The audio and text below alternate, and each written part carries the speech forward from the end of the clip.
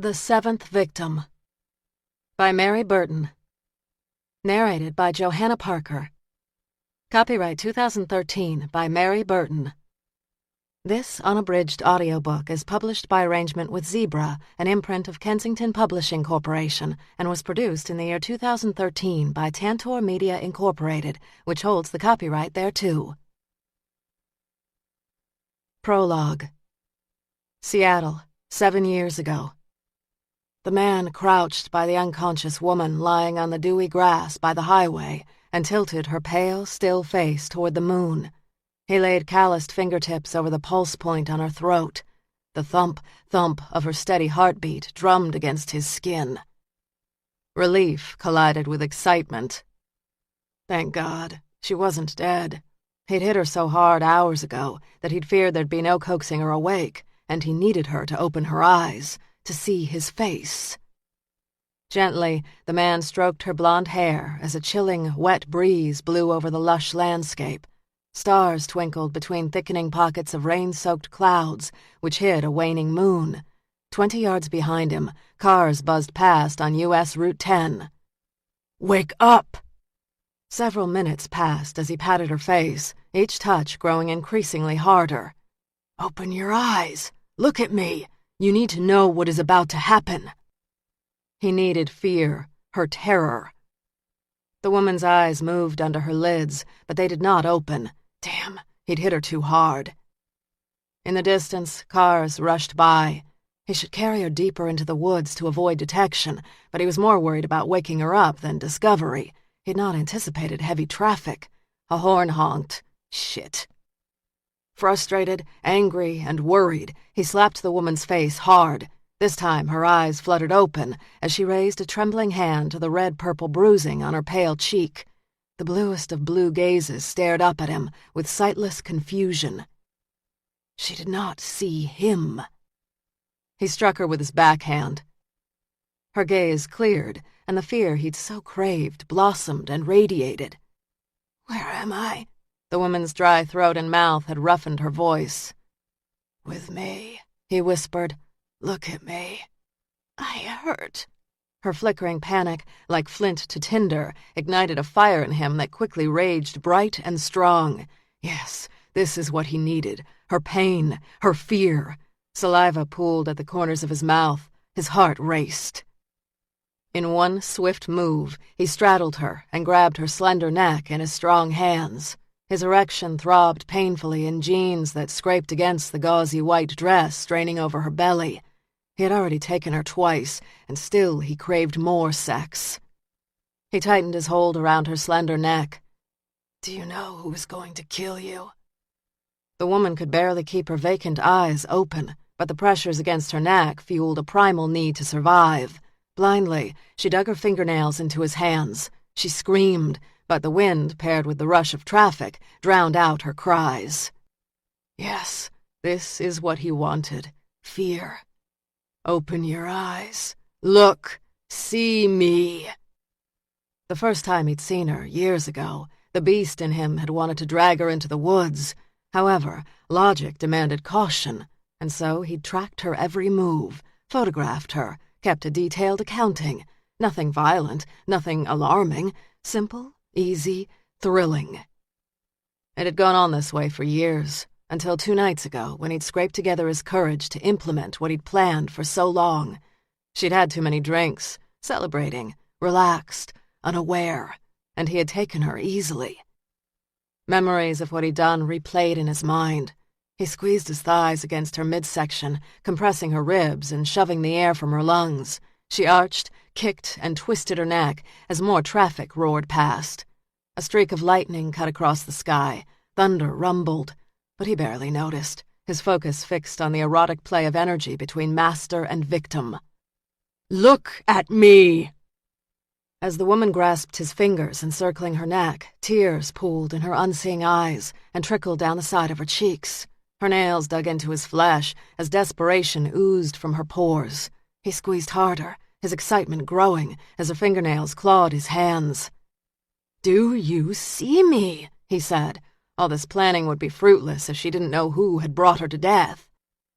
She wasn't listening, but channeling her energy into the last moments of her struggle, she clung to life.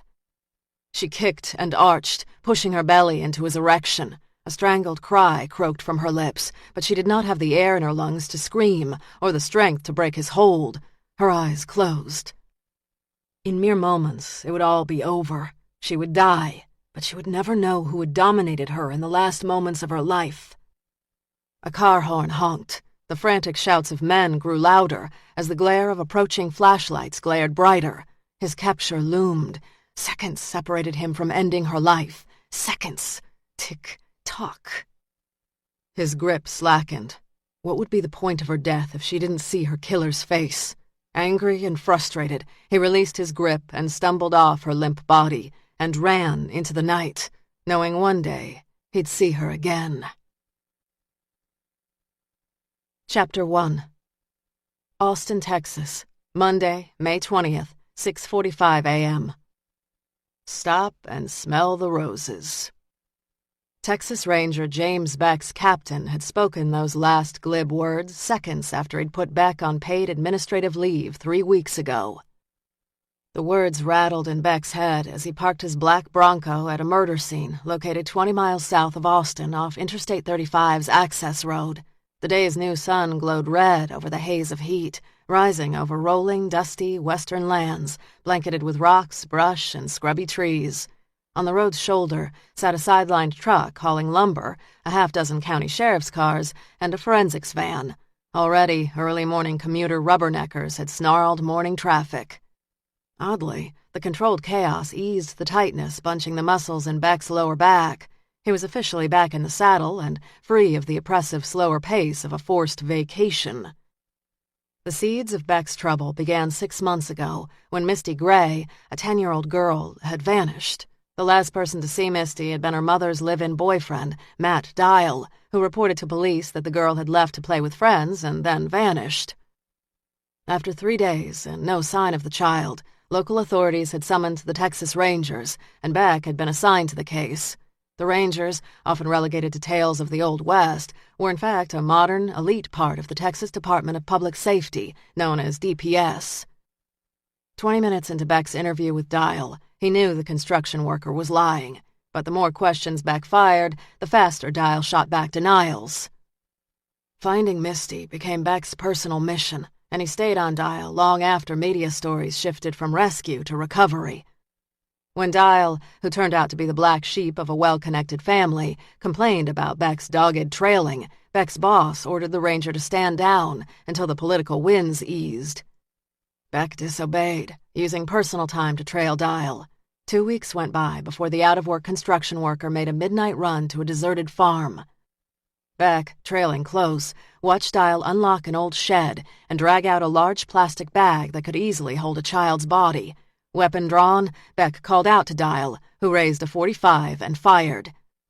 Dial's shot trailed high, but Beck's shot struck Dial in the chest, dropping him instantly. Misty's decomposing body was in the bag. Forensic investigators found childlike messages scratched on the shed walls, scattered food wrappers, and empty water jugs.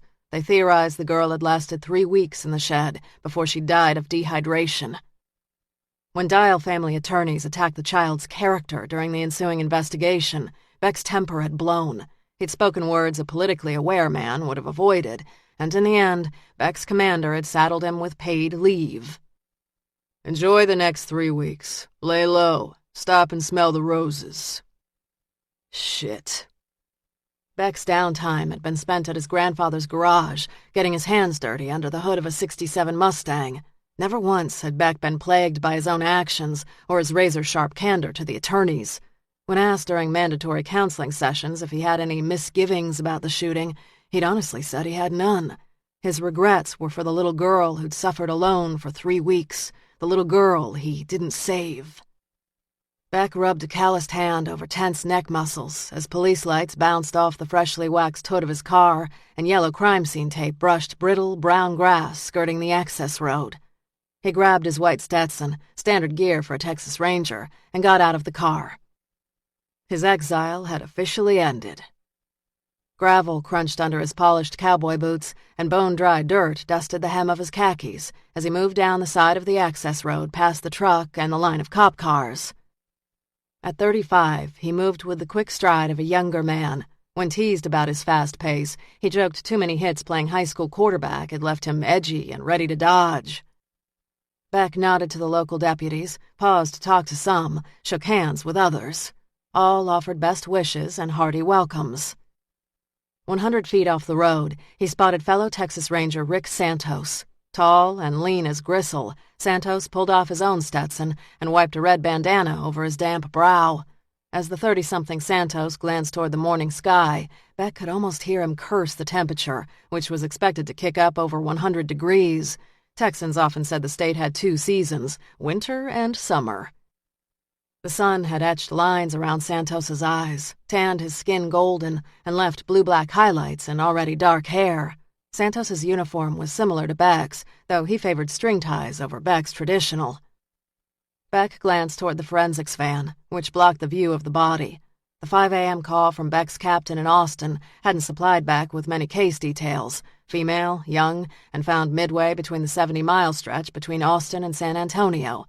This crime scene fell smack in the heart of the Texas Rangers' largest division, Company F, which spanned counties south of San Antonio to several north of Austin. As Beck approached, the San Antonio-based Santos extended his hand. "Looks like we were both invited to the party." Santos clasped his hand, squeezed hard. "I hear the captain's call pulled you out from under a car engine early this morning. Still working on the piece of crap you call a car?" Too restless to sleep, too early for the first day back arrival, he'd gone to his grandfather's garage at 3 a.m. and tinkered with the Mustang. "Keeps me out of trouble." A muscle twitched once, twice, in the side of Santos's jaw. "No one liked seeing you off the streets." Anger, he thought, conquered, clawed beneath the surface, even as he reminded himself that dwelling wouldn't help him catch the next monster. Penance is good for the soul. Santos looked as if he wanted to say more, but he let it pass. "You know Deputy Eli Stiles, right?" "Sure, we worked a couple of car theft cases." "Good, I'll let him fill you in on the details." They found Eli standing just outside the crime scene tape, watching his technicians work. He was a tall man with a neatly shaved head and a wide salt-and-pepper mustache. Though he'd been well-muscled in his youth, 30 years in a patrol car had thickened his belly. Deputy Stiles gripped Beck's hand in an iron hold. "Good to see you back in action, boy." His intent was to avoid all inquiries, even the well-meaning ones, about the last 3 weeks. Time to move forward. "I know this isn't a social call." Deputy Stiles tugged his hat forward a fraction. "No, sir, it is not. I have a Jane Doe I want you to see." Beck nodded. "What's special about this one?" "This whole setup is off, which is why I called in the Rangers." Beck rested his hands on his hips. "Why off?" The deputy shook his head. "You tell me." "Have a look at her, Beck," Santos said. "You'll see." The trio ducked under the yellow crime scene tape and came up behind the forensic technician, who for a moment blocked the view of the body. When the tech shifted her stance, Beck got his first real look at the victim. The woman lay on her back, her hands folded over her chest. Blonde hair splayed out onto the ground, mirroring a fully fanned skirt. She looked like some grim angel. "Minute I saw her, I thought about the dead woman they found in San Antonio 3 weeks ago," Deputy Stiles said. Benched at the time, Beck's information on the San Antonio murder had come from the newspaper. There'd been 3 articles about the San Antonio victim, and to his recollection, her picture had not been released. "Why do you say that?" "Not a whole lot left of her after weeks, maybe months outside. What the sun and rain didn't get, the animals dragged off. No identification found on her, but local law determined that she'd been wearing a white dress." "A white dress," Santos said. "Common enough, isn't it?" Deep worry lines were etched into Stiles's forehead and at his temples. "On one victim it might be. On 2, well, call me jaded, but I don't think so," he said. Seeing this victim struck a chord deep in Beck's memory that went farther back than a month, but the harder he tried to wrangle the memory, the faster it pranced out of reach. The 3 men stared at the body, the air around them pulsing. Finally, Santos broke the silence. "When Stiles mentioned the San Antonio murder, I pulled up my computer files on the case. He shifted his stance. According to the report, the local sheriff used approximate characteristics from the medical examiner and matched their victim to a missing persons report.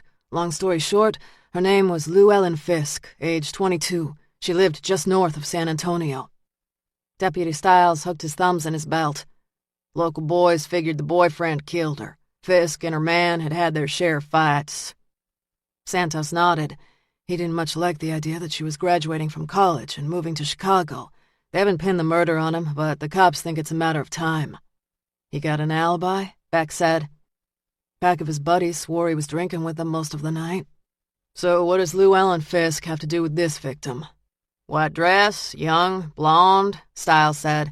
Can't speak to the Fisk case, but whoever killed this little gal planned it all out. Beck pulled rubber gloves from his back pocket and moved toward the technician working the site.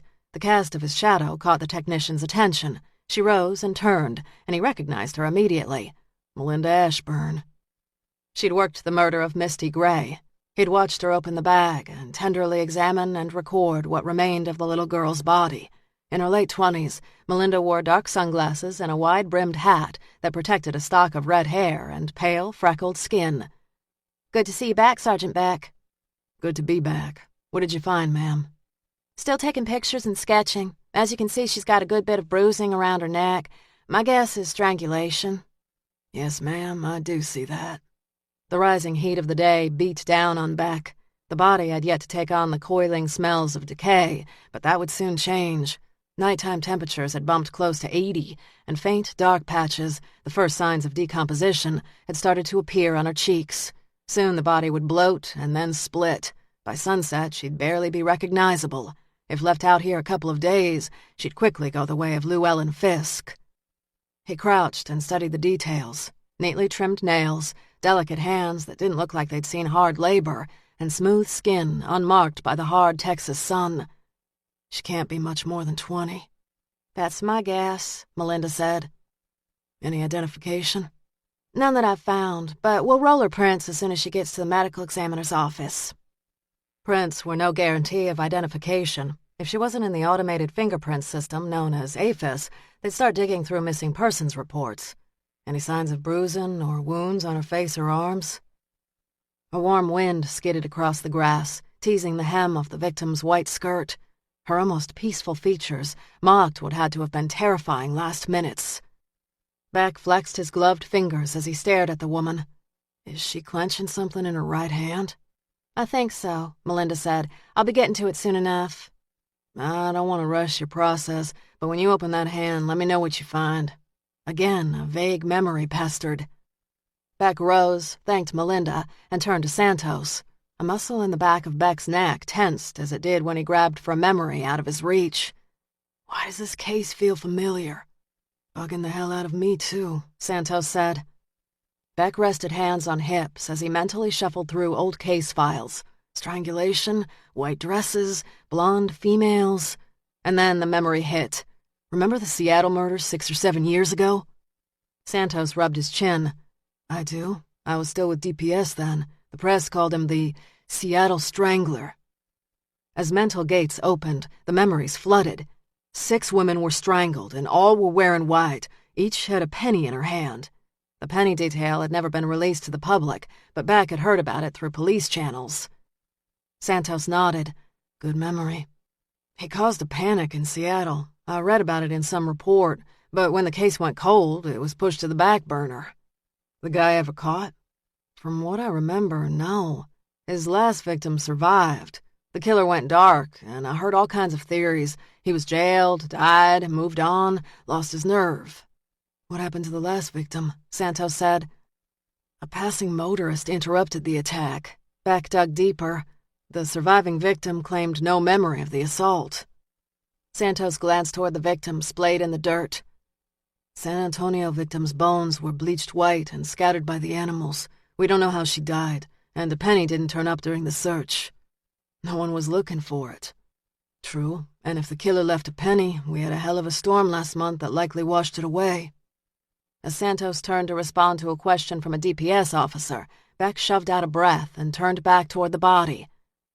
Melinda, would you do me a favor and have a look inside that gal's hand? Mighty important." She nodded and squatted by the clenched hand. Carefully, she peeled back fingers, stiffening with rigor mortis. As she raised her camera to photograph her discovery, she said, "There's a penny." Beck leaned closer. "You sure about that?" "Very." She snapped dozens more pictures.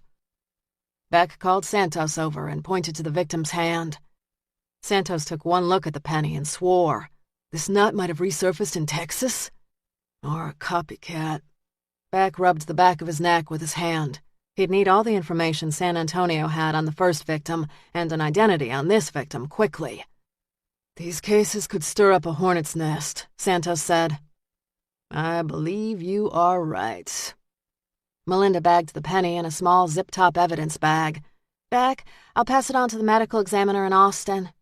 "Thanks, Melinda. Appreciate that." Beck turned to Santos. "I've got to get situated in the office, and then I'll swing by the medical examiner's office. I want to be there for the autopsy." He'd not seen his desk in 3 weeks, but he welcomed the waiting chaos. "Sounds good, Sergeant." Beck turned back toward the road and caught sight of the big rig. The massive black cab hauled a trailer loaded with lumber. "You said a trucker called in this murder?" "Yeah." "He's still in his rig?" "Yep, and getting more pissed by the minute. He's squawking about schedules." "Let me talk to him." Beck moved toward the truck cab and knocked on the driver's side door window. No one was in the cab, but these big rigs came with a rear sleep compartment. Beck's grandfather, Henry Beck, had been a long-haul trucker in his younger days before opening his garage, and often said that during his trucking days he'd have traded a year's worth of steak and sex for a solid 12 hours of sleep. Beck pounded his fist on the side of the cab. Finally, a gruff, "Just a damn minute." Beck stepped back, squinting north over the median into the oncoming interstate traffic, now moving slower and slower as motorists tried to glimpse the crime scene. Soon there'd be a hell of a backup on I-35. After some shuffling, cussing, and more shuffling, the cab door opened and a tall bear of a man appeared. He wore jeans, a Dallas Cowboys black t-shirt, and a belt buckle shaped like Texas. He grabbed his hat from the cab, smoothing back thick gray hair before settling the cap on his head. "You here to tell me I can go?" "In just a minute or two. Right now I'd like a rundown." The trucker pulled a can of dip from his back pocket and tucked a pinch of tobacco in his cheek. "I already told the other cops." Beck shoved aside irritation. "And I do appreciate that. I do. But mind running it by me one more time, Mr. Rayner. Billy Rayner." He pulled a small notebook and pen from his back pocket. "You're from?" "El Paso." "So how'd you find the body? Can't be seen from the road." "'Cause I had to pee like a damn racehorse. Fucking prostate. Thought I could make it to the next stop, but was about to bust, so I pulled over. Figured I'd drain the well and get back on the road. Then I saw the buzzards flying overhead. I couldn't see what they saw, but thought I'd take a look. 20 steps, and I saw her. At first I thought she might be sick or asleep, but as I got closer, I saw the flies." He shuddered. "Looked like she was covered in wax." "Did you see anything or anyone else?" "No, just the woman and the buzzards." He jabbed his thumb toward his cab. "Hightailed it back here and called the cops." "Appreciate that." He spit. "Enough to let me get going? That damn deputy has held me up for 2 hours." "I suppose you should be grateful he's not hauling you to the station for questioning." The trucker's gaze hardened. "Why the hell would you do that?" Beck grinned. "Killers have called in their own work before." "Well, not me." He lifted his hat and smoothed his palm over his damp brow before replacing it. "Shit, I should have just kept driving." "You drive all over the state?" "Sure I do. What of it?" "Been down to San Antonio lately?" Chapter 2. Monday, May 20th, 10 a.m. Beck got caught in the tangle of northbound traffic into Austin and arrived at the office an hour later than he'd have liked. He passed through the main lobby and paused at reception to show his badge. A middle-aged woman with ink-black hair, a barrel-shaped body, and thick-rimmed glasses grinned up at Beck. "Well, look what the damned cat dragged in." He removed his hat, grinning. "Susie, you're looking mighty fine today." A hint of color rose in her cheeks. "Glad to have you back, baby doll." "Glad to be back, darling." He'd never admit to Susie or another soul alive how much he'd missed the job. "So what you been doing with yourself these last weeks?" Stirring up trouble, stirring up trouble." As she chuckled, he winked and headed toward the stairs, climbing to the 3rd floor. He pushed through the door and wove his way through the cubicles, finding comfort in the hum of ringing phones, muted conversations, the buzz of fluorescents, and the scent of the worst coffee ever made. He was anxious to get back to the business of being a ranger. He flipped on his office lights and for a moment stood in his office door, silent and still, his gaze roaming over what had been so familiar 21 days ago. Desk piled high with papers, shelves crammed full of books and scattered awards, Texas A&M diploma on the wall, a print of Galveston Island at sunset, Beck standing in front of his grandfather's garage with his mother and brother. His return from leave, barely 2 hours old, he stared at the picture of his family, remembering no matter how much a man wished, hoped, or loved, nothing lasted forever. He'd learned that fact the day his father had walked out. Beck had been 3, his brother 2, his mother 19. His mother, Elena Beck, terrified and desperate, had turned to the very man who had condemned her marriage, her father-in-law, Henry Beck. Beck remembered the fear and rage thundering through his body as he'd stared at his mother's tear-streaked face and his grandfather's stoic, grizzled features. As much as he'd wanted to cry, he'd squeezed his mother's hand and snuggled close to her.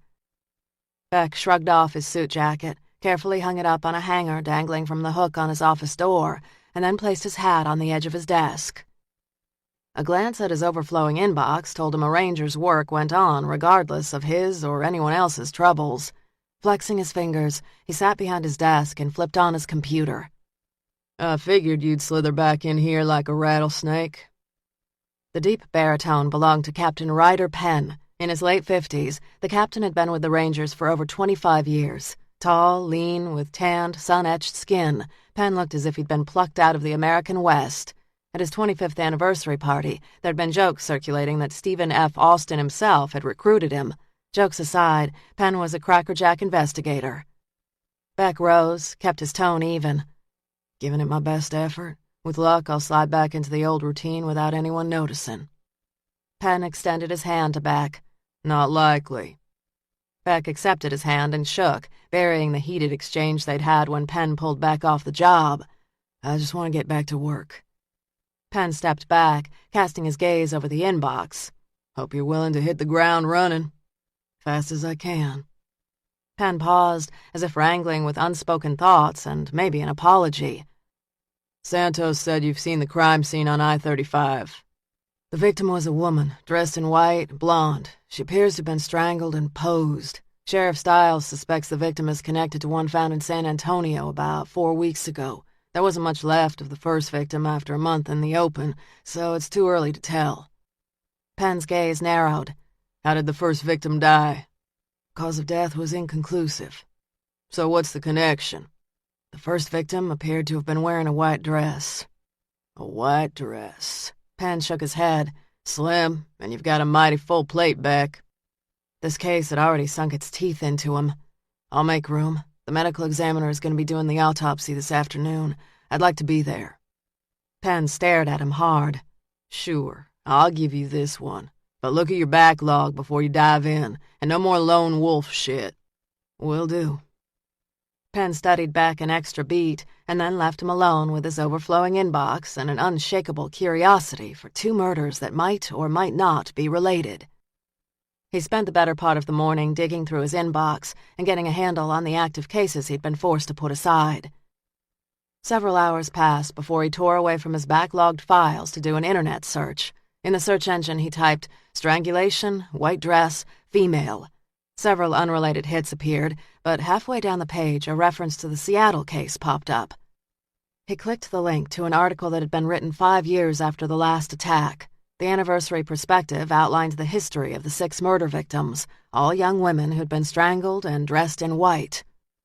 A 7th victim had survived her attack, but police had never revealed the woman's identity. The article also discussed the fact that police had never found the Seattle strangler.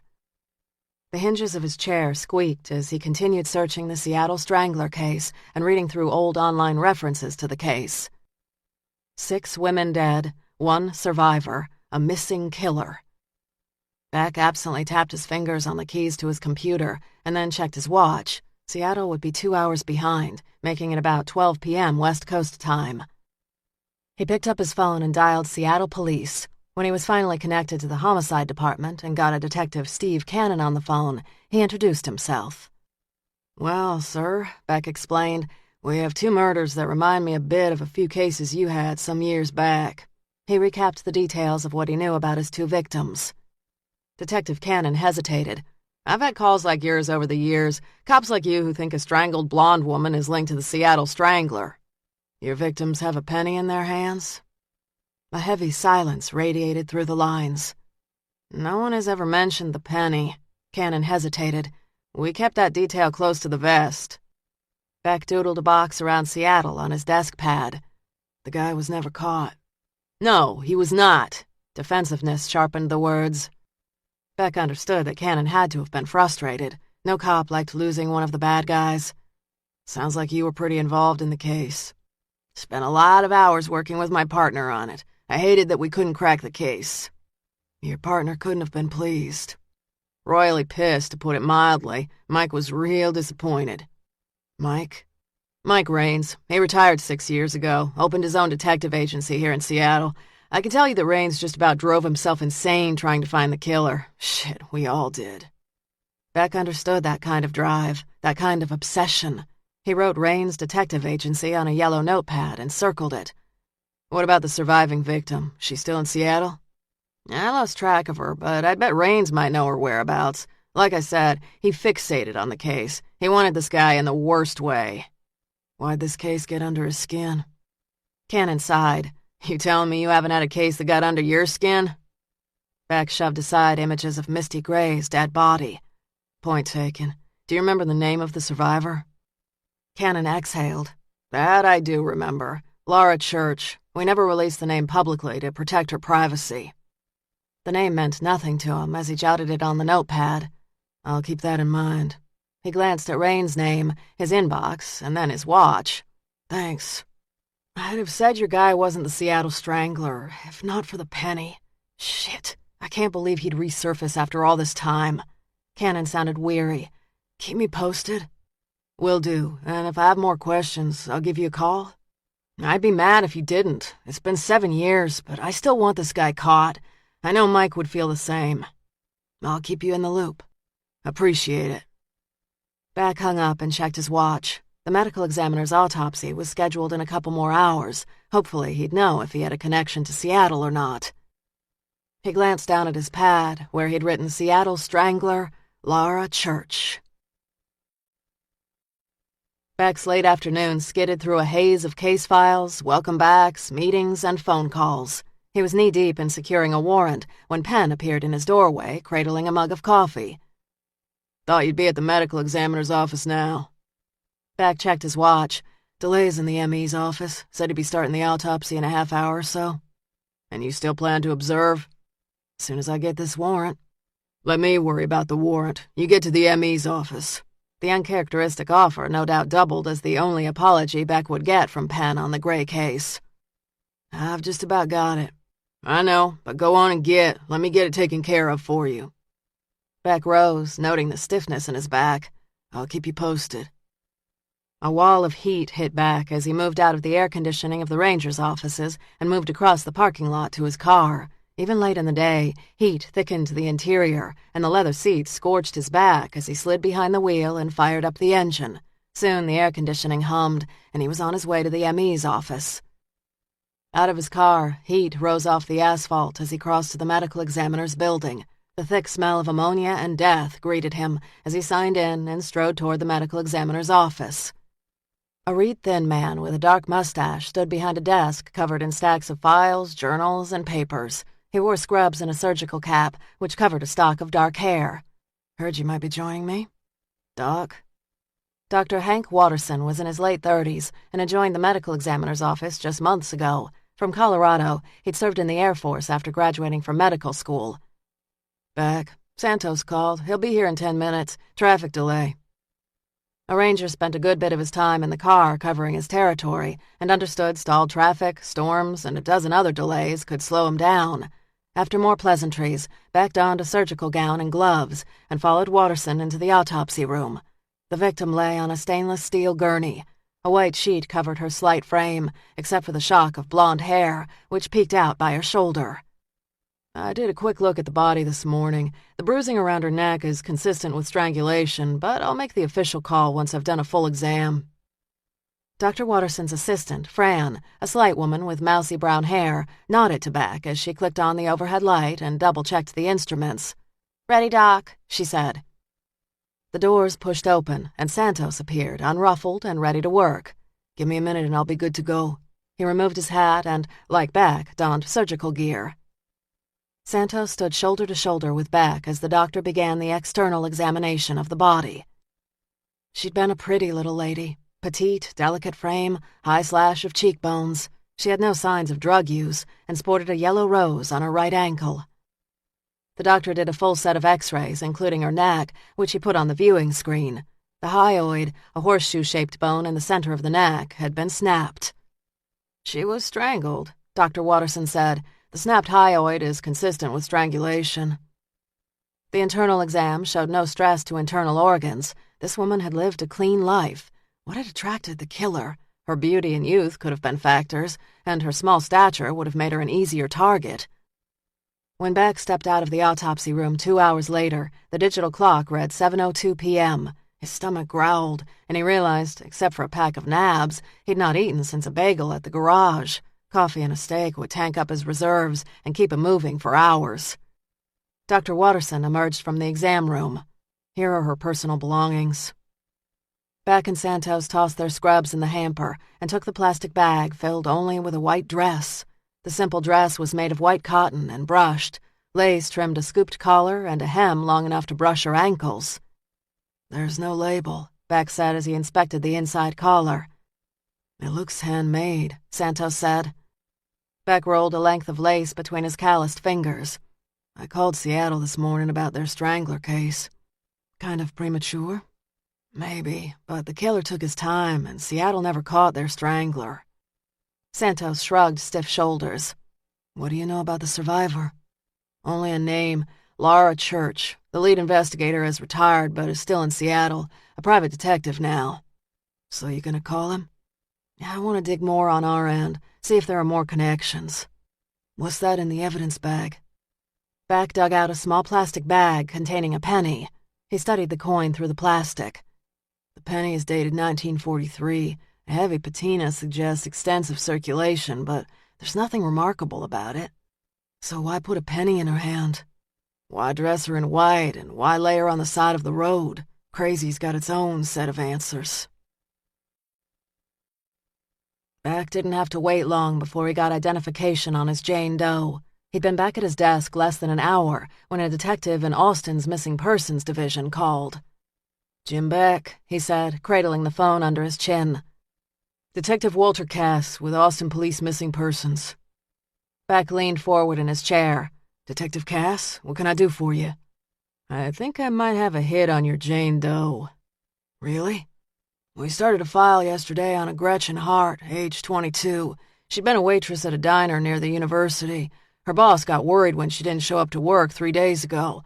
He sent one of the other waitresses to her apartment, and when she didn't answer, the gal got the manager to open up Hart's place. No signs of trouble, but no Gretchen. She could have just taken off. Not her style, according to the boss. Punctual and hard-working. She was a student studying English at the university and using the waitress gig to pay bills." Paper rustled through the phone. "I'm looking at your autopsy picture, and it matches the pictures I have." Beck scribbled the woman's name on a pad. "The victim's prints have no hits in APHIS. I doubt this gal would be in the system. Seems squeaky clean.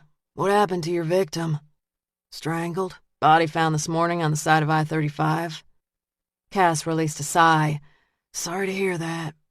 "What can you tell me about her?" "I don't have much else other than a DOB, height, and weight, but I can give you her boss's name, Mac Rivers of the River Diner." "Can you send me her picture?" "I'll upload it now." "Thanks." Beck hung up and checked his watch. 10:15. Minutes later, the picture arrived in his email. A quick look, and he knew he had his victim. The image featured a bright-eyed young girl who stared directly into the camera. Long, full blonde hair framed a face with skin as smooth as porcelain. His thoughts flashed to the crime scene and what the killer had done to this young woman. Damn. A quick phone call to the River Diner told him he had 2 hours before closing. Standing, he stretched the knots from his back and crossed to his door, where he retrieved his coat. He grabbed his hat and headed out. The diner was less than a 10-minute drive from his office, and within 20 minutes he sat in a booth scanning a menu. The place was nice enough, fairly new, but built to resemble a classic 50s diner. The waitresses were young and wore matching pink t-shirts that said The River Diner. Beck ordered a burger, fries, and a soda, and asked for the owner. The waitress hesitated and eyed him carefully for a moment, and then left. Minutes later, a man approached him. Early 40s, with dark black hair and olive skin. He wore the same t-shirt as the waitstaff, but grease and flour stains covered his. "I hear you wanted to see me?" Beck rose. "Sergeant Jim Beck with the Texas Rangers." "Mac Rivers." He wiped his hands on his kitchen apron. "Does this have to do with Gretchen?" "It does." Beck nodded toward the booth seat across from him and waited until Rivers sat. "Did you find her?" "I believe we have." Rivers shoved out a breath. "This isn't good news." "No, sir. We found her body early this morning." Rivers sat back as if the wind had been knocked out of him. "What happened?" "She was strangled." "What?" He shook his head. "That doesn't make sense." "No, sir. News like this never does." He pulled a pad from his breast pocket. "She have any boyfriends or family that you know of?" Mac's face paled as he fully absorbed Beck's news. "No. Said she didn't have time for a boyfriend. She was either working here or going to school." "What about patrons or any guy that might have been giving her a hard time?" "Everybody liked Gretchen. Sweet kid." Mac rubbed the back of his neck as if trying to distract himself from strong emotions. "Where'd she go to school?" "UT here in Austin." "She have close friends?" Rivers pinched the bridge of his nose as if fighting tears. "Everybody liked Gretchen. She was a good, hard-working kid. Are you sure it's her?" "The picture you sent to Austin Missing Persons matches the victim we have at the morgue. We'll match fingerprints and dental records to seal the deal, but I don't anticipate surprises." He dug his fingers through his hair. "Good Lord." "Did she have family?" "Came from back east. Family in Maryland, I think. Living in Texas on her own and paying her own way." Beck glanced around the diner, which even at this late hour maintained a lively pace. "There been anyone hanging around here that might have shown a special interest in Gretchen?" He cleared his throat, drawing Beck's attention to a large snake tattoo that coiled around the guy's neck. "Like I said, not that I know." "Would you have known? The place is busy and there's a lot to keep up with." His gaze sharpened. "I look after my girls. If there's a problem, I hear about it." He shook his head. "Shit." "Can you give me her home address?" "Yeah, sure. I've got to look it up." Rivers rose and walked away, his shoulders hunched. The waitress appeared again. "Your order is almost up." "Can you make it to go?" "Sure." Small, pale hands clenched at her sides. Her name badge read Danny. "This is about Gretchen, isn't it?" "It is." Heavy eyeliner couldn't hide the blonde waitress's youth. She couldn't be more than 17. "I'm the one that went by her place and got the manager. She's not the type to blow off work." "I'm surprised your boss sent you." A dark brow arched. "Why, because I'm young?" "Exactly." She shrugged. "None of us figured we'd find real trouble." "But you did." "There were a couple of newspapers in front of her door and a notice from a delivery company. She'd been waiting on a new exercise video and wouldn't have just left the sticker on the door and not gotten the package." "There anyone out there with reason to hurt her?" "She's like the ultimate goody two-shoes. She never made anyone mad." "Danny, how long have you known her?" "Not super long. A couple of months. She was nice." "No one gave her trouble?" "No one. The customers loved her." "You get lots of regulars?" 80% of the business is repeats. Our cook makes good food, and it's cheap, so people keep coming back." Rivers appeared with a note card that he handed to Beck with a hand that slightly trembled. "Here you go." "Thanks." He glanced at the address. Apartments near the campus. It was late, but Beck wanted to visit Hart's apartment. "Thanks. If I've got more questions, I'll give you a call." Danny and Rivers promised to answer whatever questions he had, and after leaving them both his card, he left. He called Santos. "It's Beck. I spoke to the owner of the River Diner. He's given me Hart's address." He repeated the address to Santos. "I'll meet you there. How long will it take you to get up to Austin?" "I'm halfway, a half hour." Rangers worked until the job was done. Didn't matter how long. They just kept working. "The diner people give you any idea who might have done this?" "As far as they were concerned, she was an angel." Chapter 3. Monday, May 20th, 11:15 p.m. Beck pulled up to the large apartment complex just after 11. He'd called ahead to the manager, who now waited for Beck outside the 3-floor apartment building. As he got out of his car, Santos rolled up in his Bronco. Santos slid out of his car, a file in his hand. "I brought this for you. It's the Llewellyn Fisk case file." Beck accepted the thin file. "Have you had a chance to read it?" "Yeah, when you read it, we'll compare notes." "Right." He locked the file in his car, and the two men went to the front desk, where the apartment manager met them. Beck and Santos showed her their badges. Yawning, the manager, a heavy-set woman in her late 20s, grabbed her master key and walked toward the steps. Over faded, low-riding jeans, she wore a king-size orange Austin Music Festival t-shirt. The sounds of music and laughter rumbled through the building as they climbed to the 3rd floor. A short walk down an industrial carpeted hallway led them to apartment 306. As the manager opened the door, 2 girls, giggling and dressed for a party, burst out of the apartment next door. The girls took one look at Beck and Santos, and their grins faded. "Hey, what's going on?" The question came from the taller of the 2 girls. She had dark hair that swept over her shoulders and the straps of a red halter. Short jean shorts and heels completed her look. "Is Gretchen okay?" Beck glanced between the tall brunette and her friend, a tall, sturdy blonde who wore dark blue eyeshadow and a pink sundress. "Did you two know Gretchen?" The brunette and blonde nodded. "Yeah," the blonde said. "I mean, we didn't know her super well, but we saw her in the hallway and elevator, and last month she came to the mixer hosted by the apartment management." "And your names?" Beck said. "I'm Janice Davis," the brunette said, "and this is Lindsay Michaels." "When is the last time you saw Gretchen?" Santos said. The girls glanced at each other as if stumped by the question, before nodding. "At the mixer last Thursday," Lindsay said. "She was drinking a margarita and talking to Sam." "Who's Sam?" Santos said. The manager answered. "Sam Perkins. He lives on the 3rd floor. They often talk to each other at property-sponsored events." Beck wrote the name down. "They were dating?" The girls shook their heads. "No," Janice said. "They just kind of flirted a lot. Sam knows that after graduation, Gretchen is going to move to New York." "She was planning to leave," Beck said. "Yeah," Lindsay said. "She was going to work for some PR firm. She was super thrilled to be going and couldn't wait. But don't think Sam had a problem with that, 'cause he didn't. They were just good friends. Fact, I don't think they ever even hooked up." "She date anyone?" Beck said. "No, she was all about the job and getting to New York," Janice said. "She even started wearing lots of black because she said everyone in New York wears black." "She's not had any trouble, and I mean anything," Beck said.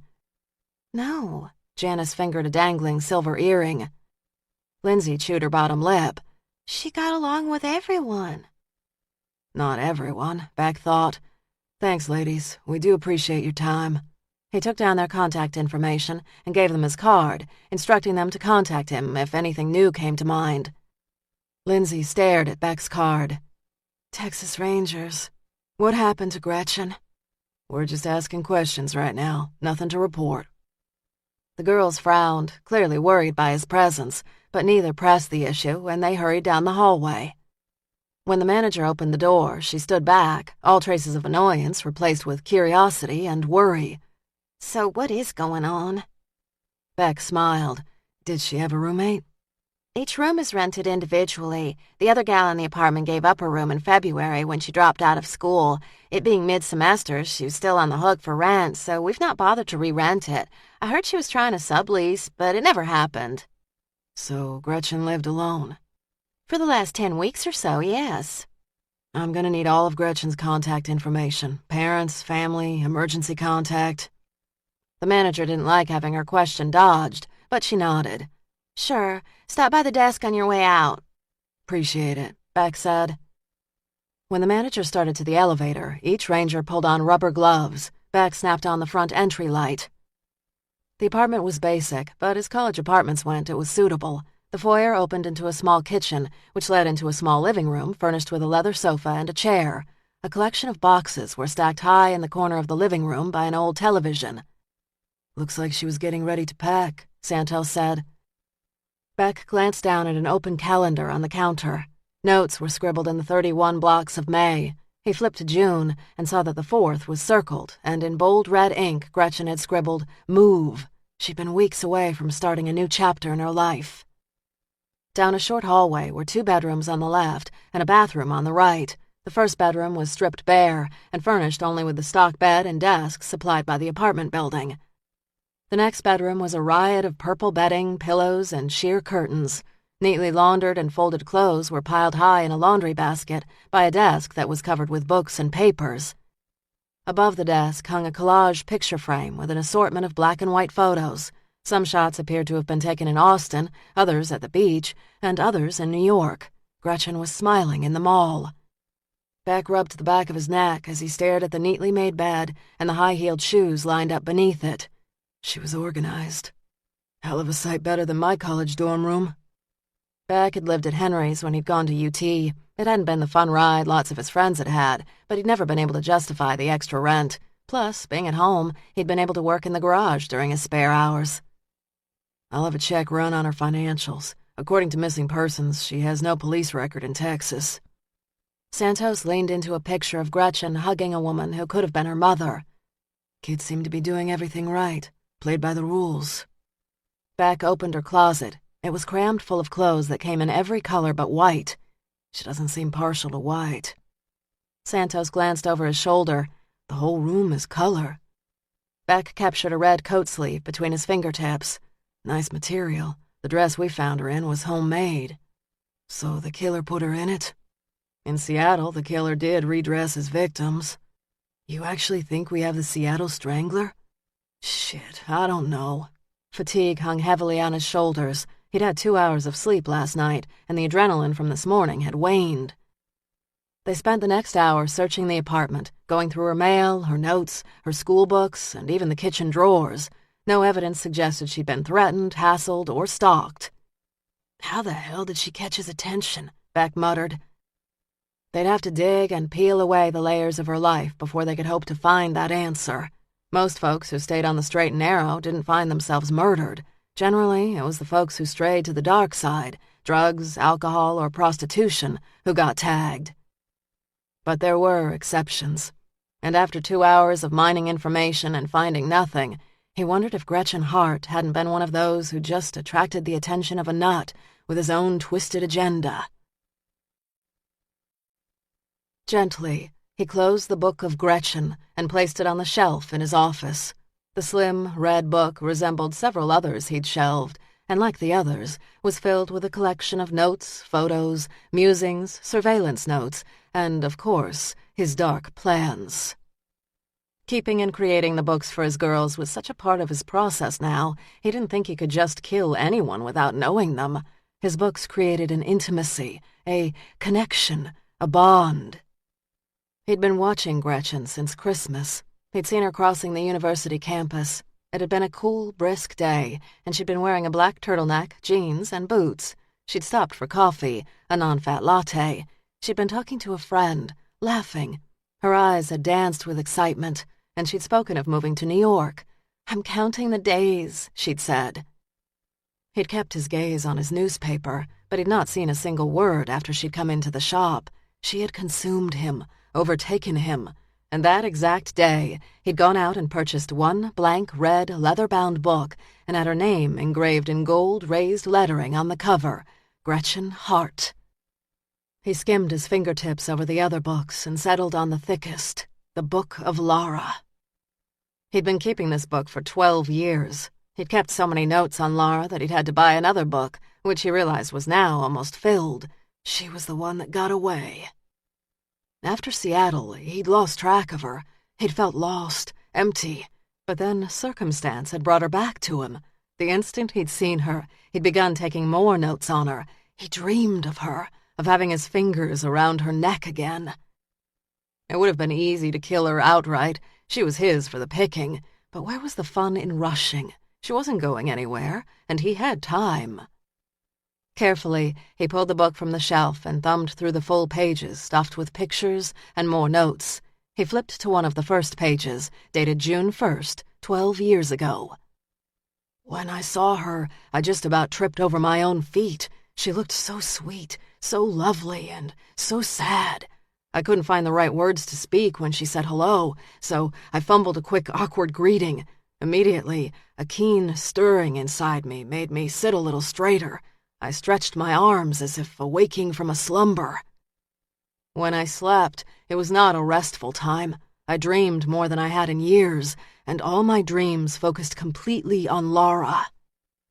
He ran his hand down the page. He was no longer a stumbling fool as he had been 12 years ago. He was a man in control of himself. Laura was the one whom he craved when he'd strangled Llewellyn and Gretchen. She was the one. And soon he'd let his beast out to play with Laura. For now, watching was enough. Chapter 4. Tuesday, May 21st, 6:45 a.m. Laura's German shepherd, Lincoln, barked behind the house, a clear sign he'd found another rabbit to chase. While the dog woofed, she watched the sunrise over the horizon as she'd done dozens of times over the last 8 months. Daybreak never failed to awe and calm. A new sunrise, a new day, a gift, a victory. Most folks missed moments like this. Too busy, still sleeping, or just not interested. Many people never paused to watch the sunrise. Not Laura. She watched every one she could. Lincoln barked louder, prompting her to rise from her chair and walk around the one-level rancher to the backyard. The lush, now overgrown gardens had been her grandmother's pride and joy. They'd grown wild during the last years of her grandmother's life. Though she'd tilled the soil with her grandmother as a child, she'd neglected the beds. She'd claimed lack of time, but in all honesty, she wanted to avoid the memories of a loving grandmother whom she still missed. To appease her grandmother's spirit, she'd bought a collection of annuals and put them in scattered pots on the porch, but so far she'd not been great about watering them. For the last 6 years, she'd dedicated herself to photography, and the rest of life just got done when it got done. Lincoln dug deep next to a rose bush, and though she enjoyed watching the dog joyfully burrow, her grandmother's unquestionable concern for her roses had her saying, "Let it go, boy." Lincoln looked up, his brown nose snorting. "Go on, eat the breakfast I set out for you." She took the dog by the collar and led him to the large dented bowl by the backsliding door. He sniffed his dry food, which she'd laced with a bit of chicken broth. He started to eat. She sat on the stoop beside him and sipped her juice. For the last 7 years, Laura had lived a gypsy's life, traveling from west to east and back again. Fear of settling had kept her moving from town to town.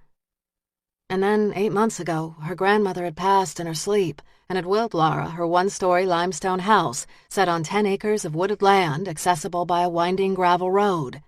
Her grandmother, Edna Bauer, had not been an easy woman. She and Laura had had their share of disagreements. Laura had been a bit of a know-it-all in her teens, and her grandmother rigid. But despite their differences, she'd given Laura all her summers, and finally, the home they'd shared. Laura had been in Maine when Edna had passed, and she had not received word in time to return for the funeral. When she'd come back to Austin, she'd had no intention of staying. She'd settle the estate and move on. But this place, her summer home as a kid, had had a pull she'd not expected. The house, more than simple shelter, had come with a collection of comforting memories that had seduced her to defy better judgment and give up her nomad life for just a few days. Days soon turned into a few weeks, and when she'd been here a month, she'd set up a darkroom in her grandmother's old potting shed. She'd cleared out the collection of clay pots, swept the dirt off the floor, and covered the windows with black plastic. The shed came equipped with electricity and water, so it was little time before her equipment was out of the back of her truck and installed in her first official darkroom. And almost immediately, Lincoln had fallen in love with his morning walks, digging in the yard, and chasing rabbits. Despite their recent gypsy life, the idea of putting him in the truck and hitting the open road made her feel selfish. Without constant travel, she'd had so much more time to pull out the glass negatives she'd created over the last 6 years with her antique bellows camera and carefully go through them. No longer developing on the back tailgate of a truck, but in a real space, her art had taken on a sharpness she'd never experienced before. Seeing her work in print and on the walls of her studio and in her home had fostered a satisfaction that ran deep. So much motivated her to make Austin her home, so much. And yet, offsetting the many was the one important reason why remaining so endangered her life. Her neck muscles tensed as she raised a tentative hand to her throat's tender skin. She could still remember the moment 7 years ago when her eyes had sprung open and she'd gasped for air. Terrified, a hoarse scream had strained her bruised vocal cords, and she'd stared widely around a hospital room at the dangling IVs pulling at her arms. As the heat in her throat burned hotter, her panic heightened. She'd screamed. Nurses and orderlies had come rushing. There'd been swift assurances that she was safe. "Shh, shh, Lara. No one will hurt you again."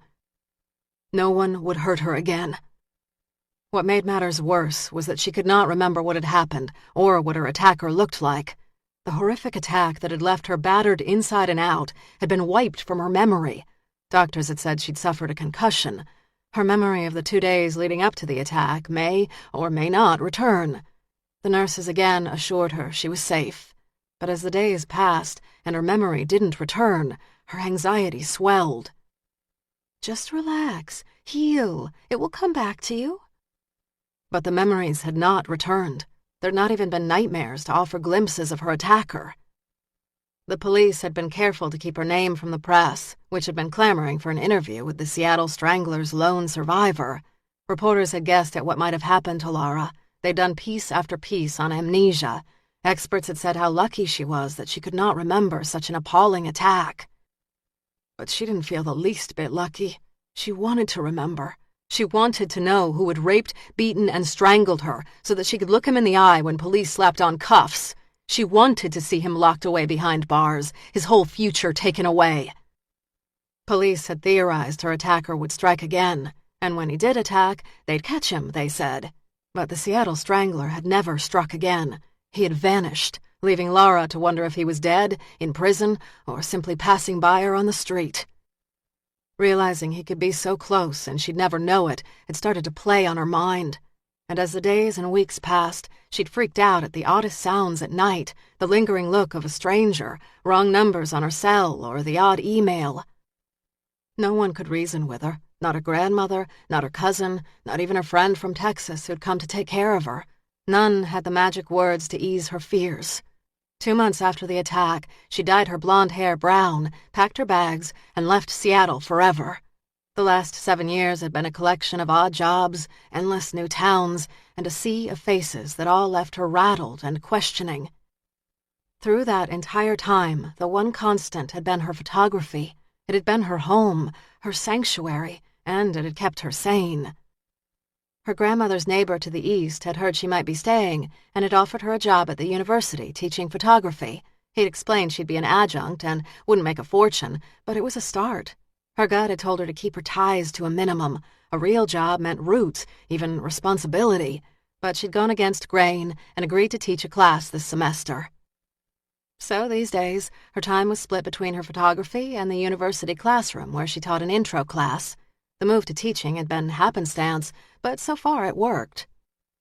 This week marked yet another milestone. She was introducing her photography to the world in an Austin gallery.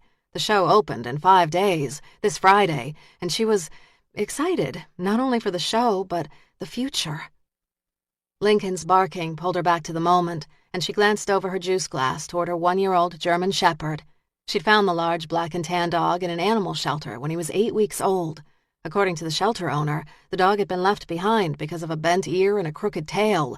Such imperfections had rendered him poor breeding stock and therefore worthless.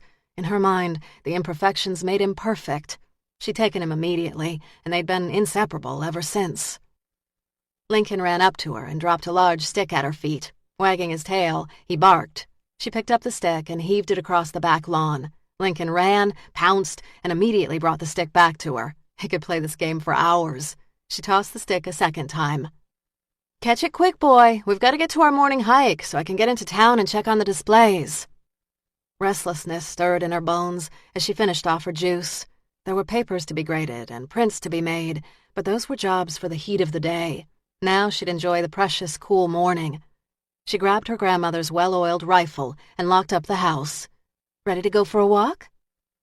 Lincoln barked and wagged his tail, dashing toward the trails that led into the foothills. As she followed behind him, she dared to smile. She had a home, a car, a job, a show opening. Had her life finally turned normal? Beck could get by on a couple of hours' sleep a night for weeks on end. The trait, which had confounded his mother when he was a kid, served him well now. Last night, still jazzed from returning to work, Beck read the Llewellyn Fisk file. The San Antonio woman had also been a student, working 2 jobs on top of 15 credit hours. Liked by friends and other students, no one, according to the statements, could believe anyone would want to hurt Llewellyn. There'd been mention of her boyfriend, but local police had cleared him. She'd been scheduled to leave Texas at the end of the semester. So far, the 2 victims had more in common than he'd have liked. Young, blonde, leaving Texas, white dress. He still didn't know enough about Fisk to draw a firm link between the 2 cases, but the connecting threads were weaving together faster than he'd have imagined. Now, as he crossed the lot toward his office, balancing a cup of coffee in the Fisk case file, his cell phone rang. "Beck, I hear you're looking for me." He squinted against the sun, already bright and hot. "And who might you be?" "I'm Mike Raines. I was the investigating officer into the Seattle Strangler cases." Beck had never placed a second call to Seattle, but no surprise that Detective Cannon had called his former partner and given him the heads up. He'd have done the same. "Who said I was looking for you?" Raines chuckled, accepting Beck's test with grace. "Steve Cannon. He was the officer you spoke with yesterday." He paused outside the front door of the ranger's offices, preferring privacy to the cooler inside temperatures. "What else did he say?" "Steve and I went to the academy together. He was there when my kid was baptized, and I was there for all his 6 kids' christenings. We were partners for 8 years. When you called, he thought I'd like to know. He told me you've got a case reminiscent of the Seattle Strangler."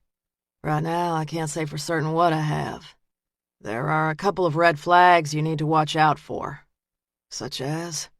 "Cannon said there was a penny." Beck turned from the building's front entrance, but didn't acknowledge the statement, not knowing if he actually had Mike Raines on the phone. "Was the year 1943?" Raines prompted. He could have been speaking to the Almighty himself, and Beck wouldn't have given case details away. "I can appreciate you not wanting to talk. Shoe on the other foot, and I wouldn't be talking to you. The first 6 victims in Seattle had pennies dated 1943. All the victims died except the last." "I'm listening." "Her name is Laura Church." And according to Cannon, only a handful of cops knew the name of the survivor.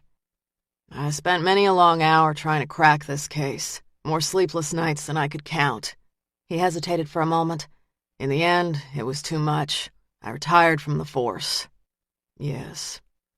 After a pause, Raines said, "I'm a private detective now, and I make my own hours. I'd like to come down to Texas and help you with the case. Unofficially, of course. Before I die, I want to see this guy caught." "That's mighty generous of you, Mr. Raines, and if I need you, I'll be sure to call, but we got the resources here in Texas to catch this guy." "He's a smart one, Sergeant Beck. I can help you." "Well, sir, no disrespect, but you had a couple of years to catch this guy, and you didn't. Now it's my turn." Another hesitation. "I've got information that might help." "Such as?" "Count me in and I'll tell you." Laughter rumbled in Beck's chest. "Why don't you let me have a crack at the case, and I'll be sure to call if I need you." "I want to help." "I'll call if I have a question." He hung up. Raines could be a resource, or he could be a liability, and until Beck got to know his cases and the Seattle cases, he had no intention of reaching out blind to Raines. As Beck reached for the front door, he heard, "Sergeant Beck?"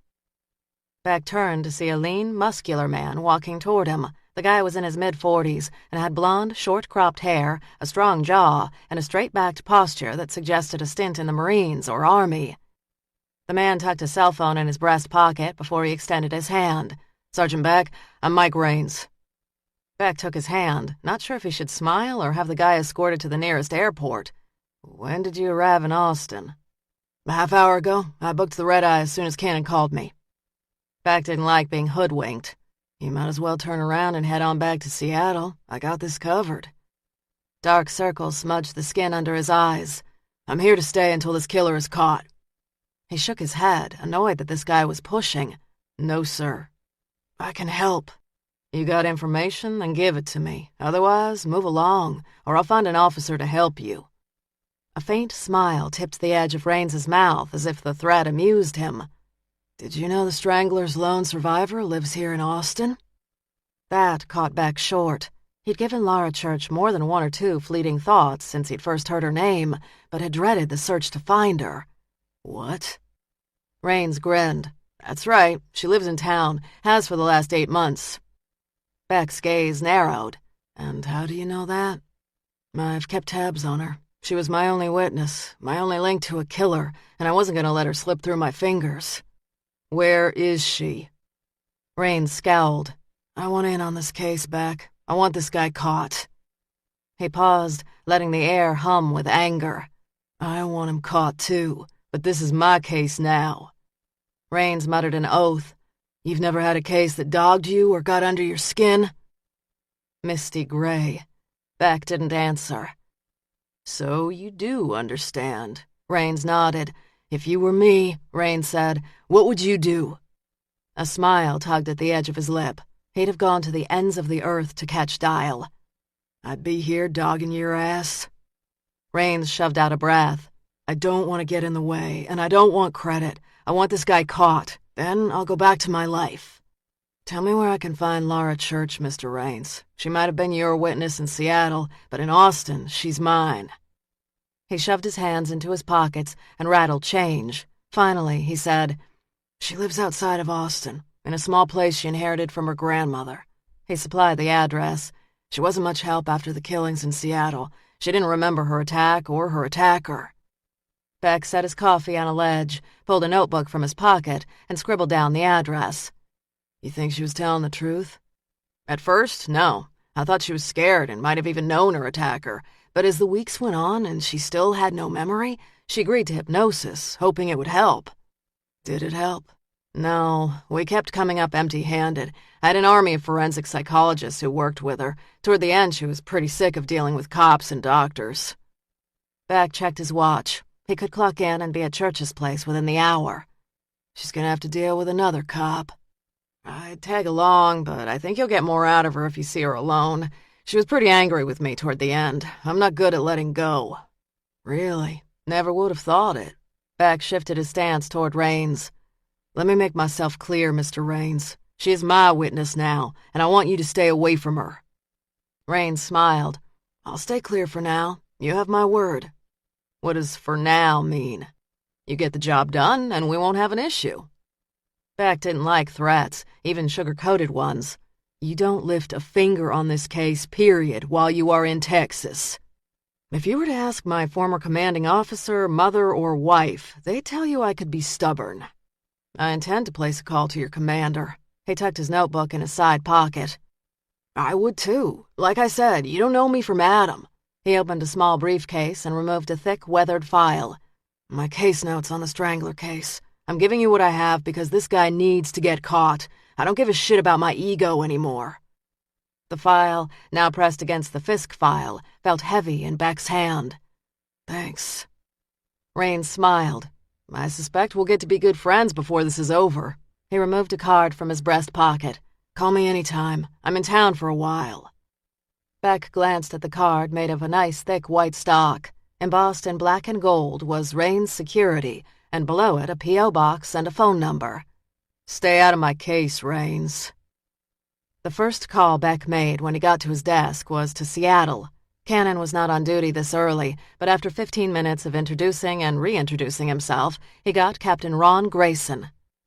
What can I do for you, Sergeant Beck? Grayson, who'd been ending his night shift soon, sounded tired and annoyed. I got a visit from one of your former detectives this morning. Mike Raines is in Austin, Texas. After a moment's hesitation, Grayson sighed into the phone. He called in yesterday out of the blue and asked me and Cannon to lunch. We said yes, and your call came up during the meal. A chair squeaked in the background. Him showing up in Texas? That's classic Mike. He always was like a dog with a bone. It's one hell of a bone for him to get on a plane and fly down here to see me. That case got to him. Hell, it got to us all. 6 women strangled in 6 months. The press ate us alive, and the public was furious. But no matter what we did, we couldn't catch the guy. Drove Mike nuts more than any of us. Why'd he leave the force? The job had drained him, and yet it still wanted more. He just didn't have more to give, and he'd pissed off too many higher-ups. He was offered early retirement, and he took it. His security business is one of the best in our area, and he's done real well for himself. I was kidding him yesterday that he didn't look like a beat cop no more. Mr. Fancy Pants, I called him.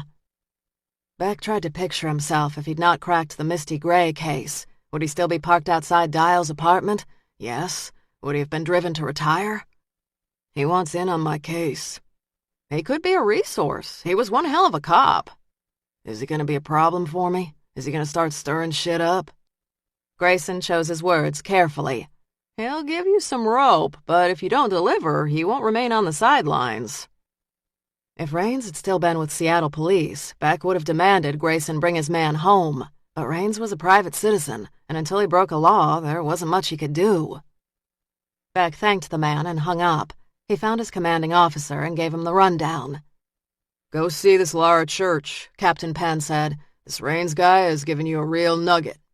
I bet my last dollar Raines doesn't give much, and he'll expect payback. You don't owe him squat. This is your case. Look, it's been 7 years since the attack. Something might have jogged free in Laura Church's mind. Plus, your second murder is going to hit the media outlets soon. I don't want her reading about strangled women, connecting dots, and bolting. I'll head out there now. Keep me posted. Chapter 5. Tuesday, May 21st, 9 a.m. Beck's black Bronco kicked up dust as heat wafted on the horizon as he wound his way up the back road toward Laura Church's home. Without Raines, it would have been a bitch to find Laura Church, who resided in a house still under her grandmother's name. Raines got points for the tip. Raines shared a single-minded dedication with Beck. First-hand experience had taught Beck that the trait was as valuable as it was volatile. Beck slowed at the entrance of the driveway and noted the name on the mailbox, Bauer. The Bauer name tickled his memory, and for a moment he paused, staring at the scratched lettering on the rusted box. The more he mined for the memory, the more elusive it became, so he tabled the search and drove down the winding gravel driveway. He shut off the engine, got out of the car, and surveyed the house. Made of stone, the one-story house had to have been 100 years old. Rustic with a bit of weather-beaten charm, the house had a low, wide front porch furnished with a couple of bright blue rockers and a scattering of painted planters filled with flowers. Laura Church didn't know much about Texas summers if she thought keeping those flowers alive was going to be an easy task. Last summer's heat had cracked foundations and dried out wells. One missed day of watering, and the heat would burn up those pretty little flowers. A rustic wind chime dangling from the porch jingled gently in a breeze. Twin sets of windows decorated with faded red curtains flanked the front door. A new stained glass oval hung above the door. Before he'd headed up here, he'd run a check on Laura. There'd been no priors in the system, but a quick internet search led him to the 101 Gallery located on Congress Street in Austin. According to the gallery site, Laura Church was having her first photographic exhibit opening this Friday. It was entitled Mark of Death. It didn't take a shrink to figure out what lurked behind her subject matter. The gallery site included several of Laura's black and white images, but there'd been no picture of the artist herself. In the distance, he heard a dog bark. Judging by the animal's deep timbre, it was big and running in Beck's direction. Absently, he moved his hand to the gun on his hip. Nice places like this could turn nasty or even deadly in the blink of an eye.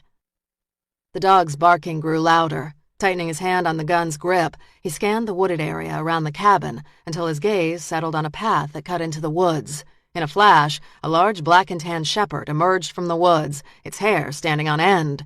The animal glared at Beck, barking and growling. The animal was a beauty, but he'd shoot if it attacked. Seconds later, a woman emerged from the woods. She carried a shotgun in her hands, and the instant she saw Beck, she raised the barrel.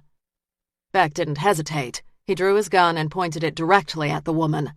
"Texas Ranger, drop the gun now." The woman stared at him, her gaze a blend of surprise and wariness. "Put the gun down." Each word was sharpened to a fine point. She lowered the tip of the barrel a fraction, but didn't release the gun. "How do I know you're a Texas Ranger?"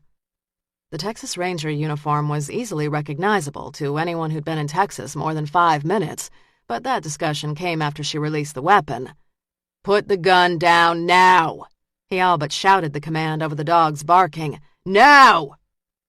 Carefully, she laid the barrel down and took a step back as if she was ready to bolt into the woods. The dog bared its teeth, but she made no move to calm the animal. She might have surrendered the gun, but the dog remained a threat. He braced his feet. "If your dog lunges at me, I will shoot him." Her gaze flickered quickly between the dog and his gun. She understood he'd meant it. "Okay." She looped her fingers through the dog's collar and ordered him to heel close at her side. "You and the dog step back." "Why?" "Do it!" He glanced at the shotgun, knowing he'd not breathe a sigh of relief until he had it in hand. "I am not turning around." Her raspy voice stutter-stepped with panic. "I want to see your badge." He studied her. If this was Laura Church and she'd survived the strangler, fear would be a logical response. "Step away from the gun." She drew in a breath and moved back with the dog. He picked up the shotgun and holstered his gun. Slowly, he pulled his badge from his breast pocket and held it up to her. "Sergeant James Beck," he said. "Okay, Sergeant." He opened the break-action shotgun and found 2 shells in the double-barreled chamber. The safety was off. He removed the shells. "You always greet people with a shotgun?" He glanced from her to the growling dog. "When I'm alone, yes. And it is registered, and I am on my land, so I'm well within my rights to carry a weapon." As he held a rifle, he glared at her and the barking shepherd. "You know how to shoot it?" Blue eyes held his. "I sure do." As the adrenaline ebbed from his veins, his brain processed the details he'd only skimmed over moments ago when she'd been holding the gun. She was a slight woman, not much more than 5 feet tall. Long, light brown hair gathered in a loose ponytail that left strands of hair free to frame a narrow face. Peaches and cream skin, a high slash of cheekbones, and blue eyes combined to create a face that would have made any man look twice. "Why are you here?" Her raspy voice, seductive in quieter tones, was powerful when rising above the dog's barking. "Quiet that dog." She tugged gently on the shepherd's collar, and he stopped barking. "What can I do for you, Sergeant Beck?" "You are Miss Laura Church?" Her slim frame tensed as she released the dog's collar and scratched him between the ears. "That is correct. Can I have my gun back?" He ignored the question. "I came to ask you a few questions." Her lips flattened as if she already sensed where this conversation was headed. "About?" "We had a murder outside of Austin yesterday. A woman was strangled to death." She stopped, stroking the dog between its ears. "What does that have to do with me?" He snapped the shotgun barrel closed with a firm click. "I think you know why, ma'am." Her jaw tensed, but as if the words refused to be voiced. "You were attacked in Seattle about 7 years ago, strangled nearly to death by a man police believe was the Seattle Strangler, and you are the lone survivor." Lips compressed into a fine line. "Seattle's over 2,000 miles from here, and 7 years is a long time ago." He took a step toward her. The dog growled. Beck met the animal's gaze and held it until the dog looked away. "This woman was wearing a white dress, and there was a penny in her hand." Absently, she curled the fingers of her right hand closed. Drawing in a careful breath, she released it slowly. "I still don't know how I can help you." He wondered what shrink had taught her the self-calming trick. "Tell me what you know about the man that attacked you." The involuntary shake of her head told him she did not want to revisit the past, even for a second. "If you found me here, then you know people in the Seattle Police Department. Did they also tell you that I don't remember my attack?" "It's been 7 years, ma'am. Something's got to have stirred up over that time." She cocked a brow. "Yeah, you'd think, wouldn't you? But I've remembered nothing." Reading his doubt, she added, "I know you don't believe this, but I'd actually want to remember, even the dark and scary stuff. At least if I remembered this guy, I'd know if he was standing in front of me. Maybe then I could take a walk in the woods without a shotgun." You always carry it? I walk with it. It's close by when I eat, and it sits by my bed when I sleep. You said yourself you were 2,000 miles and 7 years away from Seattle. I think I don't want to be a victim ever again, so I've learned to take care of myself. He handed the shotgun back to her. Would you be willing to come into town and talk to our forensic psychologist? She's sharp and might do you some good. She crossed her arms. How did you find me? I spoke to the Seattle police. Her expression showed her distrust. They don't know where I am. Mike Raines does. Her gaze narrowed. Detective Raines? How? Beck rattled the shells in his hands. He's kept tabs on you? She tightened her fingers around the gun barrel. If you talk to Raines, then you know he had me speak to every doctor he could find. What Raines had done was of no interest to him now. My doctor is top-notch. A cynical smile curved the edge of full lips. This doctor might be good, and she might think she's different and smarter than the rest, but she's not. I've seen more doctors than I can count, and I've talked to countless cops. I suffered a concussion during the attack, and don't have memories to share. Otherwise, I'd have shared them years ago. A dozen questions condensed to one. What's the last image you do remember before the attack?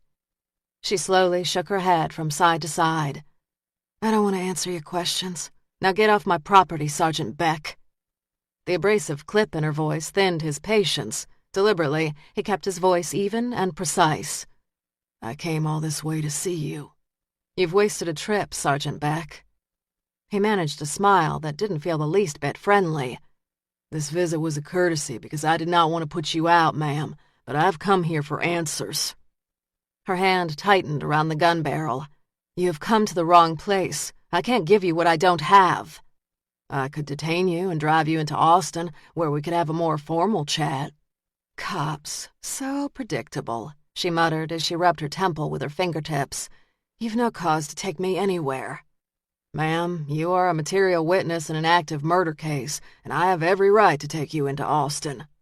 I don't remember. She sounded weary. Appears to me you haven't even tried that hard. She tipped her head back as if struggling for patience and control.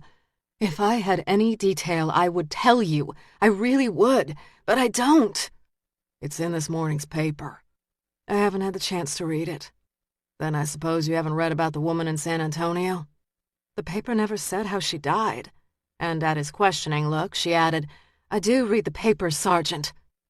The Austin paper and television stations had spent several days covering the unknown San Antonio body, trailing the story through the discovery and the identification. When the leads had run dry, the articles had stopped. We don't know how she died, but believe she was dressed in white. He rested his hands on his belt, the heavy leather creaking. She'd been exposed to the elements. Sun and animals took most of her away. Tension flattened her lips. There was no mention of any of that in the paper. That was deliberate on the part of the local police. They don't want to show their cards until they have to. The pink he'd seen in her cheeks when she'd come out of the woods had faded. The first woman's name was Lou Ellen Fisk. Mean anything to you? No. What about Gretchen Hart? She's the one that died yesterday morning. No. Her clipped, almost defiant answers shortened his temper to breaking. She wanted to stay out of this game, wanted him to walk away. Not happening. You remember having that man's hands around your neck? Remember what it's like to have your wind slowly cut off? Her eyes widened. Fear and then anger shot back. Is that supposed to shock a memory from me? Or make me go rushing to your doctor? Because if it is, you'll have to do better than that. I got 2 dead women, and I expect a little help from you. She sighed her frustration. All I remember is waking up in a hospital room. My throat burned, and I could barely talk. I remember my face and neck were bruised, and my eyes were so bloodshot it was hard to see my pupils when I looked in the mirror. The doctor said the strangler just about crushed my windpipe. My voice is still hoarse today because of the attack. Imagining her face battered and bruised cooled the fire in his belly. Any idea how you got away? I was told someone passed by and saw what was happening. I must have blacked out by then, but I'm told the guy and his girlfriend called the cops and my attacker ran away. Where were you attacked? If you've spoken to Mike Raines, then you have more details than me. Impatience nipped at each word. When he had a spare moment, he'd read the Raines files cover to cover. "I want to hear what you have to say, ma'am." His tone remained cool, even. "There'd been a party, and I'd had too many drinks. I took a cab to my apartment, and I remember putting my key in the lock, and then my next memory starts in the hospital. The other Seattle victims were killed by the highway. It was in all the papers at the time. All women, including me, were thinking twice before heading out on Route 10. It never occurred to me that he'd be in my apartment building." He dug into his own memories of the crime. "The other victims had police records." She rubbed the side of her neck with her hand. "And I did not. Yes, I know. Some of the cops were certain I was lying and went to great lengths to dig into my past. In the end, they found out what I told them they'd find. One speeding ticket, which I got when I was 16. What I know is in Detective Raines's files." "Except who attacked you. That detail is locked in your head, Miss Church." She wiped a bead of sweat from her forehead with the back of her hand. "The key is gone, sir. There is no way to reach the memories. Now I need to ask you to leave. I've got to be in town in less than an hour. You have a show opening, don't you?" "That's right." "Photographs?" "Yes." He dropped the shells in his jacket pocket and pulled out a couple of Polaroids taken of the body at yesterday's crime scene. "They look like this." She took the pictures and glanced at crime scene images of Gretchen Hart. Immediately, her face paled, and she swayed before she handed him back the images. "You're full of nasty questions and tricks." He suffered no remorse.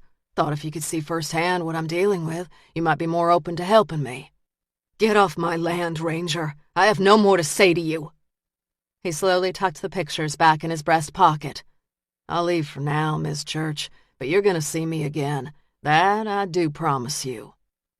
Gripping the shotgun by the stock, she turned toward the house, her dog following. As she reached for the front door, he said, "If the Seattle Strangler is active again, don't you find it a bit odd that he'd take up his work only 20 or 30 miles from where his last victim lives? I don't know about you, but I've never put much stock in coincidence." She turned partway toward him, unwittingly giving him a view of her slim neck. "You're assuming it is the Seattle Strangler. I am not." Tension rippled through his body. "It's a solid assumption." She hesitated as if a blast of frigid air cut up her spine, and then vanished with her dog into her house. Lara Church wasn't the timid, artsy type he'd expected. She had steel running down her spine.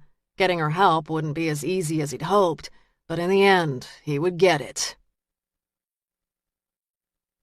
Raines had been on Texas soil not more than 4 hours, and he already hated the heat and the dry dust. He blotted a handkerchief on the back of his neck as he pulled up in front of the hotel. He'd been working a surveillance gig in Washington for 5 days straight. The case, a woman cheating on her husband, had been a lucrative gig. Ferreting out adultery paid the light bill, but it didn't offer the same rush of police work.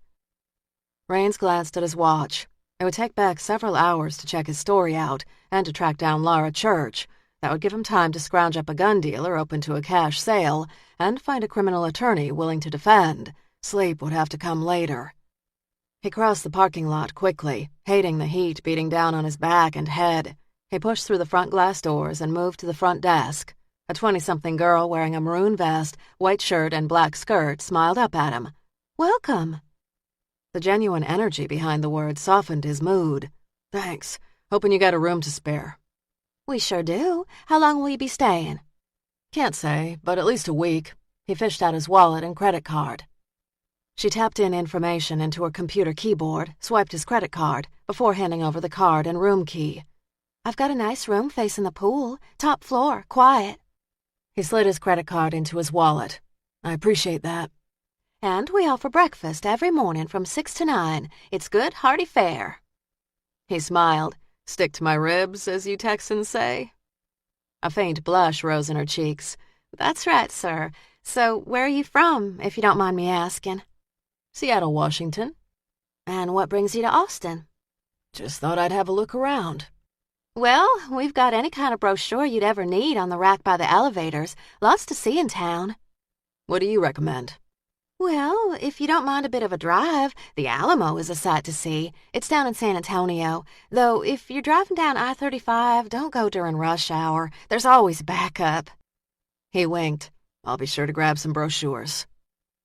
After collecting pamphlets he'd never read, he made his way to the elevators. Less than a minute later, he'd stepped off the elevator and found his room. It was neat, tidy, and efficient. Not fancy, but it would serve his needs well. He moved to the curtains and pushed them back. As promised, his room overlooked the pool, which now hosted a young couple with 2 small children splashing around the shallow end. Seeing the kids tugged at the knots in his back. He thought about his own wife and daughter. God, but he missed them. Raines flipped open his phone, checked messages, and played a message from his wife. "Hey, baby, happy birthday." From the background, his daughter's giggling rose up like a blooming flower. She started to sing happy birthday, and his wife, laughing, joined in. He closed his eyes and listened as they danced through the song. "We miss you," they said. "Come home soon." He closed the phone and pressed it to his temple. He should be with them. Only an insane man would fly across the country and chase a killer that no one else remembered but him. But if anyone understood his need to catch this guy, it was his wife, Susan. She understood he'd always be a cop, and that being a cop was more than a job. "It's not your nature to give up," she'd said so often. "It's why I married you, after all." He checked his watch and subtracted 2 hours. Susan would be getting Tara off to school now. She'd be rushed, distracted. Tara would be sitting at the kitchen table, nibbling on her toast and taking far too long to eat. He smiled. Now wasn't the best time to call. He'd give anything to be there. "I'll catch this guy, Susan. I'll catch him, and then it will be over, just like I promised." Chapter 6. Tuesday, May 21st, 9:45 a.m. Laura sat on the stone hearth next to the cold fireplace and buried her face in her hands. Her heart drummed so loudly she was certain it would crack through her ribs. She told Beck she read the papers. What she hadn't told him was that these last 7 years she read the local papers from cover to cover, searching for signs that the Strangler had resurfaced. She'd read about dozens of murdered women over the years, and each time she'd pause to pray for the soul wrenched from this earth. She closed her eyes and whispered, "Llewellyn and Gretchen, God bless you." After several moments of silence, Lincoln nuzzled her hand with his nose and looked up at her as if he was worried. She summoned a smile and scratched him between the ears. "It's okay, boy. I'm just fine. Only a little rattled by that guy." That guy was a Texas Ranger. She didn't know a lot about Texas, or even being Texan, but she'd gleaned enough to know that the Texas Rangers tackled some of the nastiest and toughest cases in the state. They weren't people to go against. The fact that Sergeant Beck had shown up on her land suggested that this case, and especially that ranger, weren't going away. Even without the hat and the badge, Beck would have put her on edge. A 6'6" frame coupled with broad shoulders and a lean, muscled body intimidated without a single word spoken. Cutting ice-green eyes, combined with steel under his Texas drawl, had her struggling not to lock herself inside her cabin. She shoved out a breath and straightened. Just because 2 women had been murdered within 30 miles of her didn't mean the Strangler had returned. Those 2 women, like most, probably had known their attackers. She'd read all the statistics. Random acts of violence, as she'd suffered, were indeed rare. Most women were killed by men they knew, or, worse, loved. The man who'd attacked her was not in Texas, because the odds that he had come to Austin were astronomical. Beck's extremely male appraisal had her smoothing nervous hands over her jeans. Worse still, a deep, deep part of her had been intrigued and pleased. There had been a time when she'd loved the scent and feel of a man. Confident and self-assured, she'd never been afraid to ask a man to dance or to join her for a cup of coffee. But for the last 7 years, she walked wide circles around males, and most who showed interest were easily dissuaded by anger, sarcasm, and humor, her shields. God, she wanted to love, wanted to be held, but behind each new man lurked the fear that he was her attacker. The lingering unknowns and lost memories no longer sent her into hiding as they had after the attack. These days, they drove her to her camera. Though she needed to finalize details for her gallery opening, the need to create overrode practicalities. Laura's upcoming show, Mark of Death, featured murder scenes from around the country that she'd photographed with her 150-year-old bellows camera. Since only a handful of people knew about her attack, Many considered such subject matter odd and more than a little quirky in one so young. But it didn't take a shrink for her to know why she took the pictures she took. In each new image, she searched for the spark that would trigger her memory. "Come on, Lincoln. Let's get our lunches packed so we can hit the trail and shoot some pictures before class this afternoon." She thought about yesterday's murder scene. As it was only 24 hours old, the cops would still have it roped off. She'd not get close for days. But the first crime scene that Beck had mentioned was well over a month old. That scene would be open now. She made herself a cup of coffee and toast and headed to her computer. Lincoln followed and lay down at her side, keeping a careful eye on her toast, just in case crumbs should fall to the floor. Since he was a small puppy, she'd never been able to eat in front of the dog without sharing. He'd had her number since day one. She tossed a piece of buttered bread his way, grabbed her reading glasses, and searched San Antonio, woman's body found, April. She got a hit almost immediately. The woman Beck had mentioned had been in her 20s. She'd worked in a bar and, according to the articles, been liked by friends. She'd been a student. She'd been months shy of graduation. The murder scene was off I-35, north of San Antonio. The articles did not mention that she'd been wearing a white dress or that she'd had a penny in her hand. But then the Seattle cops had not released many details at first. They'd been guarded about giving specifics until the fourth victim had been discovered. That's when they'd mentioned the white dress. There was no label in those dresses, but the hope had been that someone might come forward with a description of the man who'd commissioned the dresses. But the tips, from what the media had reported, had led nowhere. The fifth and sixth victims had been wearing the same dress, and when she'd been found, she'd been wearing the same dress. She ran her hands over her arms, remembering the feel of the dress's cotton sleeve. She couldn't recall wearing the dress during the attack, but one of the shrinks had convinced her to put on the dress, hoping she'd remember. The dress had smelled of sweat, and the backside of it had been stained with grass. She'd stood in the doctor's office for over an hour, willing her brain to release one single detail that would help catch this killer. Nothing had come that day, or the next, or the next. Inwardly, she'd begun to crumble under police questions and the constant talk in the media about the unidentified victim. Who was she? How had she crossed paths with the killer? One reporter had offered a bounty to anyone who could identify her. Fear of discovery, coupled with not knowing her attacker, had simmered to boiling until finally she'd fled Seattle.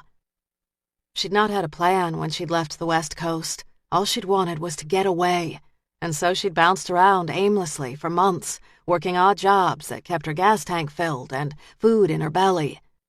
She'd been aimless, lost, and about 9 months after Seattle, she'd wandered into a pawn shop and spotted a digital camera. On a whim, she'd spent what little savings she'd had and bought the camera. That precise day, she'd started snapping pictures, and almost immediately a sense of peace had eased the tension gripping her body. The world made a little more sense when she saw it through the lens of a camera. Her subject matter had been varied and scattered until she'd read an article in the Baltimore paper about a murder scene.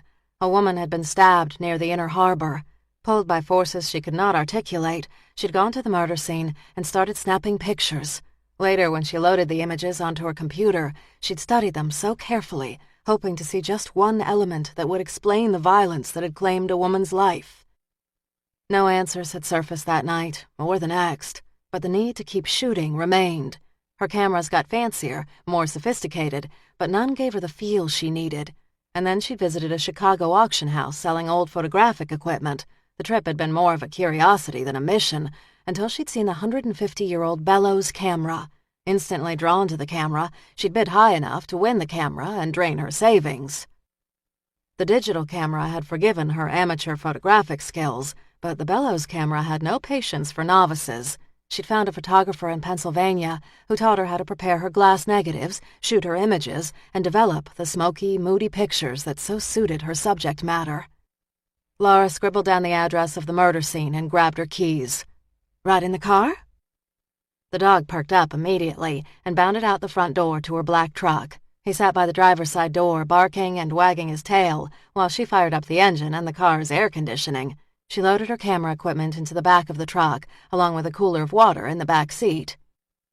She slid behind the wheel, shifted into drive, and headed toward the main road. Traveling to the murder scene took 45 minutes, and by the time she arrived, the sun was high in the sky and the air hot. Laura pulled off the highway. A glance at the rolling landscape told her the light was not right. The sun was too high. But later, maybe at sunset. Still sitting behind the wheel, she snapped digital pictures of the road, her truck, and the area around it as she tried to get a feel for the area. In the distance, she spotted a slight flap of yellow, which she guessed was crime scene tape left behind by the police. Shutting off the engine, she locked the car and, with Lincoln, headed toward the hint of yellow. Gravel crunched under her boots as Lincoln dashed ahead. She stopped 10 feet short of the yellow tape. The tape looked fresh, as if the cops had returned to the area to renew their search. Made sense if they were looking for a connection between the two murders. Pulling off her sunglasses, she stared at the low-lying grass in the center of the tape. It still appeared to be matted down. She squatted and set her sunglasses on a rock. Was that the impression of a body? She started to snap pictures, moving in a counterclockwise fashion around the site. Later, she'd load the images on her computer and then determine which angle would work best for the bellows camera and tripod. When she'd snapped over 100 images, she lowered the camera and, without the lens's protection, stared at the ground. A woman had lain here, perhaps dead, perhaps dying, as someone had knelt over her and wrapped strong fingers around her neck. She closed her eyes, as she'd done 100 times before, and tried to imagine her attacker. The cops had said that she'd had no defensive wounds, but there'd been skin under her nails. She'd fought. The strangler had brought her to the wooded location off Route 10 and had laid her on the ground. What had happened next? Had he straddled her before he wrapped fingers around her neck? Had he been in a rush, or had he enjoyed slowly watching her fade away? She glanced at her hands, wondering where she'd scratched him. She prayed it had hurt him like hell. Laura could not remember. A honking horn from the highway snapped her back to the present. Sweat dampened her brow, and the sun had left her pale skin pink. "Lincoln!" The dog appeared over the ridge and ran toward her. The two hurried to her truck, where she replaced her camera in its bag and then filled a water bowl for Lincoln. Her hands trembled slightly as she held her own bottle to her lips and drank. The liquid cooled her body temperature, but did little to ease her nerves. She did not like this place, though at dusk she would return to shoot the same scene in the fading light. And so here she was, trying to put down roots, let go of the past, and live. She glanced toward the yellow tape and the grass that looked a little matted. Here she was. But where was he? Beck spent the better part of the day reading the Raines file on the Seattle Strangler. The case files were detailed and precise. The observations were thoughtful. Raines had not taken any shortcuts.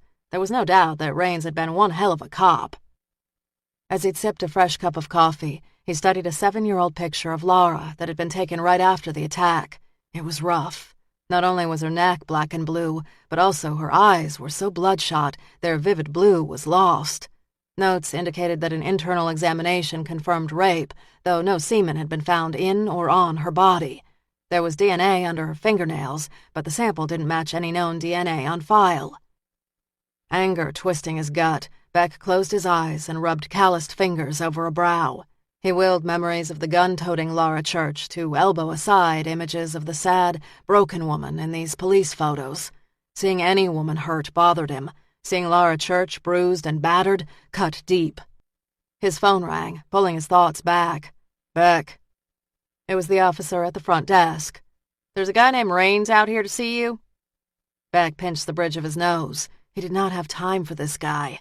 However, to ignore him invited trouble. "I'll be right down." He rose, rolled down the sleeves of his white shirt and fastened the cuffs, and slid on his coat. He took the elevator down to the lobby and found Raines talking to the officer on duty. Raines was relaxed as he and the duty officer shared a joke. "Raines," Beck said. The detective looked up, wished the officer behind the desk a good day, and moved toward Beck with a confident stride. He'd showered and shaved and was alert. Beck extended his hand toward a bank of chairs in the lobby. "Raines, caught any sleep?" He eased into a chair as if he owned the place. "You get caught up on your rest while you were on leave?" Beck sat down, irritation snapping. "Been doing a little homework." Raines grinned. "For what it's worth, I'd have done the same if I were in your shoes. You shouldn't have been benched. I'd have kept trailing dial." Beck didn't need Raines' approval. "Others didn't see it that way." Rains was relaxed, as if they were old friends. Fuck the rest. You got justice for that kid and put that piece of garbage in the ground. That's what counts, not the shit the media spins. You've had your issues with the media? The statement didn't require research. If he'd been lead investigator on a serial murder case, the press would have been all over him. I have. He shook his head. And if you end up with more strangled bodies, you'll learn how hellish the press can make your life. What's the point of this chit-chat? Rains chuckled. Direct. Good. Saves time. Did you go and see Laura Church? His voice sounded crisper, stronger, and all business. I did. And? Rains spoke to him as if they were partners. And nothing I can discuss. Ah, come on, Beck. I gave you Laura. I didn't have to, but I did. At least tell me if she remembers. When Beck didn't answer right away, he added, I'd ask her myself, but I'm afraid she's shooting me on sight. I made her life tough in Seattle. In fact, I blame myself for her leaving town. I pushed too hard, and she couldn't take it. She's no wilting flower now. She's grown some steel in her back. Rains cocked a brow and nodded. Good, I'm glad. She's gonna need it if the Strangler is back. She might not believe it, but I liked her. She's talented and didn't deserve what happened to her. No. Was she of help to you? Same question, asked differently, just like a good homicide detective. She told me to get lost. Rains shrugged. She was anti-cop by the time she left Seattle. That hasn't changed. If you keep at her, she'll come around. Not remembering plagued her. I'll bet that her curiosity will get the better of her, and she's gonna want to figure this out. I've every intention of visiting her again. If she's got any memory locked in that head of hers, then I want at it. Go easy, or she'll spook. Beck shook his head. I did a little reading up on her. She's put down roots in Austin. She's teaching photography at the university, and she's got an art show opening this Friday. I saw the notice in the morning paper. The show's called Mark of Death. Interesting topic. Rains tugged at a loose thread on his cuff. She might not remember Seattle, but it made an impression. Beck leaned forward. Stay away from her. I don't need you mucking up this investigation. I'm not making that promise. If the Strangler is back and you can't make headway with her, I will be paying her a visit. Beck bristled. Stay away. Find the Strangler, and I will. Rains rose. I hear you've got good food here in Austin. Looking forward to trying it. See you soon, Beck. Stay out of my case, Rains. Solve it, and I will. Rains couldn't hunt this killer if he didn't understand the hunting grounds. Austin, like all towns, had its quirks with streets and traffic. After reading a collection of street maps, he got in his rental car and drove around the city. When he saw the off-ramp to Interstate 35, he took it, knowing that the killer had left the two bodies near the southbound side of I-35. He barely noticed much of the landscape. Instead, his gaze was searching for signs of a crime scene, yellow tape, burned flares, a stray cone. Finally, 35 minutes outside of Austin, he found the spot where the San Antonio paper had reported the first murder. He'd been getting both the San Antonio and Austin papers since Laura had settled in town. Though tempted to walk over to the scene, he didn't. His vehicle would stick out here, and he didn't need to explain himself to a highway patrolman. Spotting the access road, he drove a little farther south until he found the exit that gave him access to the secondary road that ran parallel to the interstate. Backtracking, he searched for the signs of a crime scene. Years of stringing yellow tape made it easy to spot the tattered strip left behind by the technicians. He parked and got out, cursing the heat as he moved over the rough terrain toward the site. He reached the site, wiped the sweat from his brow, and then turned his attention to the land around him. He could see why the killer had chosen it. Isolated, quiet, it would be easy to leave a body here in the middle of the night without being seen, and this kind of heat would quickly decimate a body in days. He glanced at the highway. But you don't want them to vanish and go unnoticed, do you, sport? He said. You want them found. That's why you take the time to dress them and leave them out in the open. Probably why the second body was closer to the road. The initial one took too damn long to be noticed. When he'd read about the first woman, he'd not given her much thought. The papers had said scattered bones and mentioned the boyfriend was a person of interest. Now, with this latest victim, he needed to take a real look at the forgotten first. The first 6 Seattle killings had been different. Yes, the women had been dressed, but they'd been left in a remote section of woods. In those days, the strangler had not wanted to be caught. And then there'd been the sloppy attack on Laura Church. The killer appeared to have acted impulsively. He'd introduced sexual assault to his new M.O. He'd strayed too close to the road. So what had changed? Laura. 7 years ago, the notion that Laura was the key burrowed into his bones. And though not everyone in his department believed him, he'd not wavered. It was why he'd kept tabs on her the last 7 years. What was it about Laura? Frustrated by the taunting lack of answers, he caught the glint of metal in the corner of his eye and moved toward the shiny object. He reached down and picked up the sunglasses. They looked clean and pristine. They'd not been out here long, and likely didn't belong to the first crime scene unit. And, judging by the size, they'd belonged to a woman. What woman would come out here to see a strangler crime scene? He grinned. It made sense Laura would come out here with her camera after Beck's visit. This place, like all the murder scenes she'd photographed, potentially could unlock the answers trapped in her mind. Laura Church.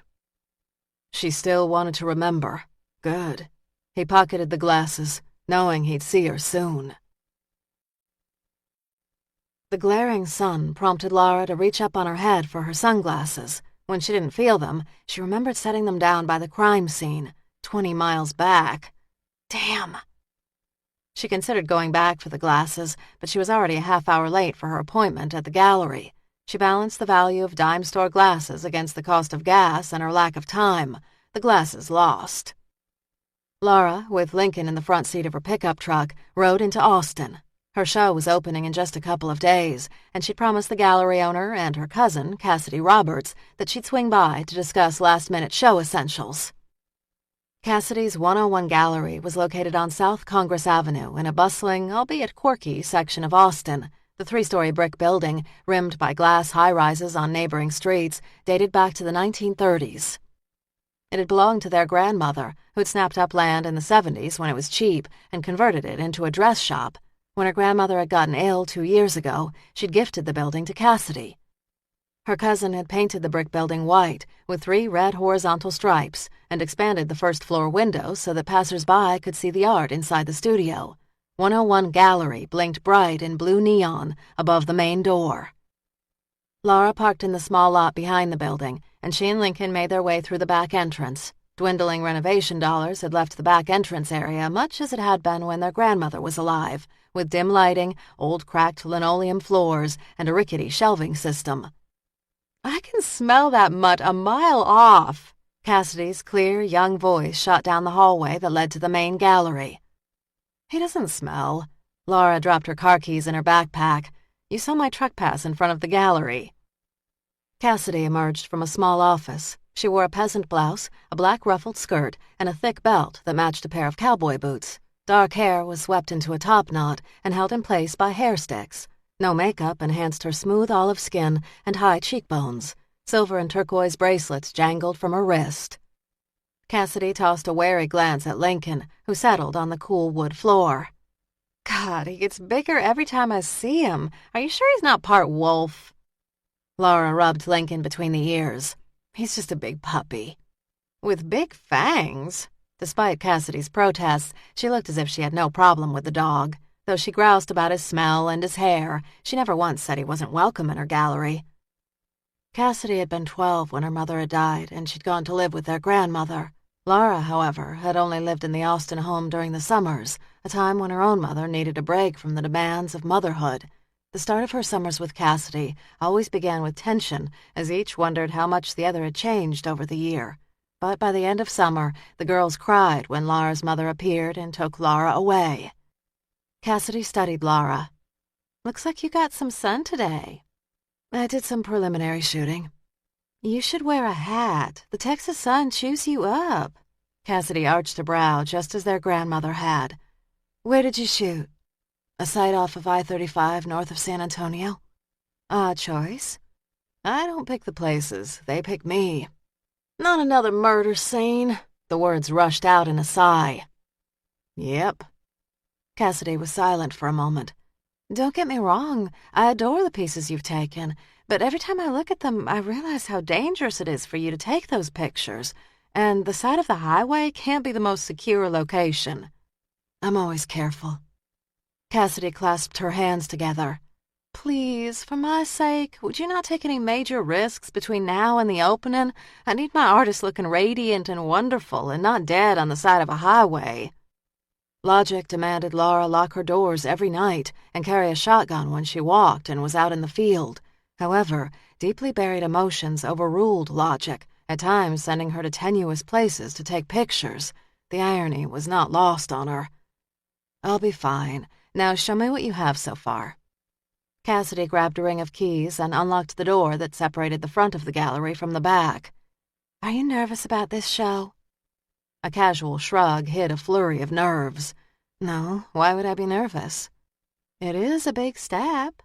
It's a show. It's a show. It's just a show. Green eyes narrowed.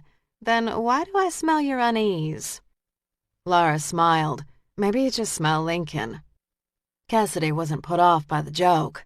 No, you've been different since you got back to Austin. You travel to crazy places for your pictures and yet treat strangers with caution. You have an imagination. You weren't like this as a kid.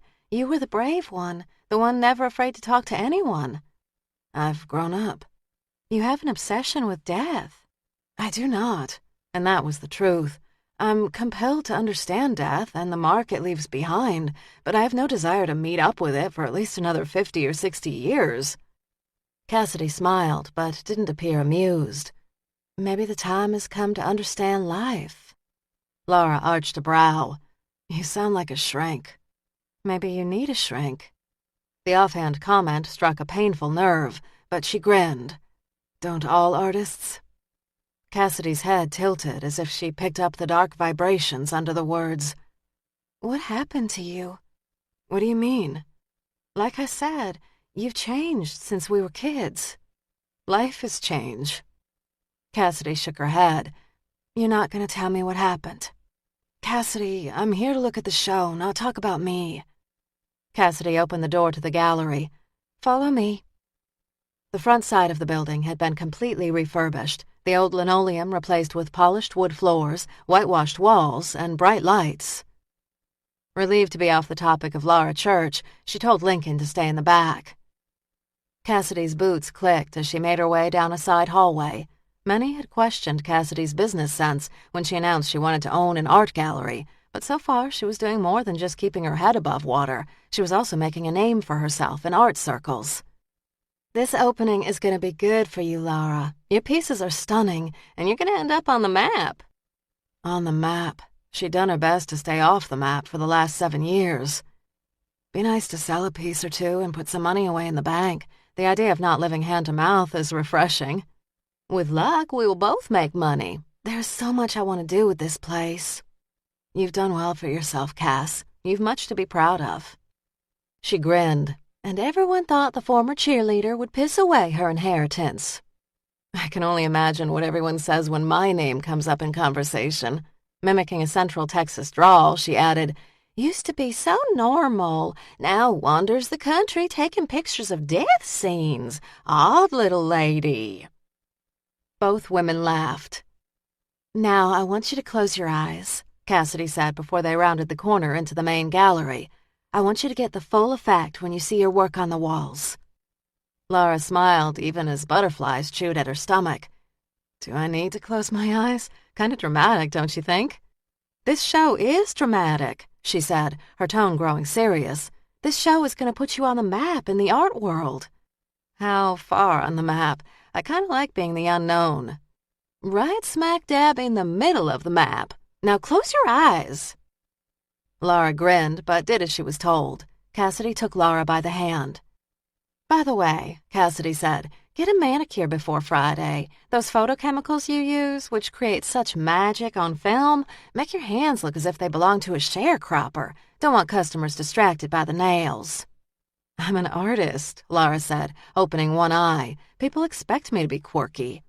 Quirky with nice nails, if you please.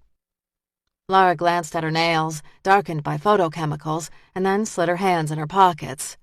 I haven't had a manicure in so long I don't even know where to go. Closing her eyes, she moved slowly down the hallway, worried she'd trip. Cassidy laid her hands on Laura's shoulders and turned her toward the right. I'll set up an appointment for you with my girl." A protest danced on the tip of Lara's lips, but Cassidy cut her off. "Open your eyes." Lara drew in a breath and then opened her eyes. Every bit of wall space in the large, whitewashed room sported a Lara Church original. The black and whites, all taken with her bellows camera, were of murder scenes she'd seen over the last 5 years. Drawing in a breath, she moved into the room, studying each picture with care. There was the double homicide in the Atlanta back alley. In that case, the killer had used Molotov cocktails to incinerate 3 rival gang members. There was the stabbing on the Memphis playground, the shooting on Main Street in the small Utah town. All the places had seen death, and in her view were changed by the violence. The Atlanta back alley still bore the scorch marks of the flames. A local women's group had totally refurbished the playground, save for one old swing, as a memorial to the dead, and the business on Main Street in the small Utah town had added bars to its windows. She'd photographed the sites at the times of the victims' deaths, at night, dusk, noon before a rainstorm. The images had been powerful when she'd seen them developed in the darkroom, but seeing them collected and presented together took her breath away. Lara's throat tightened. "You've done a great job, Cassidy." Cassidy smiled. "No, you've done a great job. I just hung the pictures on the walls." "It's more than that. You had a vision to put all this together. I'm not sure I'd have been brave enough to do it." "Sure you would, honey. I could tell when I first drove out to Grandma's house that there was a hunger in your eyes. And as I remember, it didn't take too much arm twisting to get you to say yes." She rescanned the images a second time. "I love the way you arranged them. I would have expected chronological." "I tried it that way, but it didn't feel right. I opted to arrange by mood, from light to dark, back to the light." Indeed, the last print in the collection had been taken at sunset, as the sun had cut through clouds and shone down on a tiny cross left at the site of a New York murder. "I sent out press releases again today and followed up with calls. There's a good bit of buzz, and I think we're going to get some decent coverage." Yesterday, those words would have given her pause, but today they sent a cold shiver down her spine. There was a strangler in the area. Was it the man who'd attacked her? And did he know that she was in town? Beck had said coincidences were bull. "Why are you frowning?" Cassidy said. She shook her head and smiled. "I guess I'm a little nervous about being in the spotlight." Even on the worst days after the attack in Seattle, the cops had mercifully kept her name from the public. Not even Cassidy knew what had happened to her in Seattle. So it would be impossible for a reporter to connect this show to that past, right? Cassidy laughed and hugged her. "'Cause you better get used to the spotlight, because it's going to be on you for years to come." Chapter 7. Tuesday, May 21st, 2:46 p.m. Beck sat at his desk staring at the notes he'd made on Lara Church. As soon as he'd gotten back to his office, he'd run any check he could on her. From the Seattle files, he had her social security number and date of birth, so he'd plugged both into the database. He'd discovered she'd had driver's licenses in 3 states in the last 7 years: Maine, Florida, and most recently, Texas. There were no outstanding warrants against her, and she owned her black 10-year-old truck outright. He'd even visited a website set up for students to rate their professors. She'd received comments like, "tough but fair, likes pop quizzes," and "hot." Looking locally, he searched the name Bauer and found that she'd inherited her house from her grandmother, Edna Bauer, 8 months ago. Edna Bauer had lived in Austin all her life and had had 2 daughters, Barbara and Leslie. Barbara had been Lara's mother, and according to records, she had died 11 years ago of a drug overdose. Her sister, Leslie, was also deceased. Leslie had shot herself in the head in a local motel 16 years ago. Seattle wasn't the first time Lara had seen trouble. He tapped his finger on the side of the notes he'd written on a pad by his blotter.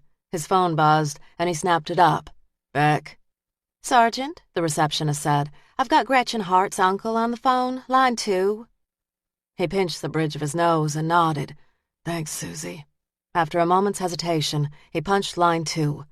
"Mr. Hart, this is Sergeant James Beck." A grim silence. "Sergeant, you called me this morning about my niece, Gretchen?" His voice was tight, tense. "Yes, sir," he said, softening his voice. "I'm sorry this has to be done over the phone, but I've got some bad news." He remembered when he'd faced Misty Gray's mother and told the woman her daughter was dead. For the next 3 nights, the woman's cries had echoed continuously in his head. Gretchen was murdered. An anguished sob cut through the lines. Jesus, what happened? We're still putting the pieces together, but she was strangled to death. The man started to sob. Are you sure it was Gretchen? Yes, sir. We're sure. The next 10 minutes was a painful loop of Beck repeating the news and Mr. Hart searching for some kind of way that the news could be wrong. When Beck finally hung up the line, tight bands of muscles gripped his lower back. He rose and stretched, hoping he could ease the muscles and the heaviness weighting his shoulders. He glanced down at his blotter and zeroed in on Laura Church's name. If you think I'm letting you off the hook, you are a damn fool. Raines had been in Texas less than 12 hours, and he could safely say he hated it. The heat was brutal, the air dry, and the coffee sucked. He glanced down into the dark mud that the river diner called coffee and wished he still had the power to arrest.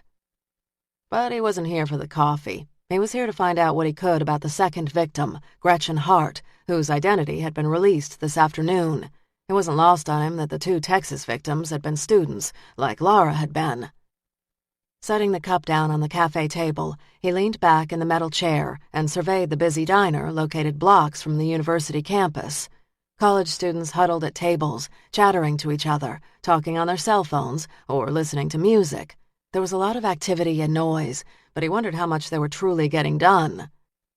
Shit, half of them looked like they couldn't be more than 12, and he wondered if he had ever been that young, or if there'd been a time when he wasn't worried.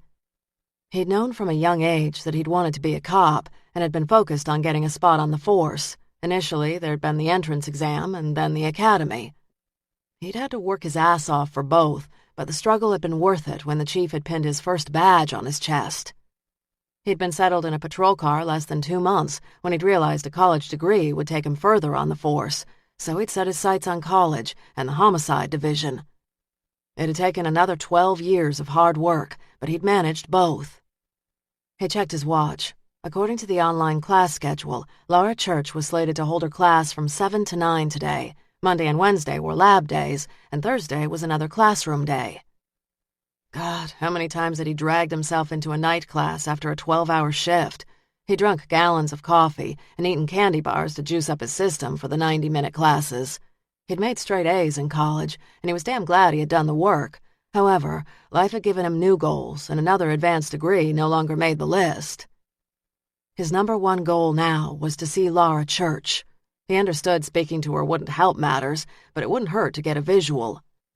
You gonna drink that coffee, or are you just gonna swirl it around and stare at the kids? The crisp feminine voice had him raising his gaze to a petite young woman who wore a red River Diner staff t-shirt, jeans, and a name tag that read Danny. She had ice blonde hair, gold hoop earrings, and black nail polish. Her attire was strictly punk rocker, but the tough choice of clothes didn't jibe with the young face and clear green eyes. She couldn't be more than 16 or 17. He glanced down at his cup. I was thinking I'd swirl it around a couple hundred more times. I like the way the sludge moves. A half smile tweaked the edge of her lips. It does have its own ballet, doesn't it? I just brewed a fresh pot. Care to give it a try? He pushed the cup away from him. I'm not sure how much more Texas coffee I can stomach. I made this latest batch. It will be good. Good coffee in Texas? I don't think so. She cocked a brow. Be right back. Before he could answer, Danny vanished behind the counter. She grabbed a new cup and carefully poured coffee into a mug. She moved toward him with quick, purposeful steps and then set the mug in front of him. That's good coffee. Really? I can't write legibly and I can't cook a lick, but I can make coffee. He took a sip and found he was pleasantly surprised. Good. Please, it's the best. I'm from Seattle. We are ground zero for coffee. As long as I'm on duty, the coffee will be good. She took the half-full cup and set it on her tray. Enjoy. Thanks, Danny. As she turned, he said, Hey, didn't that girl that was killed work here? Danny's eyes grew suspicious. Yeah, you a reporter? Raines shook his head. God, no. Cop? Do I look like a cop? Danny arched a brow. Yeah. Nice to see I haven't lost that. At her confusion, he added, "I used to be a cop, long time ago. I guess the case caught my eye. Hard not to ask questions. Sorry." His honesty appeared to disarm her. "No harm. And for the record, I didn't like what they said about her in the news today." Straightforward enough. "I guess I just didn't like the way they boiled her life down to bare facts. She was so much more than that." Anger hardened her face, but there was no hint of tears. "Her uncle is flying in tomorrow to claim her." "I feel for them. I wouldn't wish losing a child on my worst enemy." "Yeah, well." "What can you tell me about her, so I'll remember more than the basic newscast?" Danny's voice grew softer. "She was kind of corny, liked Pink and singing Lady Gaga in the kitchen. She was moving to New York. I was kind of jealous of her." "You've got nothing to be jealous of, Danny. You strike me as a sharp kid." She snorted a laugh. "Was there anybody who might have wanted to hurt her?" "Mac and I were talking about it, and none of us can think of anyone. Like we told the Rangers, we're all thinking it was some random guy." A customer at another table caught her attention. "I've got to go." He watched as she moved toward another table and began to gather up plates. Danny was a tough nut and no wilting flower, just like his daughter. He could almost hear his wife now. "That girl of ours is going to be a general one day." He sipped his coffee, thought of his wife, Susan, and how much he missed her, their daughter, and home. Pushing aside a pang of guilt, he redirected his gaze to the patrons. Within seconds, he spotted a slight blonde woman enter the cafe. She wore jeans, a t-shirt, and sandals, and had a backpack slung over her shoulder. She was as slight as a teenager, but she moved with a confidence that only came with maturity. Laura Church. Beck had been right. She wasn't the meek girl who'd fled Seattle 7 years ago. As a man approached her, Raines noted slight stiffening in her back as she extended her hand. Her handshake was firm and her gaze direct. She laughed as the graying gentleman in his 50s spoke. After what looked to be a question, she pulled out a notebook and made a note. They chatted another half-minute, and then she made her way to the diner register, where she ordered a coffee. Just as quickly as she came, she was gone. Laura Church, the Seattle Strangler's last victim, had managed to rebuild her life. But she would have to remember this time. Lives depended on it. He might not be a cop now, but his cop's instincts burned strong. 2 strangled women, both dressed in white, one with a penny and the other's bones too scattered to be determined. He'd spent a lifetime studying killers and their motivations, and the Seattle Strangler, like nearly all serial killers, enjoyed the ritual of death. He enjoyed the planning, the fantasizing, the hunt, and, of course, the kill. "So why haven't you gone after Laura?" Raines whispered. "I'll bet there were a dozen times you could have killed her by now. Why are you waiting? Why the new victims?" He traced the rim of his cup. Raines would bet his left nut that the killer had attacked Laura last in Seattle for a reason. He'd likely been dreaming about killing her long before he wrapped his hands around her neck. He had an obsession with her. The Seattle Strangler, who many had come to believe was either dead or in prison, was back. Keep playing your game, pal. Danny hadn't expected to like college. When her high school counselor had suggested she try the college art class, she thought the woman was mental. High school sucked, so why would she want to take on more schoolwork? But the counselor had pushed, and knowing the class would keep her away from home more often, she said yes. And then the unexpected happened. She'd been pleasantly surprised. The 2-day-a-week class plus lab wasn't totally lame, and her teacher, Laura Church, was pretty cool. When she was on the university campus, life didn't totally suck. She hefted the tray of dirty dishes, pushed it in the industrial dishwasher of the River Diner, and hit start. As she reached for the strings of her apron, her boss called out from the kitchen door. "You're gonna be late for class," Mac said. Mac Rivers had offered her the job in February when she tried to pay for a coffee with spare pennies and had come up short.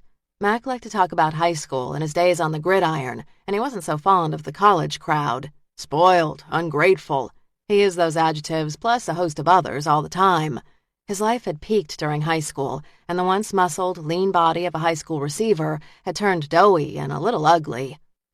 She glanced up at the large clock positioned above the stainless steel sinks. 5:45. Class started in 15 minutes. "I've still got the glasses to run through, and we're short-handed since Gretchen... left. He wiped his hand on his white apron. I'll do the glasses. Don't be late for class. You sure? I can be a little late. She didn't want to lose this job. She'd be 18 soon. Her father would stop paying child support, and there'd be no reason for her mother and stepfather to keep her around. He nudged her away from the dishwasher. Go, or you are fired.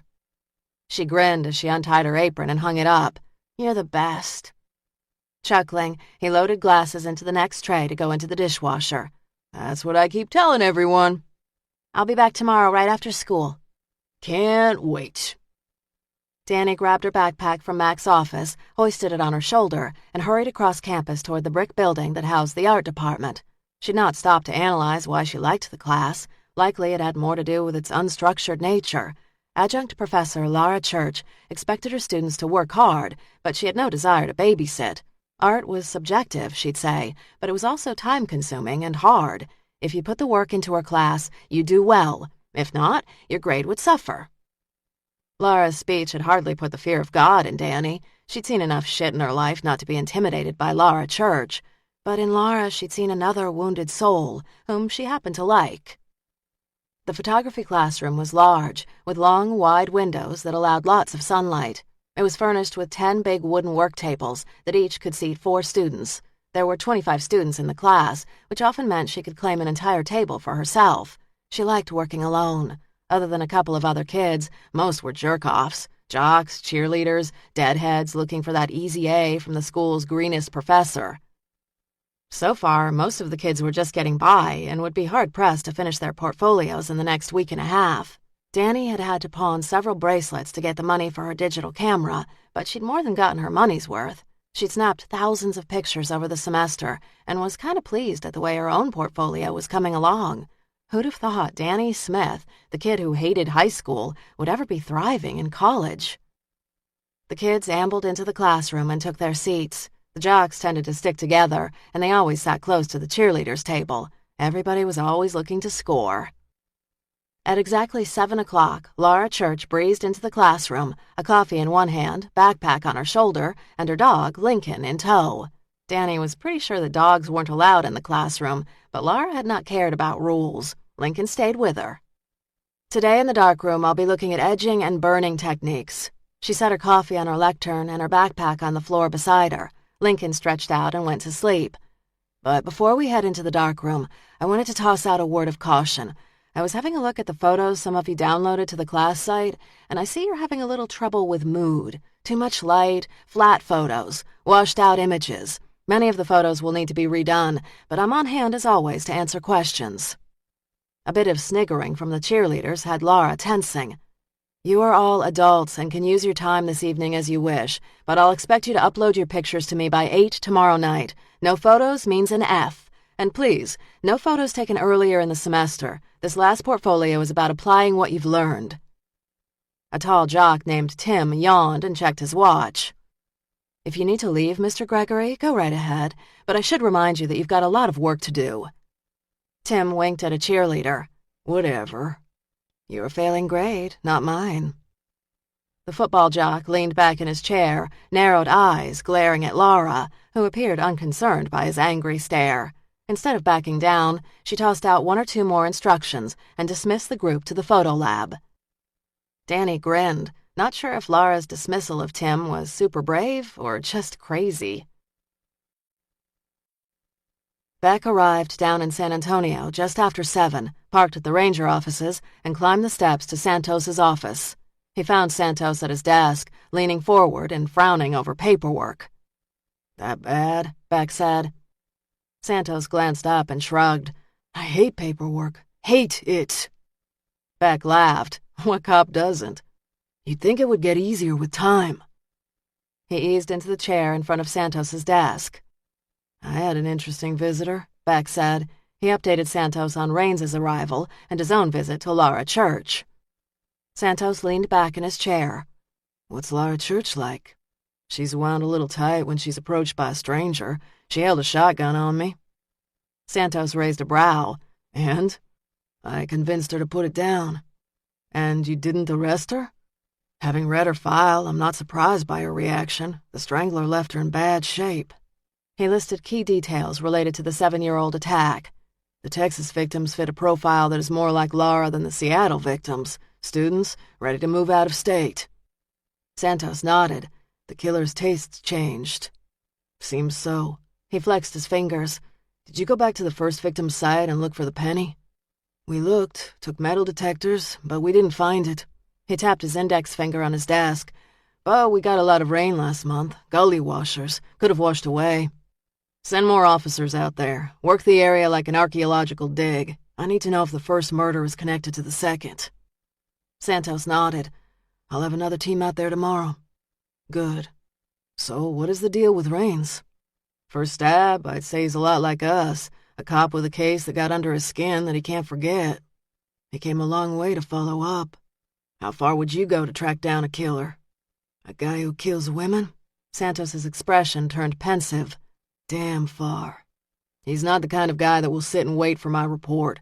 He believes this is his case. Beck flexed his fingers. Escort him to the border. Beck rubbed the back of his neck. He might be of help. Odds are he's going to be more trouble than he's worth. Lara nodded to the students as they filed out of the darkroom and back through the classroom. Danny, the girl who usually sat alone in the back, hefted her backpack on her shoulder, eyes downcast, left the room without a word. The kid was a bit of an odd duck, but perhaps that was just being a high school kid in a college setting. She didn't say much, could get hostile if approached by other students, and had disaster written all over her. Yet she was brilliant when it came to photography. She had an eye for setting and detail that none of her other students had. Sure, some had the techniques mastered, but they failed to inject emotion into their work like Danny. And considering the girl had not even known how to use her camera when she'd arrived 10 weeks ago, her progress amazed Lara. Teachers at the university often talked about students. There were always a handful that made the grades without effort, and then there were the kids who didn't quite care. But the kids who kept the teachers returning to the classroom were the rare ones who worked hard and wanted to learn. Danny was one of those students. A knock on her door had her lifting her head to a friendly face. Jonathan. Jonathan Matthews's family had lived on the land that adjoined her grandmother's. There was an 8-year age difference between them, but he'd always been kind. The summer before her senior year of high school, they'd become friends when he'd hired her to work part-time in his woodworking shop. After her attack, her grandmother, too ill to travel, had sent Jonathan to check on Lara. When he'd arrived at the Seattle hospital, she'd been sitting up in her bed, stiff and so afraid. She could still remember him lingering in her doorway, as if he just didn't know what to do, his large hands gripping the umbrella in his hands. She held out her arms to him, and he'd gone to her immediately, holding her close and enveloping her in his scent, a combination of fresh pine and linseed oil. Lara, I'm so sorry, he whispered in her ear. I should have been there for you. Her voice caught in her ragged throat. Jonathan, how did you know? Your grandmother called me. She wept, letting loose of the grief and hurt. Thank you. Who did this to you? His breath rushed hot against her cheek. She pulled back. I can't remember. You don't remember?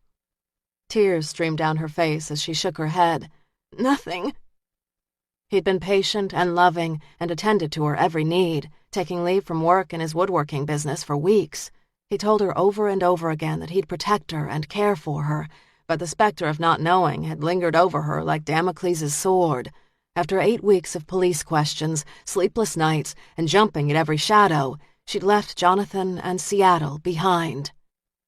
When she'd returned to Austin, he'd been thrilled to see her and had offered to take her to dinner. To her relief, he'd not brought up Seattle, and when he told her about the teaching job, she'd gladly accepted. So, how were the kids today? He asked. Jonathan had a long, lean body, accentuated by loose-fitting jeans and the V-neck sweaters that he favored. He wore his light brown hair long and tied back at the nape of his neck. Just like you warned me, some love it, most tolerate it, and some hate it. How are your kids? Mine aren't kids. It's a master's class, but like you, I've got some that don't love it. Some even think they know more than me, and they can be real challenging. She shut off her computer. Nice to know it's not just me. I've been at this for 10 years. Believe me, most teachers share the same frustrations.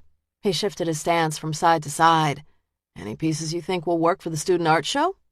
As a matter of fact, yes. I've got one student who's doing some amazing work. I'll be sure to talk to her on Thursday and ask her if I can use one of her pieces.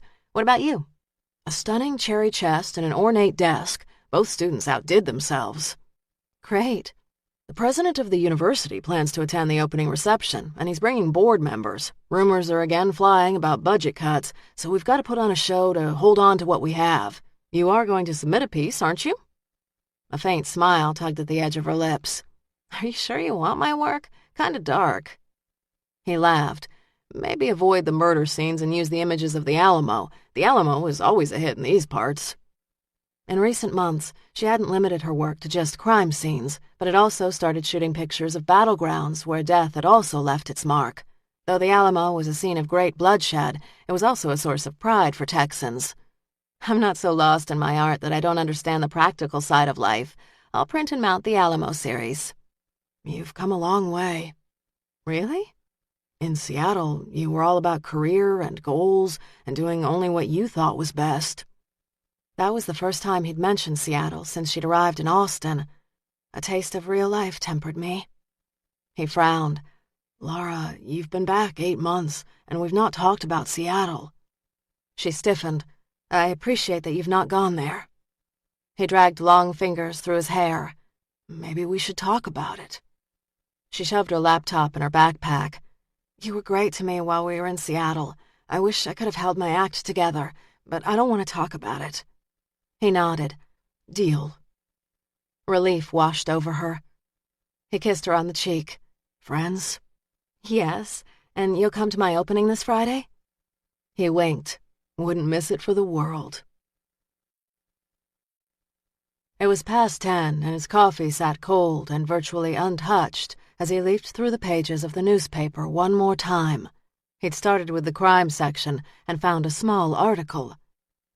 Of course, he understood why his first victim had gotten so little play. He'd left her too far off the road, so it had been over a month before she was discovered. There'd been little to find, thanks to the elements and animals. It made sense that no one would realize who had arrived in town. But the second victim was different. He'd left her close to the road, and she'd been found quickly. He'd seen the cops and the crime scene roped off with yellow tape as he'd driven by on the interstate. Didn't the cops see that this murder was different from most? No crime of passion. It had been a cold, calculated staging to get their attention. Frustration gnawed at his gut as he drummed his fingers over the newspaper. Where was the coverage? How many bodies would it take for the cops to connect the dots? 2 wasn't enough? He shoved out a sigh and sat back in the chair. In the entertainment section, there'd been an ad placed by the gallery featuring Laura's show. It was a small ad, just 2 by 2, but he reread the details a half-dozen times. The opening would be a fun affair, and he looked forward to it. Anticipation had the tips of his fingers burning as he reached for the red book embossed with the gold letters, the Book of Blair. After Lincoln's late-night walk, Laura locked up the house and moved into the bathroom to brush her teeth. Her limbs ached with fatigue, and she was ready to sleep. After she rinsed her mouth and raised her head, she stared at her face, wondering for the millionth time what he'd seen in her all those years ago that made him want to kill her. She ran long fingers through her light brown hair and drew in a breath. He didn't see you as a person. She repeated the words Seattle's forensic psychologist had told her over and over again. You were just an object, a means to one of his sick ends. For him, it wasn't personal. Well, it felt pretty damn personal. After brushing her hair, she stripped off her clothes, hauled on an oversized t-shirt, and then climbed into bed. Lincoln jumped on the bed and curled up at the edge. She shut off the light and closed her eyes, listening for any kind of sound that might make her jump. Outside, a breeze blew, and the branches from a tree by the house scraped against the windows. She pulled her blankets up close to her chin. She thought about the front door lock and wondered if she should recheck it. Damn, it had been years since she'd been hung up on locks and outdoor sounds, and she knew she worried tonight because of James Beck's visit. He was doing his best to drag her back into that old, dark world of shrinks and crime scene photos that had nearly driven her insane. Laura had barely gotten out of that world with her sanity. It had taken nearly 7 years in exile, but she was finally healthy and whole again, and she'd be damned if she'd go back. Beck would not take her back to hell. Healthy and whole. Her laughter echoed in the dark room. Lincoln perked up his ears and grunted in response. "And what are you doing, Miss Laura Church, at the crack of dawn in the morning?" She hesitated and then answered herself. "You're taking pictures of a murder scene." She rolled on her side and curled her body around her pillow. "Yeah, that's healthy." Chapter 8. Wednesday, May 22nd, 4:45 a.m. Lincoln glanced up from the passenger seat of the truck, yawned, and laid his head back down as Laura climbed out of the front seat of her truck cab. Eyes heavy with sleep and joints stiff after a restless night's sleep, she stretched her arms and glanced at the night sky perched on the edge of dawn. When her alarm had sounded at 3:30, she'd been so tempted to roll back over and go to sleep. She tossed and turned too much last night and had not gotten more than a full hour of sleep at any given time.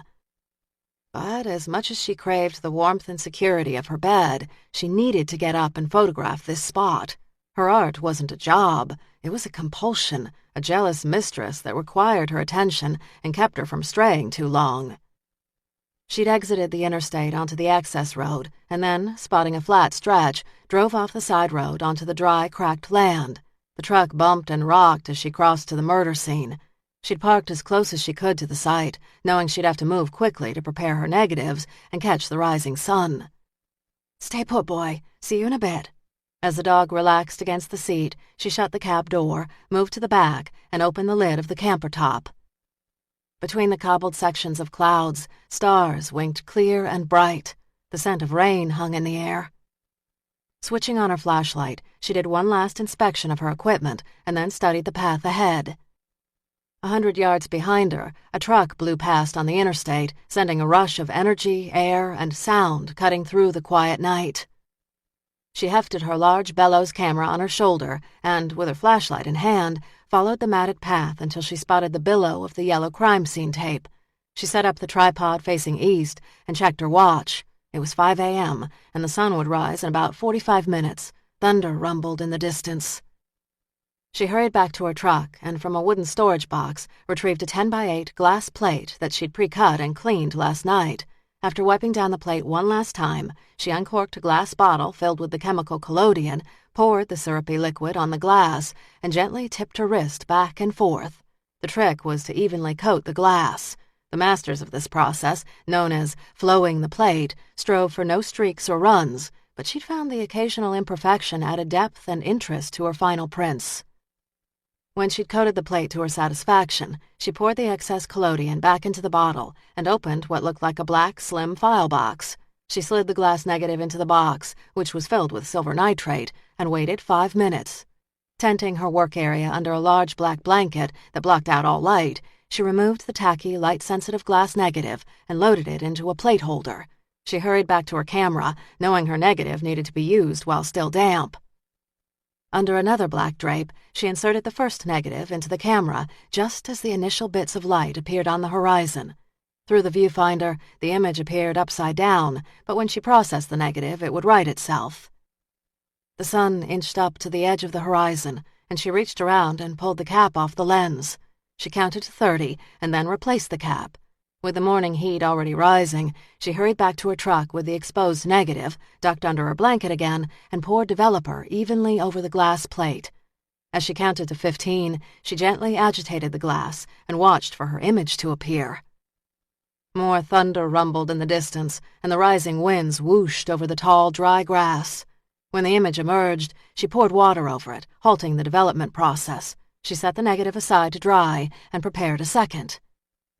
With thunderclouds looming, she shot and developed 2 more negatives before the threat of rain forced her to load up her equipment.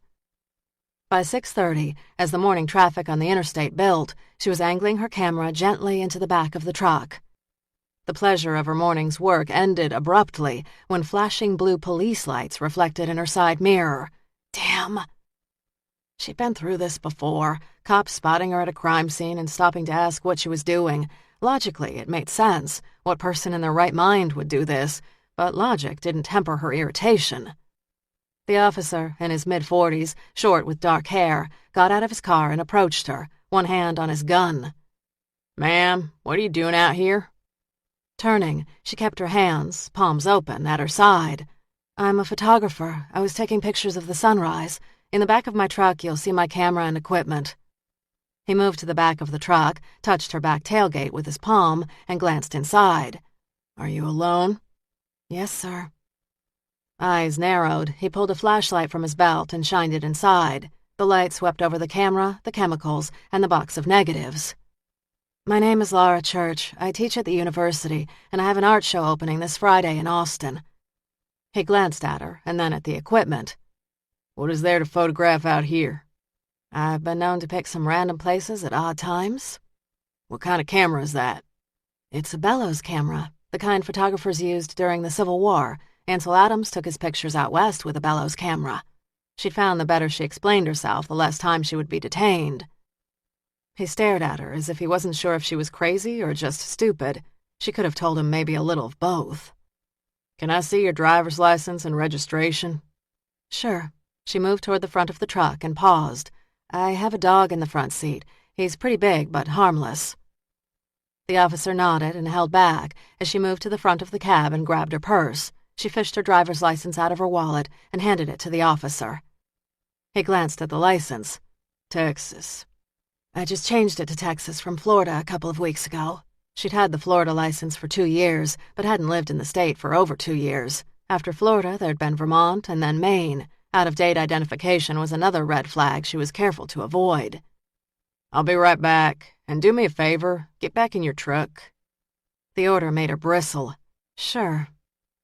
She slid behind the wheel of her car, scratched a curious Lincoln on the head, and waited, irritated. If she'd just been a minute faster, she'd have been gone and well on her way home. This delay meant she'd get caught in early morning commuter traffic. After a 10-minute wait, the officer returned and handed her back her papers. "Looks like you're clear."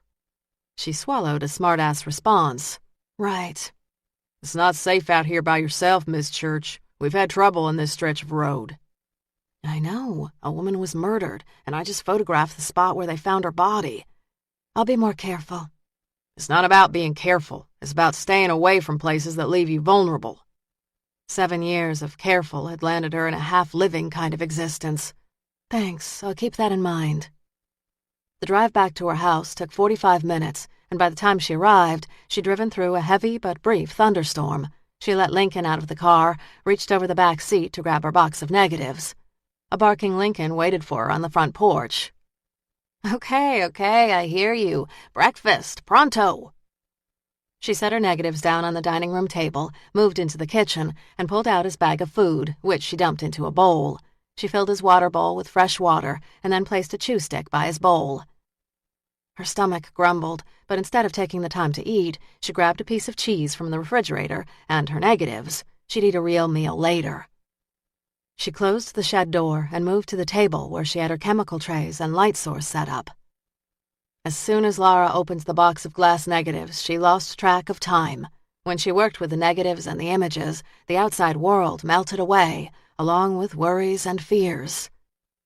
When Lincoln started barking, she glanced at her wristwatch and realized that 5 hours had passed.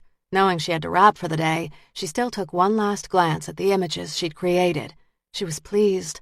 On one negative, the chemicals had not reached the edges of the glass, so when the image developed, her imperfect technique created a jagged frame that wrapped around thunderous clouds backlit by a rising sun and the strip of crime scene tape that flapped in the wind. She held the image up. At first, she stared at it with an artist's critical eye, but as the seconds ticked, she found herself searching beyond the physical elements to the dark mind of the killer. "Why did you kill her?" Lincoln barked louder, dragging her from her unanswered questions. "I'm sorry, Lincoln. I didn't mean to lose track of the time." She opened the shed door and found herself face to face with Sergeant James Beck. Lincoln barked from the kitchen window, clearly frustrated that he wasn't free. As the dog barked, she took a step back. "What are you doing here?" He glared at her and then back at the dog. "Your dog needs to be let out." Torn between arguing and Lincoln's needs, she brushed past him as she dug the key from her pocket. Seconds after she opened the door, the dog bounded up to Beck, who stared at the animal until it lowered its gaze. "What are you doing here?" she repeated. His gaze held the darkness of an angry man. "What were you doing at my crime scene this morning?" She teetered between flustered and annoyed. "How did you know where I was this morning? The DPS trooper took your identification, called my office, and mentioned your name?" She folded her arms over her chest. "Big state, small world." He raised his brow. "I put the word out that if your name came up, I wanted to hear about it." Annoyance snapped. "You've had people spying on me?" "Not spying, just on the lookout." He towered over her by nearly a foot. "Why were you there?" His commanding tone had her muscles bristling. "I wasn't aware that it belonged to you." His jaw tightened. "What were you doing there?" She danced with the devil. "I didn't see any no trespassing signs." He leaned so close she smelled hints of his soap. "Do you really want to get into a pissing match with me, Miss Church? Do you?" Anger pushed aside the fear pounding in her throat. "Sure, why not? I haven't had a good workout this morning." His gaze narrowed. "You can tell me what you were doing this morning now or downtown in my office. I've got time to kill, and it would give me great pleasure to drag you into headquarters and waste your day." Beck didn't make idle threats. Of that she was certain. She could dig in her heels and win a trip into Austin, or she could talk and get on with her day. "Detective Raines was like you. He didn't think twice about screwing with my day if he didn't like the answers I gave him." Beck's brows knotted. "What were you doing at my crime scene?" She folded her arms over her chest, wondering why he drove her to be so childish. "I was taking pictures. I am a photographer." "What's out there worth photographing? It's the side of the interstate." "It's a crime scene. That's what I photograph." He shook his head, his disapproval evident. "Does the world need to see more violence?" She brushed her bangs out of her face with the back of her hand. "Good art makes people think." Beck glanced at her fingertips, darkened by chemicals. "What were you doing in the shed?" "It's my dark room. I was developing the prints I took this morning." "You must have been pretty absorbed. You didn't hear me call. Hell, the damn dog was about to bark its head off." "I get lost when I'm working. I never heard you, but I did hear Lincoln barking." Absently, he rested a hand on his hip. The butt of a gun peeked out from under his jacket. "Mind showing me those pictures?" At this stage, the work remained too raw to show.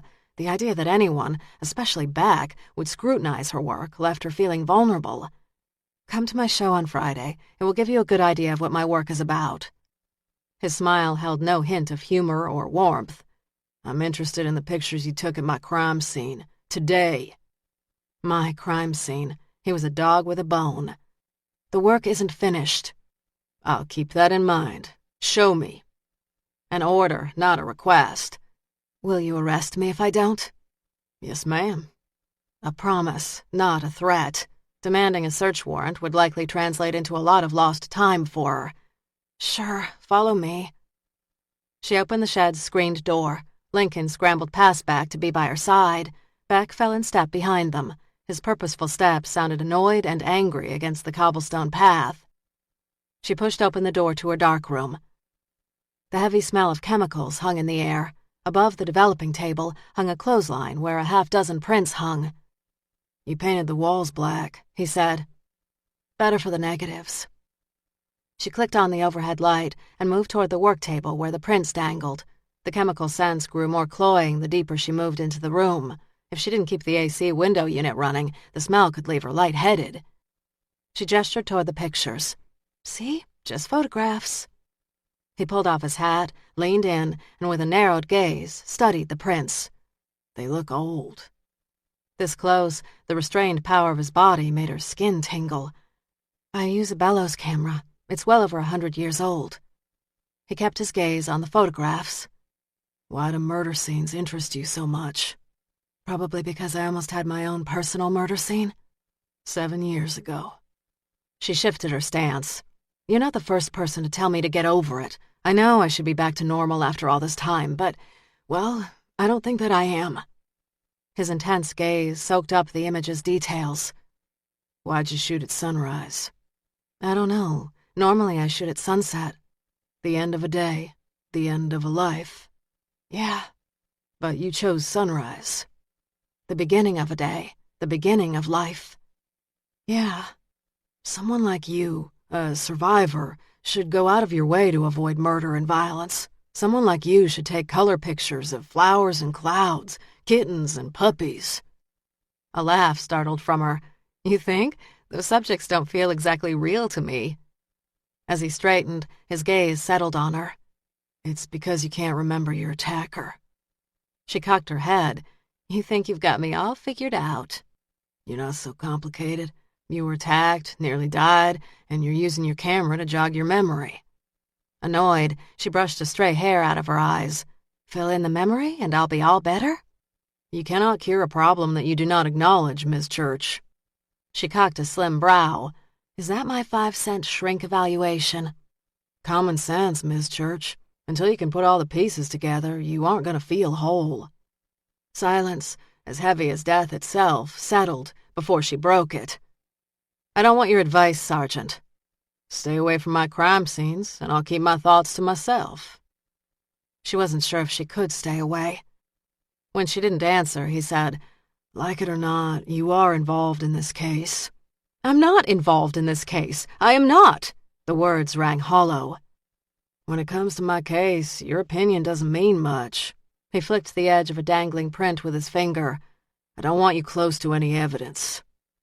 She shoved her hands in her pockets. I never go near an active scene. I wait until the police are finished with the area. Don't care, ma'am. While you're in my district, you stay away from all murder scenes. You can't tell me where I can or cannot go. I can when it comes to crime scenes. So what are you going to do? Arrest me? That's about right, Miss Church. That is about right. He swapped the smile for a sneer. And if you'd care to test me and see if I'm a man of my word, go right ahead. Resolve radiated from him, raw and intense, triggering a sudden shakiness that permeated her muscles.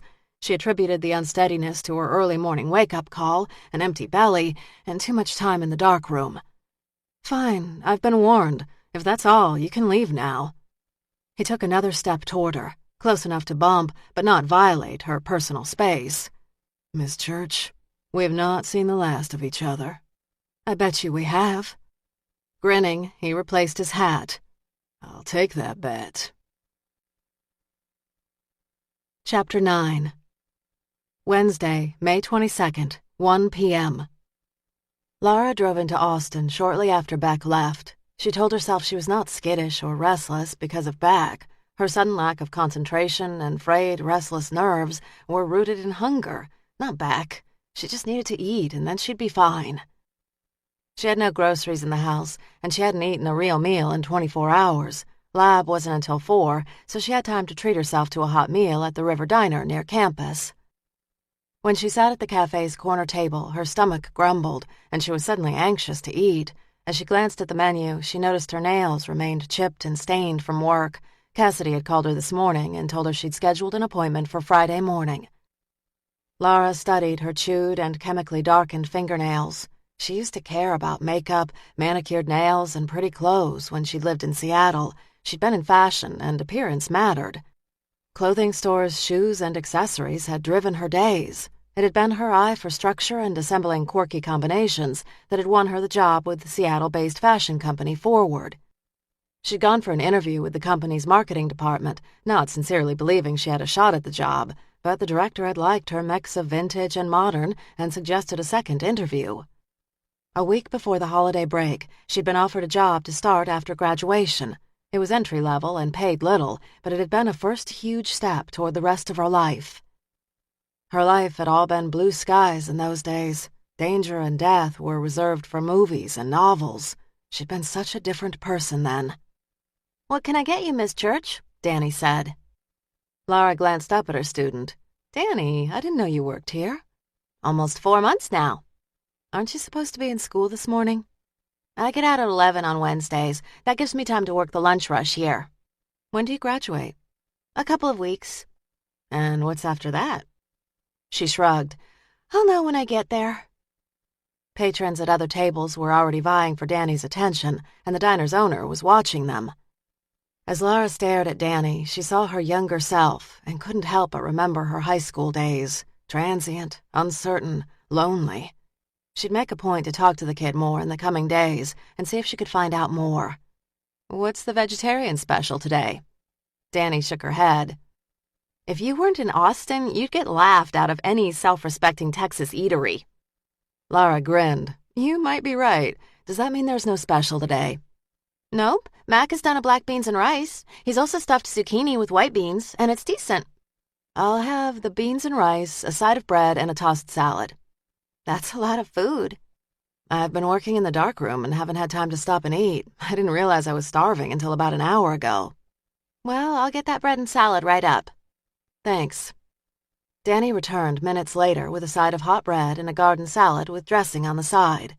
"Anything else I can get you?" She picked up a chunk of bread and tore it. "I've been meaning to tell you how much I've enjoyed your work this semester. You've got a great eye for light and composition." Danny's gaze brightened. "Thanks." "You said on your student survey form that you'd never taken photography before." "Nope." "You must have dabbled in it." "No, didn't pick up a camera until I bought the one I have in class." "Amazing." "What can I say?" Her attention drifted as a man at another table flagged her. "Gotta go. See you soon." Lara had eaten her bread and salad when Danny returned with the plate of black beans and rice. To her amazement, she was still hungry. "Thanks." "Hey, Miss Church, if you ever go out into the field with that crazy camera you showed the class, I'd love to tag along." She'd never taken anyone along before, but she liked Danny and wanted to encourage her. "How old are you?" Without blinking, Danny said, 18. Lara smiled. "I've got access to my students' birth dates." Danny shrugged. "So I'm weeks away from 18. "Can you get written permission from your mother to work with me in the field?" "Sure," Danny said easily. "Mom loves that I'm taking the class." Lara searched her gaze, wondering if she should take the kid with her. "I'm working on a series of photographs." An image of Beck's grim face flashed in her mind. He'd be pissed if he knew she planned to return to the site. "The set I took this morning were good, but I wanted to shoot it at sunset." Danny shrugged, but there was a spark of interest in her eyes. "Where?" "It's a site off the interstate. If we leave after lab today and make a quick stop at my house for the equipment, we could get the shot. If caught, Beck would hang her out to dry, but she was certain he'd leave Danny alone." "Sure, see you then." "Great, but you've got to get a note from your mother." "No worries. I'll see her right after my shift today." The pictures Lara had taken this morning had turned out better than she'd expected. There was no need to return to the site. So why return? Maybe she wanted to encourage a bright student. Maybe it was because Beck had told her to stay clear. Or maybe, just maybe, there was a key that could unlock her memory. The drive to San Antonio took Beck just over an hour. He arrived at the small rancher-style house that Lou Ellen Fisk had rented the last 6 months of her life. The front yard was mostly dried weeds, and last summer's heat had cracked the cement sidewalk in a couple of places. Yellow crime scene tape still sealed the front door. Beck had requested financial information from Fisk's and Hart's banks, but didn't expect a report until later today or tomorrow. When he'd called Santos and asked to see Lou Ellen Fisk's place, he'd learned that the local cops had kept the apartment sealed. He still didn't have a solid link between the two victims, but the more he learned about them, the more he hoped to learn about their killer. Minutes later, Deputy Santos pulled up behind his vehicle. He slid out of his black SUV, squinting against the afternoon sun as he put on his hat. The men nodded a greeting as both moved toward the front door. Santos fished keys out of his pockets. "The locals went over the Fisk site with a fine-tooth comb and didn't find anything." "No penny?" "Nothing, though it was clear someone had been to the site, footprints everywhere." "Lara Church was there early this morning." Irritation rumbled under the words. "Really?" "DPS officer spotted her parked by the murder scene and called me. She was loading up camera equipment. Got a 16-year-old sister who's into art. She was talking about Lara Church's show this morning. Mark of Death. Hell of a theme." I said no. "You don't want to go to an art exhibit?" Beck teased. "No way in hell, and I'm sure not letting Maria drive up to Austin alone to see the show." "Good call." Santos searched the ring of keys. "A part of me hopes the cases aren't linked. A serial killer opens a whole new can of worms." Beck pulled down the crime scene tape. "Let's see what we can learn about Ms. Fisk." Santos nodded toward the house. "Miss Fisk moved in here about 4 months ago." Did she have roommates? There was a gal scheduled to move in this month, but when Fisk was found dead, she changed her mind. In fact, she moved back to Oklahoma. When the door swung open, Beck and Santos pulled on rubber gloves. He found the light switch controlled an overhead bulb that spit out enough light to illuminate the main room. From what he could see, the place was a mess. Clothes, blankets, pizza boxes, and magazines littered the floor. A couch in the center of the 10-by-15 room was stained and covered in more junk. To the left was a small kitchenette, and to the right, a small bathroom. This place reminds me a lot of the first apartment I shared with a couple of guys after basic, Santos said. Hell of a mess. Beck moved into the kitchen and glanced at the dirty dishes piled in the sink. He opened the refrigerator, winced at the smell, and discovered 10 beers, a couple of yogurts, and a half-eaten pizza. I read the Seattle case files, Beck said. The Seattle victims' profiles were different than Fisk and Hart. None were in college. In fact, several never graduated high school, and a couple had arrest records for prostitution. They didn't have much in the way of a future. Laura Church had a future. That changed after the attack. Violence had stripped away her dreams.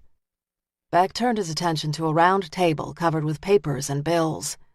From what Laura's police file says, she wasn't the ghoul she is today.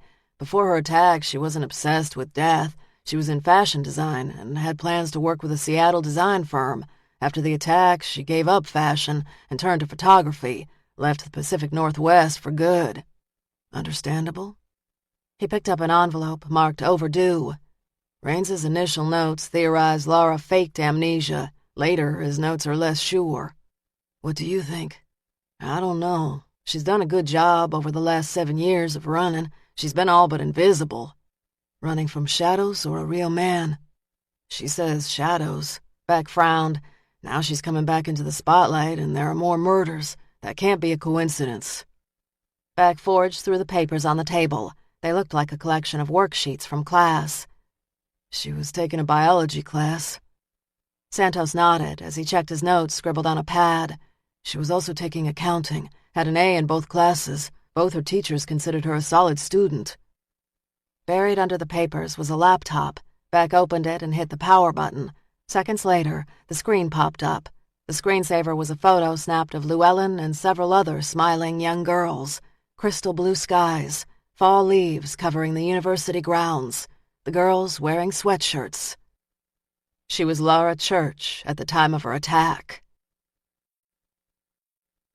After a call from forensics, Beck and Santos returned to the Department of Public Safety's Austin offices to meet with Melinda Ashburn, the forensic technician who'd worked the Gretchen Hart crime scene. Beck and Santos entered the lab. The large white room had a single window on the far side and 5 gray lab tables, each manned by a forensic technician. Some technicians stared into microscopes, while others sat at computer screens. They found Melinda hunched over a computer typing notes. She wore khakis, a green polo, and a white lab coat, and had her red hair tied back. She looked pale, tired. Beck cleared his throat. Miss Ashburn? Melinda Ashburn peered over the edge of dark-framed glasses. Sergeant Beck and Santos, glad you could make it. You said you had an update for us? She rose, stretched the kinks from her neck. Let's go to the conference room.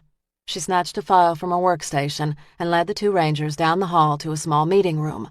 The 3 sat at a mid-sized round conference table. I don't have much, but I do have 1 or 2 tidbits. We'll take whatever you got, Beck said. Let's start with the coin, she said. It was the one piece of evidence not released to the Seattle press and then repeated at the Hart crime scene. Melinda opened her file and removed front and back pictures of the penny. A 1943 wheat penny made of steel. Santos pulled a notebook and pen from his jacket breast pocket. What does that mean? According to a coin collector I spoke to, it means the coin is worth about 50 cents. If it had been made of copper and imprinted with an S, which means it was minted in San Francisco, then it could have been worth $60,000. There were many counterfeits made of this coin, and this is one of them. She shook her head. As you can tell, my coin collector is passionate about his work and kept me on the phone too long. A hint of a smile tugged the corner of Beck's mouth. I want a tight lid kept on the source of the penny. The cops in Seattle kept the same detail from the press, which was the primary reason Laura Church's strangulation was pegged on the Seattle Strangler. The dealer I spoke to is in Boston. I gave him no case particulars, just a verbal description of the coin. He told me to hold a magnet to it and test for the steel versus copper issue. Her gaze sharpened. I made no mention of the Strangler and asked him to be discreet. And he will be? Melinda arched a brow. Sergeant, I did not just fall off the turnip truck. Times like this, everybody who knows you work for the cops wants the inside scoop. If I can keep it from nosy dates and my own mom, I can keep it from the press. Good. Everyone needs to guard that detail carefully. She scanned her notes. These days, the internet is the go-to place for coins like this one. The possible dealers are too vast to count, but my pal did offer a bit of lore about coins and death. The significance of a coin placed in the hand of the departed? Melinda pulled off her glasses and wiped them with the edge of her coat. In some cultures, a coin is placed in the hand or on the eyes of the dead to pay Charon, the ferryman on the river Styx. Who? Charon. In Greek mythology, he is the one that transports the departed souls across the river Styx, which separates Earth from Hell. Even the dead got to pay a tax, Santos said. If you don't pay Charon, it's said the departed soul wanders the earth forever.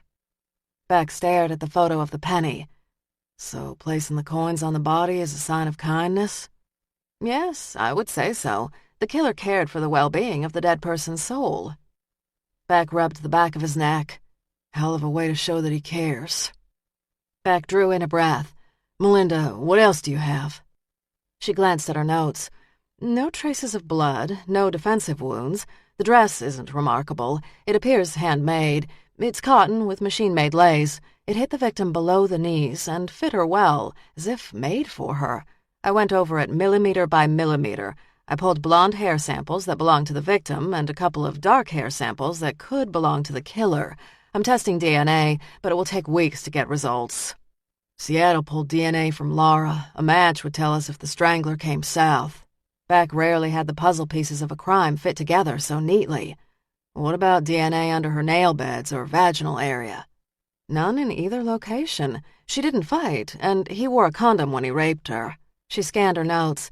I did find several footprints at the crime scene that do not match any of the people I know that walked the area. The truck driver who found her has a size 13 shoe, whereas the unknown print is a 10. Appears to be a work boot, and I'm working to identify it. Where were the prints? Santos said. One partial at the top of the body and one full at the foot of the body. He was admiring his handiwork, Beck said. I did take samples of the dirt, so if you find him, get me all his shoes, Melinda said.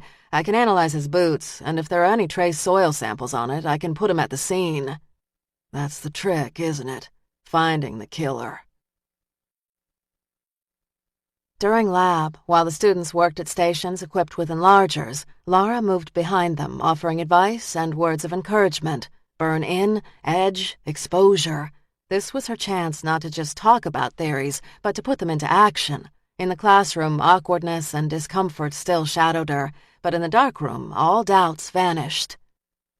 The session wrapped by 5:15. Danny gave Laura a note from her mother, and they got in the truck and headed toward her house, where Lincoln waited, barking in the house. While he took a quick break, Laura and Danny hauled out her equipment from the house and loaded the truck. Danny studied Laura's house. So how did you end up here? The place belonged to my grandmother, Laura said. I spent a lot of my summers with her when I was a kid. I can think of a lot better places to be during the summer than Texas. Laura smiled as she closed the camper top. I loved it here. Would have loved to have lived here. She opened her passenger door, and Lincoln hopped up on the front seat. When the two had slid into the front cab of the truck, Danny snapped her seatbelt as she glanced down at the dog already drifting off to sleep. Where did you live?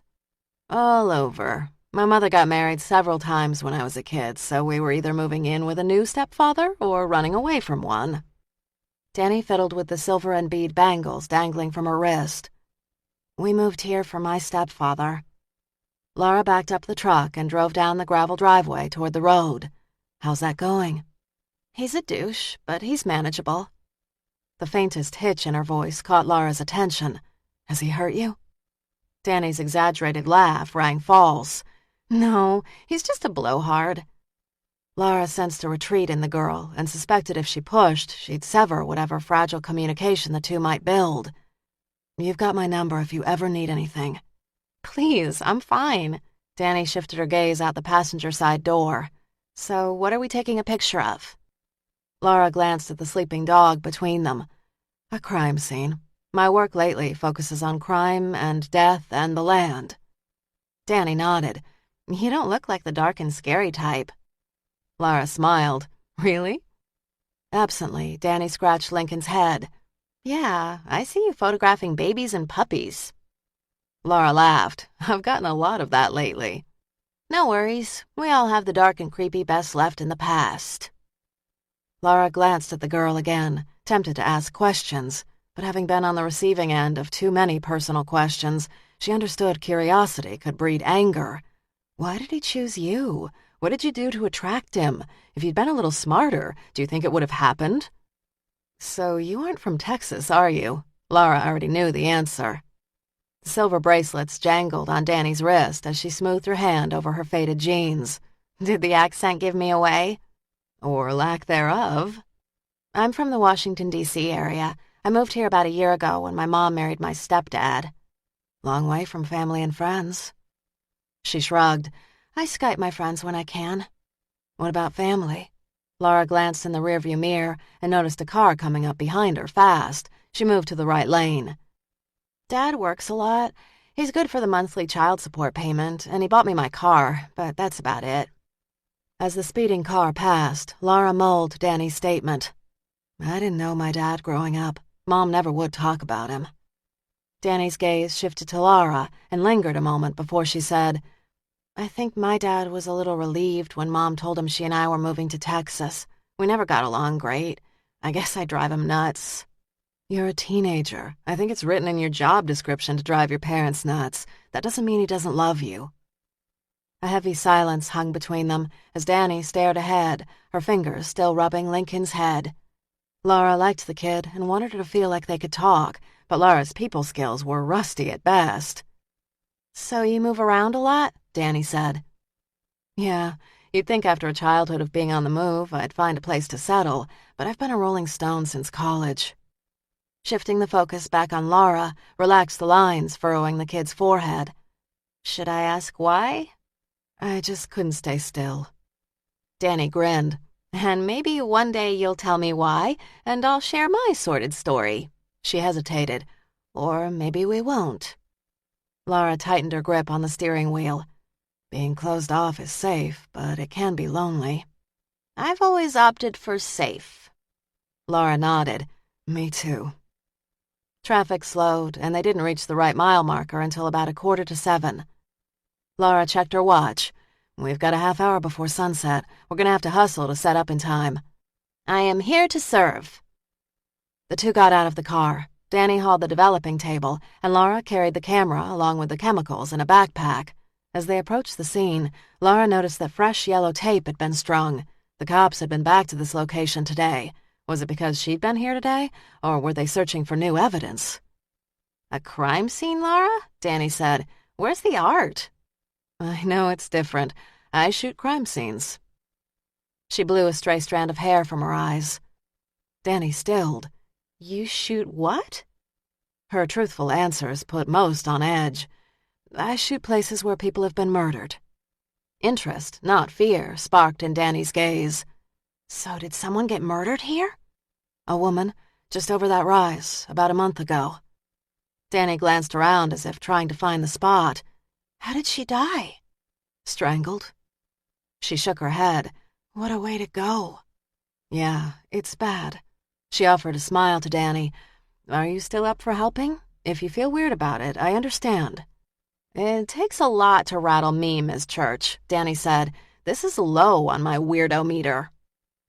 Relieved, Lara lowered her backpack to the ground and kicked out the 3 legs of the camera tripod, holding firmly onto the camera until the legs were firm and rooted into the ground. Danny's gaze scanned the horizon. "So why are you reshooting? Did the photos not work out?" "No, they were great. I shot them at sunrise, and now I want to see sunset. Death is an ending, not a beginning. Plus, James Beck had told her not to return, so a repeat trip bumped up to the top of her priority list. Danny shaded her gaze with her hand as she stared into the sun, which hovered above the horizon. Light changes perspective. Laura grinned. It does my heart good to know someone is listening in class. There are days when I feel like I'm talking to myself. Most of the kids are about the easy A in art. They were expecting to snap a dozen pictures and be done. No one figured the teacher would be a ball buster. Laura laughed. I've never been called a ball buster. Danny's eyes twinkled with a humor Laura had never seen before. I meant it in the nicest way. Oh, I'm taking it as a compliment. Maybe I'll have new cards made. Laura Church, photographer, teacher, ball buster. Both had a good laugh as they pulled out the 4 legs from under the table, and together they set it up. She pulled the chemicals from her backpack, and as she went along, she explained the process to Danny. When the table was set, Danny shook her head. God, and I thought 35mm was a pain in the ass. All a matter of degree, I guess. This was cutting edge 150 years ago. Danny watched as Laura prepared the glass negative. In the next several minutes, Laura and Danny barely spoke as she treated the negatives and then exposed them to light. By the time Laura replaced the cap on the last shot, the sun was all but gone. The remaining 10 minutes of light allowed them to pack up and get back to the car. They hauled the equipment to the car, and she closed the back hatch. All the while, she kept her gaze on the highway, searching for a DPS car. So why do you keep looking in the rearview mirror? Danny said. I'm not. You are. Challenge underscored the 2 words. You think the killer might come back. Laura shrugged, knowing she'd never win the girl's trust if she wasn't honest. There's a Texas Ranger who doesn't appreciate me hovering around his crime scene. He's threatened to arrest me, and I'm prepared to take all responsibility so you won't get in trouble. Dark eyes sparked with interest. Then why did you still come here? Laura shook her head. I suppose I'm just a little hard-headed. Join the club.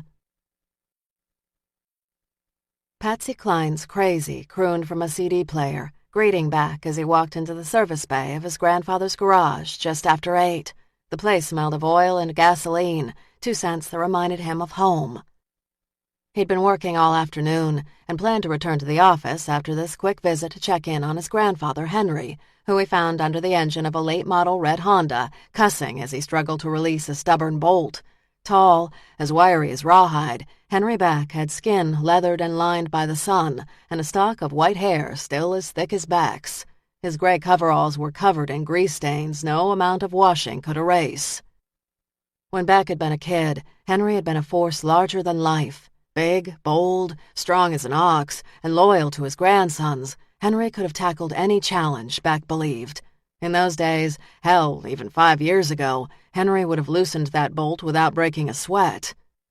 Beck considered helping the old man, but understood his pride went bone deep. Kinda late to be working. Couldn't stand to watch another minute of television, Henry said. Henry gave the stubborn bolt one last jerk before turning away in frustration.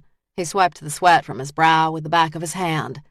What the hell are you doing here? Doesn't a guy like you got better things to do than visit an old man? Beck wasn't put off by Henry's gruffness. The old man took pride that his oldest grandson was a Texas Ranger. Just thought I'd check in. I don't need a babysitter. The statement wasn't friendly, but didn't bite. When Beck had been on mandatory leave, he'd spent most of his time here working on the infrequent repair job that still trickled into Beck's garage, and his presence had allowed Henry to kick back and rest more. Technically, Henry was retired and working only part-time, but the old man was having trouble adjusting to the slower pace that his aging heart demanded. Now that Beck was back with the Rangers, Henry was back under cars. Despite part-time, Henry didn't appear to be faring well. He looked pale and drawn, and was sweating more than he should. Not here to babysit. One whiff of patronizing and Henry would shut down. Just wanted an ear to chew. The old man clenched the wrench in his hands. The boss giving you more shit? Despite the check-up nature of the visit, Beck valued Henry's open ears, sparse but sage advice, and discretion. Penn and I both put the work before the personal. It's that murdered woman case. The case is chewing on me. Girl strangled, the paper said.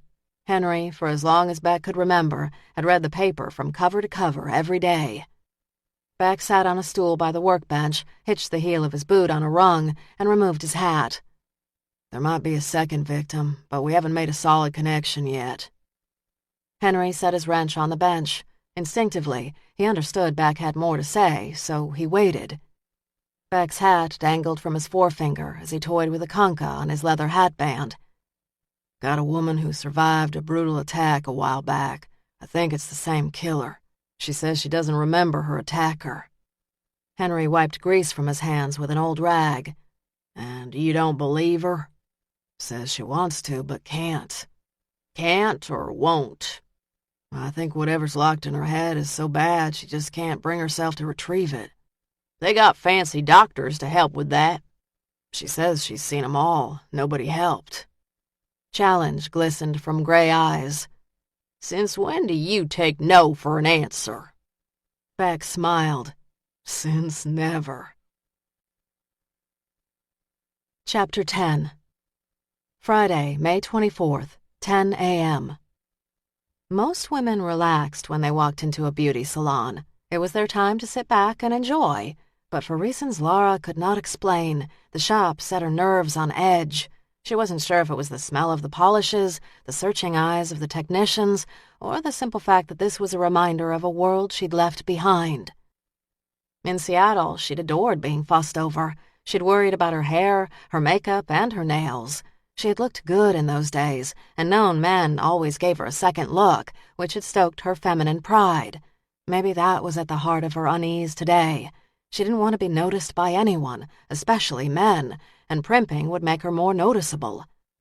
Cassidy came through the door seconds after her and laid her hands on her shoulders. You look ready to bolt. Laura glanced into the line of chairs and mirrors in the salon. I am. Good Lord, Laura, Cassidy said, laughing. This is supposed to be fun. You look like you're about to be shot. Laura dragged fingers through her hair. It's been a long time since I came to a salon. Cassidy arched a brow.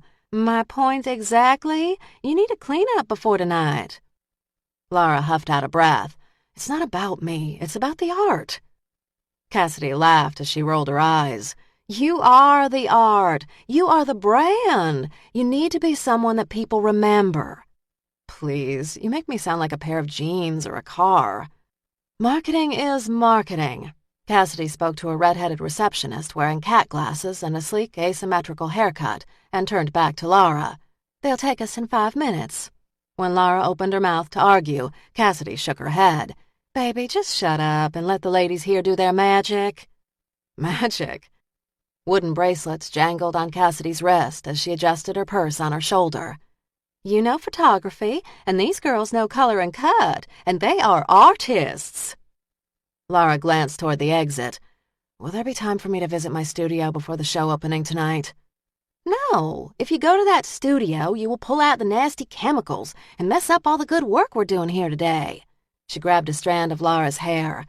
Maybe they can brighten up your hair as well. It still is a bit drab from that terrible dye job you attempted. Why you'd go brown is beyond me. It's almost as if you didn't want people to see you. That had been exactly the plan. That's not so bad. Cassidy cocked a brow. You were such a show-off when we were kids and well into college. You craved attention and everyone knew your name. I get so sick of people asking me, when is Laura coming home? Or, too bad Laura had to leave again. Everyone noticed when you were in town. That's not true. The light in Cassidy's eyes never dimmed. Of course it was. The house came alive when you arrived for your summer visit. I thought by now you'd be a fashion superstar, but then you dropped off the face of the earth.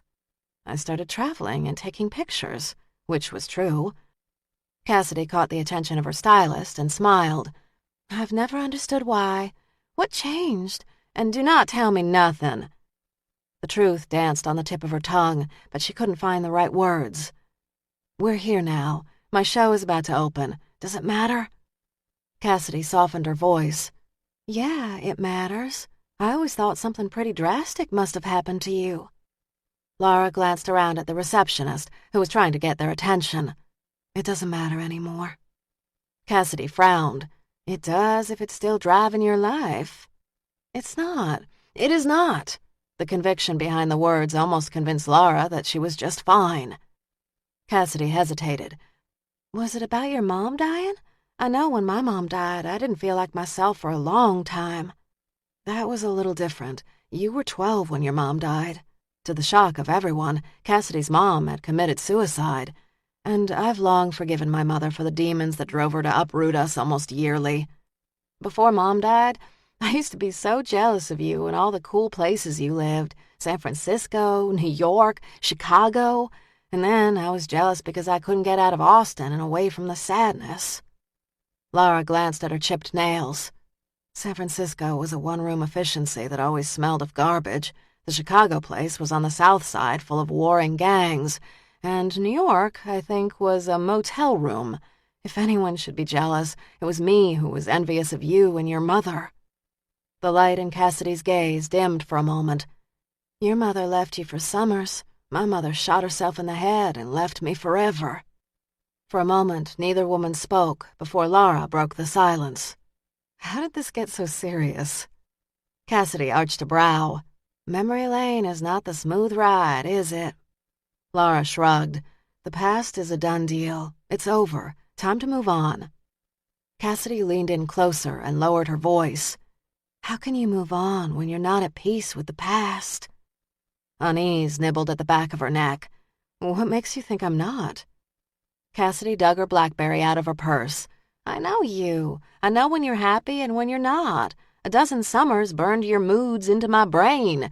What's eating you? Laura swallowed. Maybe I'm just nervous about the opening. Maybe once I get that behind me, I'll be my old charming self. Cassidy looked as if she wanted to say more, but instead said, After our morning of beauty, we have got an appointment at a dress shop and then a makeup artist. A groan rumbled in Laura's throat. Cassidy, does it have to be this involved? Baby, your ass is mine until after the event. James Beck had never been to an art opening. Truth be told, he didn't have much use for art. He appreciated the talent it took to create a painting, but art was about as interesting to him as watching paint dry. The 101 Gallery was a good-sized piece of property in Austin. 3 stories, the building had been around for 60 years, but it hadn't always been a gallery. There'd been a time when it was a dress shop, and before that, a butcher shop. Henry said when he was a kid, he and his dad had shopped here for steaks, and later, when it was a dress shop, his mother had shopped here, though he suspected she'd done more looking than buying in the high-end shop. And now it was all cleaned up and painted white. Hanging in the window was a sign that read, Mark of Death. The invitation had said the reception ran from 6 to 9, but he'd made a point to show up early, hoping to get a glimpse of the show and Ms. Church before the crowd started to appear. He removed his hat as he stepped into the gallery. Soft harp music greeted him. Small candles lined the center of a long, rectangular table in the center of the room. The table was filled with displays of dainty, well-garnished finger foods, too pretty to eat. He supposed that was the kind of food the fans of art ate. Delicate and not nearly enough to stick to your ribs. Beyond the food were Miss Church's photographic images. One more step into the gallery caught the attention of a woman at the food table. She had dark hair, lots of makeup, and she wore a blue ruffled dress that reminded him of a cartoon character. A plucked brow arched as she moved toward him. Now, what brings a Texas Ranger to my doorstep? Are you a fan of the arts? I met Miss Church earlier this week. Thought I'd stop by and have a look. She here? The woman had assessed him in a blink. She'd be polite, but knowing he'd not buy one of the pieces shifted him into a different, less important category. And your name? James Beck. And you? A slightly pointed chin tilted up.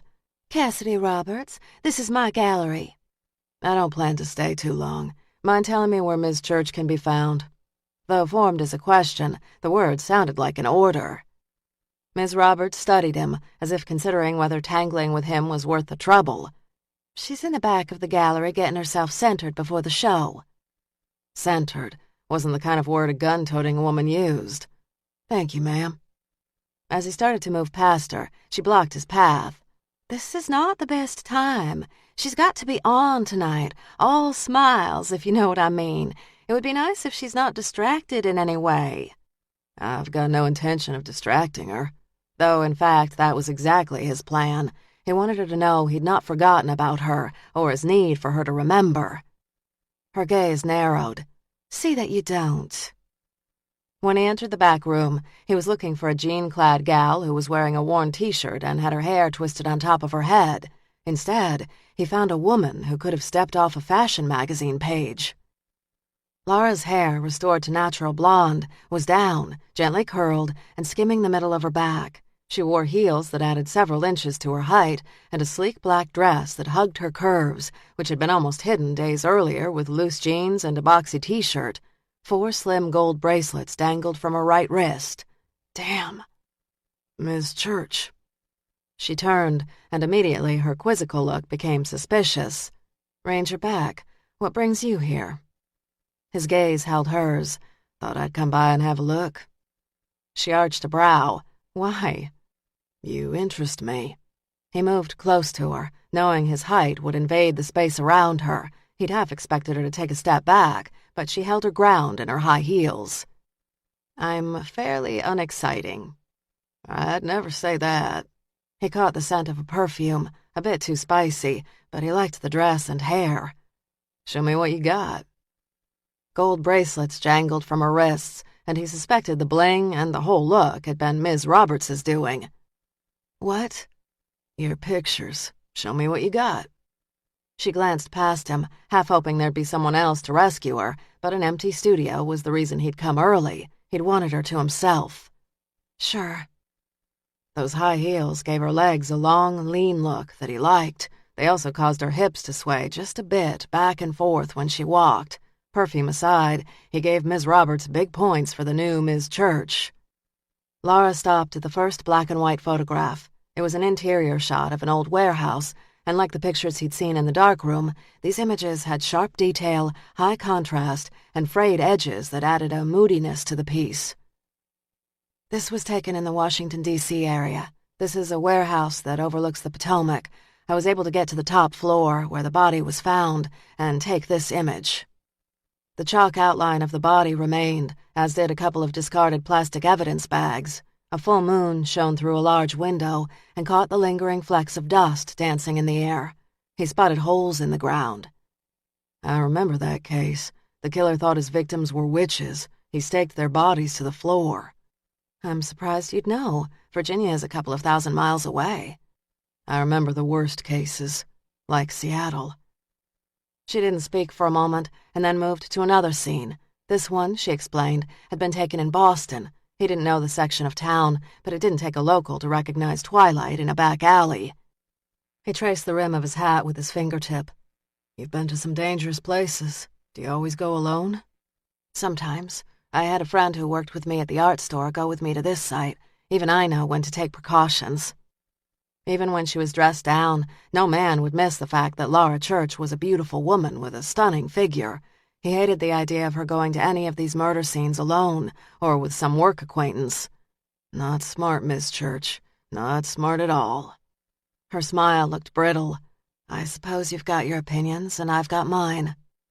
Tension rippled through his muscles. He wondered if her hair was as soft as it looked. How'd you come across your first murder scene? She shifted her stance, uncomfortable with the heels or the question. By accident.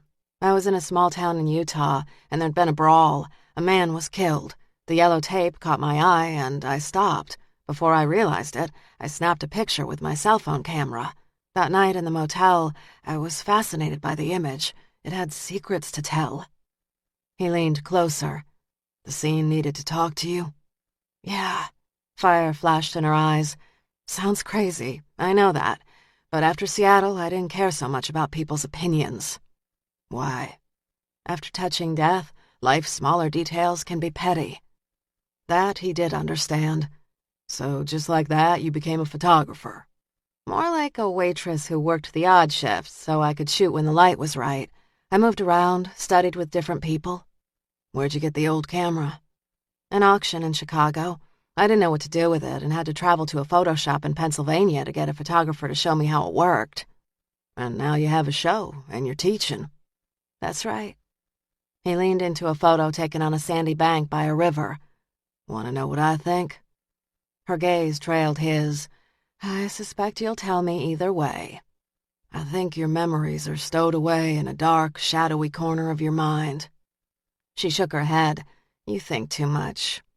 That's what I'm paid to do, ma'am. He leaned in, nudging her personal space. Do you remember the coin in your hand? Her face paled, and without realizing, she curled the fingers of her right hand into a fist. I don't remember it. Raines told me about it. A penny. He studied her gaze, searching for hints of a lie. He was good at reading body language, and all he was reading off her now was fear and nerves. What are you afraid of? A delicate chin lifted. I'm not afraid. You are. Seeing her fear fueled his protective instincts. She gestured toward the wall of photos. The show. It has my nerves on end. I'm not used to so much attention. This is your first time out of hiding since Seattle? Yes. Sorrow lurked behind the word, but she smiled as if forcibly embracing joy. But it had to happen. I can't live a gypsy's life forever. Have you ever considered going public about what happened in Seattle? She stiffened, and in a half-second he glimpsed fear in her eyes. No. If the killer is out there, he can find you. I don't need to paint a bullseye on my head. Laura! Cassidy called to Ms. Church from across the room. She had two folks in tow. One was a spindly woman who wore all black and had a short, dark bob, and the other was a short man with tight jeans and a crisp white shirt. I have two people at a door for you to meet. Beck straightened, frustration clawing at him. Given more time, he thought he might have reached her. Now, Miss Roberts would sweep her away into the glitter of the evening. Laura's smile was bright, but he imagined her visibly bracing. If you will excuse me, Ranger Beck. Looks like you're headed to a firing squad. Her smile softened. Close. Art critics. He didn't need more time with her, but he wanted it. He had no business wanting her. The case always took priority. He was a Texas Ranger, but for the first time, he almost resented the Silver Star's weight. Been a pleasure, Miss Church. Without responding, she moved across the room toward the art critics. She extended her hand, demonstrating a poise that reflected the life she'd lived before the attack. Cassidy moved toward him, a look of irritation flashing in her green eyes. You were nice to Laura, I trust. No reason not to be. He had the sense they were burning time. As much as he wanted to play nice, he knew in his gut he didn't have the luxury. Laura had trouble concentrating as she talked to Ms. Vera Jones, a writer for the Austin Chronicle. Ms. Jones was expounding on her theories of modern photography. She'd not seen Beck in a half hour, but she sensed his presence, and at times his gaze burrowing into her back. Tonight he'd set her off balance. When she'd seen him, she'd expected him to be pissed off. She'd expected him to be frustrated. Instead, he'd been almost charming. He was a chameleon, able to adapt, be what the situation dictated, and that made him dangerous. Why does such a lovely young woman choose such a dark subject? Vera's question pulled Laura's attention back to the slim woman standing in front of her. Darkness brings conflict, and conflict is interesting. She swirled the untouched glass of wine in her hand. Frankly, you look like the flowers and butterflies kind of photographer. Laura raised her wineglass to her lips and pretended to drink. I get that a lot. Vera leaned in closer to Laura, as if they were co-conspirators. What drives your work? This attraction to death doesn't come from a place of butterflies and puppies. Anxiety clutched Laura's stomach. No. Vera's eyes narrowed.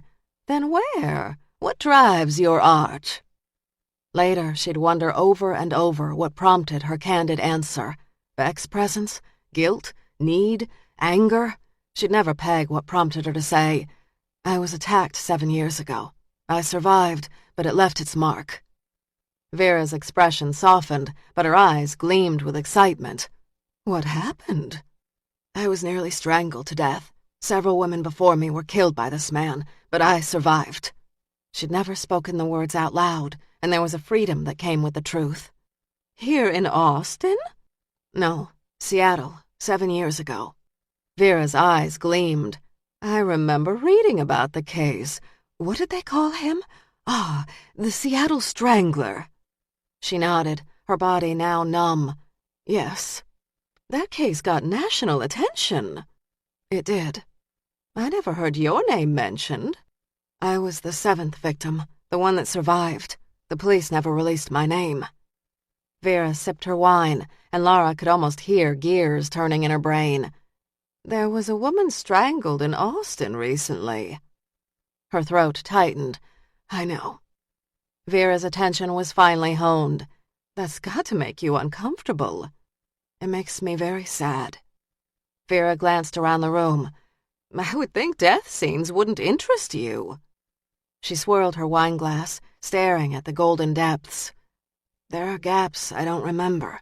I keep thinking I'll remember with each photograph. Vera released a breath she'd been holding.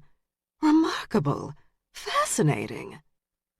She didn't feel remarkable or fascinating, only vulnerable and afraid, and sorry she'd been so candid. Vera laid a hand on Laura's chilled hand. I'd like to talk to you more about this. Perhaps another time. Before Vera formed a new question, Cassidy came up beside her and hooked her arm around Laura. Vera, do you not love Laura? The slim woman's smile was calculating. She's charming, and her work is as excellent as she is fascinating. Violent death is not easy. Cassidy, sensing Laura's stress, said, Miss Jones, let's get a fresh glass of wine and have another pass around the gallery. There's a picture that I must show you. Laura eased a sigh from her lungs as the two walked away. In the moments she'd been talking to Miss Jones, the gallery had filled with several dozen people enjoying the wine and food as much as the art. She wished she could just get outside for a moment and get fresh air. You look like you could use this. The sound, a familiar and friendly voice, made her smile. Jonathan Matthews grinned down at her as she exchanged her warm wine for a cool, fresh glass. My hero. I do try. His smile deepened the lines around his eyes. As much as she craved a cool liquid sliding down her throat, she didn't take a drink. So, how is the show going? Jonathan said. Well, really well, I think. Everyone is definitely talking about the photographs. I knew you'd be a success. Did you? I could use an extra compliment or two right now. You? Oh, come on. You are the bravest person I know. She smiled. Feet of clay, my friend. Feet of clay. But you're the only person I dare admit that to. His gaze softened. I'm glad you feel like you can talk to me. I have your back. I know. And thanks. Cassidy cut through the crowd, her smile bright and eager. She nudged Laura gently with her elbow. You are a hit, my girl. I've heard whispers of sales. Heat rose in Laura's face. I wasn't sure how well my work would be taken. Taken tremendously well? Cassidy glanced at Jonathan. Jonathan, I don't think I've seen you in several years. Jonathan smiled. I've been busy. You've been busy. That's nice of you to support her. A chill iced the words. Cassidy and Jonathan had never been friends, for reasons Laura could not explain. Jonathan winked at Laura. She's the best. And now I must steal her away from you, Cassidy said. Laura tossed a fleeting glance to Jonathan, who smiled back and allowed Cassidy to introduce her to more people. Laura let their conversation trickle over her head as she scanned the room, not so much looking at the crowds, but looking for James Beck. For reasons she couldn't explain, she wanted to talk to him again, tell him what she told Vera. When she didn't spot his huge frame standing above the crowds, disappointment nagged her. Odd. Yesterday she couldn't wait to get rid of the guy. Beck's warnings and his concerns replayed in her head. Anxiety churned in her belly before she made a conscious effort to still the chaos. Good or bad, Vera would write up her interview with Laura, and the residents of Austin would know about her past. Raines had intentionally arrived late to the gallery opening because he'd wanted to blend into the crowd and see Laura in action without being noticed. As he glanced toward the gallery's large picture window, he spotted the petite blonde staring into the gallery's display window. He recognized the girl instantly from the diner, Danny. Most would have hustled right past the kid, but he couldn't. Her fear and anxiety blinked bright like the gallery's neon sign. You heading inside? Shocked that someone had spoken to her, she hesitated. I know you from the diner, Mr. Pancakes.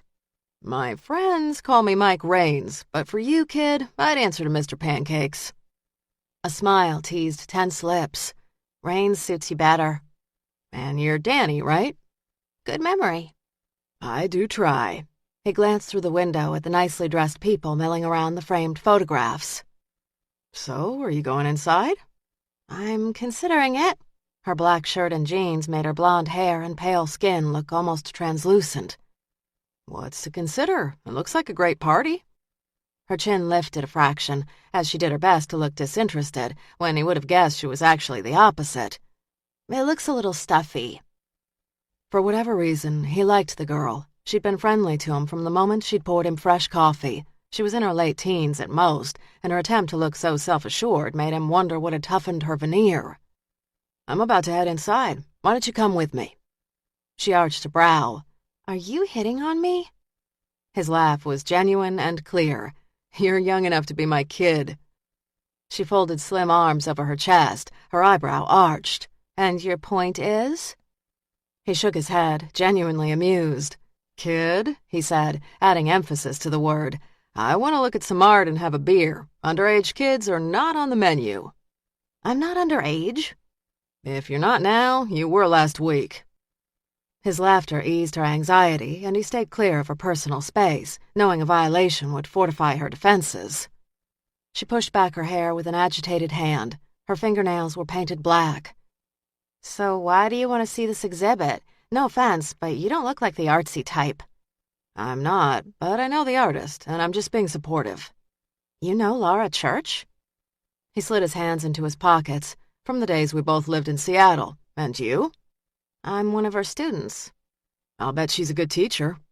Yeah, takes no crap, but can make the most complicated techniques sound easy. That's a gift. I guess.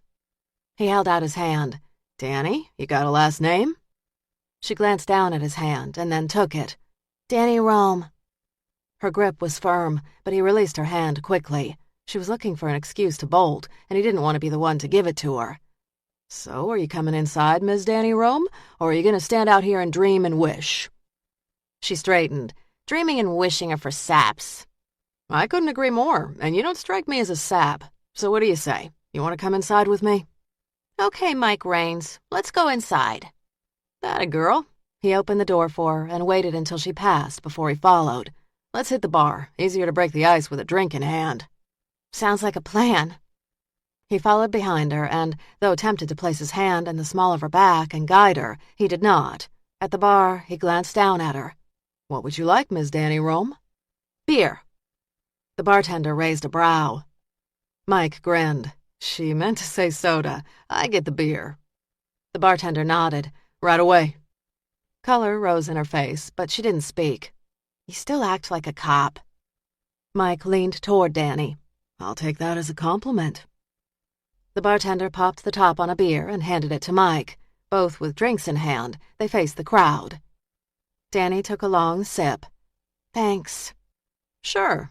Raines glanced at the artsy crowd. They lived in an insulated dream world. He worked back alleys and dark streets. So what can you tell me about this art, Danny Rome? I'm helpless in places like that. You? Helpless? Laughter twinkled in her gaze. What can I say? The artsy types aren't for me. He glanced down at her. Present company excluded. Thanks. She took another sip. Laura uses a 150-year-old bellows camera. He listened as she explained the photography process to him. Sounds like you know what you're talking about. As of yesterday, she asked me to help her with a shoot, and I got a chance to prepare a glass negative and shoot a picture. Nice. So what did you shoot? He knew the answer, but wanted to hear it from her. What she always shoots, a crime scene. A crime scene? Tension rippled up his spine. I'm surprised she'd take an underage kid. Danny sipped her drink. I gave her a note from my mother saying it was okay. So she was as young as he thought. Did your mother write the note? Danny sipped her drink, her lips wide in a grin. Thought so. When do you hit the big 1-8? 9 days. Raines let out a sigh. Kid, you are far too old for 17. Technically 18. In 9 days. He raised a brow. So where did you go? A clump of land off Interstate 35. Not much to look at, but she was determined to get the shot. When did you go? About dusk. She'd been there earlier in the day at sunrise, and she wanted to get a different perspective on the site. He thought about the woman's sunglasses in his breast pocket. And did you? I'll know tomorrow. We'll be developing the negatives. He spotted Laura across the room, and for a moment was taken aback. When he'd first met her, she'd been traumatized and so afraid, and during their subsequent interviews, she'd drawn deeper into herself. The harder he pushed, the deeper she'd burrowed. However, this Laura wasn't like the woman he'd interviewed countless times. This Laura was hot. Her blonde hair draped over her shoulders, and her black dress hugged her curves in all the right places. Her smile was radiant, and her gaze sharp. So, do you know who died at that spot? Mike said. Some woman was strangled there. Apparently, she was pretty decomposed when a utility worker found her body. You two should be careful, Mike said. Killers have been known to return to the crime scene. She cocked a brow. So that line you gave me about being a cop was true? You don't believe me? I don't know you. You could have been feeding me a line. He winked. Smart girl. He sipped his beer. Yeah, I was a cop. Best 20 years of my life. Was? Regret always mingled with these words. Gave it up about 6 years ago. Time to expand my horizons. And the new horizon is? I own a security firm. We aren't huge, but we get by and do well enough. So do you follow or find people? She tapped a finger against her glass. He sensed the deep curiosity behind her questions. She wasn't just making small talk, but was intrigued. So, Danny Rome, do you need me to follow or find someone? She offered a whatever shrug. Just making conversation. I hear interest. There a boss, neighbor, or boyfriend out there giving you a hard time? No, she said quickly. No one. His cop radar said differently, but he let it pass. Not only did he like her, but she was close to Laura, and that connection might prove beneficial. Danny Rome, let's have a look around this place. She stopped tapping her glass. Sounds like a plan. Chapter 11. Friday, May 24th, 11:15 p.m. By the time the evening ended, Laura's feet ached from the heels, and her face hurt from so much smiling. Cassidy waved goodbye to the last guest and locked the front door behind her. A wide grin softened her face. You, my dear, were a huge hit tonight. Huge! This is just the beginning. Laura shrugged, trying to shake loose the knot between her shoulder blades. It's been a long time since I've talked to so many people. Cassidy walked to the bar and poured them each a glass of wine. She handed one to Laura as she took a sip from the other. You were great, a natural, and you looked stunning. Thanks. It's almost as if I was looking at a different person tonight. The first time I proposed the show, you looked as if you wanted to run and hide. Laura swirled her wine in her glass. That's not too far from the truth. Cassidy tipped her glass toward Laura. But you did not run. You were like your old self tonight. Laura recognized seeds of change growing. You're right. Cassidy sipped her wine, her eyes keen and sharp. Why didn't you run? What made you say yes? Laura stared into the gold depths of her wine, wishing she could drink, knowing she wouldn't. I was tired of hiding. Cassidy cocked her head to the side. And what were you hiding from? Laura's secrets rose up again, begging to be spoken. You need to know this because I shared it with Vera tonight. Cassidy stilled her entire attention and fixated on Laura. I had a trauma in Seattle about 7 years ago. It sent me inward. Cassidy's glass paused inches from her lips. What kind of trauma? Her cousin always drove straight to the heart of the matter. I was sexually assaulted and nearly strangled to death by an attacker. Cassidy's grip on her glass tightened. What? I don't remember what happened. She recapped what she did remember. Cassidy set down her glass. So you don't remember who did this to you? Fatigue rushed over her. No, I have no memory of the attack. How can that be? Doctors said it was the trauma of the concussion. Some even thought I was lying so that I could avoid the police investigation. You weren't lying. She shook her head as if pieces of a puzzle fell together. Grandma was upset around that time. I thought it was because she was sick and couldn't attend your graduation. I called her and told her what had happened. I begged her not to tell anyone, but she asked Jonathan to come and be with me. Cassidy's lips thinned. I would have come. You were in New York. Life was going so well for you. I wouldn't have wanted to drag you into my mess. I would have come, she said softly. I know.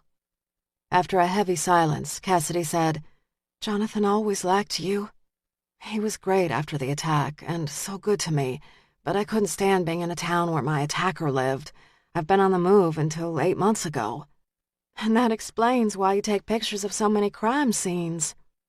Laura set her glass down. I told Vera because I know she'll write about it, and I'm tired of hiding. Cassidy raised a brow.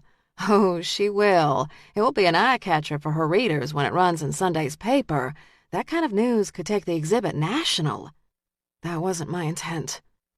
Cassidy tugged off a clip-on earring and rubbed her earlobe. Then why talk to Vera? I've been hiding for 7 years, and I'm tired of it.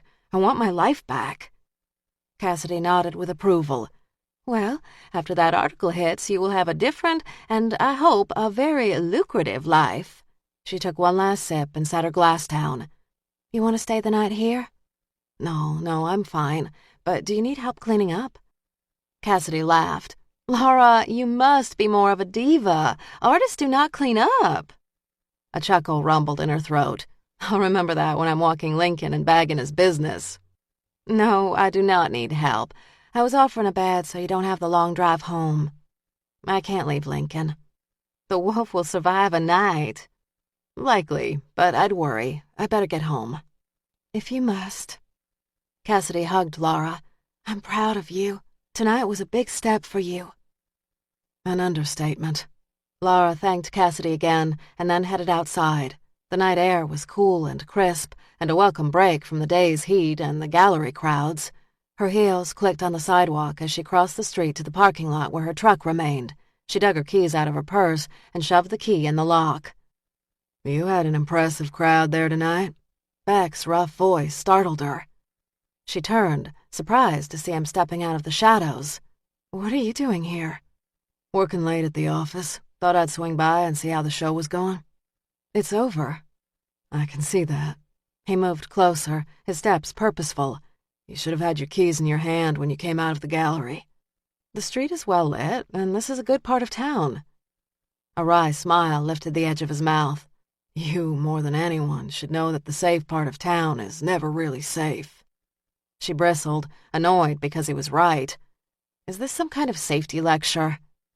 His white hat shadowed his face, making it hard for her to read his expression. Friendly advice. Duly noted. Is that all? See anyone in there tonight that might have set off alarm bells? Not so much in your memory, but your gut. Fear slithered down her spine as she imagined the strangler close and watching. No, why? Bit of a coming-out party for you tonight. If I were the strangler and I were back in Austin, I'd have made a point to be at that opening. Beck's observations ratcheted up her worries about Vera's coming article. Someone like that would stick out in the crowd. Don't you believe it for 1 minute, Miss Church. Those kinds of killers can blend in real well, can be as charming as the best. Fact is, their charm can be as smooth as a magician's sleight of hand. I don't understand. When a magician wants you to look away from his hand while he makes a switch, he'll move his other hand to distract your attention. A killer is all nice and charming, and that's all you see until he attacks. Had her attacker been a charming guy who'd simply fooled her before he'd placed the rag over her face? Sergeant, I have the chance to really rebuild my life and start fresh. Stop digging up all the dark and scary. I didn't go looking for the dark and scary. It found me, and now you. Menace lurked behind the words. Her heartbeat quickened despite her mind's demand for calm. I'm tired of living in fear. I won't live in fear. I don't expect you to live in fear, he said clearly. I want you to remember so we can put this guy away forever. I have no memories to give. The words sounded defeated even to her ears. And you might as well hear this from me. I told Vera about my past. The subtle tightening of his jaw, coupled with a slowly drawn-in breath, had her anticipating a sharp response. "You told her about Seattle?" "Yes." Beck stood silent as he stared at her. "I'm tired of being afraid. If he knows I'm in Austin, there's no point in hiding." His eyes narrowed. "Your timing is fortunate. You and your show will get a lot of publicity." Frustration had her taking a step back. "That's not why I did it." "That's so." Her fingers clenched into fists. "That is so." He took one step, reclaiming the distance she tried to put between them, and more. "You shouldn't be talking to reporters, but to a psychologist." "I don't want any more shrinks poking in my head." "Talk to my gal once. If it doesn't work, I'll back off." That made her smile. "You would really back off completely if the doc and I came up empty-handed? Really?" He frowned. She shook her head. "Don't kid yourself, and don't kid me. Once would not be enough. You'll hound me until this case is closed." He didn't address her statement. "An article like that is going to bring a lot of nuts out of the woodwork." In the rush of emotions, she hadn't thought beyond the telling. "There's only one nut I fear right now." Beck rubbed the back of his neck. "I'm going to have DPS step up patrols near your house." "I don't regret what I said." A half-truth. He shook his head. "Not going to get into it with you tonight. But tomorrow—" A smile tugged at the edge of his lips. "Like you said, I don't give up easy."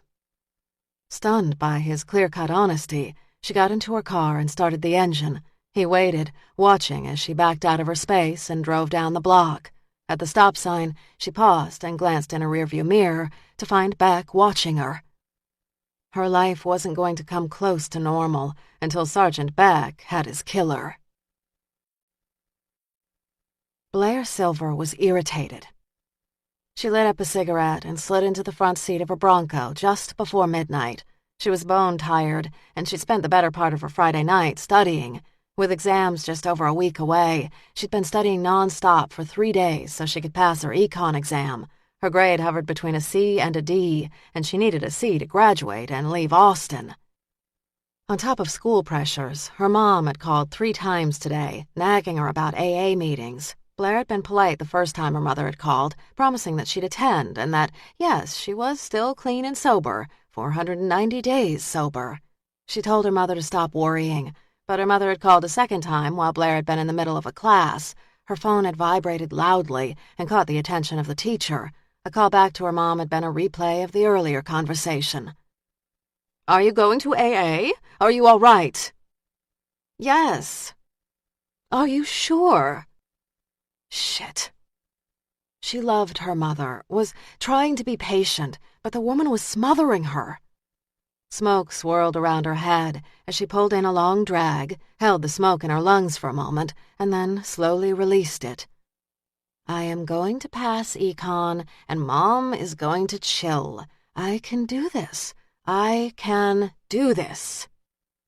It had been a long road for Blair the last couple of years, and she could acknowledge that she'd created her own problems. No one had forced her to start drinking or using. Her shitty choices had not only jeopardized school, but they'd nearly killed her. Her hands trembled as she dug a slender hand through her blonde hair. "Don't go there. You screwed up, but you fixed it. Life is better. Even Mom is more chill than she was 6 months ago." She started the engine and prepared to back out of her space when there was a knock on her driver's side window. She jumped. Shit! Her heart racing, she turned to see a guy standing there, smiling in an embarrassed sort of way. "You scared the shit out of me." "Sorry," he said loud enough to penetrate the glass. "I was hoping you had a cell phone I could use. My battery is dead, and so is my car engine. I just need to call my wife so she can come and get me." Blair glanced at his left hand holding the cell and noted the wedding ring.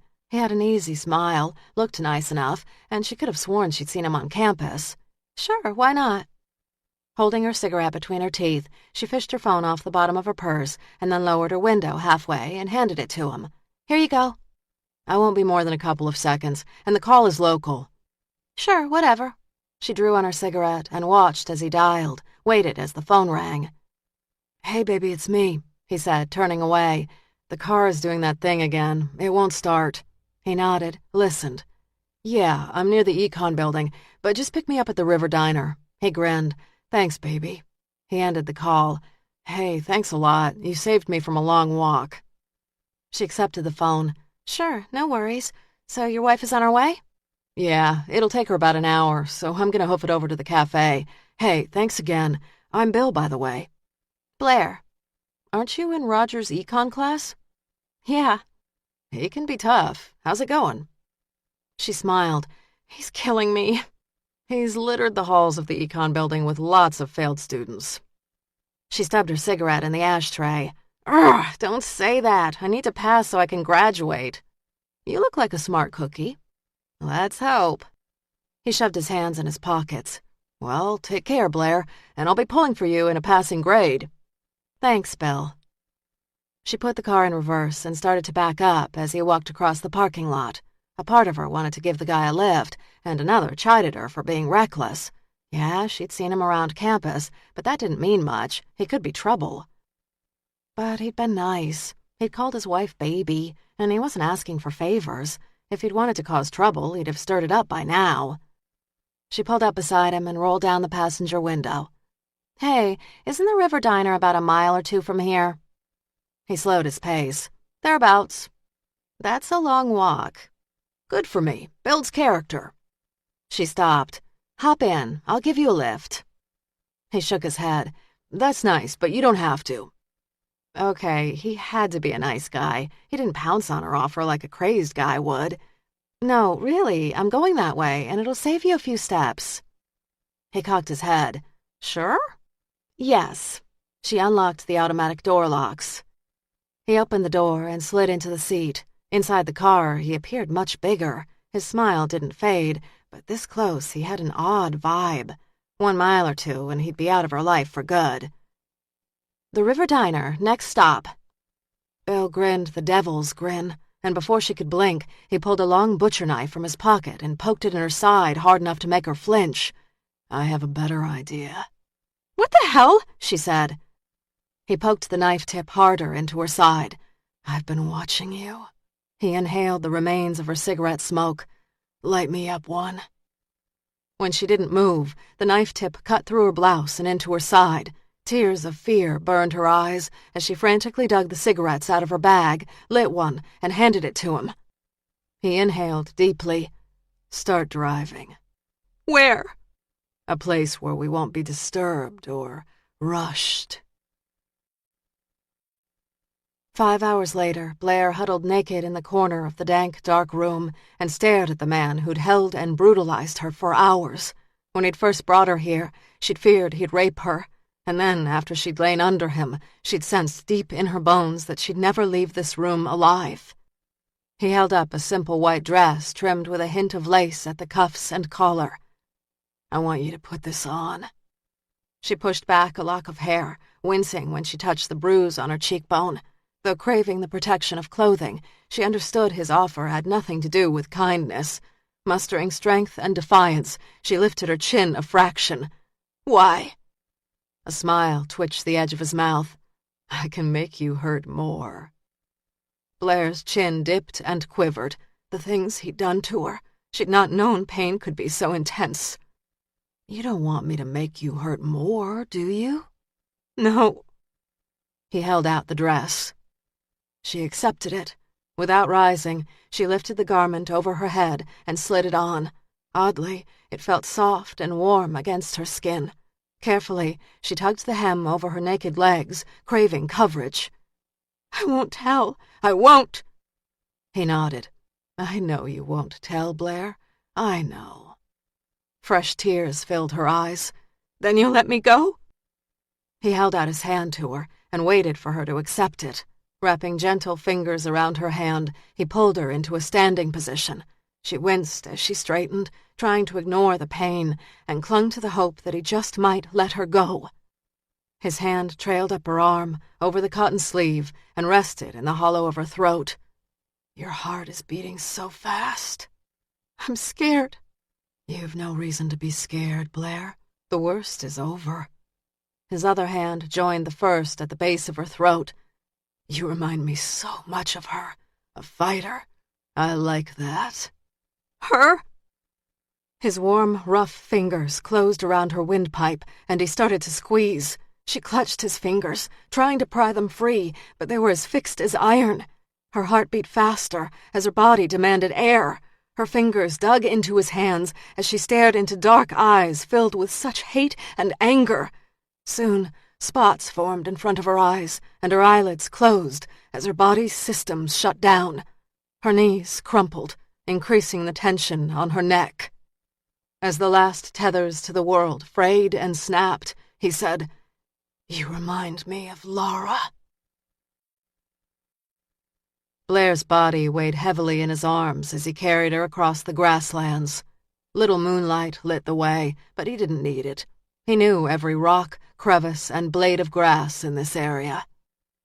In the distance behind him, the traffic on the interstate whooshed as he knelt and laid her body on the dry, cracked earth. Carefully, he arranged her hair and then fanned her skirt like a butterfly's wings. He dug 2 pennies from his pocket and dared a glance at her half-open eyes. No matter how hard he'd squeezed her throat, her eyes had not closed. He laid the pennies on her lids, knowing the weight would end her death glare. Blair had been good, better than the last. But she'd never be as good as Laura. And she would soon be his. Chapter 12. Sunday, May 26th, 7 a.m. Nearly a week of 18-hour days had dug into Beck's reserves, and by rights he should have slept like the dead last night. After he'd left Henry's for a quick dinner of takeout, he'd gone to his apartment and fallen into bed just after midnight. But instead of drifting off, he had tossed for hours until 3 in the morning, when a light, fitful sleep had taken hold. During those brief moments of slumber, he dreamed of Laura, standing before him in her black dress. She'd been smiling as she'd cupped his face with her hands and kissed him. The kiss hadn't been tentative or light, but fierce and demanding. He had pressed his hand to the small of her back, urging her silk-covered body against his. He deepened the kiss, run his hands over her shoulders and down to breasts barely contained by the sleek material. He'd awoken at 5 o'clock in the morning, hard and primed. He wanted a woman who likely would end up hating him before this investigation closed. A cold shower had done little to take the edge off, so he dressed. As the coffee gurgled in the machine, the apartment walls closed in, smacking of his paid leave days. Coffee in hand, he'd headed out, picked up the Sunday paper, and by 7 was sitting at his desk. He flipped to the entertainment section and found a striking picture of Laura standing in front of one of her photographs. Her sleek black dress hugged her curves and accentuated her blonde hair. Diamond stud earrings sparkled, and a lariat necklace dipped down her neck into the V of her dress. Her smile was radiant. Her eyes looked bright. Absently, he traced her jawline and wondered if her skin was as smooth as it looked. Shaking off the thought, he shifted his attention to the article and stopped dead. Art imitates life. Local artist Laura Church opened her exhibition Friday night at 101 Gallery. The show, Mark of Death, featured landscapes that had all witnessed murders. The images were stark and striking and caught the attention of many who attended the opening Friday night. When I first met the radiant artist, I could not help but wonder why such a bright young woman would tap into such a dark subject. And then Ms. Church disclosed that she had been nearly murdered herself 7 years ago. She'd been a young fashion merchandising student in Seattle when she was viciously attacked and left for dead. Police believed her attacker was the Seattle Strangler, the mysterious serial killer who vanished after the failed attack on Church. Beck sat back in his chair, continuing to read. The article went on to praise Ms. Church's work and draw parallels between her attack and her art. With nearly a day and a half to ease the euphoria of her opening, he wondered if she'd be so pleased with her decision to reveal her past for all to see. The muscles in his shoulders and neck stiffened as he thought about someone watching Laura. Until now, isolated by her secrets, she'd been the killer's own personal toy. Now that everyone knew about Laura's past, there'd be lots of eyes on her. His phone rang and he snapped it up. "Beck?" "Bill Fields here with DPS. We got another body on the side of Interstate 35. Another woman strangled. White dress, pennies." Beck tensed and glanced down at the article and Laura's shining face. "Do you have an ID on the woman?" What I just gave you is all I've got now. Where are you? Beck took note of the location. Thanks. Got more information on the Fisk case. The ominous tone of the officer's voice tightened his muscles. What? Officers found a penny at the Fisk murder site, 1943. Found it about 15 feet from the body site and under an inch of silt. They reckon it washed away after the rains in April. Beck sat back in his chair. Thanks. Shit. 3 Austin murders were now linked. The killer that had hunted in Seattle 7 years ago was in Austin, and Laura had put herself in the crosshairs. He dialed her home number and cursed when he got the answering machine. He was out the door in seconds, praying like hell Laura wasn't the latest victim. 30 minutes later, he arrived at the crime scene, roped off by hundreds of yards of tape. The traffic leading up to the crime scene had been slow on the interstate, and as he got closer, he could see that DPS had closed 2 lanes of traffic. At the scene, a half-dozen squad cars, lights flashing, were parked on the side of the highway. The forensics van had arrived, as had the medical examiner. In the distance, he could see a tent had been erected over what must be the body. 2 officers with canines were searching the area around the body. Beck parked his car, donned his hat, and moved down the shoulder of the road past the squad cars without stopping to speak to Santos or any of the DPS officers as he normally did. He followed the access path to the crime scene, his boots crunching on the uneven, bone-dry terrain. Thoughts of Laura stabbed at Beck as he made his way to the body. Hands clenched at his side, he studied the swollen, bloated body, dressed in white and ravaged by the Texas heat. As bad as the body looked, he'd learned one critical fact. It wasn't Laura. Relief washed over him, taking with it the gnawing worry that had hunted him since the DPS phone call less than an hour ago. As Santos approached, Beck sensed the other ranger's honed eye for detail had shifted to him. It wasn't like Beck to rush into a crime scene as a loved one of a victim might. Santos tipped his hat back. Pull you away from anything interesting? Paperwork. If Santos had questions about Beck's behavior, he didn't air them, and Beck was glad of it. At this point, he didn't understand it himself. There'll be a mountain of paperwork on this one, Santos said. Beck turned from the body. She's like the others. Yeah. He rested his hands on his hips. No identification yet, but if she's like the other 2, she'll be a student. You heard about Fisk? Found the penny. Yeah. They watched as Melinda snapped pictures of the entire scene, and Eliza Rio, a medical examiner technician, examined the victim's neck. Without glancing up, the olive-skinned Rio said, She appears to have been strangled. Her body dumped at least 24 hours ago. No good morning, no how's it going. Bruising around the neck suggests that he may have strangled her several times. The killer had been playing with his victim. Other injuries? Sexual assault? No visible bruising on her body, and I'll need to get her back to the lab to determine sexual assault. Beck stared at the blonde woman dressed in the white dress made of soft cotton and lace. What about the pennies? 1 in each hand, Melinda said. Santos glanced at Beck. That Raines fellow still in town? I think so. Santos looked like a man about to swallow a bitter pill. As much as I hate to say this, might be time to call him, bring him into this. Beck hesitated, his first instinct to handle this case internally, and then the image of Misty Gray's decomposed body flashed in his mind. Yes, he'd caught Dial, but the kid had died, a hollow victory. He nodded. I'll call him.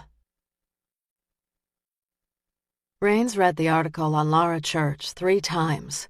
7 years of silence had ended, and now the world knew the secret he'd worked so hard to guard in Seattle. He never would have guessed Laura Church would tell the media.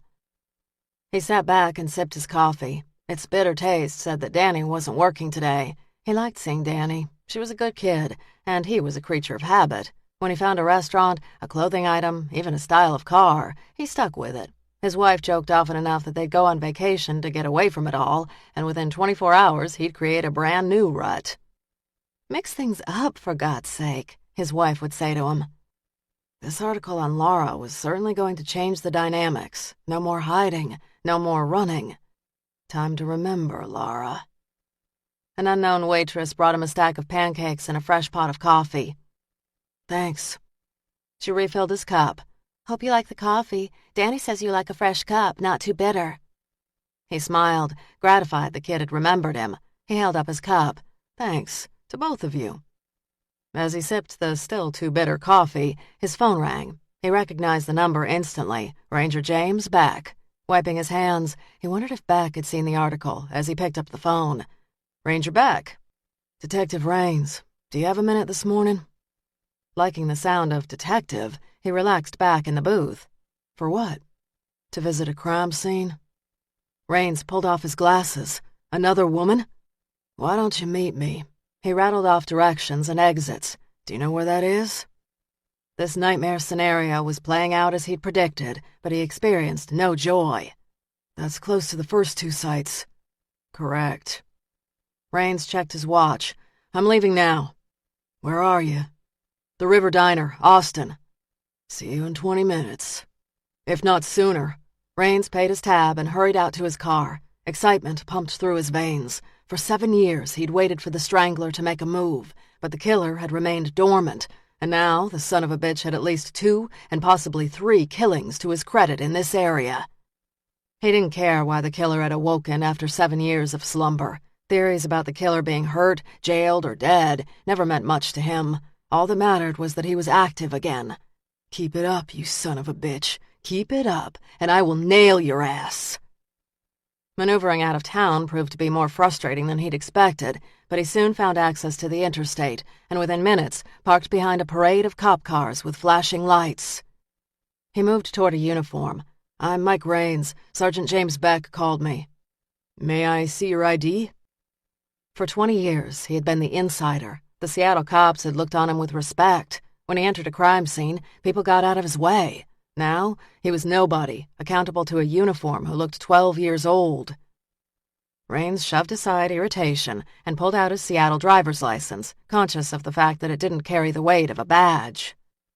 The DPS officer inspected the license and then Raines a couple of times. He handed the ID back. Thank you, sir. Sergeant Beck is just over the rise. I'll show you the way. Raines inhaled pride and a renewed sense of purpose. He'd convinced himself over the last 6 years that money and regular hours could take the place of the job, but he'd been kidding himself. He'd fucking missed the job.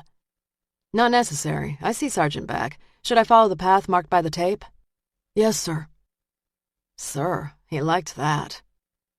Dust and dirt kicked up on shoes that he'd had polished in Denver's airport nearly a week ago while waiting for his connection. He almost laughed at his blunder. He had lost his touch. No smart cop wore his good shoes to a crime scene. As he moved closer to Beck, he gave the ranger credit. He wasn't sure if he'd have put his ego aside and relied on a cop from the outside. Sergeant Beck. Beck turned and extended his hand. Mr. Raines, I appreciate you coming down here. He wouldn't have missed it for the world. Glad to help. I'd like you to meet fellow Ranger Sergeant Rick Santos from the San Antonio office. These crimes have fallen right between our jurisdictions. Santos's ice-blue eyes projected distrust. Mr. Raines? Raines didn't miss the tension ripping through Santos. I would have been pissed if I had to deal with an outsider at my crime scene. Santos offered no apology. I'll do what it takes to solve this crime, but understand that I do not trust you. I'd worry if you did. Raines glanced at the white-hot sun. I swear I'll never bitch about the rain in Seattle again. Santos's expression remained neutral. So much for humor. Can I see the body? Beck held out his hand. This way. We kept her here so you could see the positioning, but we're gonna have to move her soon. The heat's not helping. Raines stared out across the grassy field. Let's get to it. He accepted rubber gloves from Beck, donning them as he had thousands of times in the past.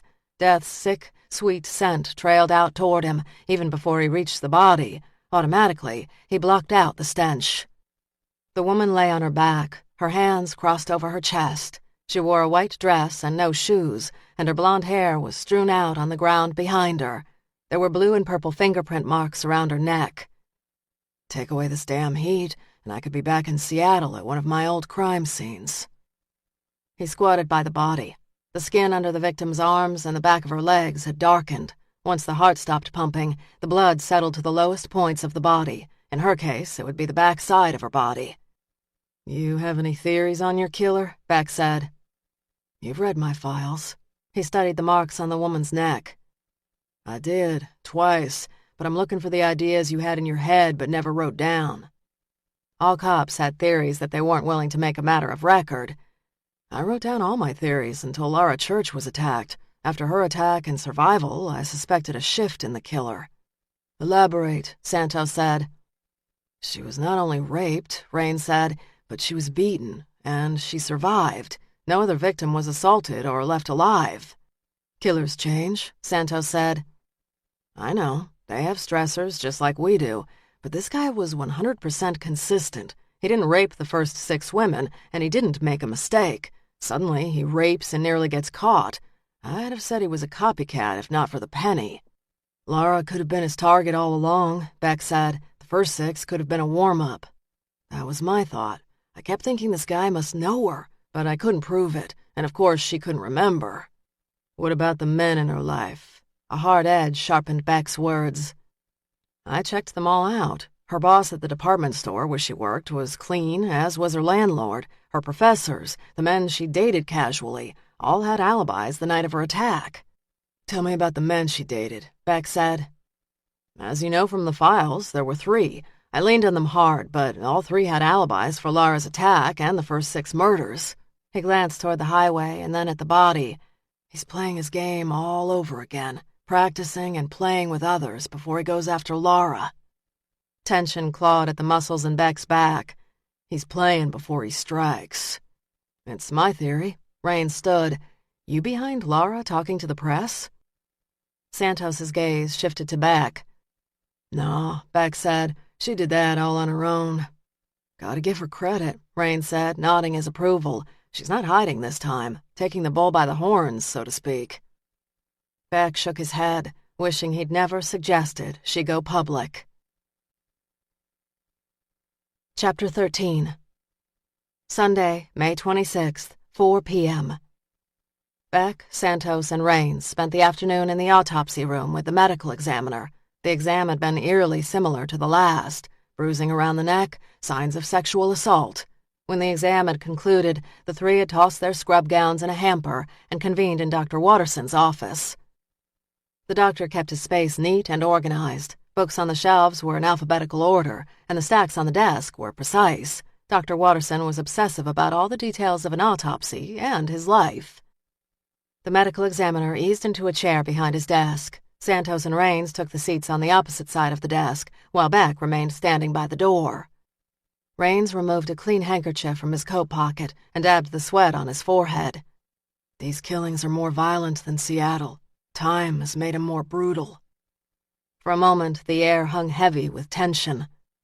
I'd be willing to bet that the killer lives or works near the exit on I-35, Rain said.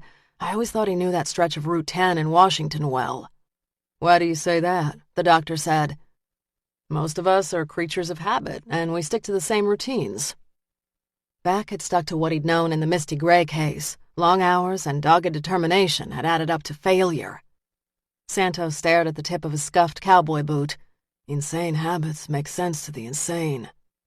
Rains nodded. Exactly. Just like you and I tend to shop for food, shoes, or clothes at the same stores, this nut shops for his victims in the same way. So how do we find him? Santos said. We know he likes blonde students, but that's a wide description with so many schools around here. We're looking for someone who lived in Seattle or nearby. He's familiar with Washington's Route 10 and I-35 in Texas. Likely knows Laura Church, even if it's a passing acquaintance, though I would guess he's built up an elaborate fantasy life about her. Dr. Watterson leaned forward, his gaze intent on the conversation. Today's victim showed more trauma than the last. Laura Church, Beck said. We start with her.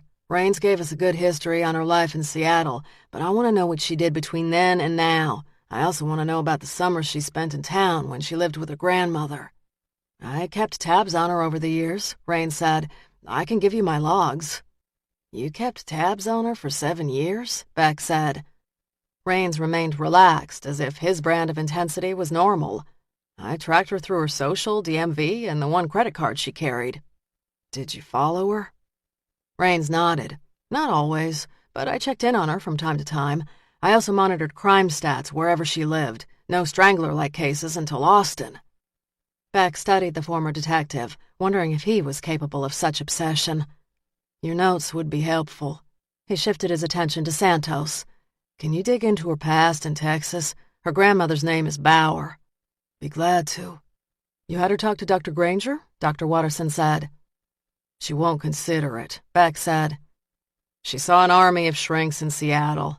Rain's deep voice held no censure. The lady developed an intense dislike for psychologists. Beck would keep stoking the fire until the heat forced her to cooperate. Remind DPS again that if any report comes up with her name on it, I want to know about it. Santos rose. Will do. Until this was over, Laura was a marked woman. After Laura glanced at her watch and realized how long she'd left Lincoln alone, guilt chased her the last mile home. She'd not intended to stay in town for so long, but a visit to the grocer had turned into a marathon of questions and answers from strangers and acquaintances. Everyone had read the article, and questions ranged from kind to downright rude. Her stand had cost her privacy.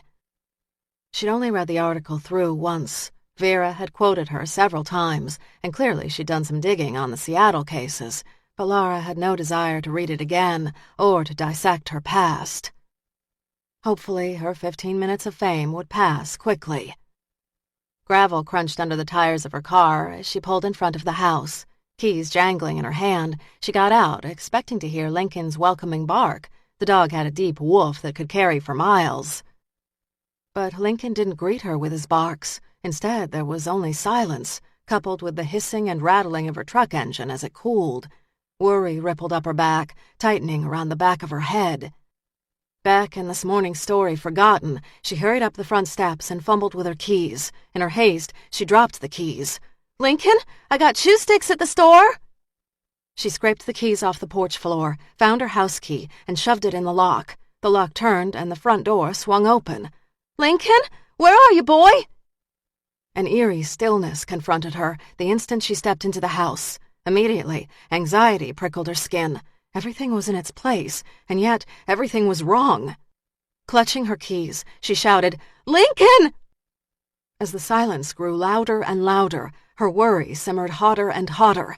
She moved from room to room, calling the dog's name, but there was no sign of him in the house. What had happened to him? She rattled the knob on the back door and found it secure. With today's heat forecast, she had been adamant about keeping him inside, even as he whined to go back out. Could he have slipped out as she was locking up this morning? She closed her eyes, replaying each moment of the morning, step by step. Lincoln had been on the living room sofa when she'd left, giving her his best, doe-eyed, don't-leave-me look. Where was he? She moved out of the air-conditioned house into the dry heat. She stood on the small brick patio and called the dog's name again and again. Nothing. She glanced back at the door. No sign of break-in there or on the front door. And then, beyond the potted herb planters and flower pots, she spotted a tuft of hair in the brush. She raced across the yard to the woods, her heart thundering and her stomach tightening with spasms. Her worst fears were realized when she saw Lincoln lying in the dried shrubs. She dropped to her knees and carefully ran trembling hands over his head. "Lincoln?" He didn't respond to her voice. Dear God, he was dead. Tears welled and spilled down her cheeks, and then she noted the slight rise and fall of his belly. "Lincoln!" She touched his warm nose, panting out jagged breaths, in and out, in and out. The cadence was sluggish, but he was breathing. His tongue and gums were pink, a sign that he was getting enough oxygen, but she wondered for how long. She inspected every inch of his body and found no signs of blood, wounds, or broken bones. Fearing he might have been poisoned, she knew she had to get him to an emergency vet as soon as possible. For a heart-stopping moment, she panicked. Who should she call? It was Sunday afternoon. Shit! Think, Laura, think! Quickly, she raced back into the house and opened her laptop. Her hands trembled so that she mistyped emergency and veterinarian so badly she wasn't sure if the search engine would turn up anything. However, it spit out the name of a 24-hour service in northwest Austin. She grabbed her keys and hustled through the house to her truck. She fired up the engine and drove the truck around the side of the house, unmindful of the wilting flower beds her grandmother planted years ago. She parked her truck right next to Lincoln. The dog weighed 70 pounds, and unconscious, his body would be unwieldy. Later, she'd never know how she got Lincoln in the bed of the truck, but she'd managed it. She covered the shepherd with a quilt from her living room couch and kissed him on the muzzle. "Hang on, boy." Laura slid behind the wheel, ground the gear into reverse, and backed out the path she just dug in the yard. A quick spin of the wheel and a gear change, and she was headed down the dirt road back toward town. The twisty, winding roads didn't allow for top speeds, and she didn't want to jostle Lincoln too much, but she kept the pace faster than reason dictated. When she hit the main road, she floored it. The speedometer nudged 90 more than a couple of times as she wove in and out of traffic. As she skidded around Austin and headed north, the stress and panic that had first gripped her melted to a laser-sharp resolve. Just get him to the doctor. As she took her last exit, she glanced in her rearview mirror and saw the flashing lights of a police vehicle. "You're gonna have to wait, pal." She didn't break speed, and the cop stayed on her tail. Up ahead, she spotted the vet hospital and slowed to make her final right turn. Brakes squealed to a halt as she stopped in front of the main door. She slid out the door and ran inside the vet hospital before the cop could react. She dashed to the receptionist's desk. "I've got my dog in the car. I think he's been poisoned. He's a shepherd and he weighs at least 70 pounds. The girl nodded and reached for the intercom just as the cop burst into the vet hospital. His hand was on his gun grip, his dark eyes sparked with adrenaline and anger. Laura held up her hands in front. "Let me get my dog to the doctor and then I'll do whatever you want." Mid-sized, with dark hair, gray eyes, and a thick black mustache, the cop shook his head. "Outside, now." Laura glanced back at the startled receptionist. "Are you going to help my dog?" The young girl nodded. "Someone is coming up to get him right now." Laura nodded and followed the cop outside. "He's in the back of the truck. My dog, Lincoln." She'd been so focused on the trip here, but now her brain unraveled with emotion and fear. The cop directed her to the back of the truck and glanced inside at Lincoln. The dog was still breathing, but painfully still. "What's wrong with him?" "I think he was poisoned." "Do you know how fast you were going?" She kept her gaze on Lincoln. "I didn't care. Too fast. I don't know." "I need for you to sit in the front of your truck." "Can't I stay with Lincoln?" The front door of the hospital burst open, and two young men appeared with a gurney. "There's nothing you can do for him now. They've got him." The sharp edges of the cop's voice eased.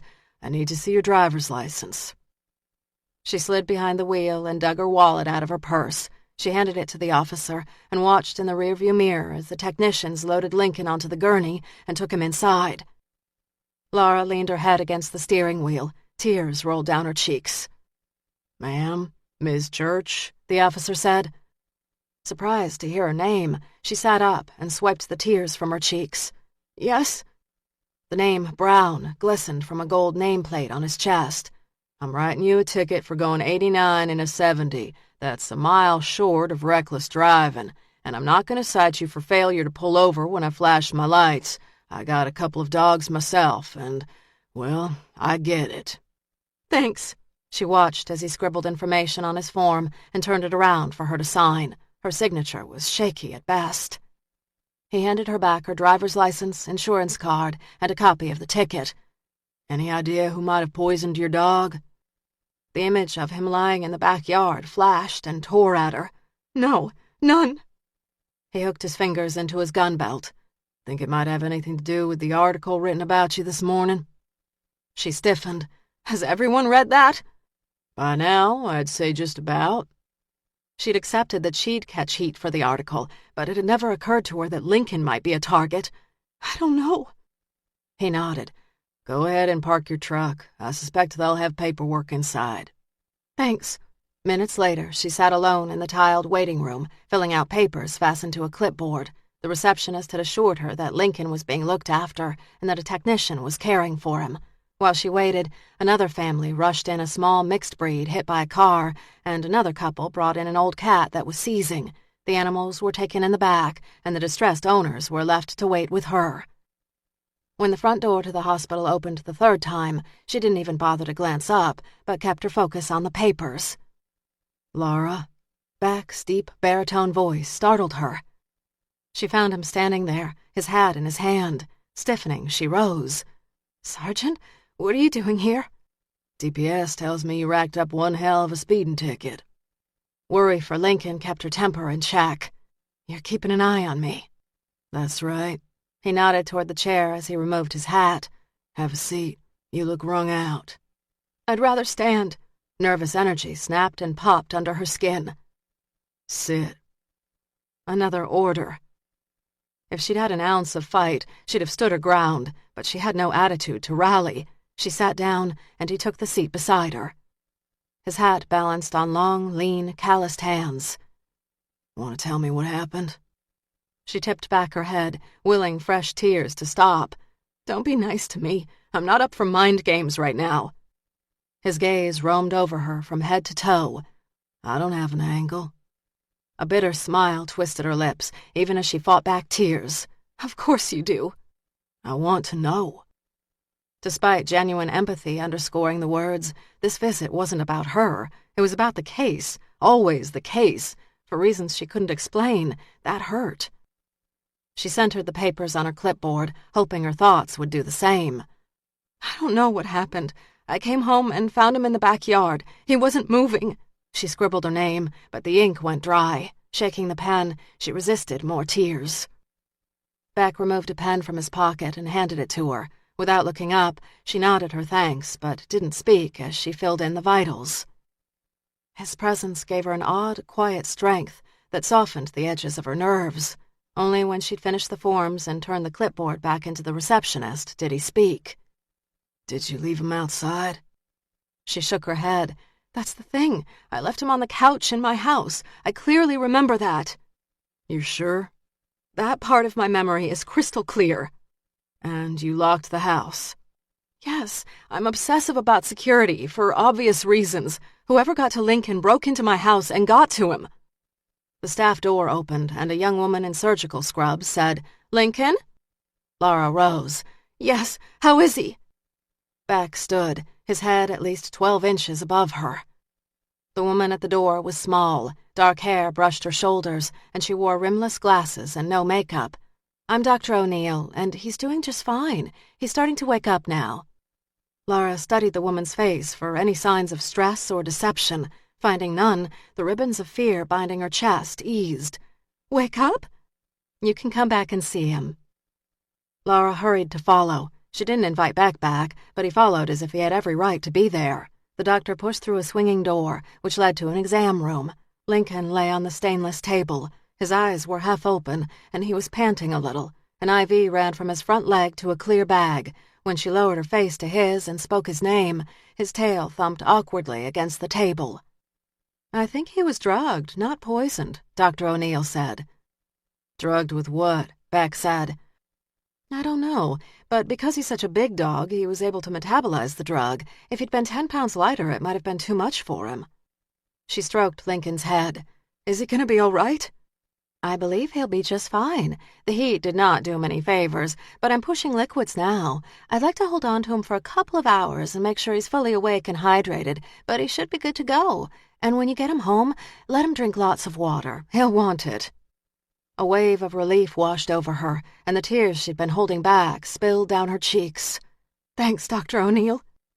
The doctor smiled. It's nice to have a happy ending today.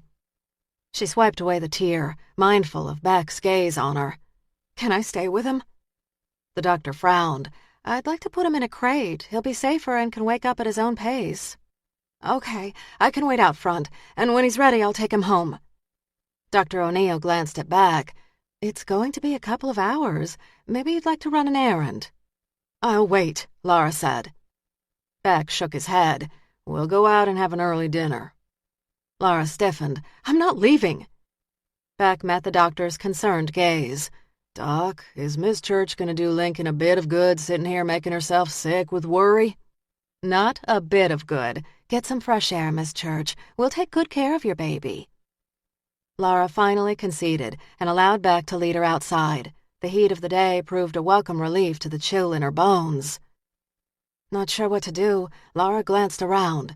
It would be too hot to sit in her truck, but there had to be a mall or a fast food place around here somewhere. Beck made the decision. My car is right here. I know a place that makes the best enchiladas. I'm not hungry. His muscles bunched. You are pale, and the circles under your eyes look like bruises. A meal will do you good. This is my fault. she whispered. "If I hadn't talked to Vera—" He frowned. "You did not cause this, so don't blame yourself." "Who would do this to an animal?" More tears threatened. The furrows in his brow deepened.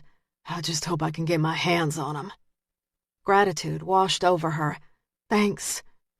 His expression softened a fraction. "Now you must eat." "Really, I'm fine."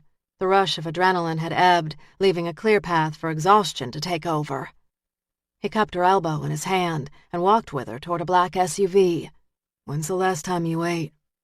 Her skin warmed at his touch.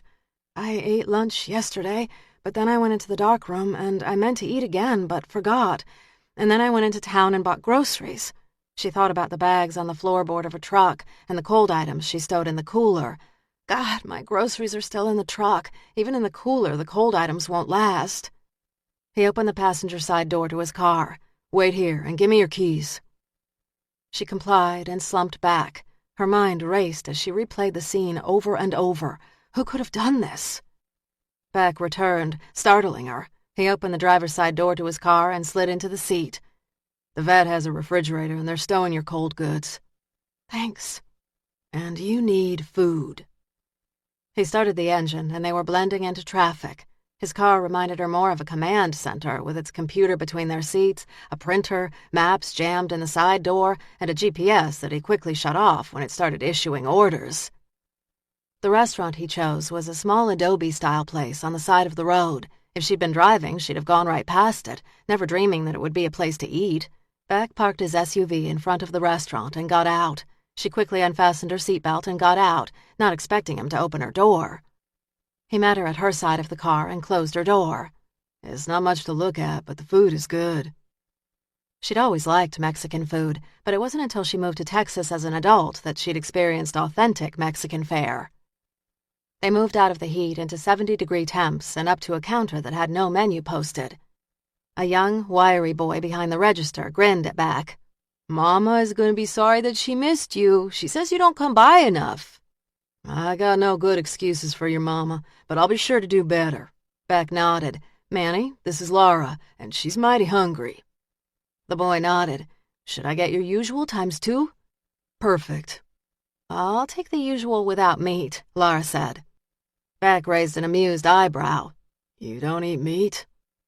It was a concept that often didn't fly well in Texas. "No, but I will eat cheese." He shook his head. "Manny, you heard the lady." Laura didn't know what the usual entailed, but the place smelled of cumin, stewed tomatoes, and pepper, and if it didn't have meat, she'd be fine. She reached in her purse for her wallet, expecting to split the tab. Beck shook his head. "Your money is no good here." She continued to count out bills. "I can pay for myself." "I bet you can, but you won't be doing it here today with me standing at your side. Manny, if you take her money, I'm going to arrest you." Manny laughed. "Yes, sir." Annoyed, Laura tried to hand her bills to Manny, who would not touch them. Finally, she tucked them back in her wallet. "Don't you think that's a little old-fashioned? People split the bills all the time." "And if you were a man, I'd agree. But I've never split a bill with a lady, and I never will." "You have got to be kidding." Laura adjusted her purse strap on her shoulder. He handed the amused kid a 20. "There are 3 things I never kid about. The first 2 are food and good manners." He shoved his wallet back in his back pocket. "Keep what's left for yourself, Manny." "Thanks, Beck." He guided her to a table, and they sat. Seconds later, the boy brought them 2 glasses of fresh lemonade and a basket of freshly made chips and salsa. Laura drank deeply from her lemonade. She hadn't realized how thirsty she was. "That's good, thank you." "Best in Texas, and you're welcome." She traced the line of condensation with her fingertip. "So what's the third thing you never kid about?" He grinned. "Don't believe I know you well enough to tell you about that one." The sensuality lingering behind the words sent a rush of heat rising up her face. She sipped her drink. "You come here often?" "Been coming here since I was a kid. Manny's older brother and I used to run together when we were kids. We were hell on wheels." "I can't imagine you causing any trouble. I picture you born with that star on your chest." He laughed. "Far from it. I was raised in East Austin." "Near the river?" "Yes." His eyes narrowed, and then he nodded. "You said you grew up in the area." I visited Austin when I was a kid during the summer. The house I live in now belonged to my grandmother. She left it to me in her will. Did you enjoy your Texas summers? I did. Cassidy and I were like sisters, especially after her mom died. How'd her mother pass? Laura released a slow breath. Suicide? She shot herself. His gaze sharpened. That had to have been rough. It was awful. Cassidy and her mom were very close, and she was devastated. I tried to help, but I wasn't so close to my own mother, so it was hard for me to ever find the right words. Under his direct gaze, this close, she found her unease rising. You got that cop expression happening again. He sat back in his chair and made an effort to relax. Do I? Yeah. A wry grin tipped the edge of his mouth. I suppose I never really leave the job behind. She shifted in her seat. So what did you and Manny's brother do to stir up trouble? Typical trouble teenaged boys find. General raising hell. And what is that? He chuckled. Let's just say we gave our mamas a good bit of gray hair. He was just as unwilling to talk about himself as she was herself. So what changed you? He sipped his lemonade and carefully set his glass down. Finally grew up, I suppose. Manny arrived with 2 steaming plates of food. Tamales, rice, beans, avocados, and fresh salsa filled the turquoise plate. The queso fresco cheese looked like melted velvet. This looks wonderful. Manny's chest puffed with pride. It'll taste better than it looks. Thanks, Beck said, and tell your mama I said hi. Sure thing, Beck. Beck nodded. Dig in. Best food you'll ever eat. She took her first bite and savored the warm blend of spices and fresh food. If she'd been alone, she'd have closed her eyes and savored the moment, but with Beck so close, she did her best to keep her expression neutral. He might be all kind and nice, but she understood that under the aw-shucks veneer, he was driven steel. This is wonderful. He loaded his fork. I'd eat here every day if I could. I'm surprised you never heard about this place, seeing as you're part Texan. The jab had her smiling. My grandmother was a great cook, and we ate in almost all the time. As a kid, I'd begged to go to a fast food joint, but she'd never allowed unless it was my birthday. Looking back, I can see what a dope I was as a kid. My mother was either working or going to school. Home-cooked fare was rare, but Manny's mom kept me well fed.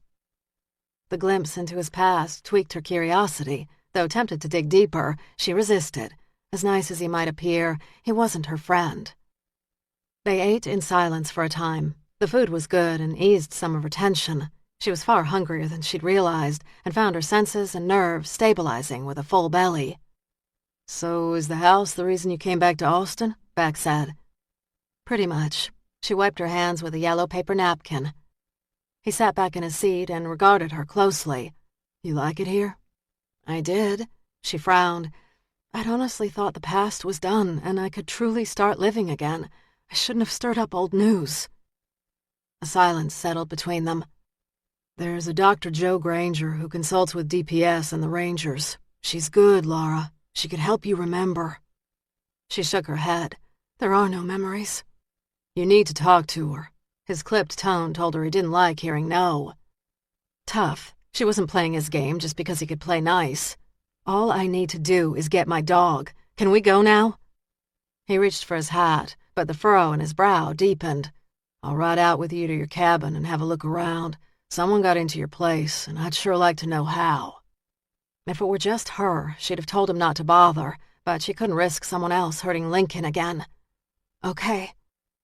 He drove her back to the vet hospital, where she paid a hefty vet bill that maxed out her credit card, and then collected her groceries and a groggy but tail-wagging shepherd.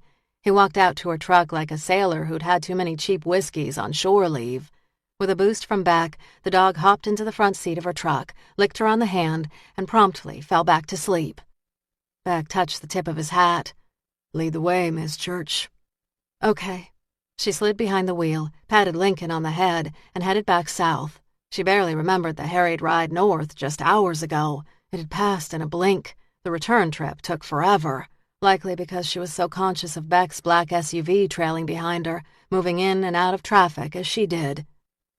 It was as disconcerting to have Beck close as it was comforting. She might not like the guy, who could be a hard ass, but he'd projected genuine concern when he showed up at the vet clinic.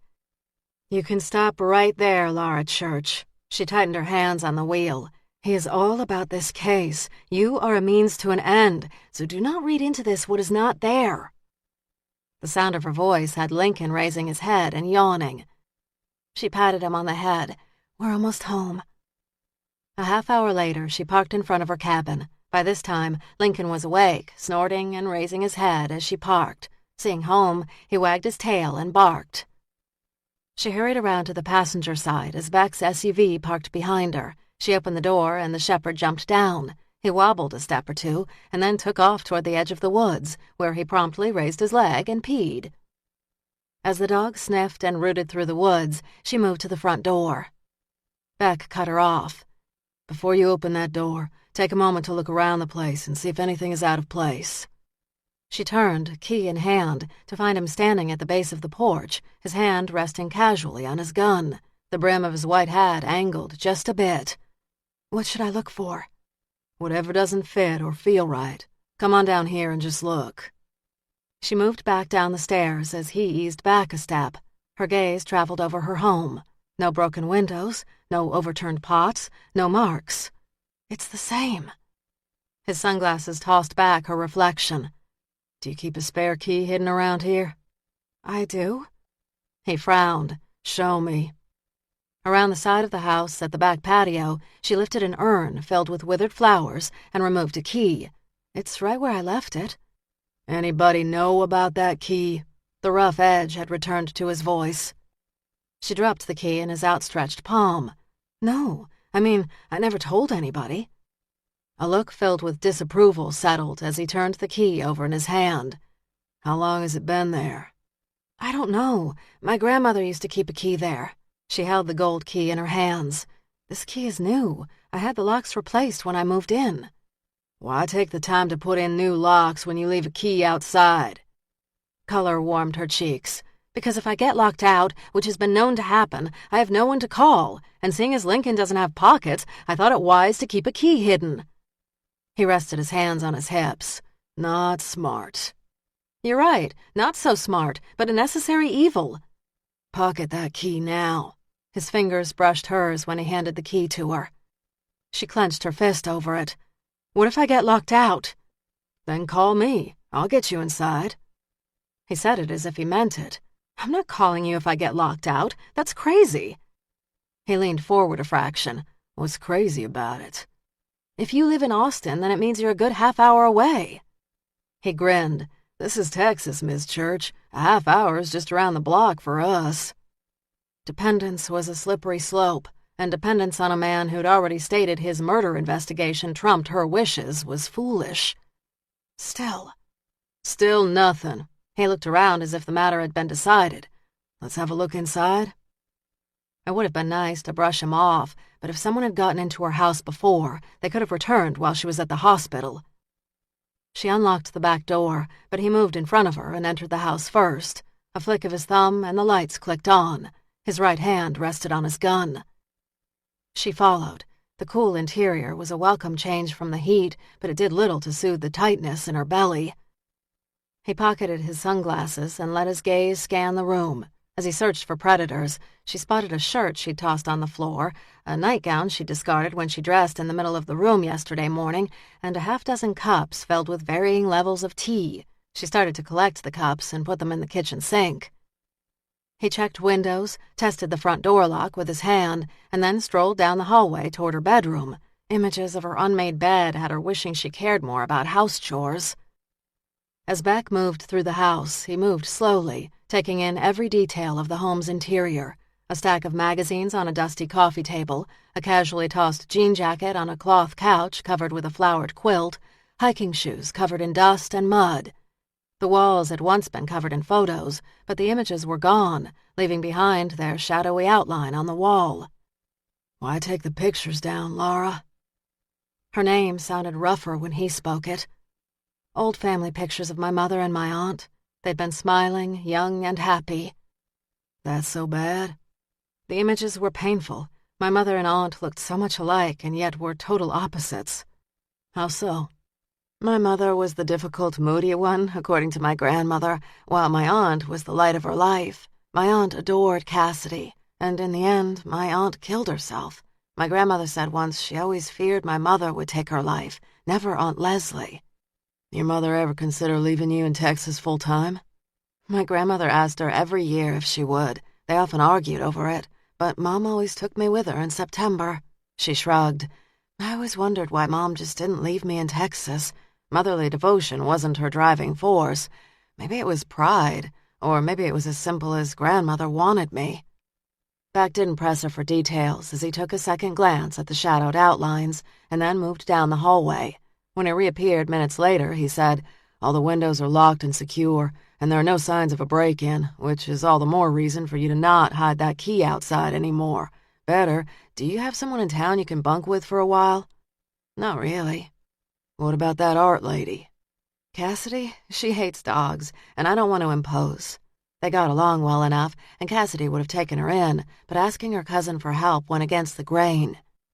He frowned, clearly irritated. "She's family. She wouldn't mind." "I would. I can take care of myself. I spent a dozen summers in the area with my grandmother, and I've got Lincoln."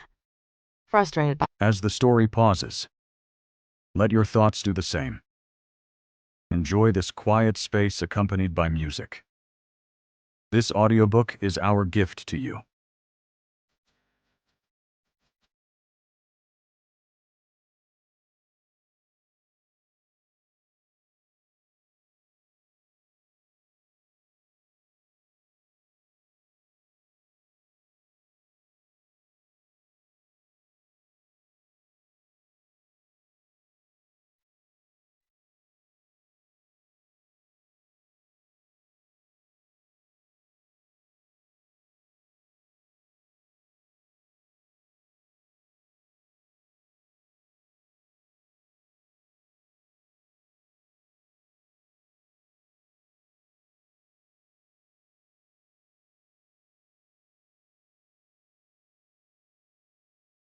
Her stubbornness, he frowned.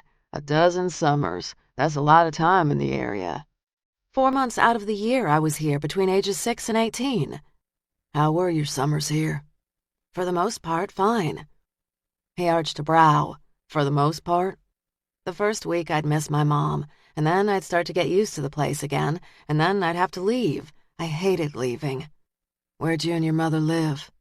"All over, depended on where her husband at the time lived." "Anything memorable happened during those summers?"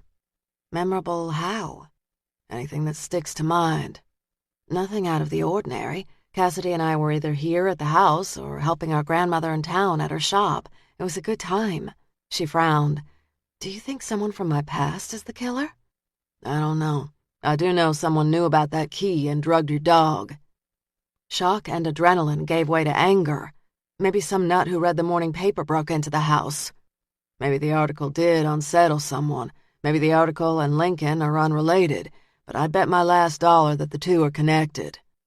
Fingers curled into fists. She had no answer to that puzzle. "How can you know that?" "I don't, and until we know, be careful, Miss Church. Keep the doors locked even when you're inside alone." Her defenses rose. "I do." A dark brow arched. "I walked in on you in your studio the other day." Color rushed up her cheeks. "I was working and just got lost." "All it takes is once." Being spoken to as if she were a child grated. "I can take care of myself. I almost shot you." Amusement lightened his gaze. "Not even close." "I had my shotgun." He leaned forward just barely. "If you'd not lowered it when I asked, we'd not be standing here having this conversation." A deadly intensity swirled around him. She could argue all she wanted, but she was no marksman and would have lost to an expert. Nodding, she dragged a hand through her hair. "I get it. I will be careful." His gaze held hers an extra microsecond. "I'm gonna have DPS swing by every half hour. Someone out there is fixated on you."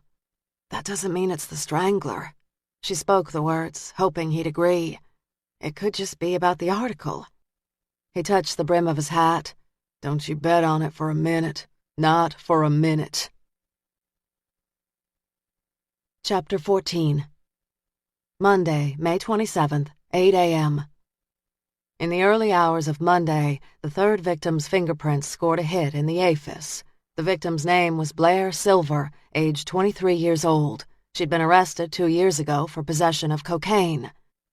The girl's well-to-do family had hired an expensive attorney who'd arranged a plea agreement to a misdemeanor charge. Reports from Blair's parole officer, however, had been positive. She'd been clean and sober for 18 months and was finally going places with her life.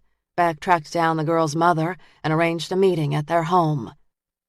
Adjusting his tie, he rang the bell as he stood at the front entrance to the big, beautiful house. Beck shifted his stance a couple of times. He didn't love big homes, didn't have anything against them, just wondered why anyone would need this kind of space. And this house, judging by the clean, sterile looks, wasn't too old. As footsteps sounded on a tile floor, he rubbed the back of his neck, dreading delivering his message to Mrs. Silver. The front door opened to a petite, mid-50s woman who stared up at him with a wary gaze. Her hair was done, her makeup styled, and she wore dark pants, a white blouse, and a pearl necklace with matching earrings. The outfit was simple and expensive. He touched the brim of his hat. "Mrs. Silver?" She nodded. "You must be Sergeant Beck." "Yes, ma'am." "Won't you come in?" "Thank you." She escorted him to a sunroom filled with plants, overstuffed couches, delicate tables, and gilded framed pictures. Drapes, with the shimmer of silk, pooled on the polished floors. She sat on the sofa and motioned for him to take the seat across from her. "Can I get you something to drink? Sweet tea or a cola?" "No, ma'am, but thank you." She smoothed her hands over her pants. "You said you had questions for me." His seat was fashioned out of bamboo and struck him as too delicate for a man his size. He was careful not to lean back or to the side on the armrest. "Ma'am, I've not come with good news."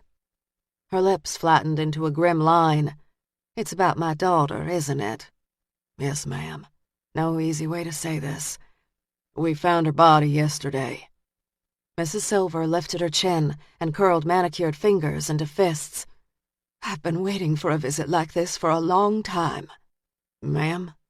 "Blair has made some rather unfortunate choices in the last 5 years. I knew she'd been in recovery for the last year or so, but each day I feared she'd slip again.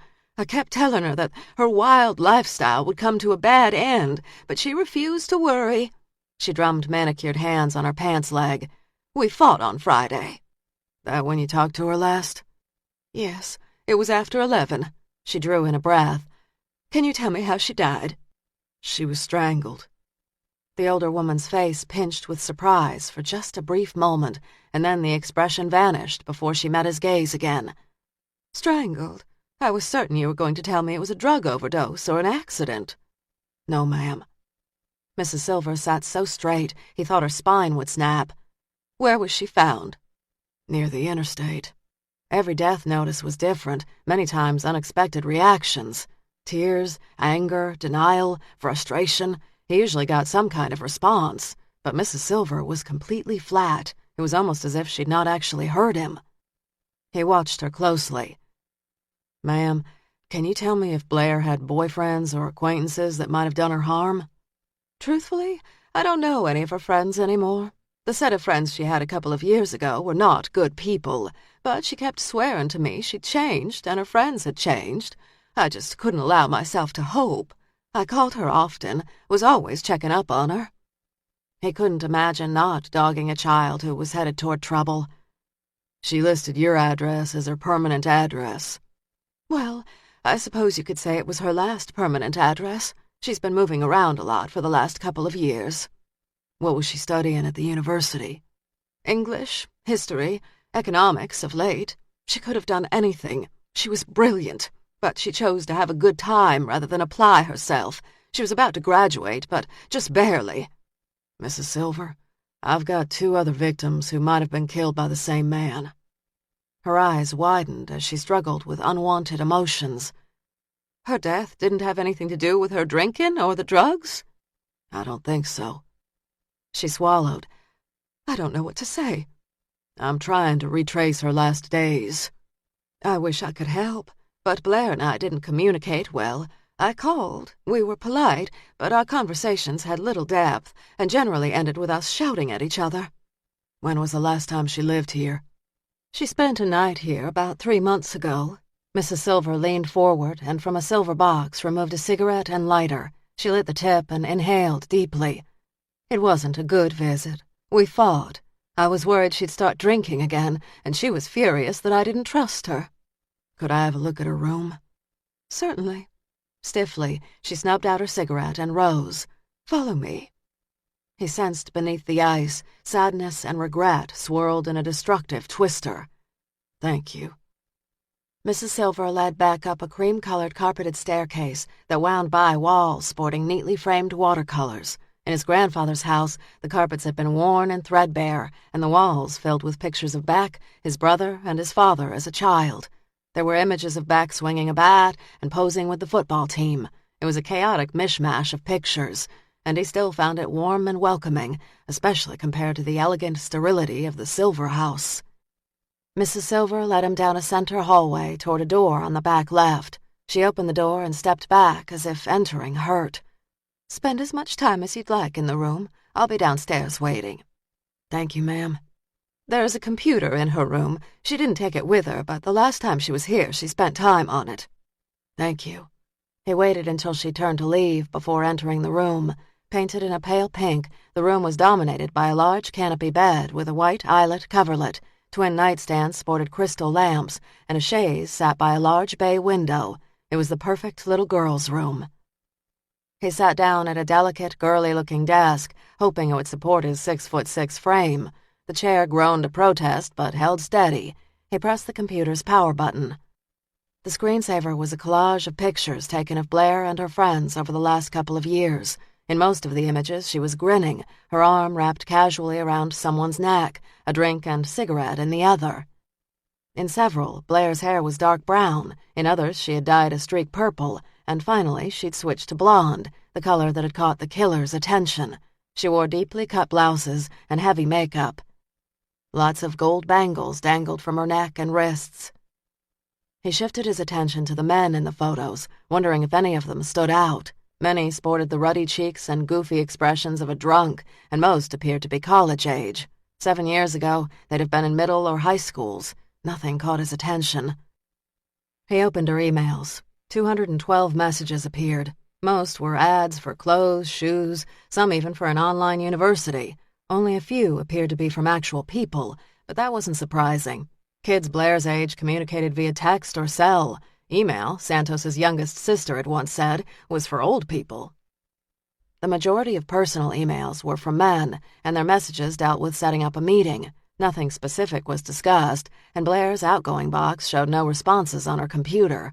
He'd need to track down her cell phone records for that. He checked her browser history, but found most of her stops were online stores and tarot reading sites. Beck rose from the chair and unplugged the computer, hoping Mrs. Silver would let him take it with him so his experts could search it. He could get a warrant, but hoped she'd make this easy. He checked dresser drawers, which were empty, and he checked her closet. The clothes that remained were for a younger girl, and many of the dresses still had the tags on them. He could picture Mrs. Silver buying perfect clothes for a daughter who wasn't so perfect and would never wear what her mother had chosen. He moved down the center staircase, the computer in hand. He found Mrs. Silver sitting in the living room where they'd first visited. She lit another cigarette and with a trembling hand lifted it to her mouth. I never would have smoked in the house while my husband was alive. He hated the smell. I think that's why Blair started smoking. She wanted to make him angry. Mrs. Silver, would you mind if I took Blair's computer? I'd like my forensics experts to have a look at it. She nodded. Take whatever you want. Thank you. She snubbed out the end of her cigarette in a crystal ashtray. I read about a woman in the Sunday paper, Laura Church, the photographer. The article said she had survived the Seattle Strangler, and you said my Blair was strangled. Yes, ma'am. Is the article about Miss Church true? Yes, ma'am, it's true. Do you think the Seattle Strangler is here? I don't know. Her gaze narrowed. But you have suspicions, which I cannot discuss. Can Miss Church give you a description of her attacker? She has no memory of the attack. Dark eyes flashed with frustration. There's got to be a way to make her remember. We're doing all we can. Mrs. Silver shook her head. Are you? Her pain burrowed under his skin and grated against his nerves.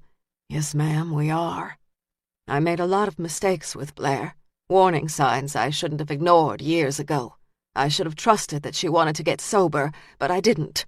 I failed her in so many ways, but there is one last thing I can do for her." "What's that?"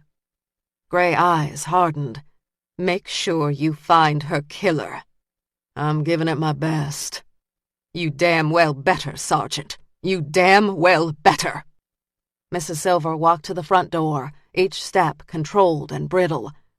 "Thank you for your kindness." He opened the door. "I'll be in touch." A quick nod was all she managed as she opened the door and watched him step onto the porch. She closed the front door with a soft click. Seconds later, he heard the soft, muffled sounds of her weeping. When Laura arrived in the lab with Lincoln, the room of students was unnaturally quiet. The students, who normally were chatting and texting and thinking about everything other than lab, sat tense and silent. As Lincoln lay down behind her desk, she set her backpack on the desk and carefully unzipped it. Beyond the silence, she heard the ticking of the clock and steady breaths of the kids in the front row. "I suppose you've read the paper?" she said without raising her head. No one said anything, but several kids murmured back and forth at each other, hoping to find someone who would speak for the class. Laura pulled out her laptop. "If you have any questions, now is the time to ask, because once I start my lecture, I'm not discussing this again." Tim Gregory, the big, beefy football player in the back of the room, half raised his hand. "Is it true?" Laura's gaze met the boy's. "The article in the paper about me?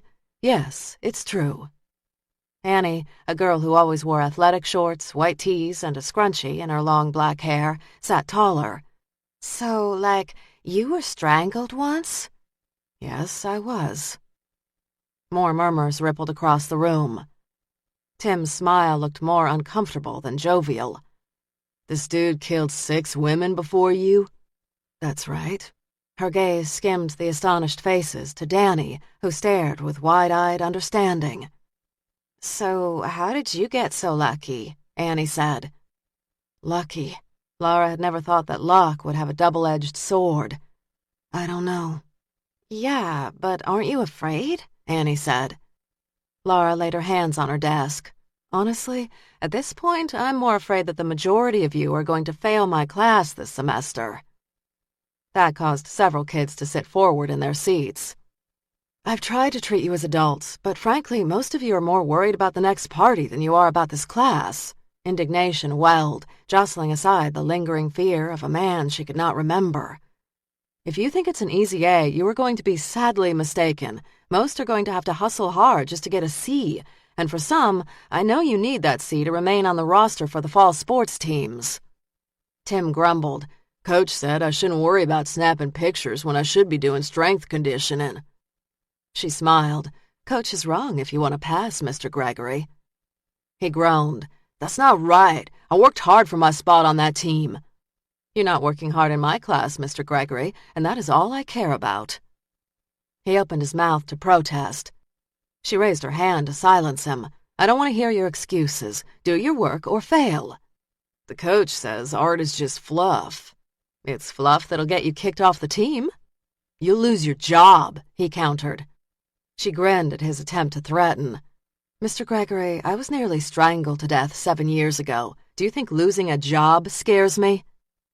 He frowned but didn't speak. Several of the kids sniggered nervously. "I can promise that you won't pass if you don't do the work, and whether I'm gone or not, you'll still have an F, and you won't be playing ball in the fall." She hoped her big speech would prompt everyone to sit up a little straighter and pay closer attention, but other than the random rustling of pages, there was little change from last week. She dismissed the group into the dark room, where they worked for the next couple of hours. When lab ended, the students shuffled past her, some glancing at her as if they'd wanted to say more, but under Lincoln's watchful eyes, none voiced their thoughts, and each left. Danny stopped at her desk. "Hey, if you want to shoot more pictures, I'm in." Laura smiled. "Thanks, but it might be wiser if you stayed clear of me for the time being." "Because of the other dead women?" "I don't want anything to happen to you." Danny straightened to her full 5'1". "I've seen my share of shit." A half smile tugged at the edge of Laura's lips as she stared into the girl's world-weary eyes. "No need to see any more. Thanks, Danny, and as soon as I get the all clear, I'll give you a call." "You better." When the last student left, she packed up her bag and breathed a sigh of relief. "Okay, Lincoln, let's take a walk." His ears perked up and tail wagged. He followed her down the staircase and out the back door. The air was hot and the sky clear. This would be a good day to shoot pictures, and she mentally inventoried her developing supplies. When she reached her truck, a white paper flapped under her windshield wiper on the driver's side. A glance around confirmed that the same flyer was stuck under all the wipers, an ad. She got into the car, started the AC, and waited until it had cooled a little before she let Lincoln hop up into the passenger seat. She tossed her backpack on the seat between them. She grabbed the flyer, and as she balled it up, she caught sight of words scrawled in red magic marker over the advertisement. Carefully, she unfurled the paper to read, "The killer is close." Laura snorted her disgust as she stared at the childish handwriting, reminiscent of Tim Gregory's. She'd nearly been strangled to death, been on the run for 7 years, and now this little creep thought he'd scare her with words? She'd have gone to the dean, but knew she'd need more than an anonymous note before sanctions would ever be levied on a star football player. Nice try, Mr. Gregory. Resisting the urge to toss the note, she shoved it in her backpack as she slid behind the wheel and slammed the door behind her. If the damn note had done anything, it had solidified her decision to stand her ground. She wasn't running this time. She wasn't. The locals kept talking about the day's milder temperatures, but Raines believed Texas was hotter than hell. He longed to return to Seattle with its cool, misty days, great coffee, and familiar streets. Staring down at his plate of fried eggs, toast, and grits, he fished his cell phone out of his breast pocket and dialed his home number. He waited through the rings until he heard the answering machine featuring his wife's voice. "You've reached the Raines residence. Leave a message at the beep and we'll get back to you." Raines checked his watch and realized he hadn't allowed for the time difference. It was 4 in Seattle, and Susan had left work and was hustling over to Tara's school. He dialed Susan's number, hoping to catch her before she reached the chaos of the carpool line. After several rings, her voicemail kicked in, and he waited until he heard the beep before lowering his voice a notch. "Susan and Tara, it's me, Mike, a.k.a. Dad. I'm still in Austin and still chasing a bad guy, but I hope to be home real soon. Call me if you get the chance." Loneliness knotted in his chest as he thought about his 2 girls. God, but he missed them. He needed to catch this son of a bitch and fast so that he could get home to them. He'd given back his files in 6 days' time. His patience had worn thin, and his promise to stay away from Laura had officially expired. Flipping open a weathered notebook, he checked the notes he'd scribbled on Laura. Included was a detailed sketch of her schedule. Monday, her lab would be finished. He glanced out the cafe window and stared at the bright sky. He was no artist by any stretch, but if he were a photographer, he'd haul out his camera on a day like today and shoot pictures. He dug $10 out of his pocket, dropped it on the table, and glanced toward the diner's manager. "Gotta go, Mac. Money's on the table." In just 6 days, he had an established routine with the owner. Susan and Tara would have had great fun with that tidbit. "Glad having you, Mr. Raines. See you for dinner?" Mac said. "Wouldn't miss it." He grabbed a handful of mints as he walked past the cashier and headed out toward his rental car. When he traveled, he always rented the same kind of car, Toyota Camry. For the most part, the models didn't change too much from year to year, which meant he didn't have to spend needless time fumbling with buttons and knobs. Soon, he was headed south out of town on I-35. When he rolled down the interstate, he spotted the black truck parked on the side of the road. Laura's truck. He almost laughed. Folks said he was rote, but it was his experience that most people were just as predictable. Artists shot their pictures on somewhat of a schedule, cops stuck to old habits that had seen them through too many crime scenes, and killers stuck to patterns. As he drove past the truck and headed for the exit and off-ramp to the access road, he knew it would be this killer's habits that tripped him up. He liked blondes. He liked dressing them in white. He liked his pennies. He had violent sexual urges. So far, he'd killed 3 women, and Raines knew in his gut that there were going to be more. He had no reason to stop until someone made him stop. And Raines intended to be that someone. He pulled up behind her truck and parked. He could see in the distance that she had her big tripod bellows camera out and was preparing to shoot. Getting out of his car, he could see that she had that damn dog with her, Lincoln. The thing looked more like a wolf than dog, and Raines wouldn't have been surprised if the dog was a wolf. He knew a lot about her, but he wasn't sure if she'd picked the dog up in Virginia or on her way to Maine last summer. Careful to stay upwind of the dog, he watched Laura as she stared at her antique lens. No detail or imperfection was too small. Finally satisfied, she replaced the cap on the lens, put the negative holder in the camera, and removed the lens cap. By his count, she waited a full minute before she replaced the lens cover. She removed the glass negative, still encased in its wooden holder, and turned. When she glimpsed him for the first time, she dropped her negative, and it hit the rock-hard ground. Despite the casing, glass shattered. Her expression hardened. She took several steps toward him. Detective Mike Raines. Miss Laura Church, it's been a long time. The years had been good to her, leaning out her features and adding maturity he preferred. Not long enough. I was at your opening.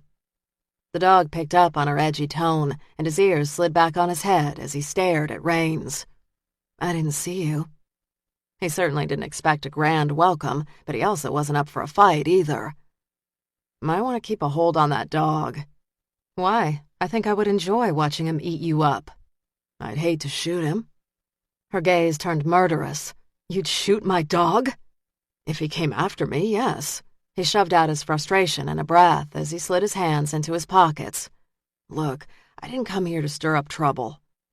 Easterly winds blew wisps of hair in her eyes. She swatted them away like buzzing flies. Of course you came here to stir up trouble. That is what you do best, detective. No need to call me detective anymore. I retired 6 years ago. I'm a private detective now. What's that mean? You're going to stir up my life on your own dime instead of Seattle's? I'm still after the strangler. He rattled the change in his pocket. I knew you were in Austin within weeks of your moving here. When the cop called and said the murders were near you, I knew the Seattle Strangler was active again. She shifted her stance, uncomfortable now. You kept tabs on me? No hint of apology. I always said you were the key to this killer. It made sense to keep an eye on you. Why would you care? You're retired. You can take the cop out of the job, but you can't take the job out of the cop. This was the case I could never let go. She shook her head. Leave me be, Detective Raines. I don't want anything to do with you. Look, I know I was a bit heavy-handed with you back in Seattle. She knelt to pick up the negative case. Shards of glass rattled inside. A bit heavy-handed? I tried to help you. I tried to remember, but you wouldn't accept that I couldn't remember, didn't have the memories. You followed me around. You gave me no peace. I still believe those memories are locked in your brain. You don't know anything, and I need for you to leave me now. I've met with Back. He's got my old case files, and I studied his crime scenes. He wants you to remember as well. A bitter, sad smile curled her lips. Why doesn't it surprise me that you two are working together? He's not so different than me. A case gets under his skin, and he can't let it go. She held up her hands. I have nothing else to say to you. Lincoln growled, but she kept her hand on his collar. Leave. I'm not leaving Austin until I crack this case, Laura. I'm not. Whoever this son of a bitch is, he is killing women, and you can bet your last dollar that he's coming after you sooner or later. If I'm such a target, why didn't he just kill me 7 years ago? Or when he knew I'd moved to Austin? Why drag it out? She half shouted. Because he's like a cat. Cats don't just kill their prey. They toy with them first. He wants to see you afraid. He wants you to suffer. And when you're completely terrified, he's going to kill you. Color drained from her face. Laura, please, he said softly. I don't want to be an enemy. I want to work with you. I want to catch this guy. Dark circles smudged the skin under his eyes. He looked paler to her, but she wasn't sure if stress had taken its toll or if she'd just become accustomed to Beck's deeply tanned skin. If he'd bullied or ranted, she'd have dug her heels in deeper. Even his trademark edge, which she remembered from their first meeting, had vanished. Miss Church, I'm Detective Raines with the Seattle Police Department. Eyelids so heavy with sedatives fluttered open. Her neck ached so badly she could barely sit. She'd had no idea how many neck muscles she used just to sit up.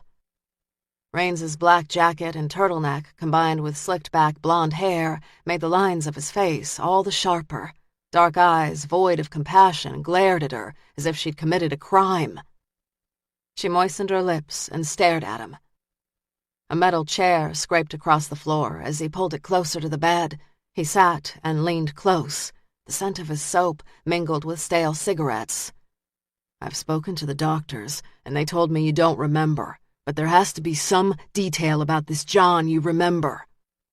Hazy, bruised senses sharpened. "What?" "The John." A lazy, knowing grin accompanied a lingering look. "How'd you meet him? Did you hook up with him on the internet like the others?" "No!" "Then how? Come on, Laura. It's just the two of us. You can tell me, and I'll keep it to myself." Confused thoughts rattled in her brain, making it impossible to string the right ones together. "I'm not a prostitute." His grin turned bitter and mocking. "So maybe you like to call it something else. Dating service, escort, massage. I really don't care how you earn your money, honey. I just want the guy that attacked you." The IV in her arm pulled when she tried to sit up straighter. "I'm not a hooker." He tugged her sheet closer to her collarbone. "I got nothing against whores, honey. I don't. I just want this guy." Tears clogged in an already raw throat and burned. "I'm not a whore." "Look, if you're worried Mom, Dad, or boyfriend are going to find out about how you make your spending money, I won't tell. It will be our secret. Just tell me how you met the guy." The hot Texas wind couldn't erase the chill of the memory. "You've changed your tactics, Detective. Do you remember that insulting me didn't work?" He shook his head, his shoulders heavy with regret. The lines around his eyes were deeper, and the graying around his temples was thicker. "I was exhausted when I met you initially. I'd been chasing this guy non-stop for months. You were my first break, and I was desperate for anything that would crack the case." He held out his hands in supplication. "I wasn't fair to you. I'm sorry." The man she'd known 7 years ago would never have apologized. He'd been so hard, unyielding, and driven, she'd often joked that he'd have sold his own mother to solve the case. This kinder, gentler Detective Raines just doesn't ring true with me. A frown deepened the lines around his mouth. "I've changed a lot in the last 7 years." "So have I." His jaw tightened and relaxed. "Why won't you work with me?" "Because," she said calmly, "you're an asshole." His eyes widened with surprise, but instead of getting angry, he laughed. "I won't argue that. In fact, I've been called worse." He reached in his pocket and pulled out a card. "I'm hoping we can put the past behind us and work together to find this guy, Laura." He held out the card. "This isn't just about you. Other women have died, and more will die if we don't catch this guy." As tempted as she was to tell him to shove the card, she accepted it. Nervously, she flicked the edge with her thumb. "I don't remember anything." "I've seen your exhibit. Something is locked in your mind, Laura. Something dark and scary, and it is begging to get out. Otherwise, you'd not be standing here." "I know the attack left a mark on me. I've never denied that." He glanced toward her camera and the distant horizon. "It can't be safe being out here alone." "I've never had any trouble." He shook his head. "Killers often return to their crime scenes. Did you know that?" "Yes." "So, are you trying to run into this guy?" "No." She shook her head. "No." "Come on, it's the most ugly, hot piece of shit land I've seen in years. No artist would give it a second look." She didn't respond. "And what are you going to do if you do run into the Strangler? The dog will help, but if this guy carries a weapon, the dog is going to get hurt." She glanced down at Lincoln, knowing she now relied on his strength. "Do you carry a gun?" he said. She studied the open land around him. Her shotgun was in the truck. If he were the killer and standing this close to her, she might not make it to the truck in time. "If it's not in your hand, it won't do you a bit of good out here." He was right. She stood in the middle of nowhere at a murder scene. What was she doing out here? He nodded slowly. "Help Beck and me do our jobs. We need to catch this nutcase." You and Beck, the dynamic duo. I am not the bad guy, Lara. I'm on your side. She watched him stride back toward his rental car. He moved with the quiet confidence of a man on a mission. Lara didn't believe for one moment that he was on her side. Cassidy was pleased with Lara's exhibit sales. Since the article had appeared, she'd had brisk traffic in the gallery. People were curious about Lara Church and her photography. This morning's gallery visitors were simply curious, but by this afternoon, there'd been a surprising number of return visitors and real interest in several pieces. By close of business, she'd had 2 significant sales, from a couple visiting the area and a local. She clicked on the computer and logged into her online store account. She'd been selling her art collections online for a couple of years, recognizing that her market was far larger than Austin. Her market, with the right kind of internet buzz, was the world. She checked her email and discovered that someone had hit the buy button on an image titled Near Death. She had set the price high on this piece because it was the jewel of the collection. Because it had been taken in Seattle, Cassidy now realized this was the spot where Lara had almost lost her life. Cassidy blinked and reread the screen. The image had indeed sold, and the payment had been credited to her account. She sat back in her chair and pushed her glasses up on her nose. Well, hot damn. That's going to be a nice paycheck for both of us. She quickly emailed the seller to confirm shipping instructions. The seller immediately responded and confirmed the San Antonio address. I don't know who you are, Mr. D. Smith, but you have made my day. Chapter 15. Tuesday, May 29th, 7 a.m. Lincoln's incessant barking tugged at Lara's concentration as she struggled to finish the last touches on the prints she'd been working on since 3 in the morning. 5 more minutes, Lincoln. Almost done. The dog had an internal clock, which told him he should be walking now. She too loved the morning hikes, especially when she had finished her work for the day. But today, she needed just 5 more minutes. She'd been developing the photos from the last crime scene that she'd taken yesterday. In each print, she'd searched for a trigger to make the shadows veiling the truth vanish. But as much as she printed and stared at the crisp black and white images, there was nothing that sparked her memories. Nothing. Lincoln's barking grew louder and louder until the distraction became too much. Shutting off the water, she grabbed a rag and dried her hands before reaching for the gun she kept propped by the door. What is bothering you? The dog's possessive growl drew her through the house toward the front door. Whatever he'd seen, it wasn't a squirrel or a rabbit. Someone was on her property. The dog crouched in the front room, staring out the window. The hair on the back of his neck was raised and his tail tucked. She glanced past the dog out the front window to see a Lexus parked behind her truck. Beside the car stood a woman whose dark pants and silk top spoke as much of money as the gilded clip holding back neat gray hair. Behind dark sunglasses, the woman scanned the house as if wondering if she'd made a mistake. Lara patted the dog on the head. Don't worry, boy. She looks lost. We'll get her back to the main road in no time and then be off on our walk. The mention of a walk had the dog wagging his tail. He still barked, but the tone had changed.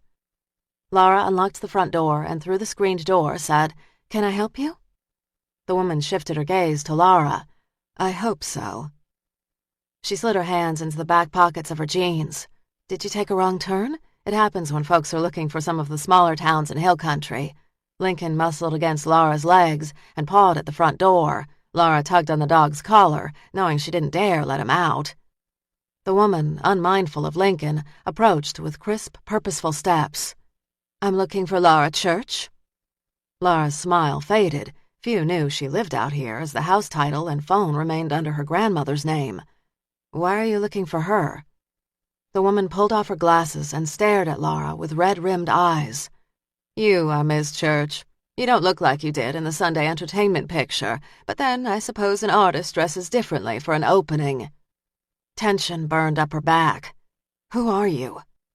She compressed, neatly painted ruby-red lips. "My name is Monica Silver. I live in Austin." "Is this about Sunday's article? Because if it is, I have nothing to say."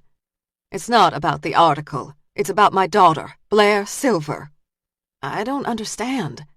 "Ranger James Beck came to see me at my home. He informed me that Blair was the latest victim of the Strangler. They found her body on the side of the interstate." Heat rose up through Laura's cheeks. "I'm sorry." "Honestly, Miss Church, sorry does not do me one bit of good." She tapped her glasses against her thigh. "Sorry will not bring my daughter back, and sorry will not catch her killer." A heavy sadness rose up in her. "Why are you here, Mrs. Silver?" "From what I've learned, you cannot remember what happened to you 7 years ago." She pushed Lincoln behind her and pushed through the screened door. "That is correct." Mrs. Silver opened a slim black purse and pulled out a crisply folded piece of paper. "I made a few phone calls. There are experts that can help with memory loss." "I met with countless ones in Seattle." "Have you met with anybody since you moved to Austin?" "No." Beck's frustrated features flashed in her mind when she'd refused his offer of a forensic psychologist. Lines creased Mrs. Silver's forehead. "Why not?" "It didn't work before." "That was 7 years ago." Anger clipped her words. "What about now?" A knot tightened Laura's stomach. "The memories aren't there." Mrs. Silver pulled a photo out of her purse and held it up for Laura. The image featured a young girl of about 15, smiling into the camera. Her blue eyes sparkled with laughter. "This was my daughter. I spoke to her for the last time on Friday. And I used that precious time to nag her. I didn't stop to tell her how well she was doing or how proud I was. And then some monster strangled the life out of her and left her by the road." Her hand trembled as she spoke. "Blair was 23 years old. When she was younger, she loved to ride horses, and she collected seashells from our family vacations. She wasn't perfect, but she was my child, and I want her killer found. You owe my girl." Unshed tears burned in Laura's throat. "I have tried. 7 years ago. 7 years ago means nothing to me or Blair. You must try again. Now. You must." When the woman's voice cracked, Laura's tears broke free. "I don't know if the memories are even there." Mrs. Silver raised her chin. "But you will try again." Laura glanced at the picture of Blair. A crushing sadness cut into her. "Yes, ma'am, I'll try." Mrs. Silver handed Blair's picture to Laura. "You keep it. I want you to remember her." With a nod, the woman got back into her car and fired up the engine, vanishing in a cloud of dust around the bend. Laura sat down on the step and buried her face in her hands. Tears filled her eyes and spilled down her cheeks. She didn't want to turn her mind back over to the shrinks. She didn't want them poking in her brain. But she would, not for herself, but for Blair. Beck, Santos, and Raines stood in the conference room at Ranger headquarters and stared at the collection of pictures divided into 2 categories. The first 6 were of the women killed in Seattle 7 years ago, and the second 3 were of the Texas victims. An image of Laura Church straddled the 2 columns. Raines nodded to Laura's picture. "Our Seattle profiler studied the characteristics of the crime scenes. The locations were remote, the victims were not buried and were posed. There were no witnesses. From that and other details, they developed a detailed portrait of the strangler. They theorized the killer was male, 30 or older, Caucasian, had some education, and worked in a semi-professional field. He is an organized killer and chooses his victims carefully." Raines tapped his finger on Laura's picture.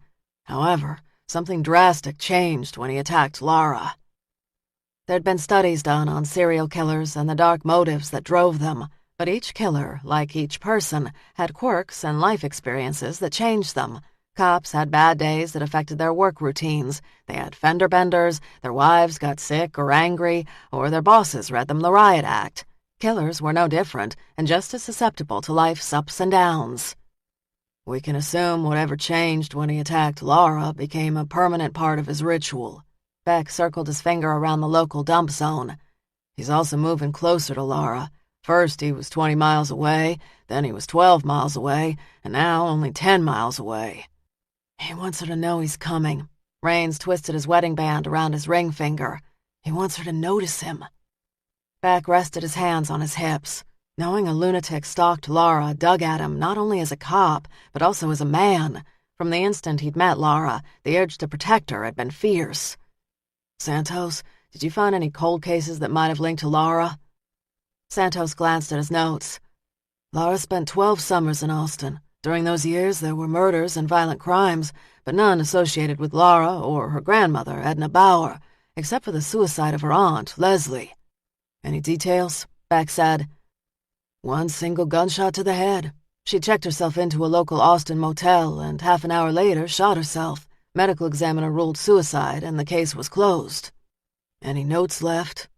No. Witnesses had reported a fight between Leslie and her sister Barbara the day before, but the sister was across town when Leslie pulled the trigger. Case was closed within a week. So much violence around Laura, Beck mused as he traced the doodled letters LC on his pad. Anything else?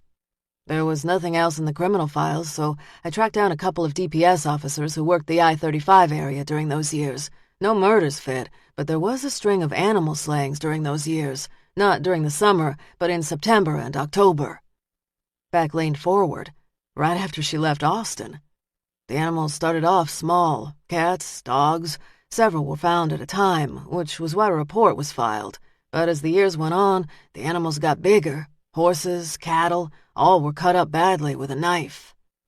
Raines leaned back, expelling a breath. The killer didn't like it when she left. What were the years of the animal slayings? Santos glanced at his notes. 10 of the 12 years Laura visited Austin. And they stopped. When she moved to Seattle for college. 11 years ago, Raines said more to himself. The year my daughter went to kindergarten. I still remember the sick feeling I had in my gut when the school bus drove away. Wife and I cried like babies. We sent our kids off so they can learn, not so some nut can terrorize them. The phone on the table buzzed, and Beck moved toward it. James Beck. Beck, there's a Miss Laura Church here to see you, the receptionist said. Tension coiled in the pit of his stomach. She wouldn't have come unless something had happened. Send her right up. Santos raised a brow. That must be Laura Church, judging by your expression. He straightened, doing his best to shield fresh worries. She wants to see me. Raines stretched his shoulders as if a burden had been lifted. You think she wants to help? It would be nice, Beck said. Raines nodded toward the back door. As much as I'd like to stay, I won't, because one look at me and she's liable to lock up. Keep me posted? Beck drummed impatient fingers on the conference table. Can't make a promise I might not keep. Raines laughed as he opened the door. Fair enough. Santos followed Beck into his office. The men barely had 30 seconds before Laura appeared at Beck's door. Her hair was back in a long braid, and her face freshly scrubbed of makeup. She wore jean shorts, a red t-shirt, and sandals. She gripped the strap of a satchel purse, which grazed her hips. She looked so young and afraid. If he'd not known her age, he'd have sworn she was barely 20, a college student herself. He noted a slight tremble in her left hand, and he could see her breathing was shallow.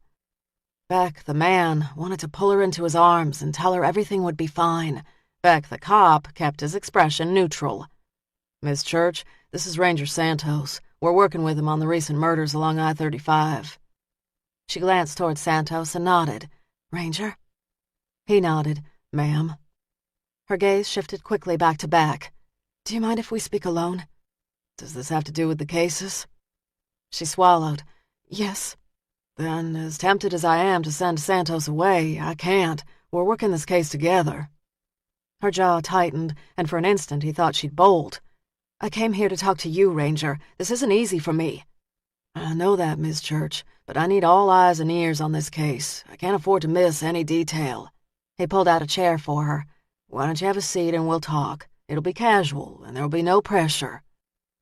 She released a tense breath and took the seat. Standing behind her chair, he caught the scent of fresh soap and chemicals. She'd been in her darkroom, so whatever had pulled her away from the art had been serious. Santos took a seat to her right, and Beck took the other to her left. Did you remember something? Beck said. She crossed and uncrossed her legs. No, I haven't remembered. I had a visit today from Monica Silver. He frowned. It should have occurred to him that the older woman would track Laura down after she'd referenced the paper's article. What did she say? She told me about her daughter. She showed me a picture of the girl when she was 15. Beck noted the way Laura perched on the seat as if she'd bolt at any second. What else did she say? Not much more, but she wants me to remember. Absently, she tugged at a loose thread on her purse. We all want that, he said carefully. She leaned forward. I want to remember. I do. But I keep telling you that I don't think there are any memories there. Dr. Granger is the one to help you with that. She pursed full lips and released a sigh. I'll talk to her if you'll set it up. Suspicion overrode relief. Why the change? She shook her head as if chasing off the last bits of resistance. Maybe the last 7 years have loosened something up. His gaze never leaving her, he leaned forward and picked up his phone. He punched a couple of numbers. This is Beck. Miss Church is in my office. Can you come down? Great. She's coming? Laura sounded surprised and a bit panicked. Be here in a minute. Can I get you a coffee or water? No thanks. I'm fine. She tightened her hand on her purse. Mr. Raines found me while I was shooting yesterday. A muscle tensed in his jaw. He wasn't sure what pissed him off more, Raines' silence or her ignoring his command to stay away from the crime scene. You were at a crime scene? Blue eyes flashed. That's not the point. It is the point. I thought you agreed not to go to the scenes alone right now. You told me not to. I didn't agree. And again, this line of questioning is about Raines. Her tone, peppered with sass, told him she wanted a fight. He'd not give her one today. He needed her on his side. He's an asset. I don't like him. He spoke carefully. I told you from the get-go that I would do whatever it took to catch this killer, Miss Church. If that means working with Raines, then so be it. To shift the conversation, he said, What reaction have you had to the article? My answering machine is full of calls regarding it. The messages are mostly from old friends and acquaintances digging for dirt, reporters. For a moment, he was silent. No one that gave you the creeps. She sat straighter. Lots of nosy, goofy people, but no one that set off alarm bells. Where's Lincoln? The conversation shift had a relaxing fraction. I dropped him at the gallery. Cassidy's not thrilled, but she's dealing, seeing as I'm turning into a moneymaker for her. You're selling prints? Amazed pride strengthened the tone of her voice. 4 since the article came out, and a large online order. Do you know what pieces sold? I didn't ask. I was too stunned that any sold. Let me know when you find out. I want to know which of your crime scenes are catching folks' attention. Color drained from her face as she fully understood the meaning behind his questions. Do you think he'd buy one of my prints? What better memento of a crime than a print created by one of the victims? Her voice lost its edge. I didn't think about that. Before he could respond, there was a soft rap on the door, and they turned to see Dr. Granger. She wore a dark blue skirt, a white shirt, and sensible heels. Red hair twisted into a ponytail, and dark-framed glasses emphasized green eyes. Gentlemen, to what do I owe the honor? I was hoping you could help me remember, Laura said. Beck stood beside Laura. Dr. Granger, I'd like you to meet Laura Church. I mentioned her to you earlier. Dr. Granger crossed the room and extended her hand to Laura. It's nice to meet you. I read the article in the Sunday paper and some of the case files. Laura cleared her throat. My life is an open book. Dr. Granger shook her head. The facts are helpful, but they don't tell the whole story. Everyone thinks key pieces are in my head. Laura moistened her lips. I can't promise, but I want to try to remember. Excellent, Dr. Granger said. We can do it now if you wish. Laura nibbled her bottom lip. Better now before I lose my nerve. Dr. Granger knit long, slender fingers together at her waist. Gentlemen, Miss Church and I can go back to my office, or we can talk here. Either way, you two need to leave. Santos and I would like to observe, Beck said. No, Dr. Granger said. This doesn't work so well given Miss Church's history with the police and psychiatrists. Laura lifted her chin. You'll tape whatever I say, right? Yes.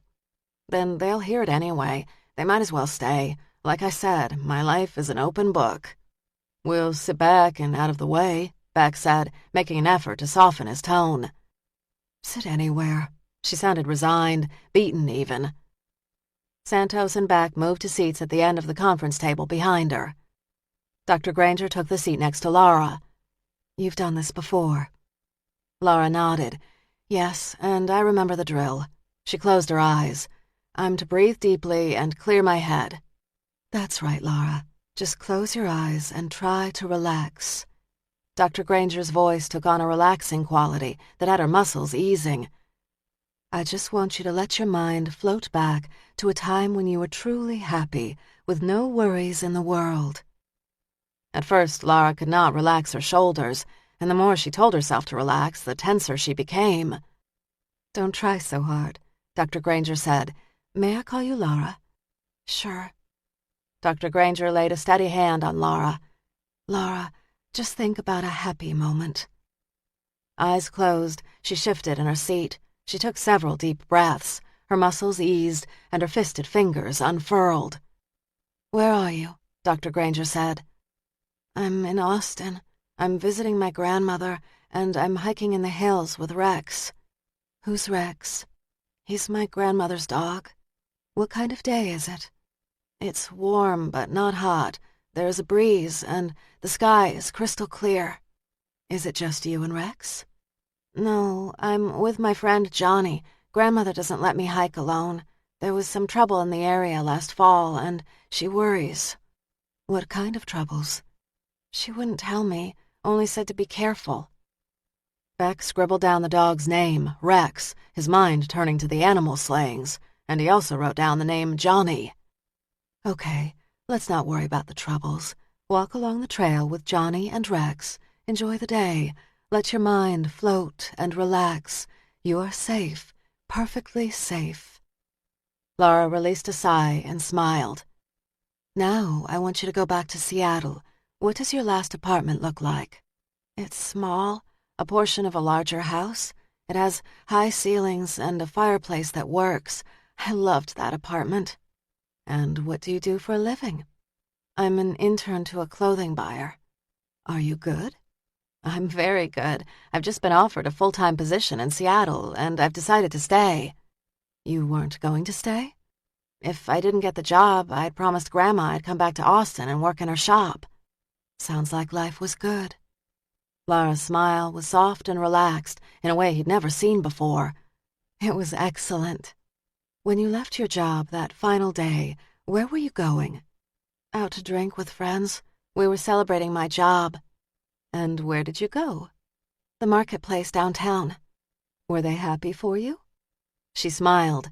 They were thrilled. "What were you drinking?" "White wine." She bit her bottom lip. "I overdid it. I had 4 glasses. I shouldn't have had so much to drink." "Lara," Dr. Granger said, "don't worry about that now. You didn't do anything wrong. You were celebrating with friends." She laid her hand on Lara's shoulder. "When you left the restaurant, where did you go?" The furrow in Lara's brow eased, but didn't vanish. "I decided to hail a cab. I knew I couldn't walk home." "What did the outside of the cab look like?" "Yellow, standard city cab." "What was the inside like?" "Black, plain, Spartan." I remember seeing the cabbie's profile through the partition. I don't remember him so much. The wine had hit me hard. I remember trying to count out dollar bills when he told me the fare. "Did he take the money from your hand?" She opened her palm. "I don't remember." "Okay. Did you hear anything?" "Talking. The driver talking." "Was he talking to you?" "I don't think so." "Try to remember if you heard an answer." Her fingers curled into tight fists, and for several long seconds she didn't say anything. "I don't remember." "It's okay. It's okay. What do you remember next?" Beck leaned forward in his seat, his hands clasped tightly. "The nurse in the emergency room. She was ordering a rape kit." She was silent for a moment, and then a tear slid down her cheek. "I hurt so much. My throat, my insides. It hurt to breathe. I'd never felt that way before." A deep, dark rage rose up in Beck. There was nothing he could ever do to prevent that moment she'd endured alone. Dr. Granger squeezed her hand. "Let's take a break for a moment, okay?" Lara swiped away a tear. "Okay." "Before, she only remembered her hospital room and not the emergency room," Beck said. "She's remembering." He glanced at Lara. "Let me talk to her." The doctor shook her head. "I don't think that's such a good idea." Beck sensed the fear snapping through Lara, and though he saw the necessity of it all, he didn't like seeing her upset. "We have nothing to lose. Nothing." Dr. Granger adjusted her glasses. "She has serious trust issues." Today, she came here to see me, and she allowed me to stay. I might not be as unredeemable in her eyes as you think. Don't push her too hard. Sure, but he would push if he believed it would wrestle free the memories Laura needed to remember, not only for the sake of the case, but also for her own sanity. Beck took the seat beside Laura. Laura, Dr. Granger said, Sergeant Beck would like to speak with you. Is that all right? Her fingers curled into knots again. Yes. Beck nodded to the doctor. Laura, think back to the cab ride. What did the driver look like? I only saw the back of his head. What color was his hair? She pursed her lips. His hair was blonde and thinning. When he turned to ask me where I wanted to go, I noticed he had a hooked nose. Good, good. Do you remember how long you were in the cab? No, I lost track of time. Did you normally drink a lot of wine? No, I'm not a good drinker, but it was a special night. We all like to enjoy ourselves when we're with friends. Not a bit of harm in that. He resisted the urge to touch her. Did you ever lose sight of your drink? What do you mean? Did you set it down and go to the ladies' room or the dance floor? A couple of times. His jaw tightened. She'd been found approximately 24 hours after she'd gotten into the cab, and it had been several more hours before the hospital had done a tox screen and found the date rape drug. The levels had been low, but there was no telling how much had metabolized out of her system. What did the cab smell like? He said. Stale, and it was warm. I'd only been in the rain a couple of minutes, and I felt chilled to the bone. They spent the next 20 minutes talking. He tried every angle he could consider, hoping for a new scrap of information, but nothing new surfaced. Finally, when the doctor brought her out of her trance, her gaze fluttered open, and she looked at him. Did anything new come up? Some memories, none that seemed to relate to the case. I'm sorry. I want to help. You gave it your best. She sighed. I can try again. Dr. Granger nodded. I can see you tomorrow or Thursday. Thursday would be best. She rose and moved to leave. We'll work out the details. Thanks. I'll walk you out, Beck said. She stiffened slightly, glanced toward Santos, who had risen and now stood stone-faced. That's not necessary. Exercise will do me good. He came up beside her. After you. They moved to the elevators, and he punched the down button. I was hoping this time would be different. We all were. The doors opened, and they stepped onto a crowded car of officers. Some glanced at her with curious interest, some checked her out. He hovered close, careful to put his body between her and the other men on the car. When they arrived at the first floor, he followed her past security to her truck. She unlocked it, but he opened the door for her. I'm sorry. She tucked a loose strand of hair behind her ear. Nothing to be sorry about. Then why do I feel like such a failure? Tension dulled her eyes. Carry no shame, Miss Church. You never did anything wrong, ever. I should remember. He offered a smile that he hoped appeared warm. Keep seeing the doc. It will jog loose. I wish I could believe that. She started the engine. Take care of yourself. Keep your eyes open. I'll be fine. It pained him to see her drive off. She wasn't safe, but until they got a break in this case, or she remembered, there wasn't much he could do about that. By 10 in the evening, Laura was exhausted. She'd been replaying the events of Seattle over and over in her head. She knew there were critical details buried deep, but they remained veiled in shadows. She climbed into her bed, and Lincoln hopped up and settled at the bottom near his blanket. He curled in a ball and released a sigh. She lay back against the pillows, watching the play of shadows on the ceiling. Outside, the wind blew. A familiar branch scraped against the window. Since she was emotionally drained, it felt good to lie between the sheets and let her mind drift. She wanted to shut out the day and just escape. He reached for the buttons of her silk blouse and slowly unfastened each. His hands trembled, his touch feather-soft. White will suit you better than black. White makes you look like a goddess. A cool breeze brushed her shoulders as he pushed the blouse from her shoulders. So pretty, he whispered. So pretty. Her lids felt leaden, and as much as she wanted to open her eyes and look at him, she couldn't manage the task. Her darkness kept tugging at her, beckoning her deeper into unconsciousness. She imagined she was at the bottom of a deep pool, glancing up through the water. A man stood above her, his image obscured by the ripples and distortion of the pool's water. When a smooth hand cupped her naked breast, she moaned, not from pleasure, but the horror of knowing what was happening. "You like that, don't you?" he said. "I knew you would. I knew you would." He pinched her nipple hard, and the pain reached into the darkness and pulled her closer to the surface. His fuzzy, wavy features came closer to focus, and for an instant she thought the image would clear, but it didn't. His hand slid from her breast over her flat belly, and then below the waistband of her panties. "I've been waiting for you for a very long time, Lara. After tonight, you will be a part of me forever." She felt the weight of his naked body and erection pressing against her body. As much as she wanted to claw and scratch and scream for him to get off of her, her limbs would not move. Her voice was silent. Her alarm blared, shattering the image and jerking her up in her bed. She shoved trembling hands through her hair and wildly searched the room for signs of an intruder. Lincoln remained at the base of her bed, one eye open as he stared sleepily at her. Her heart racing, she smacked her hand on the alarm and shut it off. Swinging her legs over the side of the bed, she let the coolness from the wood floor rise up through her body and clear her mind. She glanced at the clock. 4 a.m. No one was here. It was a dream, just a dream. It was a dream she'd never had before, never, and it left her with a tangible sense of filth and violation. Lara pushed the sheets off and hurried to the bathroom. She turned on the water and pulled off the oversized t-shirt that doubled as a nightgown. She took a long, hot shower, hoping the hot water and soap would wash away the lingering fears, but she couldn't shake the sense that the dream had been more than a dream. Could it be a memory?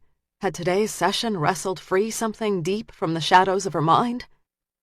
Lara closed her eyes, leaning into the spray, and suddenly a memory fluttered forward. She lay on a gurney as the emergency room nurses assembled a rape kit. A female detective stood by Lara and spoke all the right words. "It's not your fault. You didn't deserve this." But the woman's clipped tone made the words sound wooden, as if read from a script. And despite a nurse's gentle coaxing, humiliation burned in Lara as she put her feet in stirrups. And then the moment was gone. Lara tipped her face up into the water, letting the heat and wet wash over her, hoping her subconscious might whisper its darkest secrets, but it remained silent. No answers materialized, and her feelings of failure gained strength. Lara shut off the hot water, toweled off, and within 10 minutes had donned clean blue shorts, a simple colored shirt, and sandals. Her blonde hair hung around her face, damp but already drying and curling at the edges. In the kitchen, she buttered bread. She glanced at the clock. Nearly 5 a.m. Her afternoon class didn't begin until 4, but she'd never reached the spot she'd already visited 3 times before sunrise. There was always work to be done in the dark room, but she didn't want to be in the dark alone. She craved the sunshine and people. After she ate, she grabbed her purse and called Lincoln. Though it was just around 6:30 in the morning, she decided on a visit to Cassidy. She owed her cousin after yesterday's unannounced Lincoln drop-off. As she drove farther down the road, the window open and the morning breeze blowing, she saw the dream with a more analytical mind. Of course, the dream may have been her mind's way of sorting the facts as she knew them. She had been taken, raped, dressed in white, strangled. Yet, as terrifying as the facts were, they'd never been as emotionally charged as the nightmare. She had the sense of a flood wall cracking and springing its first leak. The more she poked and prodded the dream, the more it receded. The drive into Austin took 30 minutes. She parked behind Cassidy's gallery, and she and Lincoln hopped out of the truck and entered through the unlocked back entrance. It was just past 7, but her cousin had been an early riser since her mother's suicide. "Cassidy? Laura?" "Yeah. How'd you get in?" "Back door?" "It was locked."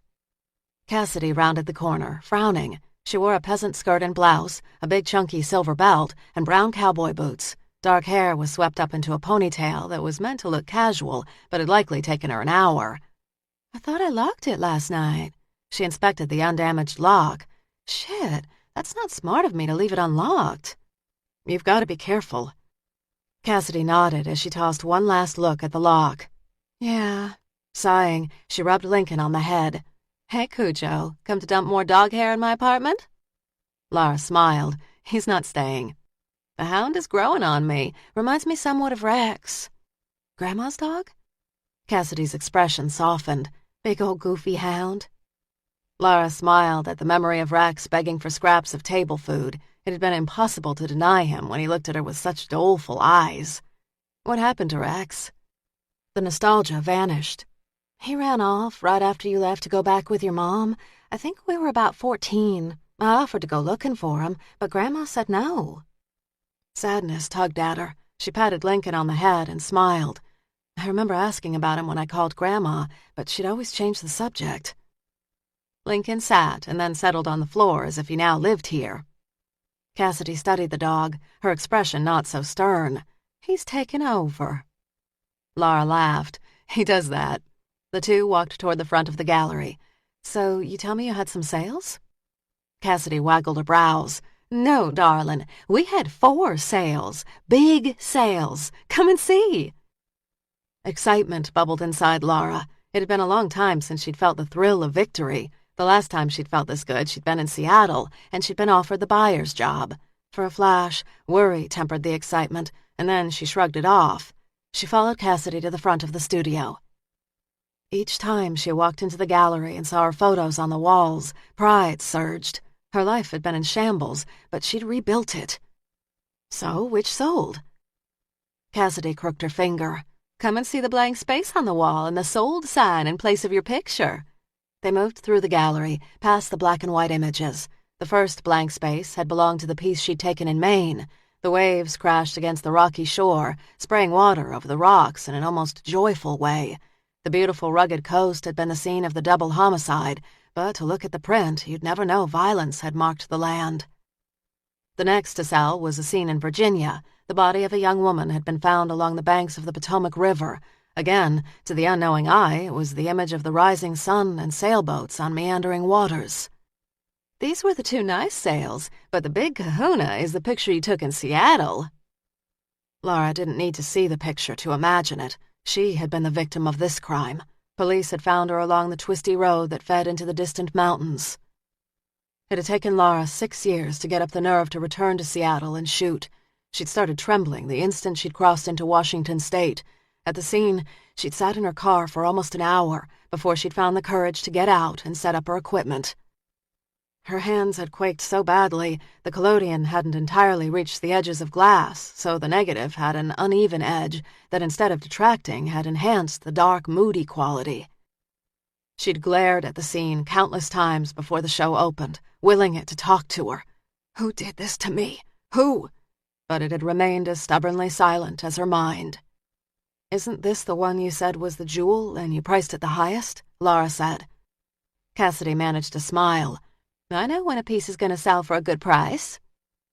As she imagined the piece, she could feel the cool Seattle breeze thick with rain. The ground had been wet that day, and her feet had been soaked by the time she'd crawled back in the truck. Who bought the piece? A Mr. D. Smith of San Antonio, and he paid full asking price, which means, she added in a sing-song voice, you can get a new truck. Lara barely heard what Cassidy said. Did he come to the show? I didn't ask. He purchased the image online. Did he read the article about me? Didn't ask. When someone is offering to buy, it's best just to say thank you. Tension inched up her spine. I don't feel so good about selling this one. What do you mean? It's the most expensive image in the collection. It just feels odd selling it now. The article, the murders, it feels like I'm profiting from another death. She'd never expected to feel this way. The images had begun as a form of therapy for her. She wanted to see through photography what her naked eye did not. But she'd come no closer to understanding violence. I don't want to sell it. Cassidy blinked, her tone annoyed. It is not about what you want anymore, Lara. It's a done deal. I processed his credit card and shipped the image. It's gone. Sickness twisted her belly. That soon? He was willing to pay extra to take possession of the photo before the show closes next week. And considering your battered truck and my upcoming mortgage payment, I agreed. The money has been spent. We can't go back. It doesn't feel right. This is just one of those artist moments. You all get attached to a work of art, and when the sale goes through, you have a moment of panic, like surrendering a child. It wasn't that at all. She was happy to let the other pictures go, but not this one, and not to a man who might be a killer. I almost didn't include the piece, she said more to herself. I'm glad you did. I'm not. He was glad to see the latest killing had finally made the paper. He'd started to think the cops would try to hide his work from the public. He wanted Lara to worry and fear. He wanted her to admire his cunning and intelligence. Poor little Blair Silver. She'd been so full of fire and spit, like she was better than him, when in fact she was nothing more than his little plaything. He'd kept the police guessing for almost 7 years. Who was the strangler? Why did he choose his victims? Why go dark? Why return? Before he was finished, the police would look like fools, and Lara would be a terrified mess. He would crush her hoity independence, and she would never make him feel ignored again. He glanced at the article in Sunday's paper, traced the line of her jaw in her photo image, and looked at his most recent purchase, her gallery photo. He took pride in knowing that his actions then and now had totally shaped the course of her life. She might claim independence, but her life had been completely controlled and manipulated by him. After he'd chosen not to kill her, he had been furious with himself. Why hadn't he killed her? He'd been tempted to go after her in the hospital, but he held back, telling himself it was better to let her live in fear. Soon he'd have a second chance with her. He held up a necklace that had belonged to Llewellyn Fisk. The waitress/student had told him proudly she was going places. She wanted out of Texas and wanted to see the world. He listened quietly. Later that night, when she'd been driving home, he'd been waiting for her at her house. When he'd pinned her to the ground that first time, the shock in her gaze had been priceless. And when he'd wrapped his hands around her neck and started to squeeze, he'd imagined Lara and had felt a sweet rush he'd not known for a long time. Llewellyn, Gretchen, Blair. Seeking his satisfaction with others had its own reward, but soon the games would end. And it would be Lara's turn. Chapter 16. Wednesday, May 30th, 11 a.m. Danny's head pounded when she showed up for her shift at the cafe. Her eyes felt gritty and dry, and her muscles ached. She needed sleep, but found it had been damn near impossible to nap for more than minutes at a time in her mother and stepfather's house. Her stepfather, a.k.a. Mr. Creepy, had been wandering the halls last night. He'd tried her bedroom door several times, but found it locked. As she'd sat in bed and watched the handle jiggle, she'd gotten up and pushed her dresser in front of the door. Mr. Creepy had laughed. She now glanced at her reflection in the stainless door of the refrigerator and grimaced at the dark smudges under her eyes. Her blonde hair looked like a bird's nest and her cheeks sallow. "Look what the cat dragged in," Mac joked. She glared at him. Very funny. He grinned as he set a stack of dishes on the wash station. "Too much partying?" "Too much studying. Exams coming." Shoving her purse in her locker, she grabbed her apron. He laughed. "Studying? Is that what they call it these days?" "No, really. Studying. Gotta make the grade if I hope to win the scholarship." He shook his head. "You? A scholarship?"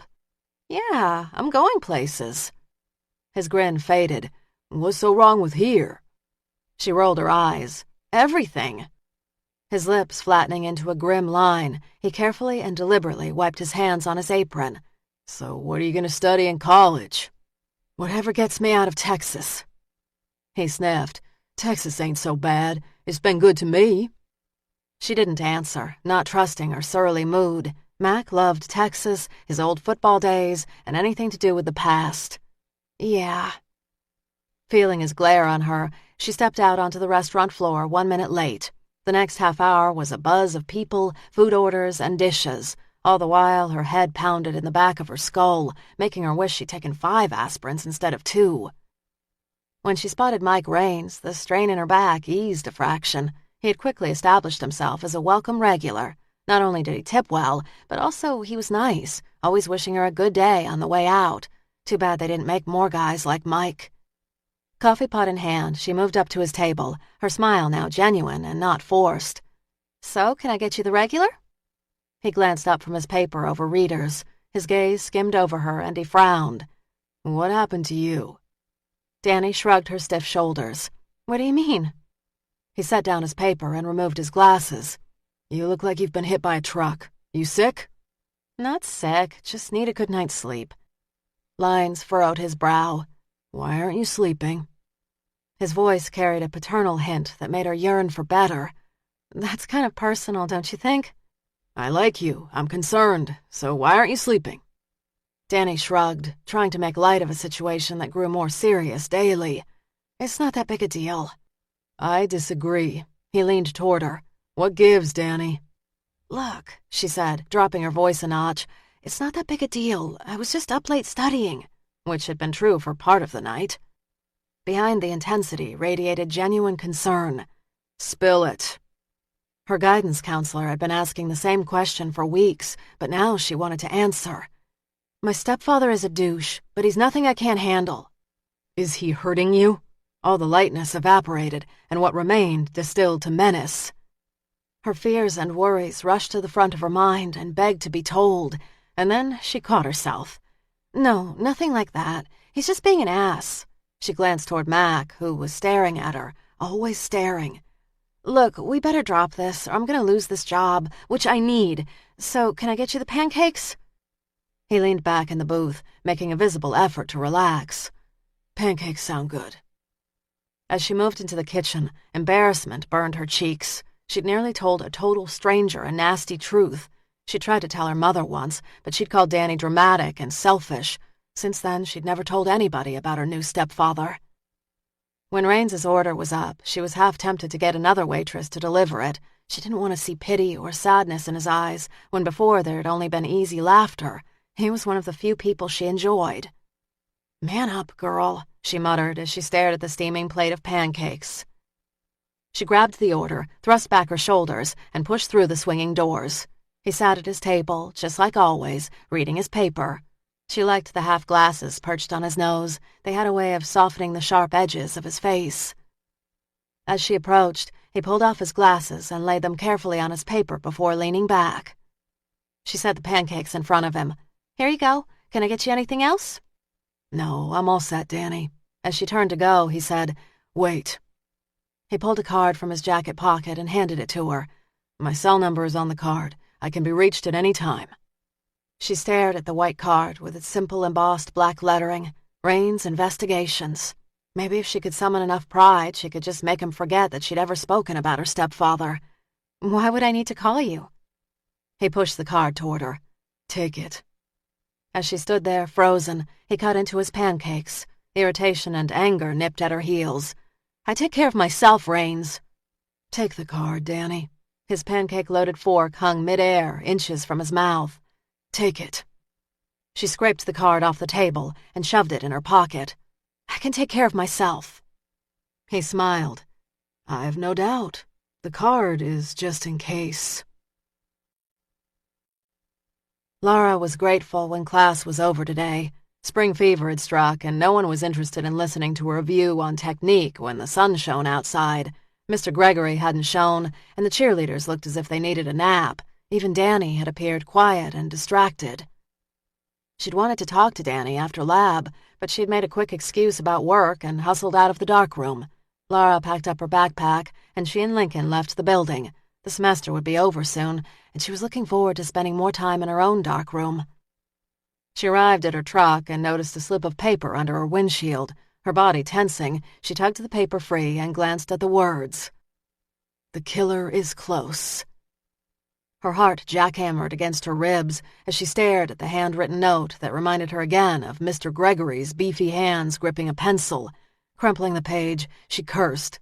She opened her door, tossed the wadded paper on the ground, and let the dog hop up onto the seat. Slowly, she got behind the wheel. Once was annoying, twice deserved a call to back. A tap on her window made her screech. Her gaze darted up to find Jonathan standing by her car. He was grinning down at her, a quizzical look on his face. Hysterical laughter bubbled in her chest as she rolled down the window. You startled me. You look like you've seen a ghost. It's just one of those days. Do you teach today? No, I was looking for you. I thought you might like to grab a quick dinner. I've barely had a chance to see you in the last few weeks, and I thought it would be fun. He nodded toward the dog. And I know a place that'll allow Lincoln if we sit outside.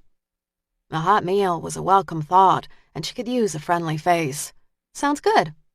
My car is parked 2 spaces over. Follow me. Sounds like a plan.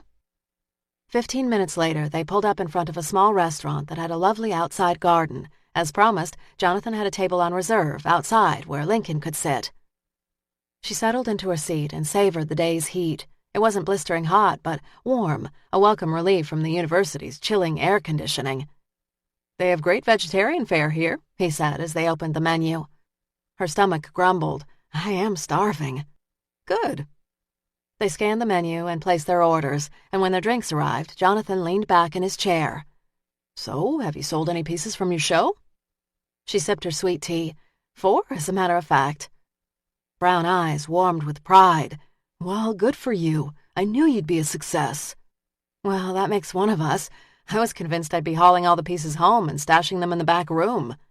You never used to underestimate yourself. When you were a teenager, you were ready to set the world on fire. Seattle changed you.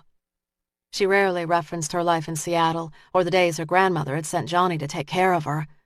I got burned, remember? I was surprised you told that reporter about Seattle. She shrugged.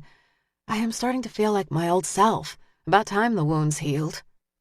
He grinned. About damn time. I haven't had a chance to thank you for putting the good word in for me with the university. I don't think I'd have gotten the job if you hadn't. Didn't take much effort on my part at all. So how do you like the teaching? Honestly, I'm still trying to figure that out. Some of the students are great. Others, well, they try my patience. How so? Since the article, someone has been putting notes on my windshield. What kind of notes? The killer is close, that kind of crap? Jonathan frowned. That's not good at all. Do you know who's doing it? Ideas, but no proof. Who do you think is doing it? I'd rather not say. I could be wrong. He leaned forward. Have you told the police? Not yet, but I plan to. It should be top priority. I know. Nervous, she realigned her fork with her plate. I guess learning to trust the cops again isn't so easy. Laura, if you don't tell the cops, I will. This is not good. I know. I will call. His gaze lingered on her a beat too long, but to her great relief, he didn't press. So, do you think you'll stay for another semester? She traced her finger down the side of the iced glass. I got an email today, as a matter of fact. The university offered me 2 classes in the fall. Are you going to take them? She ignored the faintest hint of hopefulness in his voice. I'm thinking about it. The waitress arrived with their meal. The spicy scents of cumin, peppers, and cheese rose from the enchilada. Smells great, she said. He smiled. Dig in. Since it was easier to focus on the details of the meal than his warm smile, she dropped her gaze to the steaming plate in front of her. I will never get tired of the food in Texas. Never. There's a lot to love about the state.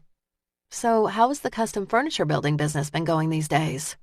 Not the boom days we had a couple of years ago, but we're surviving. I haven't had to lay anyone off, and we just got a big order from a rich patron. That'll keep us going for months. I'm glad to hear it. He stabbed his fork into a plump enchilada. Any other issues since the article came out? Most folks don't recognize me from the picture in the paper. Thankfully, I'm rarely dressed up and wearing makeup and heels. He smiled. What about the media? My answering machine is managing them well enough for now, and so far no one has come up to the house. Here's hoping there are more important matters for the world to worry about than a 7-year-old case. A tie into the current murders is newsworthy, Laura. I'm still hoping there's no connection. He shook his head. Hoping won't cut it, Laura. You've got to be careful, proactive. Lincoln stretched out under her feet, and she glanced down at him. She'd tell back about the notes. The rest of their dinner was pleasant, and Laura realized she was enjoying herself. Jonathan had been her friend since she was a kid, and he felt like family. By the time she and Lincoln made their way back home, it was nearly 8 in the evening. She was feeling relaxed and at ease, and ready to crawl into bed with a book. However, the sense of goodwill vanished when she spotted Beck's truck parked in front of her house. He was sitting on her front porch, his legs outstretched and his hat dangling from his fingers. When he saw her truck, he rose and moved with a predator's ease. She opened her door, and Lincoln bounded out of the car and ran up to Beck. He sniffed his hand, then dashed off toward the brush to pee. Laura glared after the shepherd, shaking her head. So much for a bodyguard. The dog's excited barks drifted from the woods as Beck leveled his gaze on Laura. When he feels a threat, he'll step up. It's clear he adores you.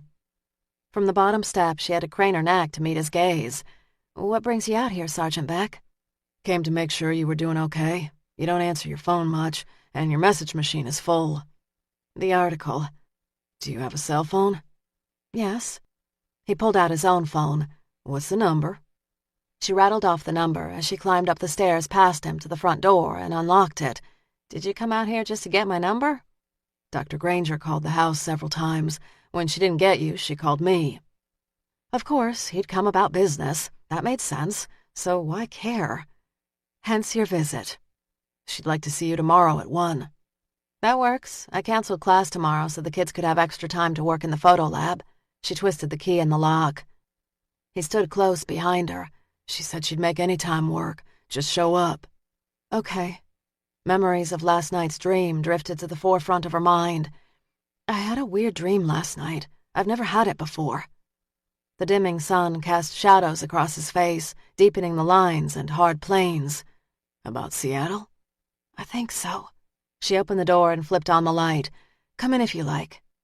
He followed her inside as she turned on lights and dropped her bag on top of the kitchen table. Scanning the room for signs of trouble, he said, What was in the dream? Mindful of breakfast plates on the coffee table and the stack of coffee cups on the end table, she resisted the urge to start straightening. It was more like a nightmare. She set her keys on the kitchen counter and leaned into it. Speaking about the dream gave it credence and made it uncomfortably real. You've read my file from Seattle. You know the strangler raped me. His jaw tightened. Yes. When her gaze lifted to his, the intensity made her hesitate. I should probably just talk to Dr. Granger about this. You can?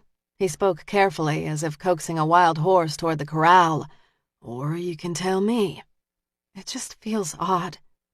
He nodded toward a stool by the kitchen counter. I could use a cup of coffee. I'll make some. I got it. She thought about him fumbling around in her kitchen, getting a better look at the dishes in the sink and the counter that she should have wiped last night. Let me make the coffee. He set his hat down on the kitchen table and rolled up his sleeves. I'm perfectly capable. It will give me something to do. Have a seat. An order, not a request. My mother hates anyone in her kitchen, especially if it's not perfectly clean. I've seen dirty dishes in sinks before, Laura. Her given name sounded rougher, wilder when he spoke it. I had planned to do a big clean as soon as I submitted my grades next week. When he moved into the kitchen, it suddenly looked tiny. Sit. She sat at the tall kitchen counter.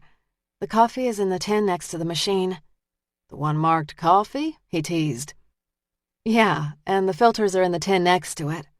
I see it. It felt odd to be sitting at the table having someone wait on her. She lined up the salt shaker with the pepper shaker as Beck moved with ease. You look like you've made coffee before. He hit brew and faced her, leaning against the counter and folding his arms over his chest. Can't be in law enforcement and not know how to make a strong cup of coffee. He'd invaded her life a little over a week ago, a virtual stranger, and she was about to share a personal and disturbing dream. How long have you been with the Rangers? If he picked up on the delay tactic, he gave it no notice. I've been a ranger for 5 years, but before that I was with DPS for 8 years. Long time? I like to think I'm just getting warmed up. Behind him, the machine gurgled and spit out coffee. Cups? Cabinet right behind your head? He selected 2 handmade mugs. One was a bright blue and the other yellow. Filling each, he set hers by her hands and cupped the other as he took the seat across from her. She sipped the coffee and was amazed it tasted good. I thought cops made bad coffee. I can only cook a handful of dishes. Number 1 and 2 on that list are steak and coffee. You much of a cook? Fair. My grandmother taught me a good bit when I lived with her. I just rarely take the time these days to cook. Seems a waste to pull out all the pots and pans for just me. What keeps you so busy? She smiled. I know what you're doing. What's that? Trying to get me to relax so that I'll feel better about talking to you? I thought I was making conversation. She traced circles on the counter with her fingertip. Cops don't just make conversation. There's usually an agenda. He set his cup down on the counter. Not always true. She shoved aside her nervous energy. I need to tell you about the dream. There's no rush. He was trying to ease her pain, and for that she was grateful. When I was 7 and afraid to jump off the diving board, my grandmother told me to just jump. Get it over with, she'd say. He straightened as if bracing. Okay. In the dream, I couldn't see the man, but he kept telling me how lovely I would look in the white dress. Recounting it made her feel dirty. He was touching me, and I knew I was going to be raped. What exactly did he say? How beautiful I was? How he'd been waiting for me for a long time? Beck flexed his fingers. Did you see anything? Smell anything? No, she shook her head. Maybe my subconscious is just working through what I've heard. His gaze turned ice cold. Or maybe you're starting to remember. Yeah, but it's been 7 years. Why now? I don't know. Maybe you've seen something or someone that's jogged something loose. Her shoulders sagged forward. But what? He raised his mug to his lips. That's the $1,000,000 question. She sipped her coffee. When I was in Seattle, Raines tried to tell me what had happened to me. He wanted me to read the medical reports, but I refused. I didn't want to remember. His gaze held hers. You suffered one hell of a trauma. I talked a lot about wanting to remember, but I think deep down I thought not remembering would somehow protect me. That was pretty much how I got through my childhood. Easier to live with Mom if I didn't remember the last fight or the latest disappointment. But now I feel trapped in amber. I didn't feel pain, and I didn't feel anything else. I want to know what happened to me. I think I need to know. You've read the report? Yes. Can you tell me? He drew in a slow breath and repeated the facts as clinically as possible. You were raped. There was no semen present, but there was a lot of vaginal bruising. There were also bruises on your thighs and wrists. There was also skin under your fingernails. DNA was tested, but there was never a match in the CODIS system. CODIS? A DNA criminal database. He turned his cup slowly from side to side, which she sensed restrained anger. Based on the bruising, the doctors assumed he'd been on top of you when he grabbed your neck. He didn't rape the other women in Seattle. No, his pattern changed with you, and it is holding consistent in Austin. A cold chill shuddered through her body. Why didn't I die? The theory is that he was interrupted. For the first time, he chose a spot that wasn't remote. No one knows why. Do you have any leads in this case? He shook his head, his frustration clear. We know he likes the I-35 corridor. All the bodies have been dumped on the southbound side. He dresses the women in homemade white dresses, and each has a penny in their hand. We also found footprints at the last 2 crime scenes that we believe belong to him. He's getting closer to me. Yes. She glanced around the house. This house was always my safe place to go. It was the eye of the storm for me. Now it feels like ground zero. He frowned. How'd you get into photography? You're doing it again. A brow arched. What's that? Changing the subject to make me feel better? I'm interested in the photography. She smiled. Be careful about asking an artist about their work. They can bore you to tears with details. Amusement softened his gaze. Then just tell me the basics. I'd been working my way across the country when I spotted my first camera at an auction. After that, I was hooked. Why? I could make the world appear as I wanted it to appear with a camera. I could manipulate light, angle, setting, and mood, and my end product was concrete and a perfect record of my travels. For someone with a key memory missing, a solid record was appealing. Where did you go? All over the country. I think I put 50,000 miles on my truck last year. But when my grandmother died, she left her house to me and her store property to my cousin Cassidy. And Cassidy offered you a show? She did, and my friend Jonathan got me the gig at the university. Austin, until last week, had become the perfect fit for me. You still planning to stay? I have more of my mother's gypsy blood in me than I realized, but for now, I'll stay. If this guy found me here, he'll find me in the next place. She picked at a thread on her jeans. Someone has been putting notes on my car at school. Lethal energy radiated from him. What kind of notes? The killer is close. She dug in her backpack and pulled out the crumpled note and handed it to him. There's another in my truck. Utter stillness overtook him as he studied the paper. Who do you think did it? I'm not sure. His gaze darkened. You have ideas? Sure. Tell me. She shook her head. Not until I know for sure. Tell me. No, I don't want to ruin a college career until I'm sure. This isn't a game. I know, and I know you are a pit bull, and as soon as I give you the kid's name, you'll be all over him. Damn right. The kid could just be a jerk and nothing more. His grin looked more feral than friendly. I'll play nice until I'm sure. She shook her head. No. He frowned his frustration. I want you to be vigilant, Lara. This killer changed his M.O. in Seattle with you, and now he's in Austin. Have you considered staying in town with your cousin? She hates dogs. It was all I could do to get her to dog sit the other day. You could board Lincoln. No, I'm not boarding my guy. He wouldn't understand. I don't like you out here. You sound like my friend Jonathan. He frowned as if the comparison bothered him. He's right. I've got Lincoln. Lincoln has been drugged once. Beck shook his head. He can't fully protect you out here. I can't protect you out here. You couldn't protect me in town. If this guy wants to kill me, he will. Beck's eyes darkened. Not on my watch. Beck did not like leaving Lara alone in her home. He checked all the windows and door locks before he'd left, and he'd asked DPS to swing by several times an hour. Still, she was out in the wind, swinging virtually alone, and there wasn't a damn thing he could do about it. His phone rang as the side road reached the interstate. Beck, this is Steve Cannon in Seattle. Thought I'd follow up and see how your investigation is going down there. He rubbed a knot in the back of his neck. Not well. We had another murder, and so far have no suspects. I called Raines, but he's still not answering his cell. I'm guessing he's still down there. He is. He's pretty damn committed to the case. That's Raines. He never quits. Must have had one hell of a closure rate up there.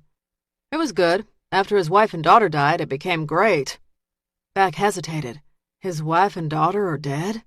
8 years ago. Car accident. Hell of a tragedy. His life became all about work after Susan and Tara died. Raines gave no hint of the loss. He still wears his band, talks about his family as if they're alive. I know. They meant everything to him. Wouldn't be surprised if he still has Susan's voice on the home answering machine. How was he on the job after their deaths? It was hard the first 2 or 3 months. He couldn't work, but then slowly he started to come back bit by bit. Some days I could almost believe the old Raines had returned. And then he quit.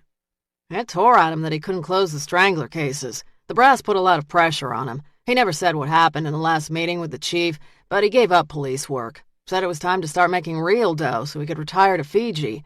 Honestly, I'm sorry you got this case, but I'm glad Raines has a second chance to catch this guy. He was one hell of a cop, and he deserves to nail this bastard to the wall. They talked a few more minutes, and Beck rang off, partly sorry for Raines, and more than a little worried that he had an unstable nut on his hands. There was no denying the guy knew the case inside and out, but Beck needed to know the guy could keep his shit together. Beck pulled up in front of Raines's motel 40 minutes later and knocked on his door. Inside, he heard the television and then the rustle of papers. "Who is it?" Raines called back, his voice gruff. "Beck." "Just a minute." Beck heard him moving around the room and then back to the door before snapping it open. He wore jeans and a shirt partly buttoned and was drying his wet hair with a towel. "You taking the time to hide your gun?" Raines smiled. "It would be illegal for me to have a gun in Texas." "Once a cop, always a cop. I feel naked without mine." Raines motioned for Beck to come inside. "Why the visit? They're breaking the case?" He opted not to share what Lara had told him. Along the way, his priority had shifted to protecting her. "Just got off the phone with Seattle." Raines stepped aside and allowed Beck into his room. The place was clean, organized. On a simple desk, a high-tech laptop, the screensaver a family photo of a younger Raines holding a tow-headed toddler with a smiling, attractive blonde woman staring at him.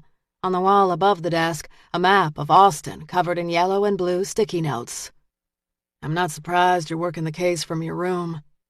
Raines chuckled and tossed the towel in the bathroom. "If you were in my shoes, would you have handled this any differently?" Beck had worked the Misty Gray case to exhaustion. "No, I guess I wouldn't." Raines's smile wilted. "So what did Seattle say about me?" He sensed the older cop already knew the answer. "Told me about your wife and daughter." "That so?" Beck resisted another look at the screensaver. "Hell of a thing to happen." "That's putting it mildly." He swallowed and gritted his teeth. "It is more like having your guts ripped out and fed to you." "Seattle said work was all you had." "That's about right." His demeanor offered no hint of apology. "I threw myself into work, especially the Strangler case. I lived and breathed it. It was a lifeline for me." "I can appreciate that, but I need to make sure you're not a loose cannon, Raines. You are dangerous if this case doesn't stay impersonal."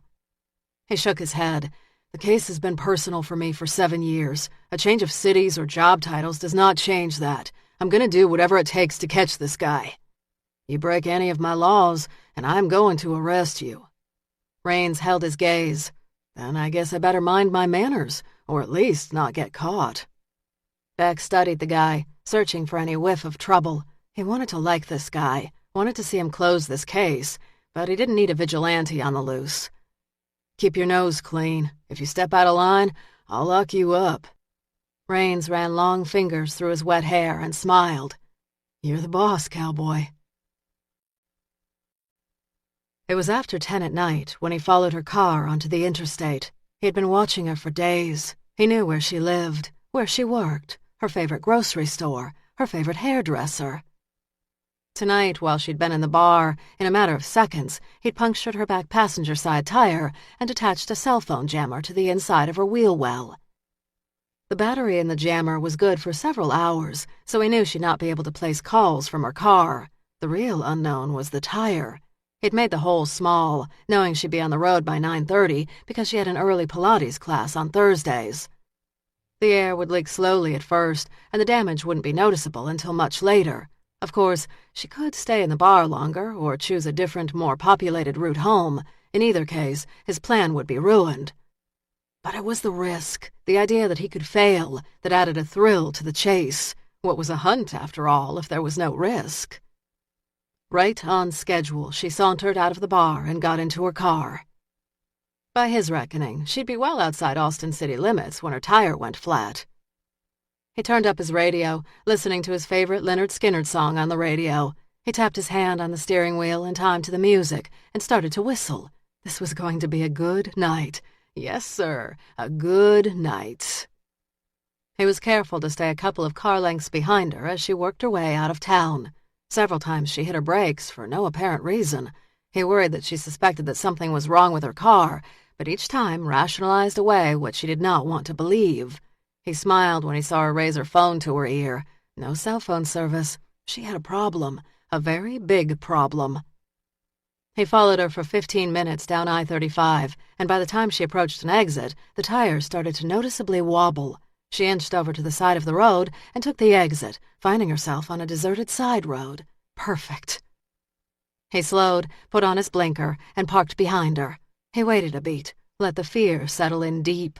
Then he walked up to her car and knocked on her window. She jumped and dropped her lifeless phone in her lap as she cracked her window. "Hey!" "You all right?" "Yeah, great." A tentative, nervous smile said otherwise. "I just need to call a tow truck. My car is acting funny." "You have a flat, back right tire. I could see when I was driving. Must have picked up a nail." She dragged fingers through her blonde hair. "Shit. Thanks. This is just the last thing that I needed." She punched the number for information, waited, and then frowned. "No cell service here." "Yeah, this stretch is known for that. Let me try my phone. Maybe we'll get lucky." He'd already established them as a team. We're in this together. He dialed 411 and pretended to hit send. The jammer would have blocked any call this close to the car, but he didn't want to take the chance that his phone would work. After a reasonable pause, he said, "Sorry, no service. Let me walk back to my car. Sometimes just moving a little will help with the reception." She craned her neck toward his car. "Hey, thanks. I appreciate that." He walked back to his car and repeated the show. When he returned, he was shaking his head. "I drive this stretch of road all the time. About 6 months ago, I had car trouble near here and couldn't get a signal at all. Had to walk 4 miles to the first gas station." 4 miles? Are we that far from anywhere? Fear hummed under the words. Maybe just 3. Hang tight, let me try again. We'll figure this out. He'd been careful not to ask her to open her door or come to his car. A woman alone would have clenched up at the thought. After another pause, he came back. Sorry, I'd offer you a ride, but I don't want to come across as weird or scary. She smiled, her look almost apologetic. Creeps out there ruin it for nice guys like you. Why don't I drive into town and see if I can find a gas station or a signal and send them your way? Oh, God, that is so nice. I don't know what to say. She picked up her phone and dialed again. Again, no signal. By the way, I'm Dan, he said. That way if a tow truck stops, you'll know I sent them. She softened even more, and this time she unrolled her window and stuck out her hand. I'm Pamela. He clasped her cool, soft fingers in his large, calloused hand.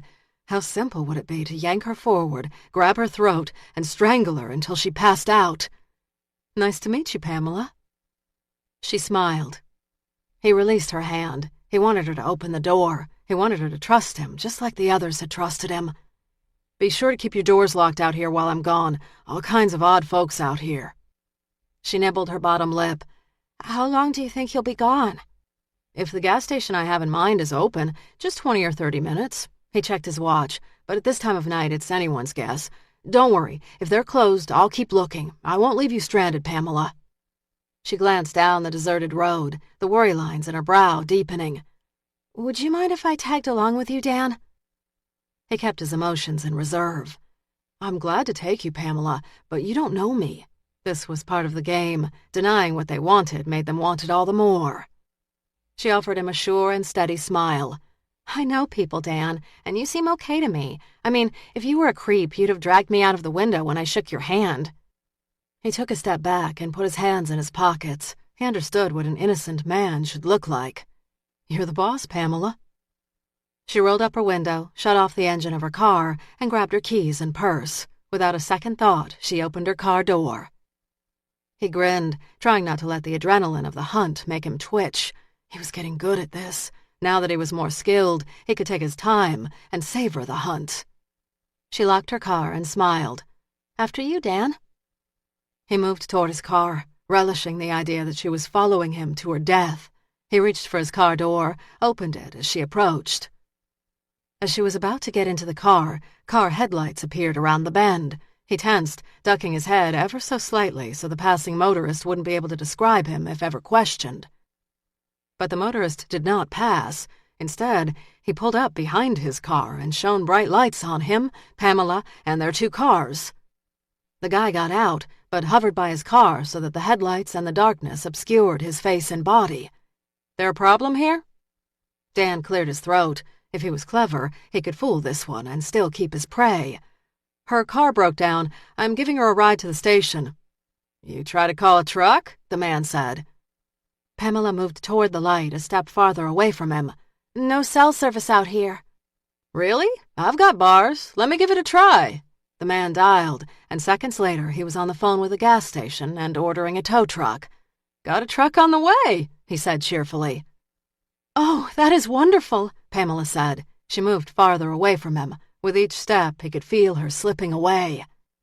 He thought about the gun in his glove box. He could kill them both now, but that would create a mess, and there was a tow truck driver on the way. He slammed the passenger side door a bit harder than he'd intended. Well, it sounds like you're all set, Pamela. Pamela's lips trembled as she met Dan's gaze. Hey, Dan, I truly appreciate your help. I would have freaked if you'd not been here. Life's been kind of a mess lately, and this was the last thing I needed. It takes a village, doesn't it, Dan? The rescuer said. It sure does. He moved to the driver's side, now wanting nothing more than to be gone from this place. Pamela opened her door and slid behind the wheel. She closed her door, but didn't lock it. Tow truck should be here any minute, the rescuer said. Yeah, Dan said. Want to stick around? He searched past the headlights, still not seeing more than a large silhouette. No, looks like you've got it covered. I sure do, Dan. I sure do. For the first time, a cold shiver inched up his spine, and he sensed his rescuer had an agenda. What the hell would a random stranger want from him? Certainly he hadn't been followed, had he? I didn't catch your name, Dan said. No, I didn't give it. The rescuer's phone beeped and he glanced at a text. Looks like the cavalry is minutes away. God, you two have been great, Pamela said. Tears welled in her eyes and tumbled down her cheeks. I'd have been so lost without you. Yeah, looks like. Dan got behind the wheel of his car and fired up the engine, not sure if he was more frustrated, angry, or scared. Chapter 17. Thursday, May 31st, 7 a.m. Beck got the call minutes after he arrived at the office. Another body had been found on the side of Interstate 35, a young woman, white dress, strangled. Immediately, he placed a call to Laura. Her home phone rang once, twice, 3 times. With each ring, his heartbeat quickened. He dialed her cell. Yes? The sound of her groggy voice released the tension in his back. I woke you, I'm sorry, but I needed to make sure you were okay. Beck? What's going on? What time is it? He imagined her pushing her blonde hair out of her eyes as she swung her bare legs over the side of the bed. 7 o'clock. I worked in the dark room last night until 3. I didn't mean to sleep late. Why did you call? He hesitated, knowing he was breaking protocol. I can't go into detail, but there's been another murder. A long, heavy silence drifted through the lines. Are you still there? He said. Yes, I'm here. Her voice sounded soft, fragile even. I'm so sorry. Do you know who was killed? I haven't even been to the scene. I just wanted to touch base with you before I went. Knowing she was safe would free his mind to think about the case. Be careful, she said. Her concern touched him. You're coming by the office today to see Dr. Granger? In a couple of hours. Come in now. I have the student art show to set up today and tomorrow. Temptation told him to ignore the investigation and haul her back to headquarters with him where she'd be safe. Get out of that house. Surround yourself with people. Okay, sure. Be careful. He hung up and smoothed a hand over his head. As he dialed Laura and counted the rings, he'd not been thinking rationally like a professional. He'd reacted like a man, worried about a woman. Beck didn't want to analyze his feelings for Laura. He cared about her safety, and that was enough for now. He redialed, this time placing a call to Santos, who picked up on the first ring. Santos. It's Beck. We've got another body. He was scanning his desk as he spoke, triaging the active cases. All could wait until he saw the body. Where? 30 miles outside of Austin. As he gave Santos the details, he shut off his computer and moved toward the door where his coat hung, all the while cradling the phone. I'm a good 100 miles from there. Got a call from a local sheriff about a drug problem. I'll be there as soon as I can. Good. Beck closed up his office and headed down the hallway to see his commander, Captain Ryder Penn. Beck knocked. Penn glanced up, a phone cradled under his ear. He motioned back inside. You're headed to the murder scene? Bad news travels fast. That was the mayor of Austin chewing on my ass. Won't be long before the politicians come out of the woodwork looking for a pound of my flesh. Santos and I are on it. Penn rose, shrugging his broad shoulders. Is the body Laura Church? The question shot through him like a bullet. No, I spoke to her. She needs to get her ass back into these offices and speak to Dr. Granger. She's promised to be in within the hour. If she's not, I'm sending a car for her. Beck's hackles rose. This was his case. Laura was his witness. His. It's under control. Penn glared at him. It better be. Beck arrived at the scene as the medical examiner's inspector was photographing the body. Beck studied the rural stretch of road. A killer with a woman alone would have all the time in the world to do what he wanted to her. He tugged his hat forward on his head, shielding the sun, and moved toward the crime scene. He stood by the site, watching as a forensic tech sketched the scene on a white pad. As he looked at the victim, he had the immediate sense that this murder was different. The blonde woman wore a white dress, but the body didn't appear so traumatized. Yes, the angry finger marks of strangulation marred her neck, but her arms and face appeared unbruised. What do you think? Beck asked the technician. The technician rose and backed away from the body. I don't know if he was in a hurry or what, but he doesn't appear to have toyed with this one as much. So his impression was right. Explain. No bruising or trauma other than the strangulation marks, and the ME will have to confirm, but there appears to be no sign of sexual trauma. A breeze blew across the grasslands, fluttering through the victim's hair and ruffling the edges of her white dress. Why not assault her? You had plenty of time out here. Thanks. He moved to the uniformed officer who had been the first responder to the scene. He shook the guy's hand. Beck had been with DPS nearly 9 years, and in that time had gotten to know a lot of the local sheriffs and deputies. Matt, good to see you. When they move you up from Waco. Deputy Matt Jarrett was 6'1", broad-shouldered, with a straight-back posture that hinted to his time in the Marines. He wore his hair short. A dark shadow covered his square jaw, telling Beck the deputy had worked the night through. Few months back. Already missed the place. You been back lately? Wish I could. I stay close to Austin these days. City living is gonna make you soft. I hear you. I do. Beck asked Matt about his family and the politics of the local election before he asked, "Who found the body?" We got a call into the sheriff's office. A motorist spotted the body and called us. Do you have the name of the caller? Deputy Jarrett arched a brow. The call came in on a disposable phone. No trace. But then that's not unheard of in these parts. We got lots of folks coming across the border who don't want to be traced. That was true, but most wouldn't have paused to call in a dead body. You ever have an illegal or coyote call in a murder? Jared shook his head. Doesn't happen every day. No, it does not. You thinking the killer called this in? It crossed my mind. Why would he do such a thing? The longer that body's out here, the less evidence we're going to retrieve. Killers had motives that didn't always make sense to anyone but themselves. Good question. He'd want to stay under the radar so he could keep doing what he's doing. He likes the attention. Did you see the news last night? Missed it. The national news anchors are paying attention to the killer now. Jared shook his head. Shit. After Beck's call, Lara's mind buzzed with thoughts of a woman she didn't know. She imagined the woman breathing her last breaths as the killer's hands crushed her throat. For the briefest instant, her throat closed, and an overwhelming jolt of fear burned through her body. She tried to draw in air, but couldn't. Panic tightened her chest, and she staggered backward to the couch and sat down. She couldn't breathe. She couldn't think. She raised her hands to her throat as if invisible fingers squeezed out her life. It's taken so much planning to get you here, so much work. He drove into her with a force that made her entire body scream with pain. I've dreamed about this moment for years, and now I have your life in my hands. If you thought you'd ignore me, you were wrong. Sweat beaded on her brow, and her hands shook as she drew in a shaky breath and released it slowly. Her head cleared, and her heart slowed. For several seconds she couldn't move, frozen, unable to stand, call for help, cry. What the hell was that? She muttered. She'd never had a panic attack before. Could that have been a memory? She rose and found her jean jacket hanging on the back of a chair. She fished out Dr. Granger's card and dialed the number. The line picked up immediately. This is Dr. Granger. I'm in a meeting now, but if you'll leave your name and number, I'll get back to you. Dr. Granger? This is Laura Church. I think I'm starting to remember.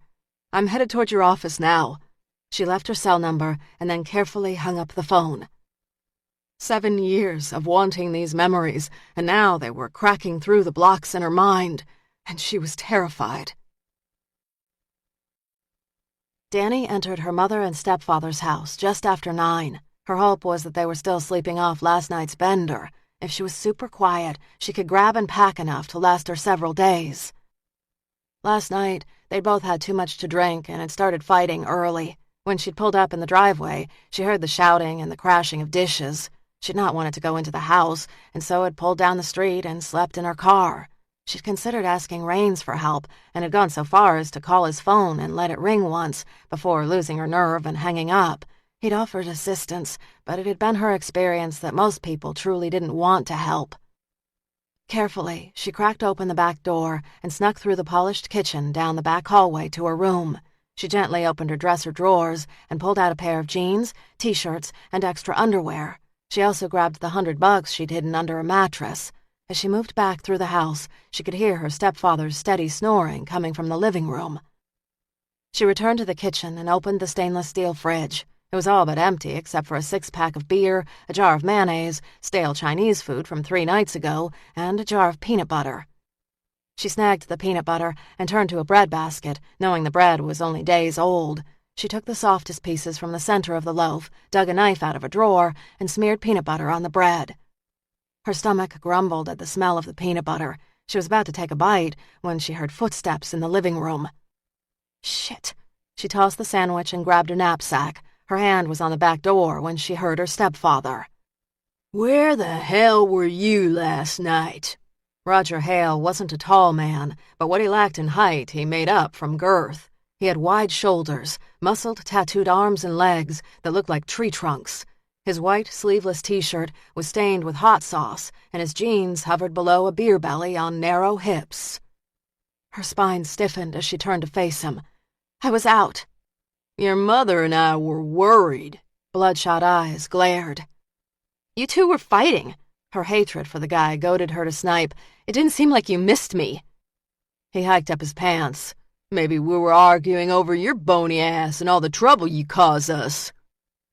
Her mother and stepfather's lives were in the shitter not because they were hopeless drunks, but because they'd been saddled with a teenager. She'd heard this from both of them before, knew it was bullshit, and still it stung.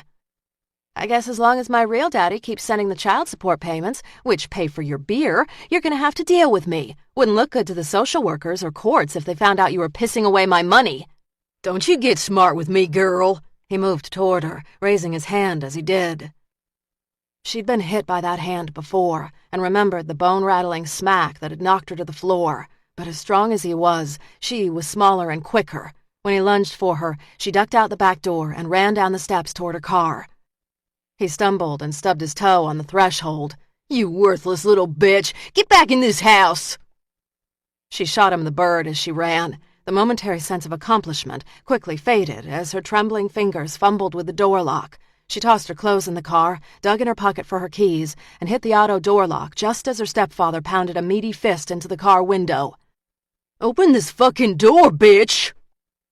Hands trembling, she shoved her key in the ignition and turned the starter. As the car engine turned over and fired, Roger reached down and picked up a large landscaping rock and hauled it over his head, ready to toss it through the windshield.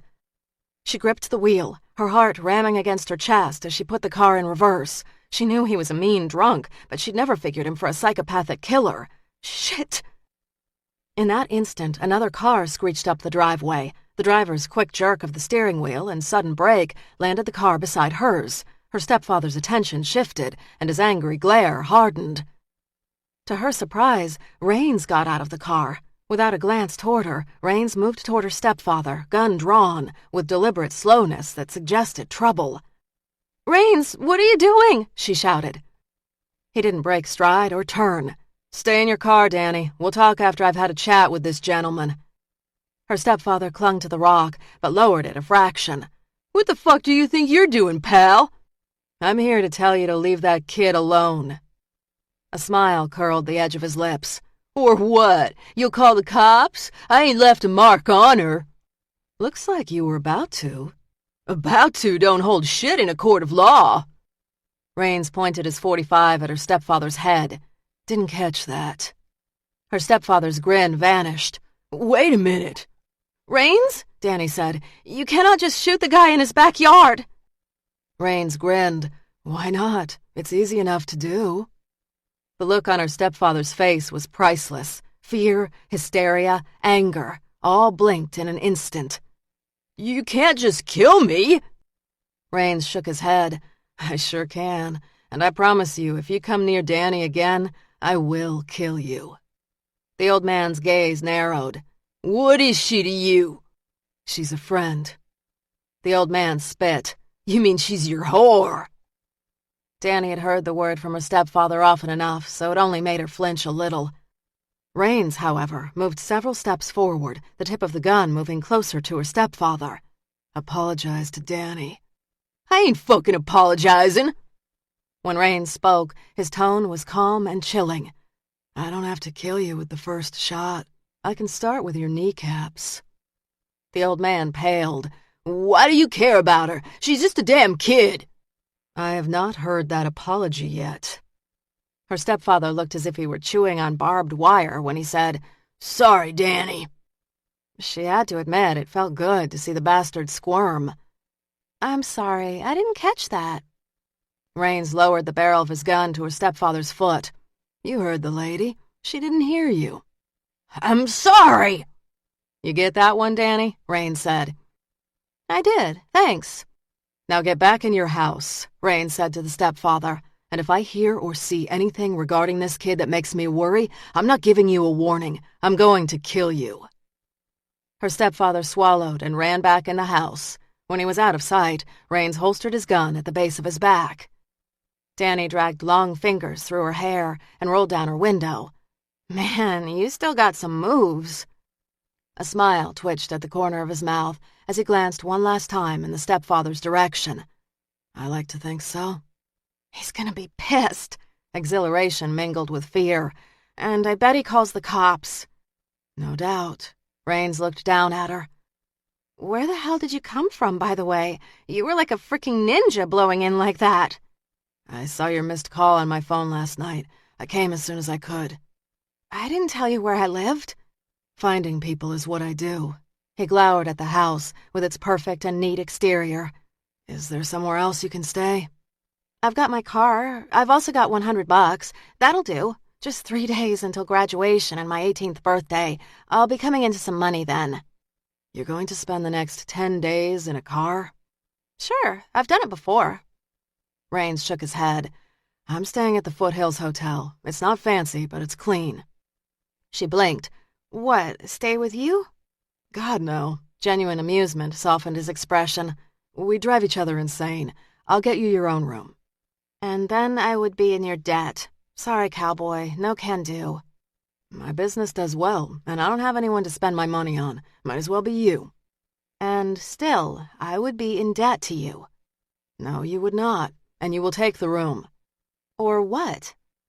His gaze turned serious. "I'll call social services." She shook her head. "I do not like dealing with those people." "Then take the room, finish school, and move on with your life." When she didn't agree, he said, "Look at it this way. I'm paying it forward. Somewhere down the road, you will get to do a good deed for someone. Do that deed, and consider yourself paid back to me." "You're an odd duck, Raines." "So I've been told." He rested his hands on his hips. "You taking the room, or am I calling in social services?" "No strings?" He laughed. "Like what?" "Oh, come on, you must know." "Danny," he said, laughter still dancing in his eyes. "No strings. Now, want to join me for breakfast? I'm starving." "Not at the River Diner." He chuckled. "I'm a creature of habit." "I know a diner. It's good, and you can get your pancakes." "They as good as the River Diners?" "Better." "I'll follow you." Beck was still at the crime scene when his cell buzzed just after 12 noon. He glanced at the caller ID, and when he saw Austin City Hospital, he hesitated. His mind tripped through 100 different scenarios. A colleague shot, his mother, his grandfather. Releasing a deep breath, he opened the phone. "Sergeant James Beck." "Ranger Beck, this is Adele Knight at Austin City Hospital. We have your grandfather here."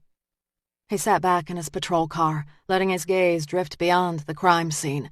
"Is it his heart?" "Yes, he had a mild episode early this morning. He's resting comfortably now." "I'll be there within a half hour." Beck explained his situation to the people at the scene, and then drove to the hospital. The old man was tougher than rawhide, and Beck couldn't remember a time when his grandfather hadn't been in command of his life. When he'd been diagnosed with heart disease last year, it had been a wake-up call for Beck.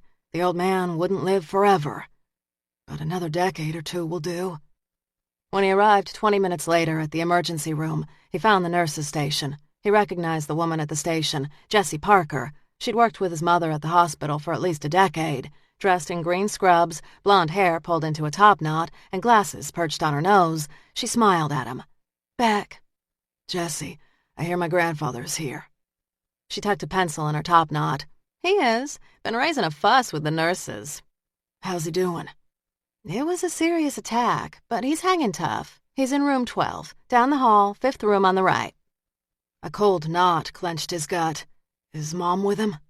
She's been with him for the last hour, but just took a break to get a coffee. She worked the night shift and needed a few minutes to herself. Beck's mother worked harder than anyone he knew. When Beck, his mother, and his brother had moved in with his grandfather, the boys had settled quickly, and Henry had relished being father to his grandsons. His mother, just 19, had not been content. She dreamed of being a nurse, so the old man had told her to stay put with the boys and get her degree. Soon she had enrolled in a nursing program. By the time he was 7, she had her 2-year degree, and by the time he graduated high school, she'd completed the full 4-year nursing degree. Though there'd been opportunities for his mother to find a new place for Beck and his brother, she had stayed with his grandfather. His mother had dated men, and his grandfather had a lady friend he'd been seeing for over 20 years, but his mother and grandfather had never remarried, choosing instead to keep a stable home for Beck and his brother. Everyone had assumed that when the Beck boys moved out of the house, Elena and Henry would part ways, but Henry had suffered his first heart attack shortly after the boys had moved out, and so his mother had stayed with the father-in-law, who had become just as much a father to her as he had to his grandsons. Beck removed his hat and stepped into his grandfather's room. The old man lay on his bed, his face as pale as his sheets. Time had not thinned his white hair and thick mustache. Sun-etched lines burrowed deep around his eyes and forehead. The mechanic resembled Wild Bill Hickok. He was attached to a half-dozen wires and IVs, and for the first time in Beck's memory, Henry looked fragile. Beck pulled up a chair by the old man's bed, not sure if he should take his hand, say something, or just sit. "I'm not dead," his grandfather said without opening his eyes. Beck loosened his tie. "I hear you're making life tough for the nurses." "I don't appreciate their fussing." He opened his eyes and looked at Beck. "What the hell are you doing here?" With effort, Beck kept his voice steady and light. "I heard you were sick, but I can see they were wrong." The old man nodded. "Damn straight. I don't know what the fuss is about." "You had a heart attack," said Beck's mother from the doorway. Dressed in nurse's scrubs, Elena Beck's dark hair was pulled back in a neat ponytail. She was a petite woman who'd kept her figure trim, and at 51 could have passed for a woman at least a decade younger. A gold cross dangled around her neck. And it was more serious than the last. "You worry too much," Henry said. "Don't listen to your mother. She's a woman, and women worry." Elena arched a brow. "I am the most sensible woman you have ever known, Henry Beck, so watch your tone with me." They'd grumbled at each other like this for as long as Beck could remember. "Has anyone spoken to Steve?" "I called your brother," his mother said, "but he didn't pick up. I left him a message and told him to find his way back to Austin as fast as his fanny could carry him." "Leave the boy alone," the grandfather said. "He's most likely working." "Working," Elena said. "His obligation now is to family." Steve Beck worked for the FBI. He rarely discussed his work, which required him to travel a great deal. Right now, he could be anywhere in the world. "I'll track him down," Beck said. "No," the grandfather said. "Leave the boy be. I'm fine, and I'll be out of here by sunset." Elena shook her head. "I know my boy. He'll be here for a few days." Beck held his comment regarding Steve. He'd give his brother a little more time, and then he would track his ass down. In the meantime, he looked at his grandfather's pale, drawn face. The doctors and nurses, including his mother, were treating him like an old man. Their intentions were good, but Henry Beck wasn't used to being babied. "Old man," Beck said as he stood, "you need to stop bellyaching and do what the doctors say. You don't have to like a job to do it well." Henry grunted, frowning at words he'd tossed out to his grandsons often enough. "I got enough gas in my engine to kick your ass for being disrespectful." "I'd let you try, but I'm in the middle of a case right now. Once it's solved and you're on your feet, we'll mix it up." "Punk." Henry closed his eyes, but this time there was a grin on his lips. Beck clamped his hand over the old man's, and for the briefest second, the old man's fingers curled around his. "See you soon." Beck and his mother left the room. "The way you two talk to each other," Elena said. He cleared his throat. "I know you love him, Mom, but he's not a child." Elena's eyes reflected her pain and worry. "He's a sick old man." "Maybe, but don't talk to him like he is. Give him shit, just like you used to when Steve and I were kids." She clutched her cross and slid it back and forth on its chain. "Your language, Beck." I'm serious, Mom. Don't treat him like he's old. I got it. Beck softened his tone. So how bad is it? Bad. He coded in the ambulance. He called 911? Her intent gaze glistened with unshed tears. He was on the phone with me when he complained of chest pains. I sent the ambulance. His own chest tightened with frustration. It was his job to fix the broken, and he had no remedy for the pain in his mother's eyes or his own heart. Is he gonna be all right? They need to do more tests and see what damage has been done. He's tough. The words were meant to allay his fears as much as his mother's. Not so much right now. Which is why you need to track down Steve. I know your brother loves Henry and would want to see him. I'll see what I can do. Last I heard, he was working a case by the Mexican border. She removed her glasses and cleaned the lenses with the edge of her scrub top. Just find him. Beck leaned down and kissed his mother on her cheek. I will find him. Her gaze narrowed as she studied his face. You're not sleeping. Like I told Henry, I have a case. I read about the women who were strangled. Is that the case? It is. She fingered the cross dangling over her collarbone. Who would do such a thing to a woman? I don't know, but I plan to find out. She frowned. Be careful. If this crazy man can kill a woman, he won't think twice about taking a shot at you. Oh, well. He'd compromise his own safety in a heartbeat for the opportunity to drop this killer. Chapter 18. Thursday, May 31st, 12 p.m.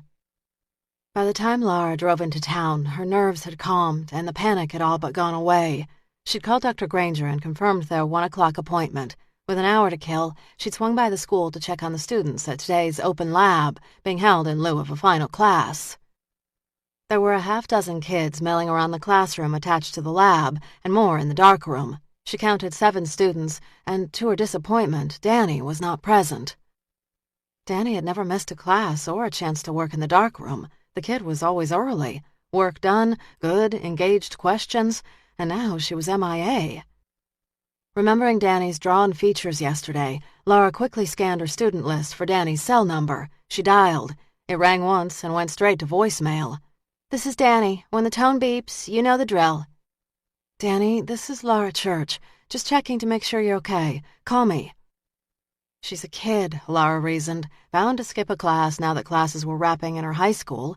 No doubt she had graduation practice or parties or whatever normal kids did when high school wrapped. She was feeling edgy, so everyone else could join her. Let's see what you've done in the last week. Our projects aren't due until tomorrow, Wally complained. He stared at a collection of drying prints, his subject matter always focused on baseballs or footballs. I want a final look. I might be able to offer some helpful tips. She moved to the first table, where 3 girls focused on matting their black and whites. The first girl, Tiffany, had taken pictures of her front porch. The play of shadows is nice. The next 2 girls had taken pictures of their cars. Not original, but they'd put forth the effort. The next few students had completed varying degrees of work. Most were close to completing their portfolio, but all could use more work. Tim sat at the back table where Danny usually sat. He leaned back in his chair, his posture relaxed, his demeanor telegraphing a lack of interest. Want to see my stuff? She arched a brow. You've been photographing?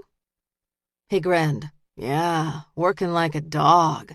He flipped open a portfolio to reveal a collection of stunning shots of the Texas State Capitol building. Carefully, Laura inspected the prints. You took these?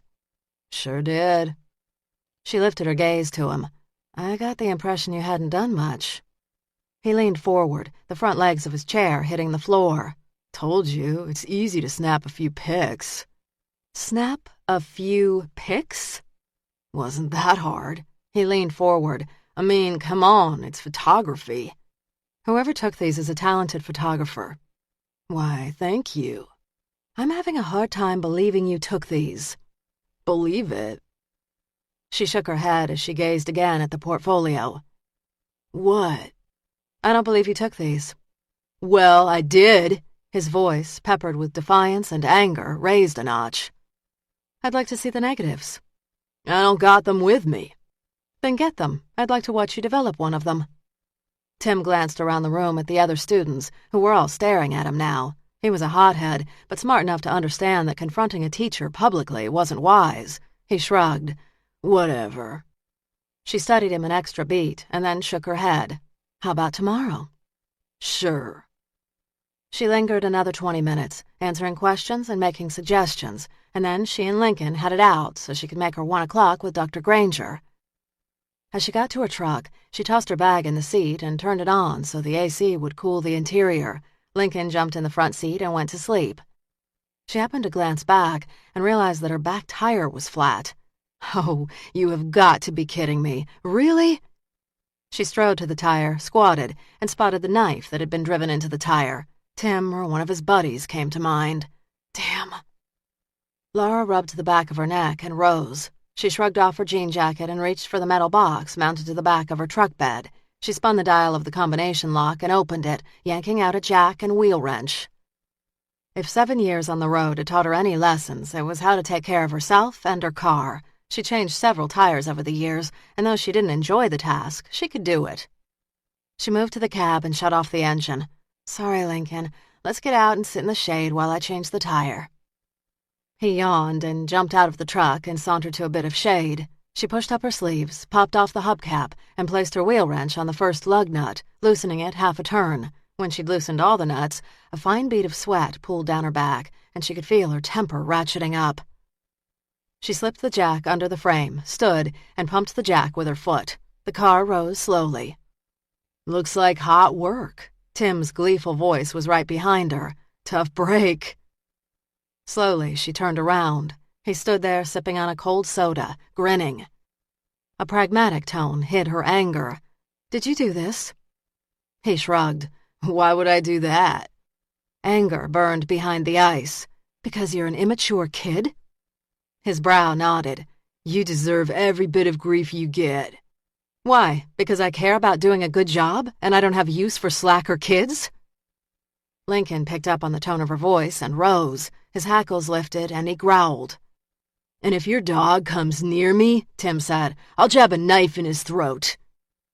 The heat, coupled with the flat tire, had put her temper on simmer, but a threat against Lincoln was enough. She could never take Tim physically, but she could challenge his work to the dean. She moved to the front seat of her car and dug her cell phone out of her purse. Who are you calling? The police, and after that, the dean. She was just about to hit send when she felt a large hand clamp down on her shoulder. He squeezed hard, forcing her to cry out and drop the phone. He twisted her arm behind her back and shoved her against the truck. If we had more privacy, he breathed into her ear, I'd fuck you right here and now so that the next time you saw me, you'd be afraid. Lincoln's high-pitched bark cut across the lot, garnering some attention. When the dog lunged at Tim, the boy kicked at the dog. The intended blow skidded past the dog's head. Let me go! She tried to twist around, but he increased the pressure on her arm. Call your dog off, or I'll break your fucking arm! She drove her foot into his shin, and though he flinched, the impact wasn't enough to make him release his hold. He twisted harder. She screamed. Lincoln bit at the back of Tim's leg. Footsteps pounded behind them, and in the next instant, Tim's grip was broken. Circulation immediately rushed back into her arm, and she turned her fingers already curled into a fist. Beck stood behind her, his large hands twisting Tim's arms behind his back. Give me a reason, kid. Give me a reason. The kid tried to break free, but Beck kicked his legs out from under him and sent the kid sprawling to the ground. Beck put his knee into Tim's back and cuffed his hands behind his back. Beck rose and opened his cell phone as he stared at Laura. You all right? I'm good. She rubbed her arm, aware that if this encounter had gone on a little longer, Tim would have broken her arm. Beck spoke to local police and requested a car be sent to their location. Satisfied police would soon arrive, he reclipped his phone to his belt and hefted Tim to his feet. Get up. Christ, man, you're hurting me. Beck got right on the boy's ear and whispered words she couldn't hear. Judging by the look on Tim's face, whatever Beck said wasn't pleasant. Seconds later, 2 police cars arrived, and officers got out. Beck explained the situation, and Tim was led off in cuffs. Laura sat under a tree with Lincoln. Against her will, her mind tripped back to the dream of the strangler. A cold shiver slid over her body, puckering her skin with gooseflesh. As Beck approached, she rose to her feet, doing her best to shield her emotions. She didn't speak, fearing raw emotions would make her voice crack. Lincoln also rose. Beck scratched him between the ears. Mind telling me what that was all about? A student who can't fail my class, or he'll get kicked off the football team? I trust that he is failing. Hasn't done a bit of work this semester, and today he turned in a stunning portfolio. I was going to challenge his work with the dean. Beck glanced at the tire that still hadn't been replaced. A chilling anger rumbled under his voice. How does Hands end up on you? He came up to me while I was changing the tire. I told him I was calling the police because I'd had it with his stunts. Beck cursed under his breath. He's the one that wrote the note. I thought it was his sick idea of being funny, and I didn't have strong proof it was him. She shoved a shaking hand through her hair. It stopped being funny when he cut my tire. He rested tense hands on his hips. It was never funny.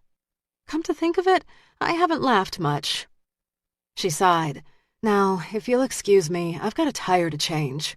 She checked her watch. I'm late for my appointment with Dr. Granger. I'll change it.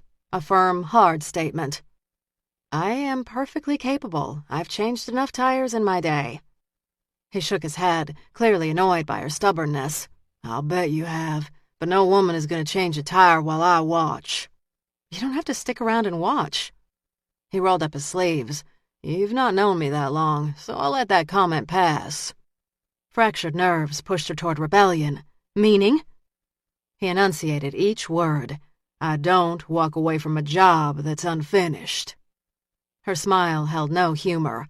You make me sound like a project. Muttering unintelligible words under his breath, he tossed the flat tire in the truck bed, pulled the spare from the wheel well, and set it on the tire rim. Carefully, he screwed the bolts on, and with the wrench, tightened each bolt so securely she wasn't sure if she'd be able to get it off the next time she had to change out the tire.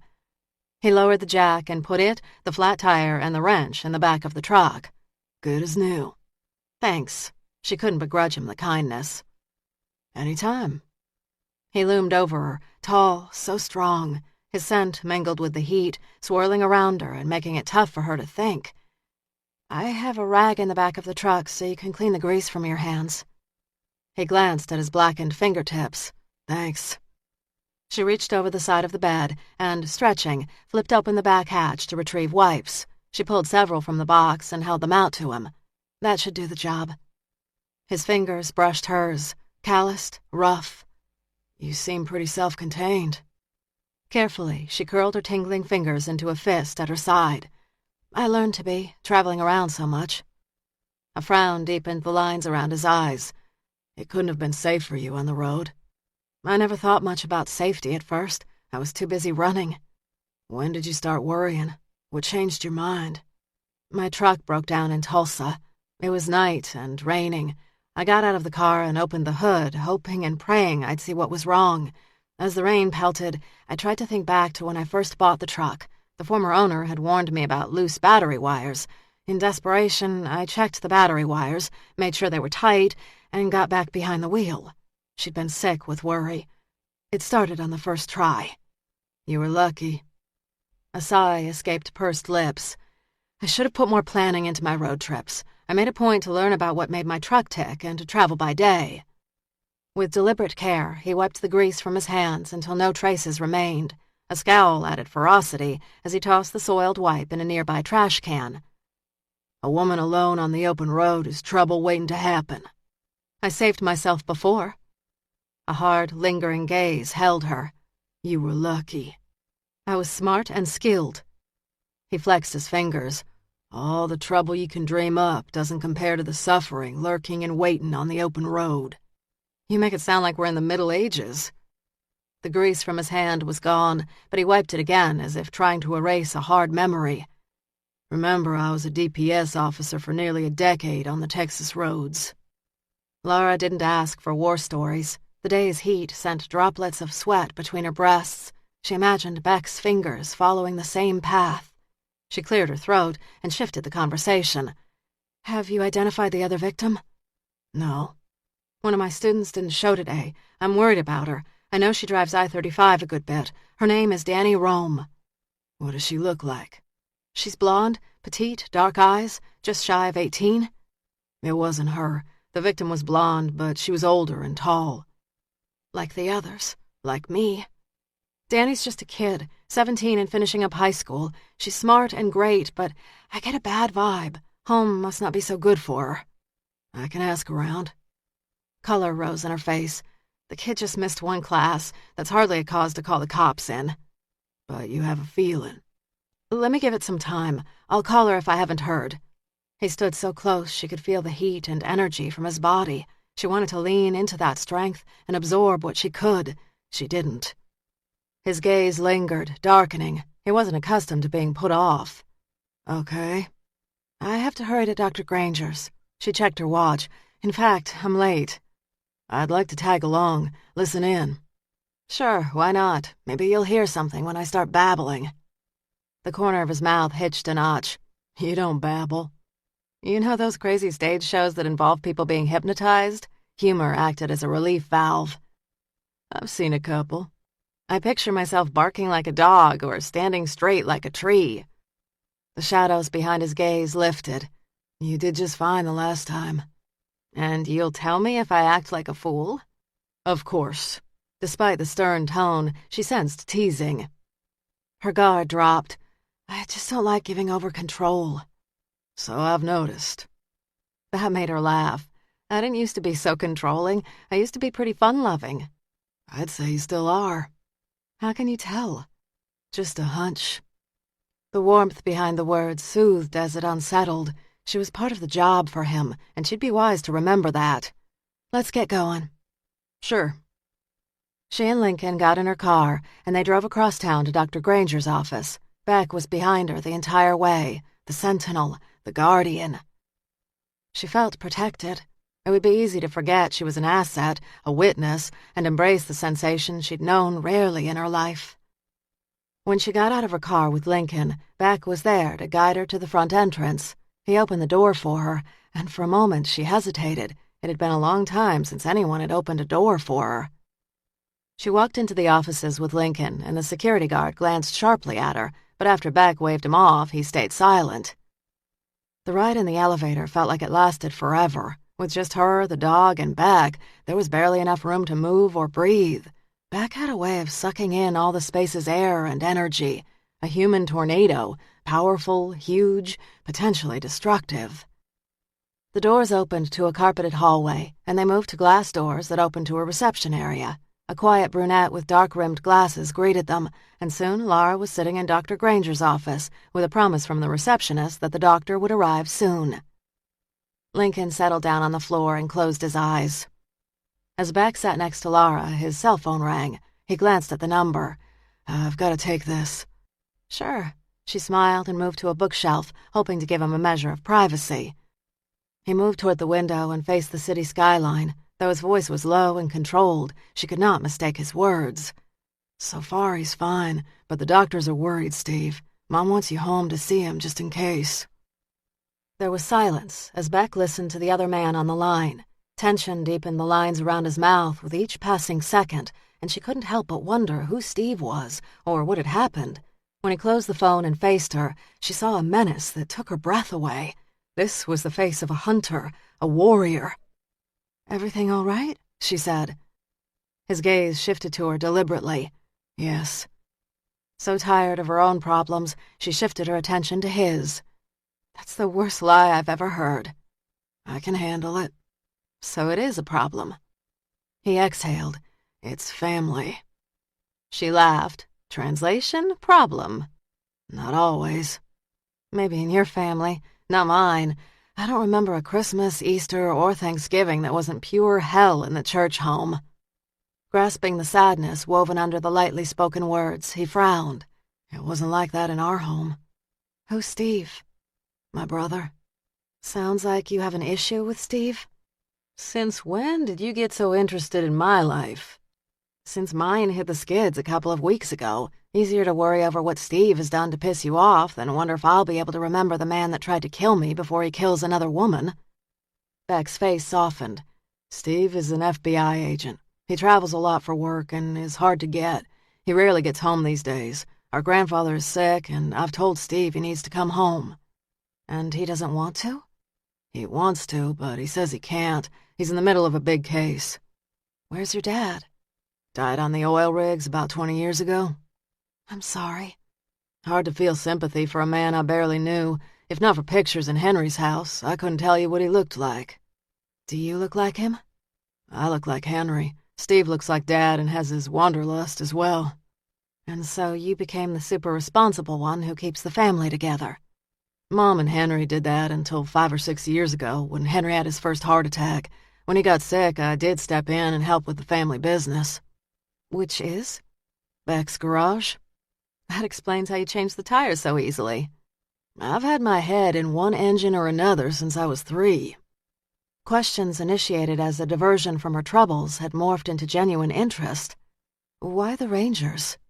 As a kid, it was easy to look up to them. Henry saw early on that was what I wanted, so he encouraged me. Did the same for Steve. Wanted us to live our own lives. My brother took off first chance he got, but I stuck around. Would have been in the garage today if my grandfather hadn't fired me. Fire you? Why? He was smart enough to know I'd not have left otherwise. Beck's tone was matter-of-fact. The door opened, and Dr. Granger entered. She had her hair up in a French twist and wore another dark, slim skirt, a white shirt, and a discreet strand of pearls. Laura, I'm so glad you could come. They shook hands. Thanks for seeing me. I'm glad to have you. She shook Beck's hand. Beck, will you be joining us for the session? Yeah. When Laura nodded her agreement, Dr. Granger ushered the 3 to a small sitting area with a couch and 2 chairs. Laura sat on the couch. Beck sat to her right in a chair, hat in hand. Dr. Granger sat to her left on the couch. Now, I want you to relax. Dr. Granger's voice had a calming, quiet quality. Shoving out a sigh, Laura attempted a smile. Easier said than done. I feel as if I'm sitting on pins and needles. You're not. This is just you and me talking. No pressure. Laura glanced at Beck. Locked in my memory is the face of a killer.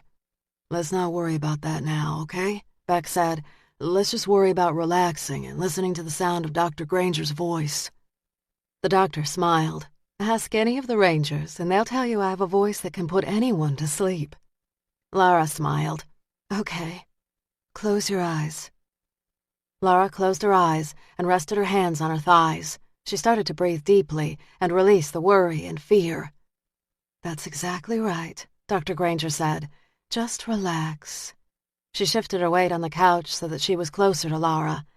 Now, I want you to imagine a crystal hanging from the rearview mirror of your truck. You're sitting on the side of the road, and in the distance you see mountains and blue skies. Do you see it? Yes. Good. Now slowly pull your attention toward the crystal and focus on the play of the sun in the crystal. Note the colors and the way the crystal spins. Laura's inward gaze drew in closer and closer until all that she could see was the rainbow of colors in the crystal. The physical world melted away. Her fingers eased into the soft denim fabric covering her thighs. We've traveled back in time to Seattle. You've just gotten a huge job promotion, and you are on top of the world. Laura smiled. I'd been waiting and hoping for this job for months. You were thrilled. She eased back into the couch, remembering the sense of relief she'd felt when she'd gotten the call. Beyond thrilled. And who were you celebrating with that night? What friends did you have around you? The usual suspects. She smiled. Angela, my roommate, Dave, who was in my marketing class with me, Kyra from yoga, and Nancy from the new company. They were kidding me when I ordered my second glass of wine. I was always a little rigid and focused on work. They'd never seen me let my hair down. What was your average day like? I was always up by 5, to the gym by 6, and classes or the library by 8. I treated school like a work day. You studied fashion. Fashion merchandising and business. Beck found himself drawn in by Laura's easy smile. Since the day they'd first locked gazes, she'd been tight and guarded. At her art show opening, he'd seen glimmers of this old Laura. More than ever, he wanted to catch the man who had crushed the free-spirited Laura. He pulled a notebook from his breast pocket, scribbled a note, and handed it to the doctor. She glanced at it and nodded. Laura, Dr. Granger said, let's now fast forward to you walking outside the club. You've had a couple of drinks, you are relaxed, and you are so hopeful. She glanced at the note. Do you remember who was standing outside the club? Anyone that just for an instant caught your gaze? A frown furrowed her brow. It was drizzling that night, so there weren't many people. There were several cabs out front, the drivers behind the wheel. A couple walked past. They were huddled under hooded raincoats and hurrying. She sighed. There was a man standing under an awning. He was huddled under an umbrella, and his collar was turned up. He was looking in my direction. Beck nodded to the doctor, silently encouraging her to continue asking about this man. What caught your attention about this guy? He had an umbrella, not a rain jacket with a hood. Tourists carried umbrellas. The locals wore jackets with hoods all the time because it rained most of the time. Take a moment to focus on this man. What did he look like? His face was turned down and his jacket collar up. Beck scribbled a list of questions and handed it to the doctor. What was the color of his jacket? Black. Did the jacket have a logo? Something in red on the sleeve, but I didn't get a good look. Dr. Granger nodded. What about his hair? Was it long or short? Short, light color. His hands were shoved in his pockets, and he was tapping his toe. He looked like he was waiting for someone. You, Beck thought. He could have been waiting for you. What else was he wearing? Jeans and boots? Dr. Granger glanced at her list. When you got into the cab, what did he do next? Once I was in the cab and settled, I glanced back out at him. I guess I felt sorry for him. He was running to the cab behind mine. Did you get a better look at his face? He was still holding his collar up. I couldn't see his face at all. Her head cocked and she sat up. Beck jotted down notes. Tourist, blonde, mid-sized, black jacket, red logo. The cab took you back to your apartment? Dr. Granger said. Yes. I got out of the cab and hurried through the rain to the entryway. As the cab pulled off, I was fishing my key out of my purse. I always had my key out, but I'd forgotten that night. I was pretty tipsy. Before I could get it out, she stopped and her breathing grew shallow. What happened? Dr. Granger said. Laura raised fingertips to her lips. Someone pressed a rag to my face. Panic sharpened her tone. The smell was awful, and then everything went dark. The next thing I remember is the hospital. Beck motioned to the doctor. He wanted to ask the next question. The doctor hesitated and then nodded. He leaned forward, his knees nearly pressing against hers. Laura? Tension rippled through her shoulders and her breathing slowed. Laura, it's Sergeant Beck. Her frown eased. In the dream you had the other night, you said there was a man. The man commented on your white dress. He didn't mention the sexual assault, fearing she'd shut down. She smoothed her hands over her jeans, as if it were the imagined white dress. He liked the white dress. What did he like about it? He said it made me look like an angel. Beck met Dr. Granger's gaze. The doctor nodded, prompting him to continue. He said you looked like an angel? An angel that fell from heaven. His voice was barely a whisper. What did he smell like? She hesitated and then wrinkled her nose. He smelled like lemons. Lemons? Yes, very strong. What else do you remember? He liked hurting me. Her brow wrinkled. When I cried out, he laughed. A tear spilled down her cheek, and she quickly grew restless. Dr. Granger touched Laura gently on her knee. You are safe, Laura. He isn't here, and he can't hurt you. Laura stared out with vacant eyes. But he can hurt me. He can see me, but I can't see him. Her entire body tensed, and she leaned forward as if to get off the couch. Beck shifted to the couch and sat beside her. Laura, you are safe. Laura leaned into his warmth. I'm not safe. She raised her hand to her neck, and tears welled in her eyes. I'll wake her up, Dr. Granger said. Beck hated seeing her suffer, but if he didn't find the strangler, more women would die. He took her hands in his. Her fingers, small and delicate, were rough with calluses. Did he say anything else? Her fingers fisted around his.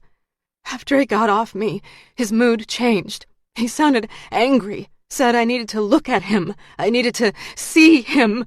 She started to weep. Beck nodded to the doctor, signaling her to end it. Dr. Granger immediately snapped her fingers. "Laura, it's time to wake up. Wake up, Laura." Laura's lids fluttered open, revealing blue eyes filled with panic and fear. Wet tears streaked. "It's okay," Beck said. As she lifted her gaze toward his face, she saw that he was still holding her hands. Instead of pulling away, he held tight with surprising strength. Slowly, her wild look calmed. She closed her eyes, and when she reopened them, she looked controlled. She pulled her hands free, swiped her cheek dry, and sat straighter. "Did I help?" "You remembered that the man from your dreams smelled of lemons and that he wore a bandage on his hand. Any ideas that could fill in more details?" Silence, and then she frowned. "Sorry, not a clue, but I'll think about it." Dr. Granger said, "I think that's enough for today." "I agree," Beck said. Laura nodded. "I should stop by the gallery and check in with Cassidy. She sent me an email and said I've had more sales." Beck made no move to ease his body away from hers. He liked the feel of her next to him. "Maybe you should give it a rest." She pushed her palms over her thighs and rose. "I'd rather keep moving. Life is simpler if I'm busy and don't have too much time to think." Beck also rose. "Why's that?" "When I'm busy, I'm not worrying. When I have downtime, I get a little panicked." She kept her tone light, but it didn't lessen the punch of the words. "Why?" Dr. Granger said, standing. "The hole in my memory stirs up all kinds of worries." "What are some of the common worries?" Dr. Granger said. "That he is close, that he always knows where I am. I think that is why I was on the move so much. I just wanted to stay ahead of it." "Were there times when it was worse than others?" "Around the anniversary of the attack." June 1st had been the date on the first police report. That's tomorrow. He'd been wondering why the killer had returned to Austin, but had left Laura alone so far. Was he waiting for the anniversary? "What are you thinking?" she said. "Just tossing around ideas. It's what I do all the time." "It's more than tossing around ideas. You've settled on a theory." She cocked her head. "He's waiting for the anniversary." "We don't know that." Keen eyes assessed him. "No, but you are thinking it." He smiled. "I think a lot. Why don't I follow you over to the gallery?" "You don't need to do that. I can handle myself." She looked to Dr. Granger. "Am I good to go?" The doctor smiled. "Yes, but if you have more memories or thoughts, call me. Don't worry about the time of day." Laura, Lincoln, and Beck moved to her truck. "Bring that tire by Beck's garage and I'll patch it up for you." "You'd patch a tire for me?" "I can patch a tire, fix any engine, and hit any target with just about any gun, but don't ask me to dance." She laughed. "No dancing?" The laughter made her eyes brighter. "Two left feet. Been a few women who stumbled off the dance floor cussing and using the Lord's name in vain after we took a spin." "I'll keep that in mind. What else can't you do?" "I'm not fond of chick flicks, fancy restaurants, or wearing a tie." "And what do you like?" A half smile flickered at the edge of his lips. "I like you." She arched a brow. "Me? Sergeant, now I'm worried about you." "Why's that?" "I'm a neurotic artist who hasn't lived anywhere for more than 6 months in the last 7 years. I work insane hours, and I'm extremely moody when the work isn't coming together." "Other than the neurotic artist part, you could have just described the life of a ranger." She shrugged. "Perhaps we are kindred spirits after all. And," she said, "I'm not so fond of dancing either." "What do you like?" "I like my work. I like Lincoln. I'm starting to like my house in Austin." He took her hand in his and traced her palm with his calloused thumb. "I'm gonna catch this guy." Clear, decisive. "You are going to be safe." He sounded a little like Rains. He said almost the same thing to me in Seattle, and now here he is, 7 years later, still hunting the same killer. The comparison to Rains was not a comfortable one. "Do you know much about Rains?" "No." "What about his personal life?" She cocked her head, questioning. "I remember him showing me a picture of his daughter and saying he did what he did for her." "Did he tell you that his wife and daughter died?" Her skin paled. "No." "Car accident about 8 years ago." Her gaze softened. "I'm so sorry. I don't like the guy, but I wouldn't wish that kind of tragedy on my worst enemy." He still wears his wedding band, and I would never have known if one of his old co-workers hadn't mentioned it. Beck hooked his thumb in his belt loop. You're right when you say he's a lot like me. Rains and I are both driven, and we both live for the job. You're afraid you'll end up like him. Nail on the head. His forced vacation had made it painfully clear that he had no life outside of work. He'd never minded the long hours or his meager social life. In the last few years, the line between him and the work had blurred. Even that realization hadn't bothered him until he'd met Laura. I might be a bit worried about that. She drew in a breath as if she was bolstering her courage. I try to picture myself in 10 years. Will I still be tromping around the country alone taking pictures? Yes. But will I be coming home to an empty house? Lincoln will likely be gone by then, and I won't have anyone. She chewed her lip. I don't love that vision. He put his hand in his pocket, resisting the urge to touch her. Might not be that bad. A blush colored her pale cheeks. When this is all over, Detective, why don't you come by my place for dinner? A vegetarian dinner? She shrugged. Some of the mushroom dishes taste a lot like meat. He leaned toward her, grinning. But you and I would both know it wasn't the real deal. Laura tucked a stray strand of hair behind her ear. Kind of the point. His look was probing. Saying I do come over for a meal. He spoke carefully, each word deliberate. How about I bring a couple of steaks to cook on the grill? You do have a grill, don't you? I do, but a couple of steaks? She shook her head. I don't eat steak. He arched a brow. I was thinking about Lincoln. The dog's ears perked at the sound of his name. We carnivores got to stick together. She savored the warmth of his hand against hers. I'm sure he could be talked into it. Beck stood just inches from her, so close he could smell the mingling of her scent with her soap. Another loose strand hung over her eyes, and he wanted so much to brush it back. Instead, he released her hand and stepped back. The difference between Rains and me is that I am going to catch this guy. Beck arrived at the medical examiner's office just after grabbing a quick sandwich. Santos stood by the table watching as the doctor made his external examination. Sorry I'm late. Santos looked up. How's Henry? Hanging tough, but he's gonna have to watch it for a while. Steve there? I left word with him. Good. Santos drew in a breath. I called the hospital, and because I'm not family, I wasn't allowed to visit.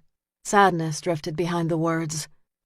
Go anytime, and if they give you shit, call me. He hesitated. Visits should be made sooner than later.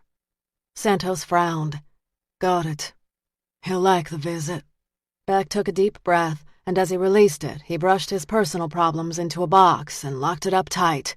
Later, when he had time to worry and fuss, he would, but for now, it was all about the case. What have you found so far? The doctor peered through clear goggles. I was just inspecting the dress and noting it's different than the others. How? Style is simpler, less lace, no trim. I was thinking about the dresses, Santos said. What if we lined the dresses up and had my aunt take a look at them? Your aunt? She's a seamstress, made all the costumes for a lot of the bands and singers in town. She can tell a lot about the way a person sews. It's worth a try. Set it up. The doctor carefully undressed the body and placed the dress in a paper bag. There are no signs of external trauma, he said, except, of course, for the bruising around the neck. The second and third victims did show bruising, especially around the ankles and wrists. Not this one. He continued his external exam. When he began the vaginal exam, both Beck and Santos shifted uncomfortably. She wasn't raped, the doctor said.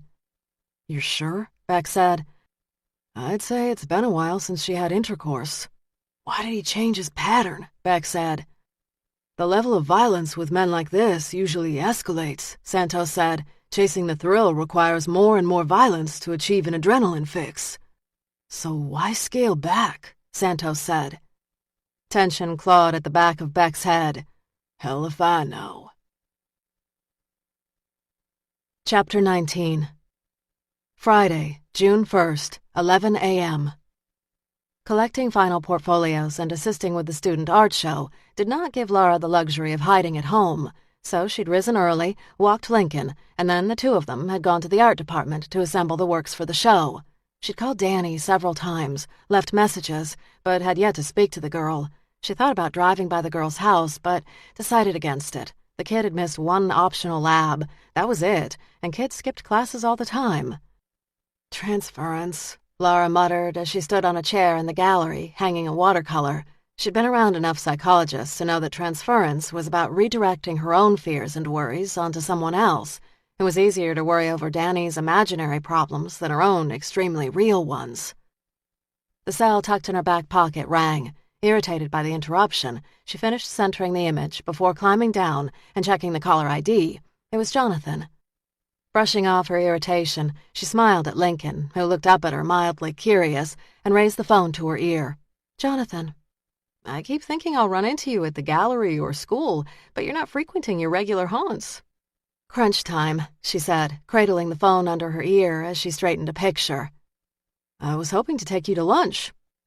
She studied the photo with a critical eye one last time and then stepped back. "What time is it?" "It's 11:30. "That late? I could have sworn I just ate breakfast." His chuckle rumbled through the phone. "You were like that when you lived in Seattle and worked for that designer. Always forgetting to eat, always running behind. Sounds like you finally come back to your old self." Awareness jostled through Lara's mind. "Despite it all, I guess I have."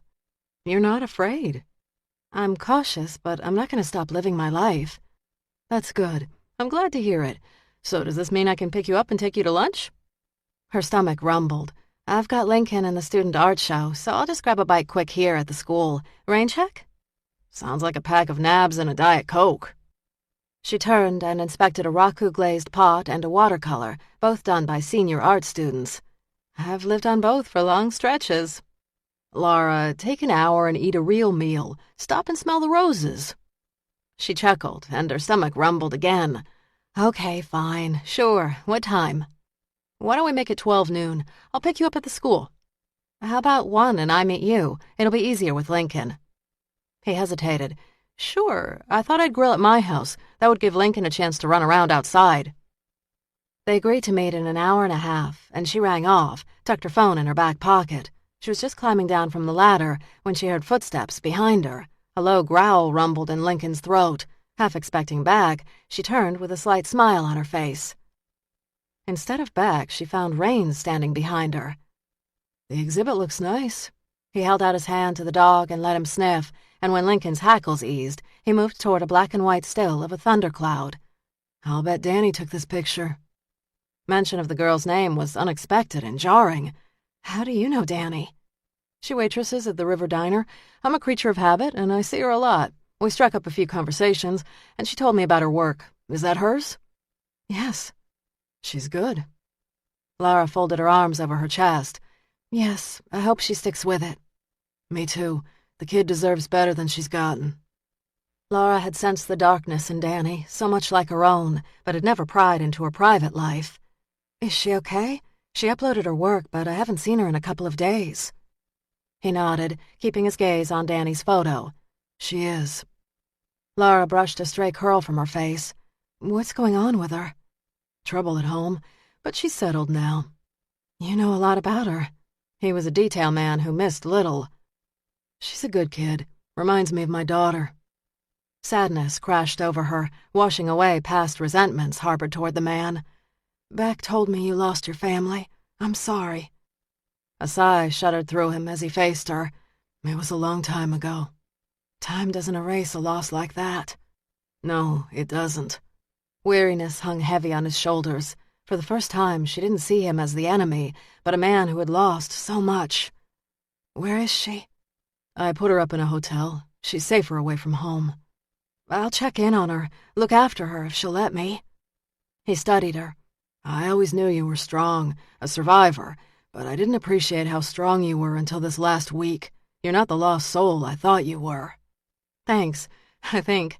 Did you just come to tell me about Danny?" "That and a question." Always a question. No anger, just acceptance. A hint of humor burned behind his gaze. "You can take the cop out of the job, but you can't take the job out of the cop." "What do you want to ask?" "One last question about Seattle, and then I'll let it go." Her guard rose. "Okay. If you'd not gotten the job in Seattle, what would you have done?" I'd have come back to Austin. My grandmother owned a dress shop here, and I was going to work with her. She was disappointed when you told her about the Seattle job? Lara folded her arms over her chest. No, she was thrilled. You kept up with most of your friends from back in the day in Seattle? No. What about Austin? You spent summers here, right? I only had a couple of friends from my summers here, my cousin Cassidy and Jonathan. I remember Johnny visiting you in the hospital. Good memory. Johnny did come up after my attack. Grandmother couldn't travel, so she asked him to come. He frowned. Okay, thanks. Odd questions. The tension in his shoulders eased. We cops are full of odd questions, always trying to understand the facts. So are you giving up on the case? Not giving up, but I've got business in Seattle that I have to take care of. When will you be back? Don't know. You take care of yourself. Sure. She and Lincoln watched him leave. I'll never understand that man. Beck had been weeding through old case files on the animals that had been mutilated or killed for 10 Septembers in a row. He'd started with the most recent and worked his way back. Nothing of note in the recent years. However, a file dating back 15 years contained the name Edna Bauer, Lara's grandmother. Damn, he muttered as he sat straighter. Lara's grandmother had filled out a report saying her hound, Rex, had been killed on her property. The old dog had been stabbed at least 20 times, and his mutilated body strung from a tree. No one had ever been arrested for the crime. Beck sat back in his chair. 15 years ago. Lara would have been 14, and in early September would have just left Austin for the year. What had she said in her session with Dr. Granger? She'd been hiking with Rex and her friend Johnny. Johnny. He dug through Raines's old police files. The cop had noted that a Johnny Matthews had visited Lara in the hospital. Santos appeared in Beck's office just after 1. The day's heat had curled the edges of his short, dark hair and left a fine bead of sweat at his temples. We finally got the security tapes from the university parking lot. Beck glanced up from files. Does it show the kids lessing Lara's tires? Santos handed back the CD. Pop this in your computer and have a look.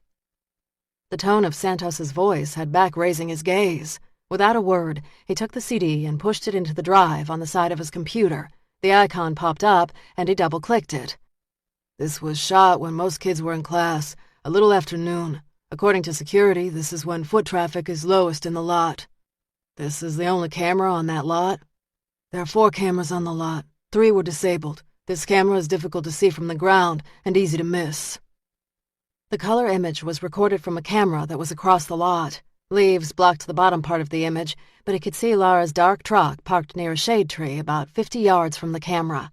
He kept his gaze on her truck. Seconds passed. And then there was the flicker of movement in the bottom left corner. A figure wearing a university hoodie moved toward the back tire of her truck and squatted. The flicker of a knife blade caught the sunlight, seconds before the blade sliced into the tire.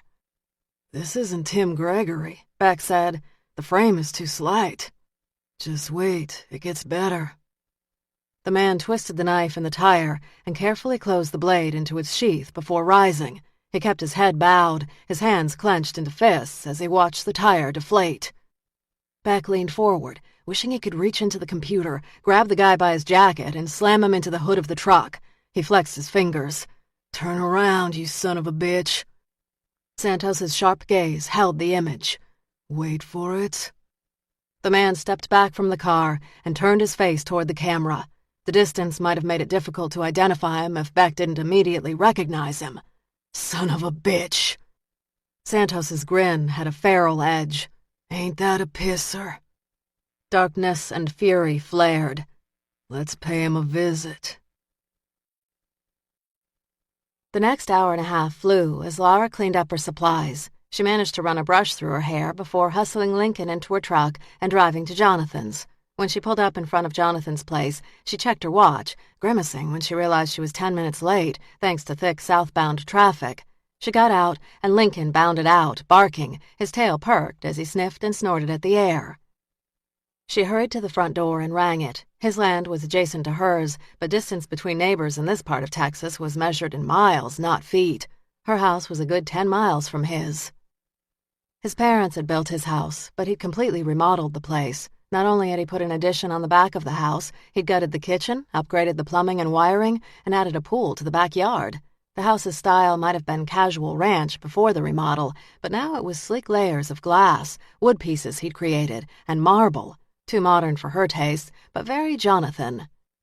The front door snapped open. Jonathan wore khakis, a white button-down, and loafers. A gold wristwatch winked as he leaned casually on the door jamb. "You look happy, beaming almost." "Just glad to be working." He stepped aside, allowing her inside. "Good to see the light in your eyes. Good to see it." She turned and called to Lincoln, who came bounding up to the front porch. "Do you want him to stay outside?" "I've got a nice air-conditioned utility room with a big chew stick waiting for him." She rubbed Lincoln between the ears. Those are magic words for him. Minutes later, Lincoln was settled with his big chew in the utility room, and she was sitting out on his back patio while the grill heated, sipping wine. "Lots of veggies for you," he said. He leaned back in the black wrought-iron chair, pleased with himself. "A man after my own heart. And brown rice, too." She swirled her wine. "You know, all the summers I visited, I don't think I ever visited your home." He shrugged. "I can't believe that. You must have been here at some point." "I don't think so. I only remember you at Grandma's house." An old memory flashed. "Your visits were always memorable because Grandma's dog, Rex, barked a lot." He smiled. "That old hound never did like strangers. He could bark." Jonathan sipped his wine. "I haven't thought about Rex in years. Whatever happened to the dog?" "Grandma said he ran off right after I left one summer." The memory made her frown. "I always suspected that Grandma had put him down, but she swore he just ran away." "Happens." She'd spent many a summer feeding that old hound scraps from the table, walking him, and pouring out her feelings to him. Shoving aside an abrupt sadness, she moved around the deck, which smelled of freshly cured wood. "You're a true artisan, Jonathan. This woodwork is amazing." "Thanks. I do try." "So tell me about some of your latest projects." Best to keep their conversation light and easy. She didn't want Jonathan to assume that they'd ever be more than friends. "I've got several big decks. Each will keep the crews and me busy for the next 6 months. I've also got several custom furniture sets I'm building. After that, we shall see." She smoothed her hand over the railing. The soft browns of the wood grains jumped out. "So what is your secret to making the wood look so rich?" "Tung oil." "Really? Takes longer to apply, but well worth it." She leaned down and inhaled the scent of the wood. The aroma touched a dark and hidden memory. Chains rattled. A lock turned. She'd smelled this before. She inhaled again, reaching for the memory that flickered bright just beyond her fingertips. "It smells like lemons," she said. "I add the scent in because it's so popular with clients." Her mind tripped forward into the shadows, reaching, grabbing, and then it embraced the nightmare she'd had the other night. The man's heavy weight crushed the breath from her lungs. Rough hands, a bandaged hand scraped over her pulsing jugular, and he smelled of lemons. Lara's chest tightened, and for a heart-pounding moment her vision went white, and she thought she'd pass out. Slowly the spots cleared, and she set down her glass. She thought about her car still parked in his driveway. "I remember when you were a kid you liked vanilla ice cream," he said. She touched her temple with a trembling hand. "Yeah, I did." Jonathan couldn't have been the Seattle Strangler. He'd lived in Austin at the time. Slowly, she turned to face him and moved toward the table. Beaming, he held his glass to his lips. "You'll be proud of me. I got a soy version." She glanced into her wineglass, her stomach curdling. "That's sweet. I'm just glad you're back in Austin. This is the city where you belong. Seattle wasn't the place for you." She set her glass down. "No, I guess in the end it wasn't." "I have a surprise for you." "What's that?" "Grab your wine and let me show you." He turned down the grill. She thought about her car, the front door, getting Lincoln, running, even as her brain tried to reason with her terrified emotions. A tentative smile flickered at the edge of her lips, and she slowly followed him inside.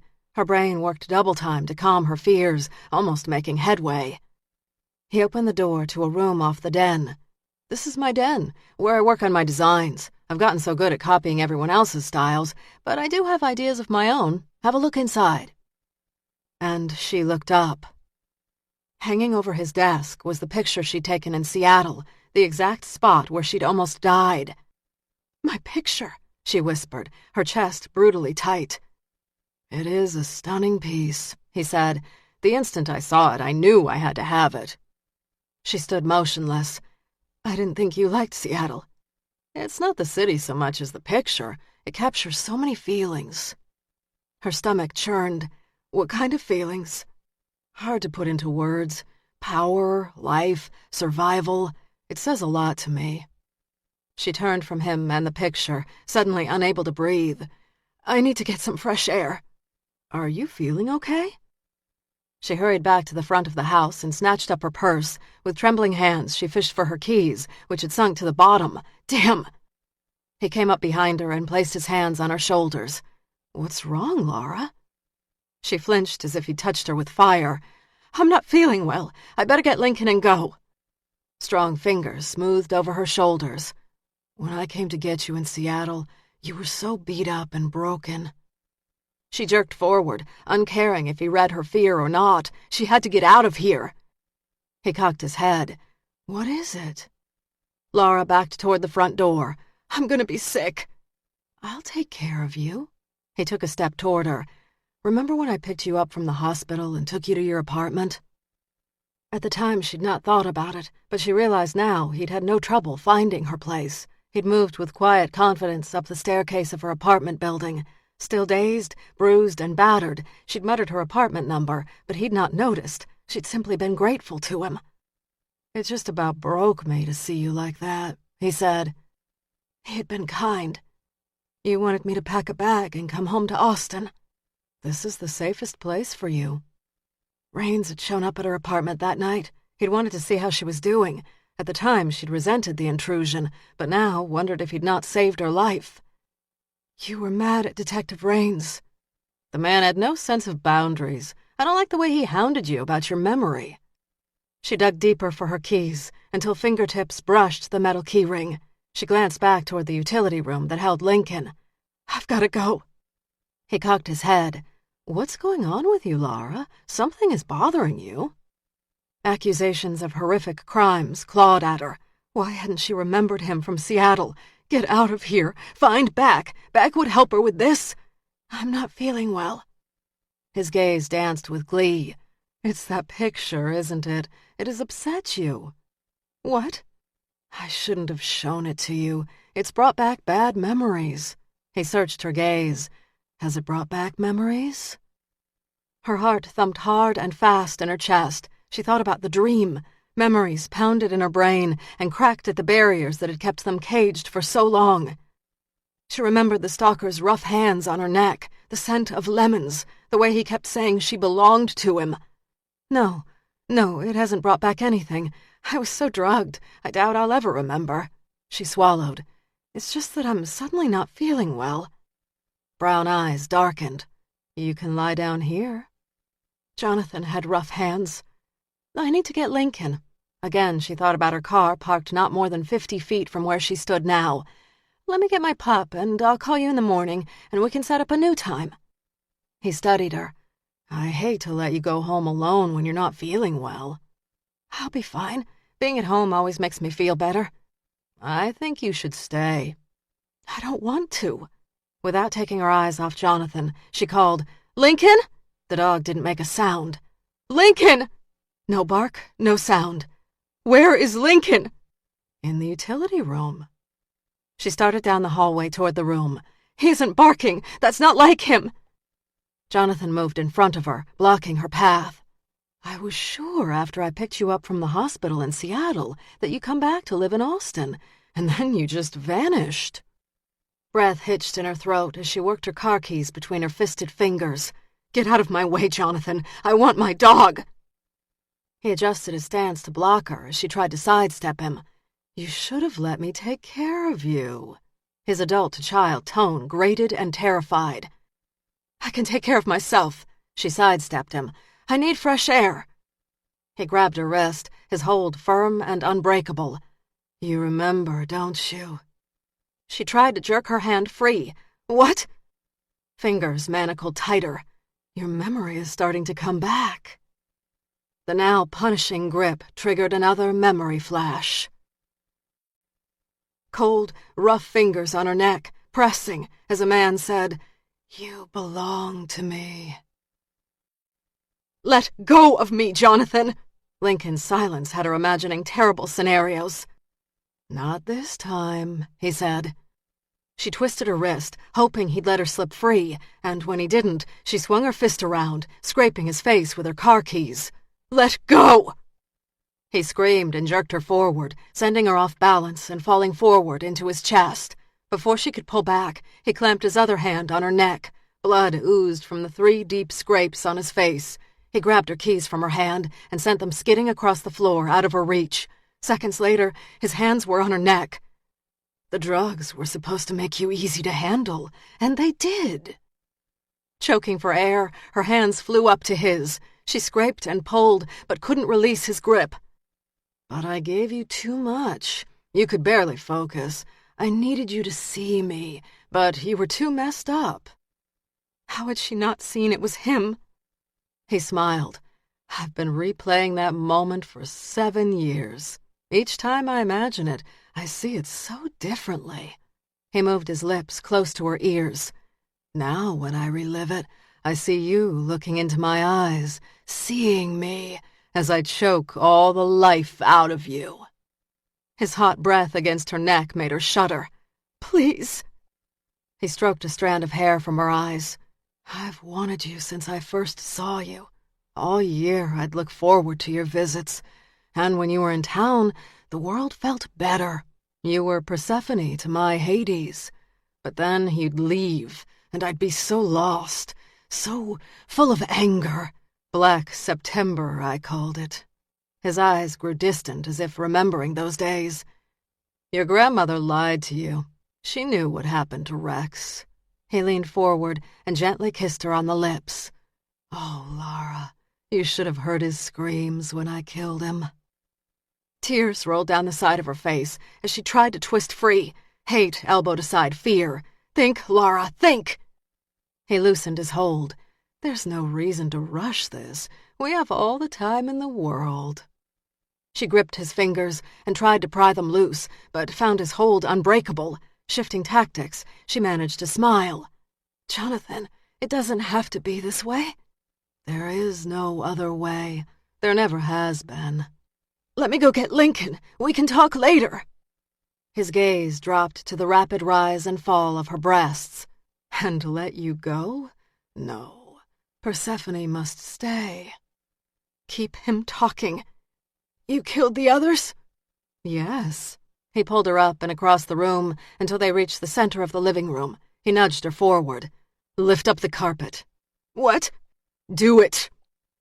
She knelt down and lifted the carpet with trembling hands and discovered a trap door. The wood of the floor looked old, but the lock and hinges were new and well-oiled. He knelt, wrapping his arms around her and whispering, "Each time I killed them, I was killing you." Tears filled her eyes. "Why not just kill me?" "Anticipating a gift is always sweeter than the gift." He looped his fingers through the latch and jerked open the door. Below was a dark black box. "When I put you in there, I'm going to shut the lid and then bring out that damn dog of yours. I want you to hear me kill him bit by bit." Sickened, panicked, and furious, she jerked at his hold. "Fuck you!" He gripped a handful of her hair and jerked back until tears pooled in her eyes. He licked her cheek and then kissed her hard on the lips. "I dream about the night I fucked you over and over again." Images of Beck ran through her head. How many times had he told her to be careful? Rains had warned her, and she'd repeatedly said that she could take care of herself. Her foolish bravado triggered a wave of nervous laughter. "What is so funny?" His tone was annoyed, confused. "Nothing is funny," she rasped. She craned her neck, trying to ease his grip, and widened her smile. "Nothing." His hands released her neck and cupped her face. "Why are you laughing?" His eyes had grown black. She kept smiling, knowing her amusement clawed at him. "It's all so ridiculous." His face was inches from hers as his fingers bit deeper into her flesh. What's so funny? The tender flesh of her neck ached, and she could feel the bruises rising. My grandmother's sending you to save me. Were you in Seattle when she called you? His gaze narrowed. Yes. I'd been at the airport, ready to leave, when my cell rang. She said you were panicked, couldn't remember, so I took a chance and went to see you. He'd lurked in her hospital doorway when he'd first arrived. I thought you were afraid of my bruises and the way I looked. You were afraid of me remembering. Gently, he kissed her on the lips and slid his hands back to her neck. And you didn't. But she must have remembered on some level, because she'd never been able to shake the growing panic, no matter how much anyone tried to soothe her. You are pathetic. His grip tightened more, and now she couldn't breathe. Bitch. Outside, she heard the crunch of tire against gravel. She didn't have the breath to call out, and prayed who had shown would save her.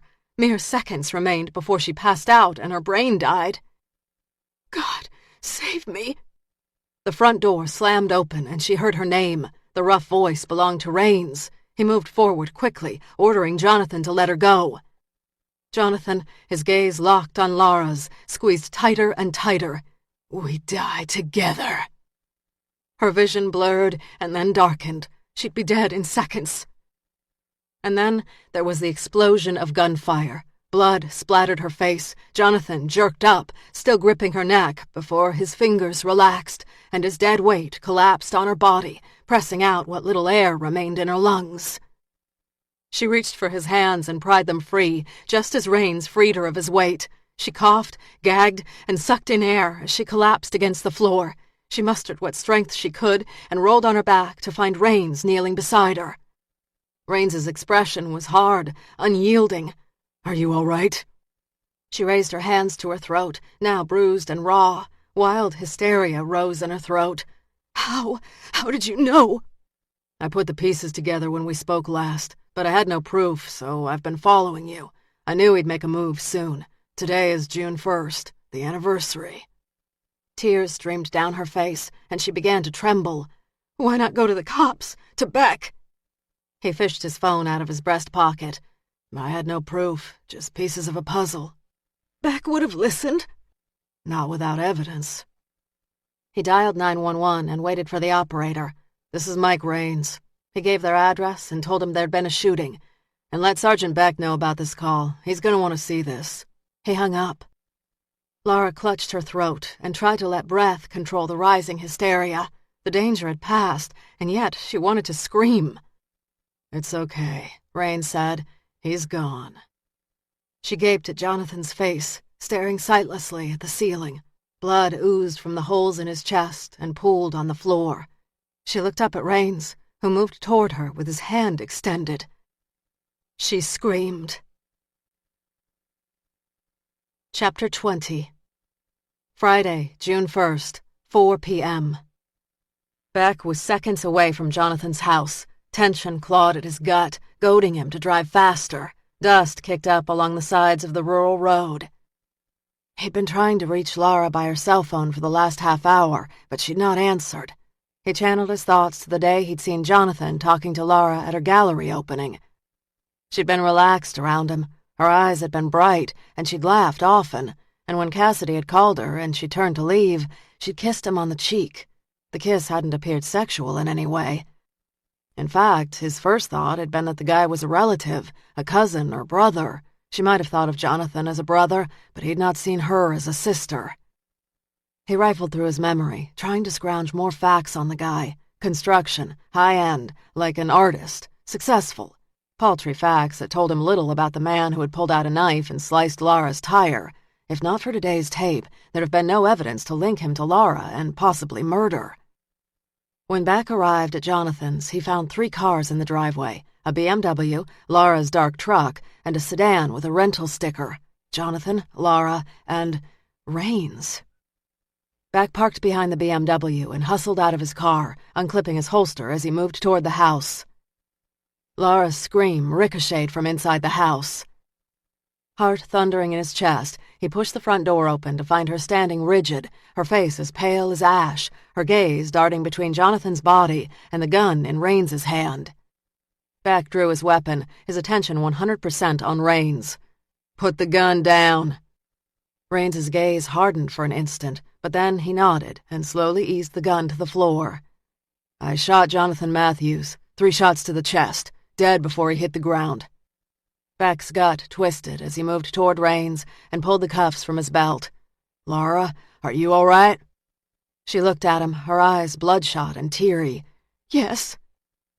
Rains put his hands behind his back and waited patiently as Beck cuffed his hands. Ex-cop, savior, vigilante killer. Beck didn't know what had driven Rains. He guided Rains to a spot at the end of the entryway so that there was distance between them. He called DPS for backup, and then, for the first time, he looked at Laura. She went straight to him, and he held her trembling body close as he kept a watchful eye on Rains. She clutched fistfuls of his shirt in her hands and relaxed into his body. Seconds passed, and all he did was hold her. Finally, he found his voice under the emotion. "Are you hurt?" She shook her head. "I'm bruised, but I'm gonna be fine." Rains shrugged his shoulders. He was strangling her when I arrived. There'd be plenty of time later for details. For now, he was simply grateful. "Thanks." "I've got to get Lincoln," Laura said. "He's not made a sound, and I think Jonathan heard him." "Where is he?" "Utility room." He holstered his gun as old images of mutilated animals flashed. "Stay here. Let me go check on the animal." "I want to come." "Stay." It was a direct command that allowed no argument. She stared at him, her terror-filled gaze knifing him.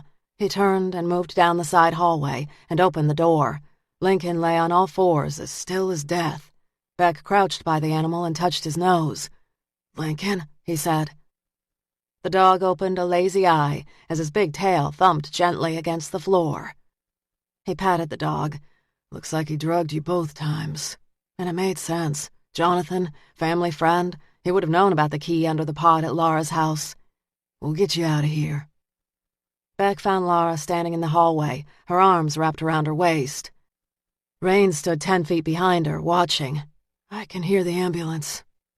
Beck nodded, but his gaze stayed on Laura. "Good." He wrapped his arms around Laura, not caring if Rains or the world saw. "Lincoln is fine. He's drugged, but fine. He's sleeping it off." She gripped his shirt with her hands. "Jonathan drugged him."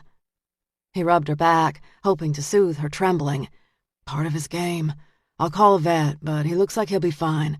I want the paramedics to check you out." "I'm fine," she breathed against him. "He said he was going to kill Lincoln in front of me."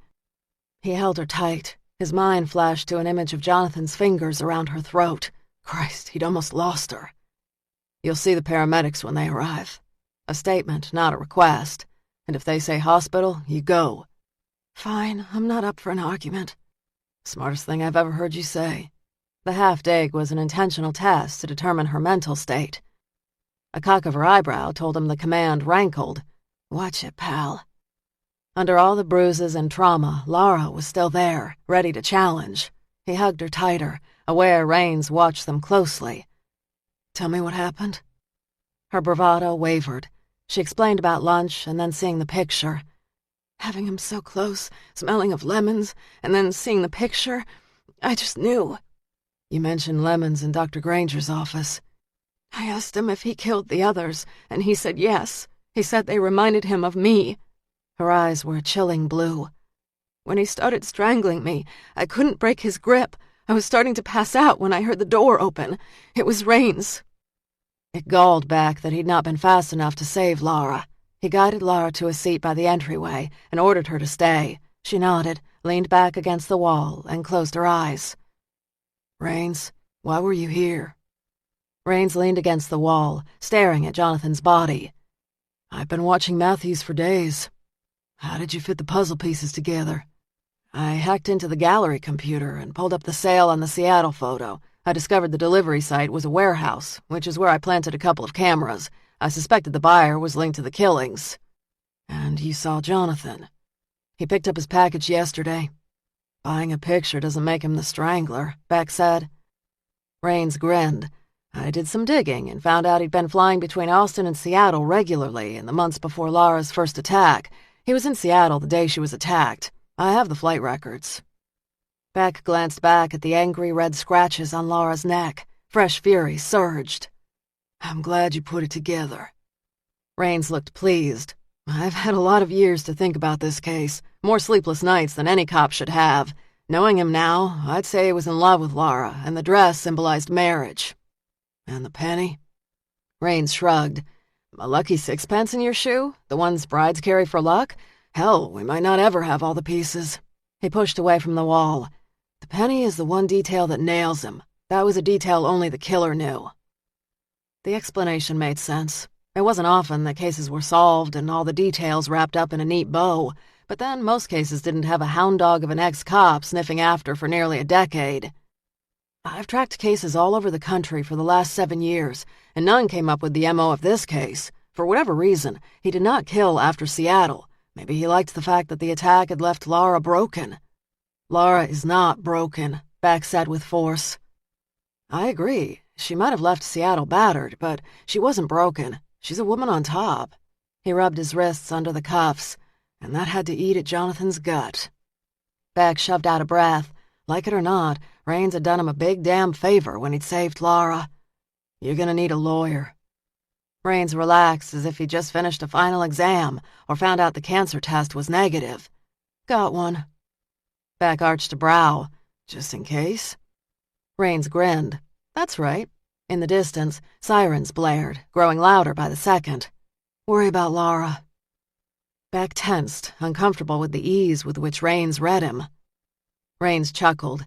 "I remember a partner saying once that I stared at my wife like a starving man ogled steak." His voice grew rough. "We were married 11 years, and she could make me weak with just one look." He hesitated and swallowed. "Hell of a woman. A lot like Laura. Strong, a survivor. No lost soul there." The siren stopped outside the house, and seconds later he heard uniforms coming through the front door. Beck apprised the officers of the situation, and then led Laura out of the house. He took her straight to a waiting ambulance. "I need to check on Lincoln," she said. "I'll check on the damn dog," Beck said. "Just sit." He found Lincoln standing on wobbly feet, trying to take a step. He grabbed the dog's collar. "Hang tight, partner. Let's get you outside." He led the animal to his own car, turned on the air conditioning, and locked Lincoln inside, where he was safe. When Beck returned to the ambulance, the paramedic glanced up at Beck. "She needs to go to the hospital and have that throat x-rayed. I want to make sure there's no tissue damage or swelling that could get worse over time." "Is that actually necessary?" Laura said. The paramedic glared at Laura. "Well, I could send you home, your throat could swell, and then we could hope that the paramedics reached you before you died." She sighed. "You made your point." "I'll drive her to the hospital," Beck said. "You don't have to do that," Laura said. "I can drive myself." The medic laughed. "Right, when pigs fly. She rides in the bay with me." Beck nodded. "I'll follow." Color rose over her cheeks as she stood. "You're doing it again." He placed his hand on her shoulder. "What's that?" Her throat burned. "Making a request that sounds like an order?" He leaned toward her a fraction. "It sounds like an order because it is an order." "I don't like orders." "Today you do." 4 hours later, Laura sat on the gurney in the emergency room, teetering between boredom and irritation.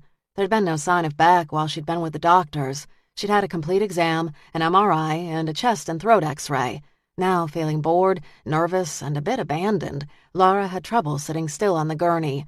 Her thoughts tumbled to Jonathan and the events of the day, which still just did not feel real. Jonathan, he'd killed all those women. She dug back in her memory, trying to remember the kid who had lived on the farm by her grandmother's. He'd been quiet. He'd liked to build things, always designing something in his sketchbook. He'd laughed a lot during those summers. He'd been her grandmother's handyman, always willing to fix anything. She'd had no idea that such evil lurked behind the smile. Jonathan had followed her thousands of miles to Seattle, stalked her, and killed other women. As much as she replayed the facts, she couldn't make sense of them. Purposeful footsteps clicking down the hallway had her easing back onto her bed. She hopped up on the gurney and folded her hands in her lap. The curtain slid back to reveal Dr. Granger. As always, she looked buttoned up and formal. Tight bun, trim skirt, white shirt, and sensible heels. Laura wondered if the doctor was always this buttoned up. When she was home alone, did she ever drop her dirty clothes on the floor or drink from the juice carton? "How are you?" Dr. Granger said. Laura straightened and smoothed her hand over her flyaway hair. "Hanging tough." Green eyes scrutinized. "Are you? It's been quite a day." She rubbed the back of her neck with her hand. "An understatement, Doctor." Dr. Granger sat in the metal chair by her bed. "You look restless." "I want to get out of here. I want to go home to my dog. I haven't seen Beck since we arrived." "The police are going to take your statement." "I've already recited my story to Beck and Santos." She shifted, wishing the pent-up energy in her body would ease. "Talk to me. My brain is a little jumbled right now. My good friend tried to kill me." Dr. Granger frowned, staring but not speaking. Laura closed her eyes, willing the images of today from her mind. "I've not been in a hospital since Seattle. I'd forgotten the smells, the sounds, and the endless waiting. The doctors want to make sure you're okay." She picked at the edge of the white sheet on the gurney. "I feel fine." "You were attacked." She shook her head. "It wasn't like last time. I remember more." "Including Seattle?" "Pieces of it." "Such as?" "How Jonathan's hands felt and smelled when he grabbed me." She closed her eyes. "I can hear his voice. He sounded exactly the same today. 'You shouldn't have left me.' He said that many times 7 years ago and today." "What are you feeling?" "I'm shaken. Tomorrow, when it really sinks in, I might be a mess, but for now, I'm okay." The restlessness churned and hammered into the shield she now hid behind. "As bad as today has been, it's a relief to know that at least I know. Having all the pieces, no matter how ugly, is better than having nothing. I can get on with my life." Dr. Granger adjusted her glasses. "Trauma doesn't just vanish, Laura." Her fingers curled into fists. "I'm not carrying this. I am not. I've been running for 7 years, and I am not doing it anymore." Dr. Granger released a sigh. "If you find letting go does not go as smoothly as you'd like, call me. I'm still happy to talk." "Thanks." She forced the tension from her shoulders. "And I'm sorry I'm such a bitch." A smile softened her face. "You're stressed. You're not a bitch." "If I'm not a bitch, I'm doing a fair imitation of one." Dr. Granger's eyes warmed. "No worries. I don't suppose you could get them to spring me early. Places like this have their own pace." She rose. "But I'll see what I can do." "Thanks." Dr. Granger departed, and Laura was left to sit once again. After 15 minutes, she glanced at the digital clock on the wall. Her throat felt fine. She'd had no trouble breathing, could swallow just fine, and no back. But then why should he be here? The case was over, solved. He didn't need her anymore. "This is bullshit. I'm out of here." Just as she spoke, the curtain to her room snapped back, and a nurse in white scrubs appeared, pushing a wheelchair with a stack of clothes on it. She took one look at Laura reaching for her jeans and frowned. Familiar green eyes studied her. Laura's fingers tightened around the denim. "I've been waiting for an hour. I'm about to jump out of my skin." "The wait is over, Miss Church. You're good to go." Laura stared at the woman. She was in her early 50s, had dark hair with just a hint of gray, and a slim figure much younger women would envy. "Do I know you?" "I don't believe we've met." Laura glanced at the name tag, Elena Beck. "You're related to James Beck?" The nurse inspected a chart and made a note. "Guilty as charged." "Your nephew?" She glanced up and smiled. "My son." Laura lifted a brow, then remembered Beck had said his mother had only been 16 when he was born. "He looks a lot like you."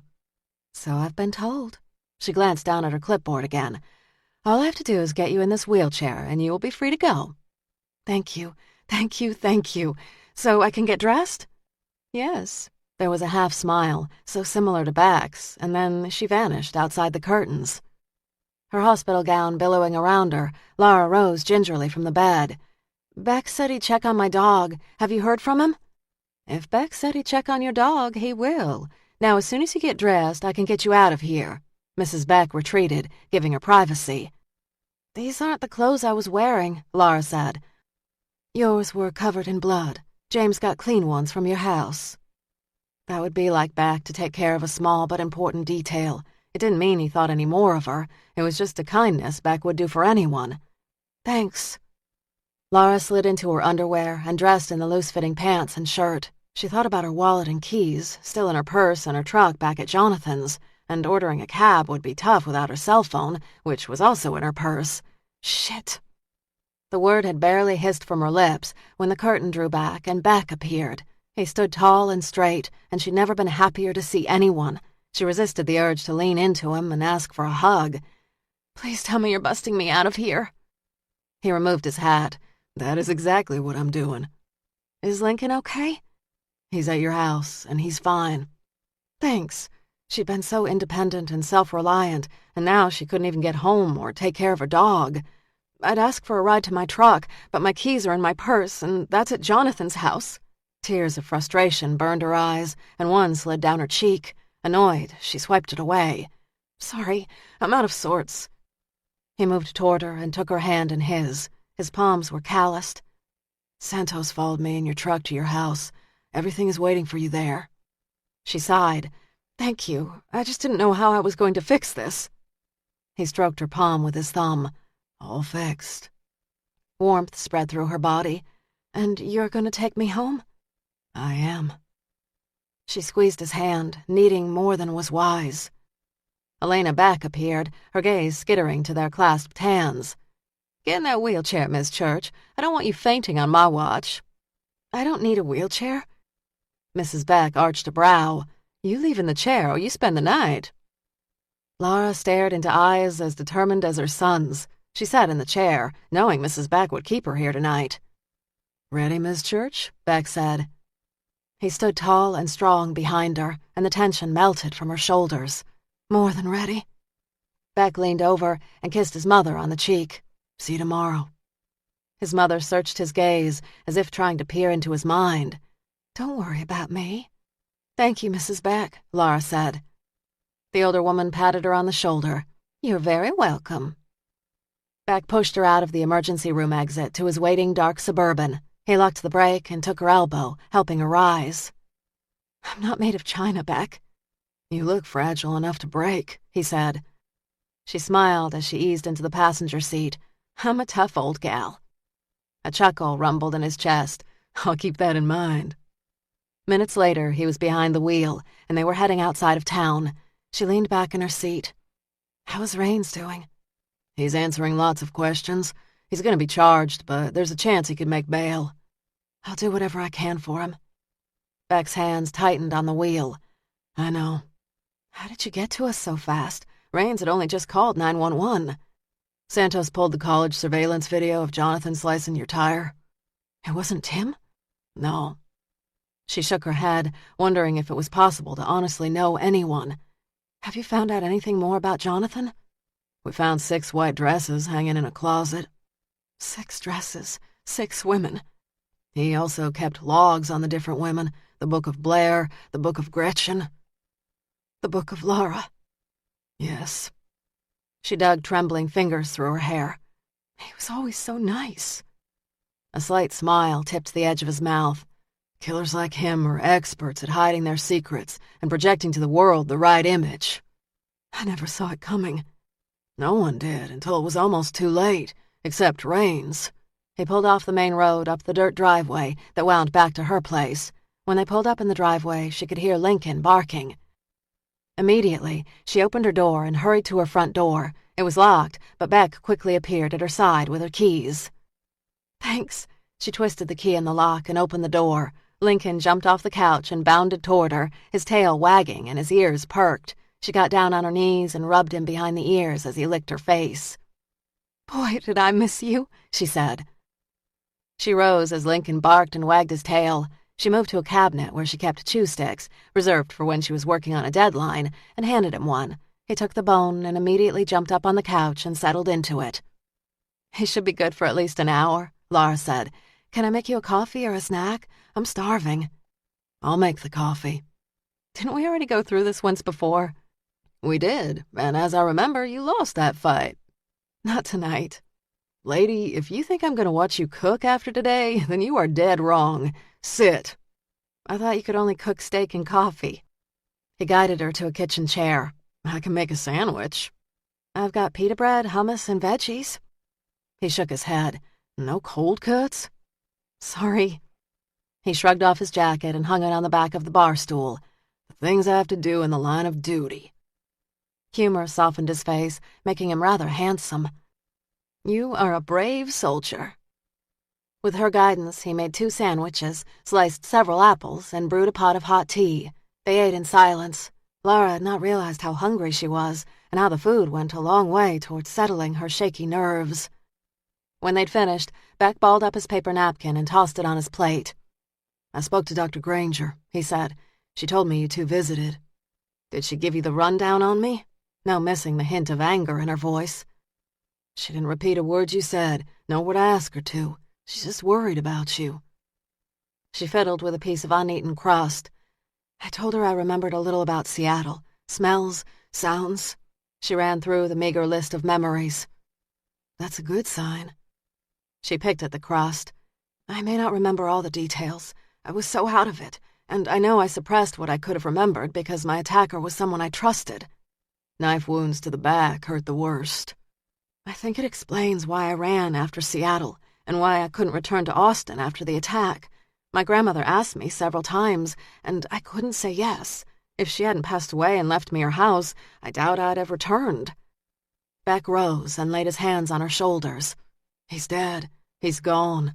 He cannot hurt you anymore. She rested her hand on his. Touching him felt right. I know that. I do. I just don't feel it yet. Absently, his thumb moved in circles on her shoulder. The subtle movement carried with it a world of meaning, compassion, care, and sexual attraction. The skin where he touched her quickly warmed, and the warmth spread down her arms to her fingers. Looking into a penetrating gaze that made her legs weak, she moistened her lips, letting her gaze dip to his mouth. She wanted to kiss him. The idea wasn't a new one, but now that the case was solved, there were no barriers, no restraints. She could find out if he cared as much about her as the case. Rising on tiptoes, she pressed her lips to his. Tension rippled through his body. The timing isn't good, Laura. If not for the growl of desire rumbling under his words, she might have retreated. The case is solved. I said I'd have you over for dinner. He laid his hand on her shoulder. You are a witness. You've had a trauma. I want to feel alive. Emboldened, she rose on tiptoes and kissed his lips again. The kiss was gentle, but meant to be flame to tinder. He traced her bottom lip with his thumb. Hold off. I've been putting off my life for 7 years. My new policy is to do what I want to do now, not later. She traced her hands over his chest, savoring the way his hard muscles tensed under her touch. Really? He captured her hands in his. Really? She cupped his face with her hands and pulled it forward. She kissed him, this time sending him all the pent-up desire and dreams she'd carried inside for 7 years. Moaning, he wound his arm around her waist and pulled her to him. He deepened the kiss, and she pushed her body against his. Desire burned through her veins and sent her heart beating faster than when she ran a country mile on a hot day. This is coming from raw emotion.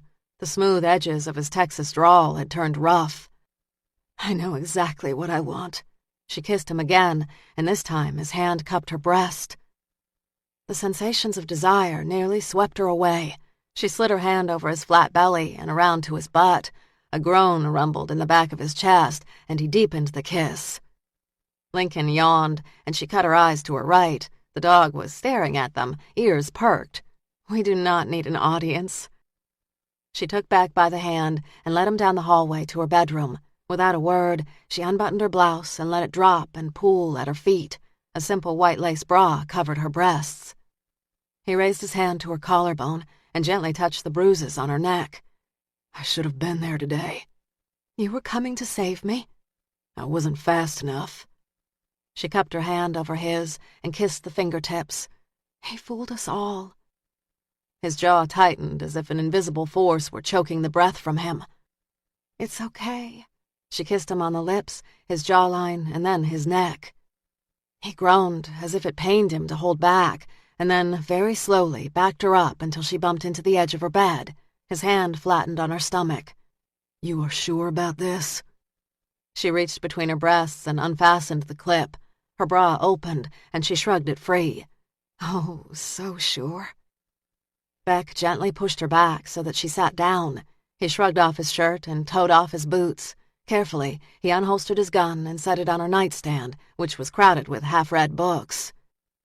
She unfastened his large silver belt buckle, unzipped his pants, and carefully eased her hand over his erection. Hissing in a breath, he stared down at her, his eyes dark with desire. "Am I doing it right?" she said, suddenly unsure. "It's been a while." He loosened her braid and threaded his hand through her hair. "You're doing it just right." Beck moved forward until his bulk forced her to sit on the edge of the mattress and lie back. For a moment, he stood and stared at her, his hand tracing the edge of her jaw and then her lips. She took his hand in hers and pulled him forward. He followed easily, his weight pressing her down, enveloping her. He kissed her neck. "Like riding a bike, darling. Once you have the basics, you never forget." No witty comeback came to mind. In fact, she doubted she could string 2 words together right now. Deftly, he slid her pants over her hips and squeezed her bottom in his hands. She wriggled out of the pants and kicked them free. He kissed her again, and this time his fingers slid under the silk of her panties. When he touched her, she hissed and arched into him. She'd not felt this alive in years. Her fingers brushed hot, naked skin, and he gasped. She'd forgotten how good desire felt, to want a man and to touch him in ways that made them both forget.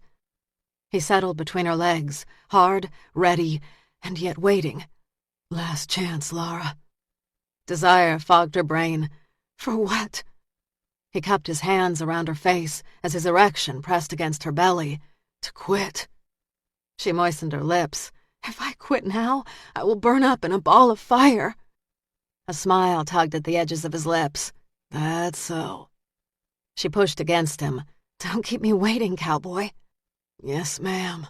He eased into her, his body expanding hers in a way that was uncomfortable at first.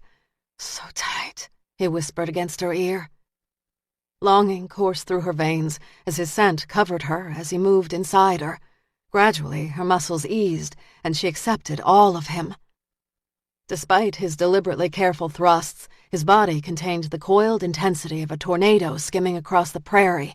So much power and so much energy, yet distant enough so there was no damage. However, she wanted him to unleash that energy, that force of nature pent up inside of him. She wanted all of him. Lara cupped his face in her hands, pulled his face toward hers, and kissed him. Waves of tension rippled through his body as he deepened the kiss and filled her body with energy. She'd given her body once before to a lover in college, but those youthful exchanges had always left her spirit and body wanting, and then, after the attack, there'd been no man she'd been able to trust. With Beck, she could feel the need growing inside her belly, hot and furious, ready to erupt and wash over and into every dark corner of her body. She moaned and pressed her hips up to his. He ground deeper inside her, planting a hand on either side of her head as he moved in and out. In a different time, she'd have wanted this dance between them to be slow, like a waltz, but the tempo had been feverish from the outset. The wanting in her grew until she could only think of him. He ground into her, growling her name in her ear. Within seconds, their tempo peaked and exploded as their orgasms crashed over them. Silence wrapped around them, and for one blissful moment, they were one heart. Afterward, Beck lay on his side, his sun-darkened hand draped on her lily-white belly. "Your heartbeat is still racing," he said, pleased. She traced her fingertips over his knuckles and down the veins in his hands. "I'm grateful it didn't stop." He chuckled softly. "We wouldn't want that to happen now, would we, darling?" "It would be a shame if that was our one and only time together," she teased. He was silent for a moment. "I'd like to think this isn't a one-shot deal." A smile curled the edges of her lips. "I think that's the first time we've agreed." He traced a strand of hair away from her eyes. She drew circles on his hand. For several minutes she lay next to him, the steady beat of his heart thumping against her ear. Finally, he squeezed her shoulder and released a resigned sigh. "I need to head back to the office and talk to Raines. I still get the sense he's holding back." Perfect moments like these didn't last. What could he be holding back? I wish I knew, darling. I wish I knew. Chapter 21. Friday, June 1st, 10 p.m. Raines didn't have the home field advantage in Texas. He was an outsider who had rolled into the state uninvited, bent some laws, and shattered a couple of others. Still, he was convinced if he played it right, he'd unravel the legal tangles and walk out of Texas a free man. He sat in the interview room waiting for his attorney, Tyler J. Monroe, to arrive. He'd known when he'd arrived in Texas he was going to kill someone. He'd just not known who. Now it was time to clean up the mess. The door to the other room opened to Tyler Monroe, a tall, heavy-set man wearing a lightweight suit, a white shirt that stretched over a full belly, and dark loafers. He carried an expensive but well-used briefcase. Clear-framed glasses rested on top of his head. "Detective Raines?" "I'm not a detective anymore, remember?" Regret coated the words. Monroe arched a brow as he sat at the table across from Raines. "From now on, I'll be referring to you as detective in front of everyone. I want people to remember your honorable service to the public." "I am what I am, and no title is going to change that." "Titles do matter. They've mattered since the first man dragged his knuckles out of the cave. So, detective, did you come down to Texas to hunt down a vicious killer that savagely murdered 6 women in Seattle and 3 in Texas?" Raines knew how the legal game was played. Give just enough. "I came down here because I thought the Strangler was active again." Monroe nodded approvingly. "And you got your man, didn't you, detective? Caught him red-handed trying to strangle the life out of an innocent young woman that he'd tried to kill 7 years ago." "Correct." "You saved a woman from a savage murder." "Yes." The attorney's glee didn't sit well with Raines. "You're a hero." He threaded his fingers together. "I don't feel like a hero. I did what I had to do." Monroe smiled. "Just keep saying that. We love heroes down here in Texas, especially when they're humble. Now, let's see about getting you bail." Something about the day's events made Beck's gut twist just as it had during his interviews with child killer Matt Dial. Like then, he had no concrete evidence, but only the gnawing sense that key puzzle pieces were missing. He reached for his phone and dialed Santos as he wound down the dark gravel road, remembering the way Laura had kissed him moments ago on the front porch. A lantern light glowing above her head, she told him to be careful. He'd hugged her tight, reminding her for the 5th time that she needed to lock her door. She'd laughed, said it was nice to have someone worry over her. Worry. It was what he did when he cared. For him, love intertwined with fear, loss, and pain. His mother had often said Beck was most prickly when he loved. Love. That was a hell of a word to cross his mind now. Love. He couldn't remember a time when love had ever connected to a lover. Shit. Had he fallen so far and so fast for Laura? Was this worry rooted in love for a quirky artist, or was it a byproduct of a cop's intuition honed by years on the job? He didn't have an answer, only knew worry now hung around his neck like a rattler, hissing and ready to strike. When a man was nose-to-nose with an angry rattler, he didn't stop to question where the rattler came from. He dealt with it. He needed to resolve what prodded his uneasiness. 10 minutes later, he pulled up to the entrance of the long driveway that had belonged to Jonathan Matthews. 3 news vans had parked outside the property, held at bay by several uniformed officers. Beck slowed, spoke to the cops at the entrance, who waved him through. At the house, the darkness was awash in the glow of floodlights. There were at least 7 marked and unmarked cars and the forensics van. He glanced at the clock on the dash. 5 hours had passed since he'd walked out of the crime scene and gone to the hospital to get Laura. He got out of the car as Santos walked down the front steps, a cell phone pressed to his ear. The ranger had taken off his white hat and rolled up his sleeves. When Santos rang off, Beck said, "What do we have?" He clicked the phone back in a holster on his hip. "Raines just made bail. He's been in custody 4 hours. Apparently, plenty of time if you got a hell of a good attorney. Fellow named Monroe represented him." Beck shook his head. "Monroe's connected up the ass. How'd Raines find him?" "He hired him just after he arrived in town. Almost as if he were expecting trouble. He came to Texas to kill Jonathan," Santos said. "He was just waiting for the right time." Beck rested a foot on the bottom porch step. Raines does what he wants. Which is why I have DPS outside his hotel room. Good. Keep an eye on him. Will do. What else have you found inside? Books, journals, each focused on a specific victim? Beck stilled. Show me. As Beck stepped into the house, he accepted a pair of rubber gloves and paper booties from a forensics tech and pulled on both. As he entered the study, he was struck by Lara's photograph hanging behind Jonathan's desk. Small pot lights from the ceiling had been angled so that they shone on and accentuated the image. Anger rolled over him as he pictured Lara lying in the thick, wet Seattle woods while Jonathan closed his hands over her throat. There are 14 books, 6 from Seattle, Lara's book, the 3 Austin victims, and 6 others.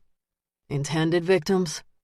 Yes, they appear to be works in progress. We've tracked down 3, and they are alive and well. Beck and Santos waited for the tech to give them the all-clear, and then they removed the first 6 books from the shelves. All the books were bound in rich red leather, with the victim's name embossed in gold lettering on the cover. Carefully, Beck opened the first book, which appeared to be filled with news clips. He turned the pages slowly, amazed at how Matthews had collected every mention of the killings in a multitude of papers. The next 4 were the same, lots of news clips, but the 5th and 6th victims' books had handwritten notes in the margins. They don't see what I see. They don't know what I know. I am smarter than all of them. The 7th book, and by far the thickest, was Lara's book.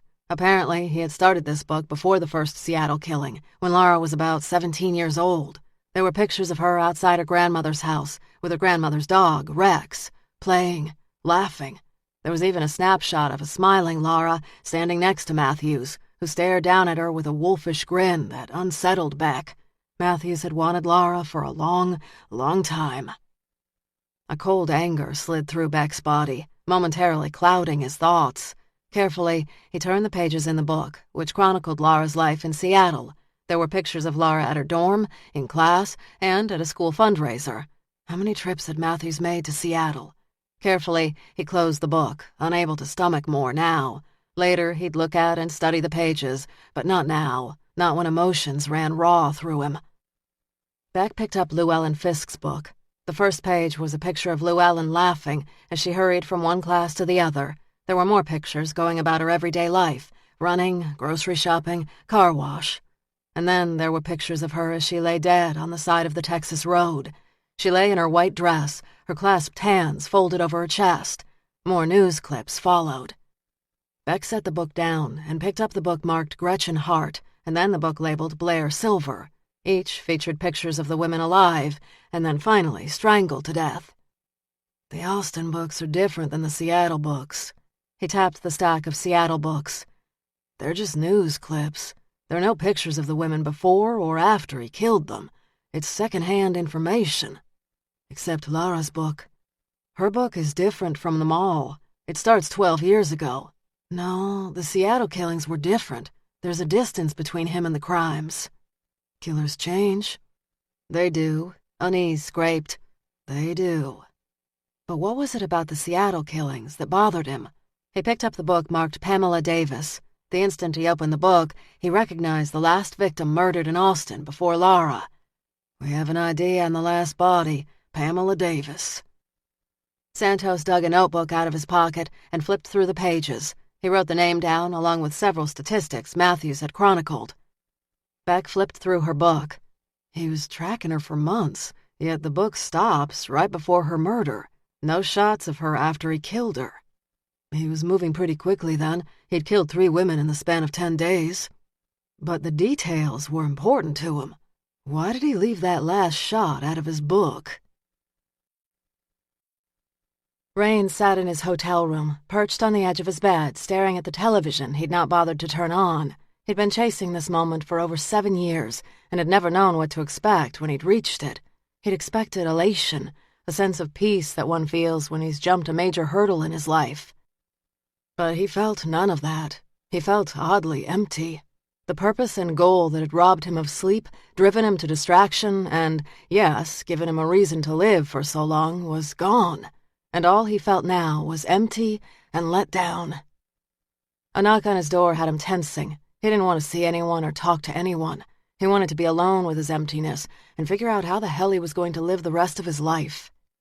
"I know you're in there, Rains." Danny's raspy voice cut through the door and reached him. He lifted his head. "Go away, kid." "No can do. I came to see you. You're the big damn hero, according to the television." "Danny, go away." "Open the door, Rains." If she'd demanded, he'd have ignored her, but the quiet pleading in her voice was his undoing. He rose, his limbs weary with fatigue, and opened the door. She grinned up at him, a sparkle in her dark eyes. "You look like shit." A half grin tipped the edge of his mouth. "Good to see you, too." She held up a bottle of whiskey. "Got some of those fancy plastic cups in there?" "You're underage. How did you get that whiskey?" She laughed. "Child's play. You gonna let me in?" He stepped aside and allowed her to pass. "Where are your glasses?" "You're not drinking around me, kid." She rolled her eyes, but there was no force behind her words. "You're such an old lady. I've drank before." He took the bottle from her. "I don't care. Not around me." "Fine." She vanished into the bathroom and returned with one plastic-covered cup. "You are gonna drink." His back ached and his head throbbed. A drink would hit the spot. She grinned, held out the cup, and watched as he filled the cup with the gold liquid. "You've had a day." He accepted the cup and took a liberal swallow. "Thanks." "How's Laura?" "She's a little banged up, but she's gonna be okay." "Thanks for that. I like her. She's been a good friend. You've been a good friend." He lifted his gaze from the bottom of the cup. "You're a good kid." She arched a brow. "Ah, shucks, Mr. Rains. You're gonna make me blush." "Smart ass." "So this Jonathan Matthews asshole was a real bad dude from what I'm hearing on the news." He refilled the glass and sat down on the edge of the bed. "Yeah, a bad dude." She sat down beside him, close but not close enough to touch. "I'm glad you got him. I'm glad he's dead." He downed the second shot. "You're a bloodthirsty kid." She touched his hand with hesitant reassurance. "He hurt women. He got what he deserved." "That he did." He reached in a dresser drawer and pulled out a small white box with a red bow. "Got something for you."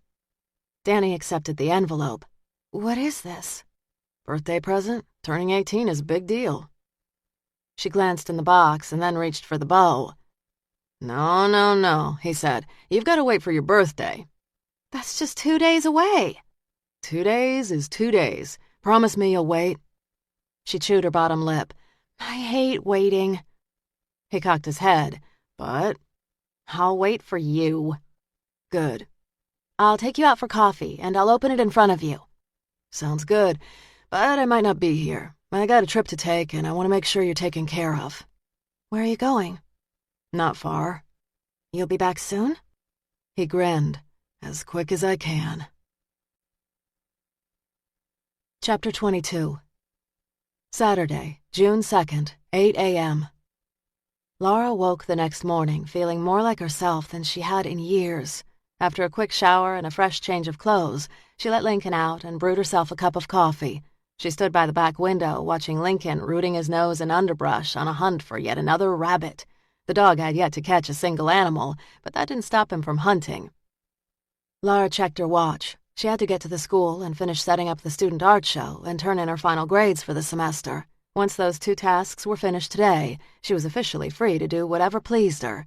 In years past, every free moment had gone into her photography, scouring papers for crime reports, locating the scenes, finding the right time to snap her images, and then spending hours and hours in the darkroom. She glanced at the black and white stills hanging on her walls. Like all her recent work, they looked like landscapes, seascapes, or random city streets, but all were places of death. She'd shot them all, hoping to see something that would tell her why people killed. But all the shots, though provocative, hadn't told her anything that would have prepared her for Jonathan's second attack. There had been dozens of calls from the media, but she'd let the answering machine take the messages. And when the machine had filled, well, then the calls just got dropped or ignored. She didn't want to talk about Jonathan. Cassidy had fielded dozens of calls, which she'd gladly taken. Laura had seen Cassidy on the news several times, talking grimly into the camera about the monster who had fooled them all. Of course, all her interviews had been at the gallery, in front of it or in front of one of Laura's images. Sales had gone through the roof, and Laura had already decided to donate the proceeds to a victims' shelter. She considered the sales blood money, and she didn't want them. Laura and Beck had talked a couple of times, but there'd been no time to see each other. She missed him, missed being in his arms. With each passing day, she wondered if whatever connection they'd shared had been real or raw need that came as quick as lightning. Shoving out a breath, she packed her backpack for the trip into town. She thought back to the summers she'd spent with Jonathan when they'd been growing up. When she was a kid, she'd found a snake in the yard and screamed. He'd raced forward and killed the rattler. She'd been relieved, called him her hero. He'd beamed. Later, he'd proudly shown her his new snakeskin wallet he'd sewn. He'd carried the wallet for years. His trophy for a kill. She thought about his home. What other trophies had he taken from his victims? She shuddered and set down her cup. The need to shoot more death images still lingered, and she found herself wondering if she should shoot the latest victim's crime scene, or perhaps she should shoot Jonathan's house.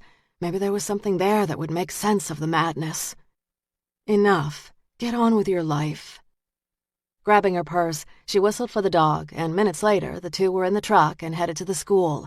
She arrived at the school and went straight to the gallery, where the unhung pictures remained.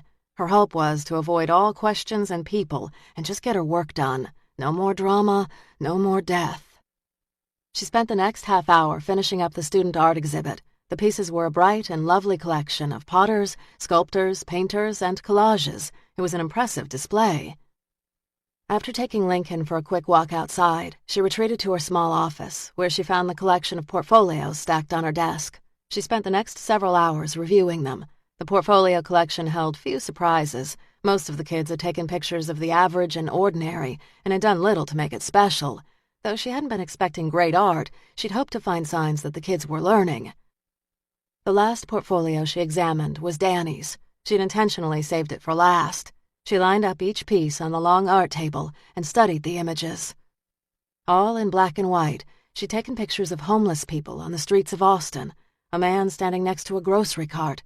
He wore an old coat 2 sizes too large and a big hat. He was reading a book. Another image featured an old woman. She was sitting on the park bench. Danny had coaxed a bright smile from the woman. Another was of a mother and child sitting outside a homeless shelter. Each picture, though sad and moving, held a message of hope. Life might have beaten these people down, but they'd found little ways to prevail. Just like Danny. She reached for her cell and dialed Danny's number. Before it could ring, the phone in her office rang, startling her. She hung up her cell and picked up the landline. Laura Church. Ms. Church, this is Lieutenant Davis with the Austin Fire Department. Yes? There's been a fire at your house. She gripped the telephone. What? A heavy silence followed. The place appears to be a loss. Her heart dropped into her belly. I'll be right there. Danny sat on the edge of her hotel bed, staring at the white box decorated with the red bow. She had promised Raines that she wouldn't open it, but the suspense was killing her. She shook the gift. She tried to peer under the lid, even held it up to a light bulb, hoping to see through the box's paper sides. But as much as she tried to see inside the box without opening it, she couldn't. Danny set the box down on the bed and reached for the TV remote. She clicked on the TV and surfed through a couple of dozen channels, all the while aware of the box sitting on the bed. Damn you, Raines! Why had he given her this puzzle? Why not just wait and give her the gift? Because he knew it would drive her crazy. Frustrated, she shut off the television and tossed the remote on the bed. She picked up the box and studied the configuration of the bow. If she were super clever, she could untie the bow, peek inside, and then retie it without Raines ever being aware. When he did come back into town, she could make a show of being surprised, and he'd never be the wiser. Nibbling her bottom lip, she tugged gently at the bow. The loop slipped a millimeter. She pulled again. It slipped more. And then, unable to handle the well of anticipation, she yanked the bow, and it untied, and the ribbon fell away from the box. Glancing toward the door, as if she expected Raines to walk in, she pried off the box's top. Inside was a piece of paper. Carefully, she opened it and read, "Knew you couldn't make it." Shit. Danny laughed. The old devil knew her better than she thought. When she saw him next, she'd have to come clean. She peered inside the box and pulled out what looked like a folded photograph. She opened the photograph and for a moment stared at the image, blinking as her mind absorbed the details. When she fully registered what she was looking at, she dropped the box and screamed. Laura hustled Lincoln out of the building and into the truck. Her hands trembled as she put the key in the ignition and fired up the engine. She thought about the house that had been home to her over a dozen summers, that held all her camera equipment and all her work. Was it all gone? She sat forward in the seat, clutching the wheel as she headed out toward the interstate. If she hustled, it would take her 20 minutes. In the past, she'd never minded the drive. It was a quiet interlude to a hectic day. But now the minutes stretched like years. "Don't borrow trouble, Laura. Don't." Lincoln's ears perked up at the sound of her voice. He whimpered. She glanced at him and tried a smile. "It's okay, boy. We're okay, so the rest is fixable. Somehow." A car rolled up behind her on the interstate, and at first she gave it little mind. But as the vehicle continued to hover behind her, her mind tripped to Jonathan and the women he'd stalked. He'd disabled their cars, and when they were alone on the side of the road, he'd attacked. "Jonathan is dead," she muttered. "You saw him die." She shrugged off the fear and kept driving. She had bigger problems on her hands now. She pressed the accelerator toward the floor and watched her speedometer nudge closer to 80. Her exit arrived within minutes, and she took it, braking as little as possible. She kept thinking about her house and all her belongings, her work, computers, cameras. Was it all gone? She glanced into the rear view and noticed the car she'd seen earlier was gone. Her cell phone rang, and she jumped. A quick glance at the phone revealed an unrecognizable number. "Reporter," she muttered. Down the last road and up the driveway, she came around the last bend and discovered her house was perfectly intact. No fire damage, no trucks. The house was as she left it. What the hell? She got out of her car and pulled off her sunglasses. This is someone's idea of a joke. Lincoln bounded out of the car and up to the front porch. As far as he was concerned, life was good and he was ready for dinner. We might as well eat. She dug her keys out of her pocket and moved to the front door. As she put the key in the lock, a car pulled up in her driveway. She turned, immediately tense, until she saw the driver. "Laura," Rains said.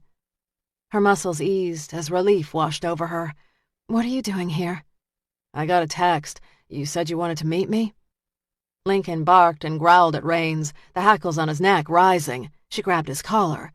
"I didn't text you." Every nerve in her body snapped with tension. "What are you doing out of jail?" "I made bail." He held up his cell phone. "I tried to call you, but you don't have your cell phone anymore." "I saw the number but didn't recognize it." Still puzzled, she glanced at her house. "Someone called me and told me my house had burned to the ground." "No shit. Somebody's idea of a joke?" She patted Lincoln, who stood tense and alert. Carefully, he tucked his cell in his breast pocket. "Someone wanted us both out here." "But why?" He nodded toward the house. "Can't say. Did you tell Beck?" "I didn't get the chance. I was so panicked I came straight away." She dragged trembling fingers through her hair. "I did not need this scare." A half grin tipped the edge of his mouth. "Since I'm out here, how about a glass of water? This damn heat is killing me." "Sure." As she leaned down to speak to Lincoln, she heard a clip unfasten. She turned and found Rains pointing a gun at her.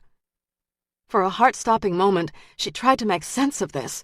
Lincoln growled and barked, but instead of asking for an explanation, she released the dog. It lunged toward Rains. The dog was fast, but not fast enough. Rains shifted the tip of his gun and fired, hitting the dog in the hindquarters. Lincoln yelped wildly and dropped to the ground. Laura screamed and dropped to her knees, skimming her hands over his body. In the midsection, her hand felt the warm ooze of fresh blood. "Get up," Rains said. Lincoln's blood stained her pale fingers scarlet. "Why?" "You'll know soon enough. Let's go." "Fuck you! I'm not leaving my dog!" "He's still alive, but if you don't get up now, I will put a bullet in his brain." She glanced up at him, and the look in Rains's eyes took her breath away. It was an absence of emotion or caring. He'd kill Lincoln now. "Why?" "Get up." He pointed the gun at the dog's head. She kissed the dog and whispered in his ear that she'd find a way to save him, and then rose. He whimpered, and his breathing was labored. Why, Rains? You saved my life yesterday. Rains shook his head. Do you have any idea what trouble you and your private stalker Matthews were to me these last 7 years? Her hands trembled as she scrambled to calm her mind. What did I do? With the tip of his gun, he motioned for her to stand. You were the object of his obsession. You drove him to kill. You drove him to Seattle, to my town. His calm tone was more frightening than Jonathan's ranting. Let's go. She touched Lincoln one last time, and then slowly rose. How is that my fault? He was insane. A breeze across the rolling hills chilled her skin. And then you couldn't remember. He sounded so reasonable. I wanted to kill you 7 years ago. I hated the idea that people thought I had raped you like some animal. The press couldn't let that detail go. They called the strangler a pervert. They said he was warped. I needed you to remember who your attacker was so that I could catch him. Fear compressed her chest. I tried to remember. God, but all I did to make you remember, and you couldn't remember one goddamned detail. You got Jonathan. You killed him. You are the hero of the hour. And everyone knows me as the guy who killed the strangler. She thought about running into the woods. If she could get past him and into the woods, she could call for help from her cell. Why is that bad? His voice sounded like a growl. Because he tainted the work I did. He soiled it. He killed those women. He killed an Austin. Rains shook his head, but he was not the Seattle strangler. Energy rushed from her as if she'd been punched. He killed those women. I heard about the journals detailing how he stalked them. He killed the ones in Austin, but not Seattle. In Seattle, all his information was second-hand, from papers. He attacked me in Seattle and Austin. He motioned for her to move down the steps. Just you. No one else in Seattle. Move. Following his orders would only make it easier for him to kill her. But you found the penny in my hand. You said he was the strangler. Rains smiled, as if relieved to share a secret long hidden. That penny drove me insane trying to figure out how he knew. What? She tripped on the bottom step and took several hard steps before she recovered. When I came on your crime scene and the officer in charge told me it was another strangler case, I was stunned. But the guy was certain. The penny. He kept talking about the penny. Moonlight cast heavy shadows on his face. Only the strangler knew about the penny. That's what I thought. But Matthews figured it out. Rains shook his head. Do you know the answer turned out to be so simple? Took me a couple of years to find the answer, but I did. One of the forensics techs that worked several of the strangler murders went out on a date with a guy. He got her drunk, and she talked about the case. She got drunk and talked. So stupid. I kept up with everyone who worked the case. I took her out for drinks one night, and she finally told me that she'd slipped up. The guilt was eating her alive. I asked her who she told, but the name was bogus. Why didn't you say anything? He leaned forward a fraction and dropped his voice a notch. Because I was the strangler. What? I killed the first 6 women, and I didn't appreciate some poacher taking over my gig. Stunned, she could barely string 2 thoughts together. You were a decorated policeman, and you killed 6 women? He looked relieved to talk. 6 that were found, 8 in all. He muttered an oath. When I heard about the Austin killings, I knew that son of a bitch was at it again. I knew I had a second chance to track his ass down and kill him for taking what was mine. You didn't kill anyone in Austin. He frowned, his disgust evident. Just one. She searched for logic in the madness. Who? The last victim. The one that was not sexually assaulted. Fitting I should steal the last act from Jonathan, as he did with me. Rain sighed. The last Austin victim reminded me of the women in Seattle. They were all lost souls, broken. Sometimes death is a kinder option than life. Your wife and daughter? That's right. After they died, I wanted to die, but I didn't have the guts to pull the trigger. And then I saw the first woman standing on the street corner. She looked so lost, so sad. I couldn't bear to see her clinging to a life that would never improve for her. I couldn't kill myself, but I could make it better for her. You strangled her.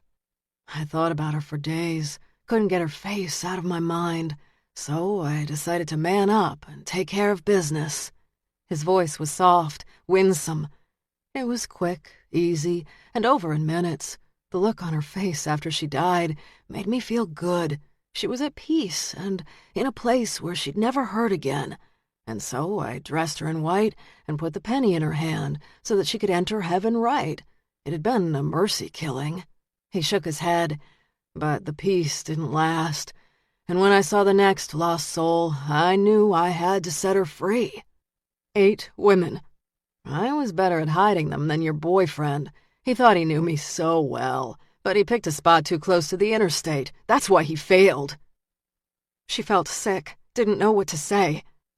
When the paramedics said you were alive, I thought it was a lucky break. You could identify the poacher for me, and I could take care of him. But I didn't remember.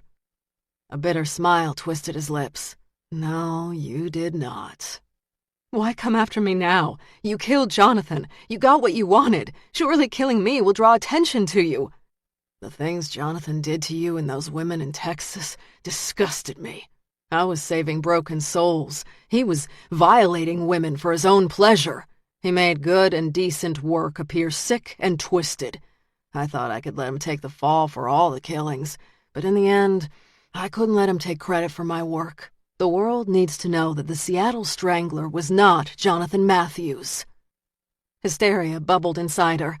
Rains, I wasn't the one who stole from you. No, you were not. He sounded so reasonable and so sure. But you got him started, so you are going to help me finish it. She clenched her fingers. Finish what? Prove to everyone that the Seattle Strangler was a better man, a humane man. Don't worry, I'm not like Jonathan. I'll make it quick. It'll only hurt briefly, and then you will know everlasting peace.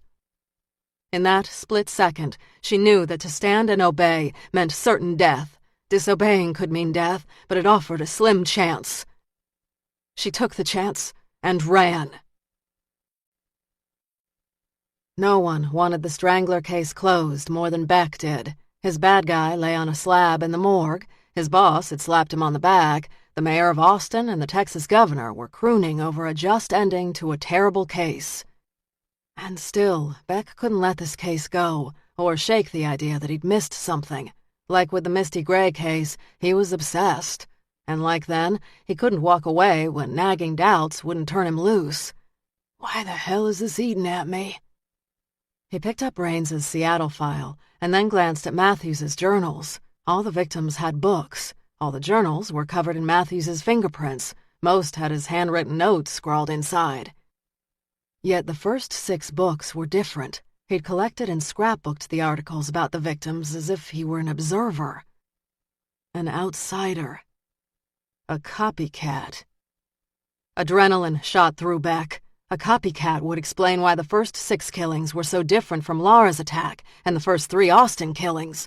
The last Austin victim had been different, more like the Seattle cases than any of the others. A copycat. Shit. Beck flipped through the Seattle case files. He needed to prove that Jonathan had been in Seattle when the initial 6 victims had vanished. He scanned the pages, making a list of the dates on a yellow notepad. December 20th, January 2nd, February 6th, March 11th, April 9th, May 1st. The last Seattle victim had been Laura, who'd been attacked on June 1st. Beck then glanced at the articles Matthews had collected about the killings and himself. There were older articles about the animal killings in Austin, an article about Matthews winning contracts for furniture, another piece about him opening his own custom furniture business 12 years ago. Beck found an Austin article featuring a picture of a grinning Matthews surrounded by a half-dozen older women. According to the caption, he had crafted and donated a cedar chest to be auctioned at the group's annual fundraiser. The photo had been snapped the day before the holiday event, December 20th, the exact day the first Seattle victim had vanished. Matthews couldn't have snatched the first victim and also attended a fundraiser. Despite what Raines had said, none of Matthews's credit card receipts showed any flights, trains, or buses to Seattle around dates the women vanished. Private planes and cash would get the job done, and driving was an option. The trek from Austin to Seattle was over 1,500 miles, but doable in 2 days if the driver pushed himself. If Matthews had wanted to travel untraced, it was possible. But Raines had said he had evidence of Matthews's travel during that time period.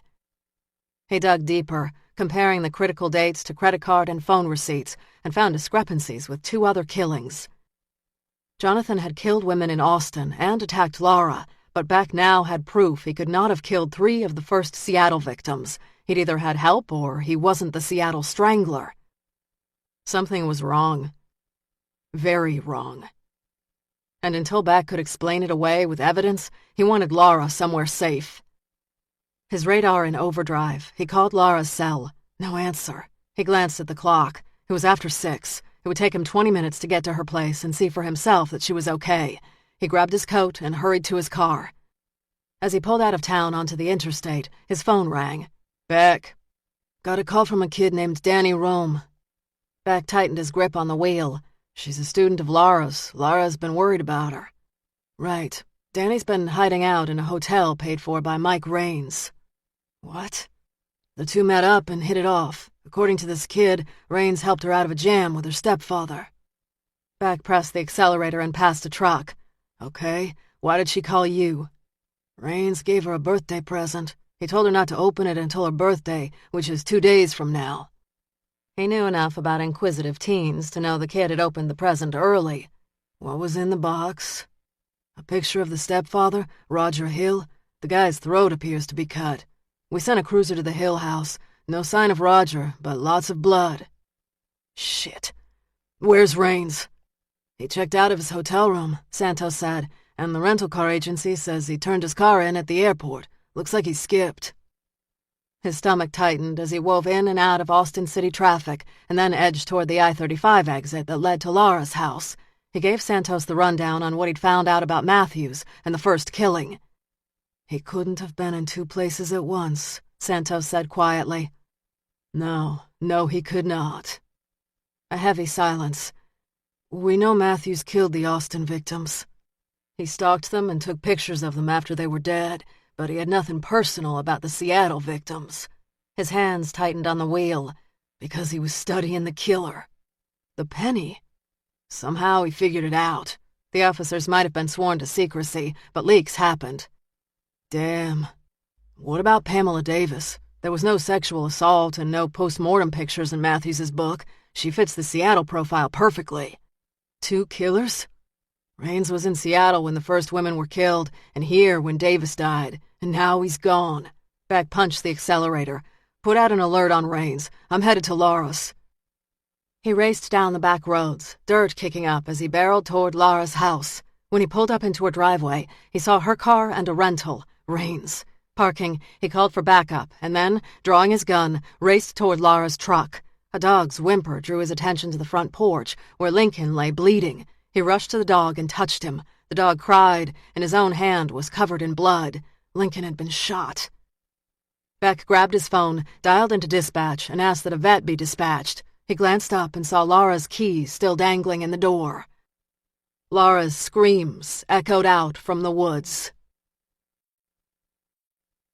Raines was faster than she'd ever imagined. He raced over the ground behind her, his feet thundering fast and hot. She didn't dare look back, as she felt the glance would cost her precious time. She reached for her cell phone and dialed 911, but in her rush, she tripped over a rock and dropped the phone. Laura stopped to pick up the phone. It was just a second or 2 of hesitation, but enough time to allow strong arms to wrap around her waist and tackle her to the ground. She hit hard on her side and felt the air whoosh out of her lungs. Stunned by the impact, she didn't move for a second until she felt herself being rolled on her back and strong legs trapping her as her arms were pinned over her head. Sweat dripped from Raines's brow, and he huffed and struggled to catch his breath. "You're fast." He was going to kill her out here in the wilderness, and no one was going to find her body for days or weeks, if ever. Her survival rested on her shoulders now. No one was going to save her now. She tried to pull her hands free of his grip, but his fingers only bit tighter into her flesh. She flayed her legs and thrashed her body, reasoning if they were fighting, at least he wasn't strangling her. Once he got his hands on her throat and started to squeeze, she'd be dead in minutes. A burst of energy born of desperation fueled her struggles, which she prayed were taking their toll on him. Sweat dampened his palms, making them slick and allowing her to pull her hand free. She balled up her fist and hit him squarely in the jaw. He cursed and punched his fist into her belly, knocking the wind and the fight right out of her. She coughed and sputtered. He wiped the blood from his nose. "Fighting me is only going to make this more painful, Lara, and I don't want to hurt you." She coughed and sucked in air. "You want to kill me, you bastard!" "Death is not the worst fate you can suffer, Lara. You know life is full of pain." "It's my pain, you asshole, and I'll take the good with the bad." He wrapped strong fingers around her neck. "It's better this way." "It's not!" Tears welled in her eyes and trickled down her cheek over his hands. "It's not!" He smiled as he started to tighten his hold. "There's no saving either of us." Gun drawn, Beck hustled to the top of the hill and immediately spotted the flicker of movement 50 feet ahead. He spotted the back of a man, hunched forward. There was no sign of Lara. He took a chance and called out, "Rains!" The man glanced back for an instant, then returned his attention back to where it had been. Beck raced forward another 10 yards, saw Lara's body trapped under Rains. Beck didn't hesitate. He stopped, steadied himself, and fired. The bullet struck Rains in the back, knocking him to the side. Lara rolled to her side, coughing and clutching her throat. Rains, clutching his side, rose up as he reached for his gun. "Leave it, Rains." Rains's gaze sharpened, and then he drew his gun. Beck fired, this time hitting him in the chest. For an instant, Rains stood there, stunned, and then slowly lowered his gaze to the blood blossoming on his shirt. He touched the blood with his fingertips, smiled, and dropped to the ground. Beck ran toward Rains, picked up the ex-cop's gun, and checked for a pulse. None. Rains was dead. Lara rose up and staggered to her feet. Beck raced toward her, catching her as she lost her footing. He stared at the dark red, angry marks on her neck and nearly broke. "You're okay. I've got you." She tried to speak, but her voice sounded like a hoarse croak. "You don't have to speak." In the distance, the sound of sirens grew closer and closer. She shook her head. Lincoln!" "That's help on the way. He was alive when I saw him." Tears flowed down her face. Beck held her close. "I've got you. You're safe." Epilogue. 6 weeks later. "Will the patient live?" Lara said as she glanced over her truck engine into Beck and Henry's pensive expressions. Henry, who'd been home from the hospital for over a month, shook his head. "Gonna take some work. This baby has been rode hard." Beck glanced up at her, his gaze softening a bit when he looked at her. "Don't you think it's time for a new truck, Lara?" A fully recovered Lincoln sat in the corner of Beck's garage, gnawing on a chew stick. A low growl rumbled in his chest as he halted his chewing to scratch a shorn patch on his hindquarters.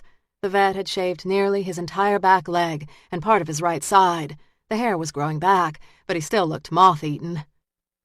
Lara's bruises had healed easily, and she appeared perfectly normal, but the attacks of Matthews and then Rains had left a mark on Lara. She continued to wake up in the middle of the night, clutching her throat and gasping for air. Most nights, Beck was at her side, holding her close until her panic eased. At Beck's urging, Lara spent more time with Dr. Granger, who worked with her to unlock more buried memories from her past. Lara stared at the engine. "But I love this car. It was practically my home for the last 7 years. She'd even slept in it some nights." Beck's smile was warm, gentle. "And it served you well, but the time has come to let it go." Lara glanced at Henry. "It really can't be saved." "It would take a great mechanic at least a week to fix all that needs fixing." He kept his gaze on Lara, not tossing even the slightest glance at Henry. "It would cost a fortune. You're better off, and safer for that matter, if you get a new car." She smoothed her hand lovingly over the car. "God, but I hate to see her go." "Sometimes it's best to start fresh," Beck said. Henry rubbed the back of his neck. 3 weeks ago, he'd had open-heart surgery. He was recovering well, but without the work of the garage, he had grown irritable and sometimes depressed. "Beck's more doom and gloom than me. I might be able to fix her." "You think?" When she looked at Beck, she saw no doubt in his eyes as he shook his head. "A lot of work, Henry. Think you're up to it?" Henry straightened, hooking his thumbs in his belt just like his grandson. "Retirement is overrated. A little stress and aggravation will do me good." Laura grinned. "Take as long as you like. I've got Cassidy's old car to drive until it's ready." Henry winked at her. "She'll be running like new when I'm done with her." Beck, stifling a grin, came around the truck and hooked his arm around Laura. "You're biting off a mighty big bite." Henry snorted. "Get out of my garage. I've got work to do."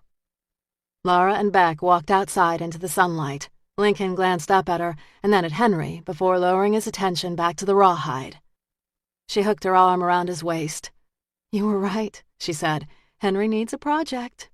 "Treating him like an old man won't help him a bit." For a moment, she tipped her face toward the sun, reveling in the perfection of the day. She had Beck, Lincoln, Henry, and Elena.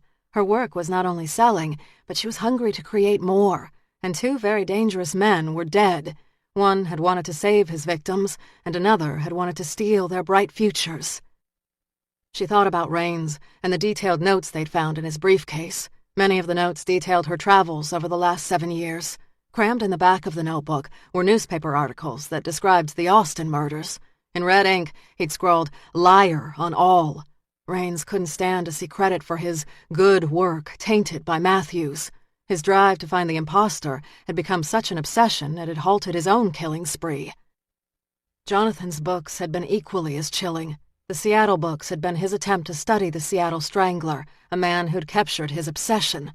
He'd spent hours and hours fantasizing about the Strangler killing Laura, whom he felt had betrayed him when she opted not to return to Austin. One killer saw himself as a savior, and the other a righteous thief who owned the promising futures of women so much like Laura. "You're doing it again," Beck said. Eyes still closed, she said, "What's that?" He traced a frown line on her forehead with his fingertip. "Remembering?"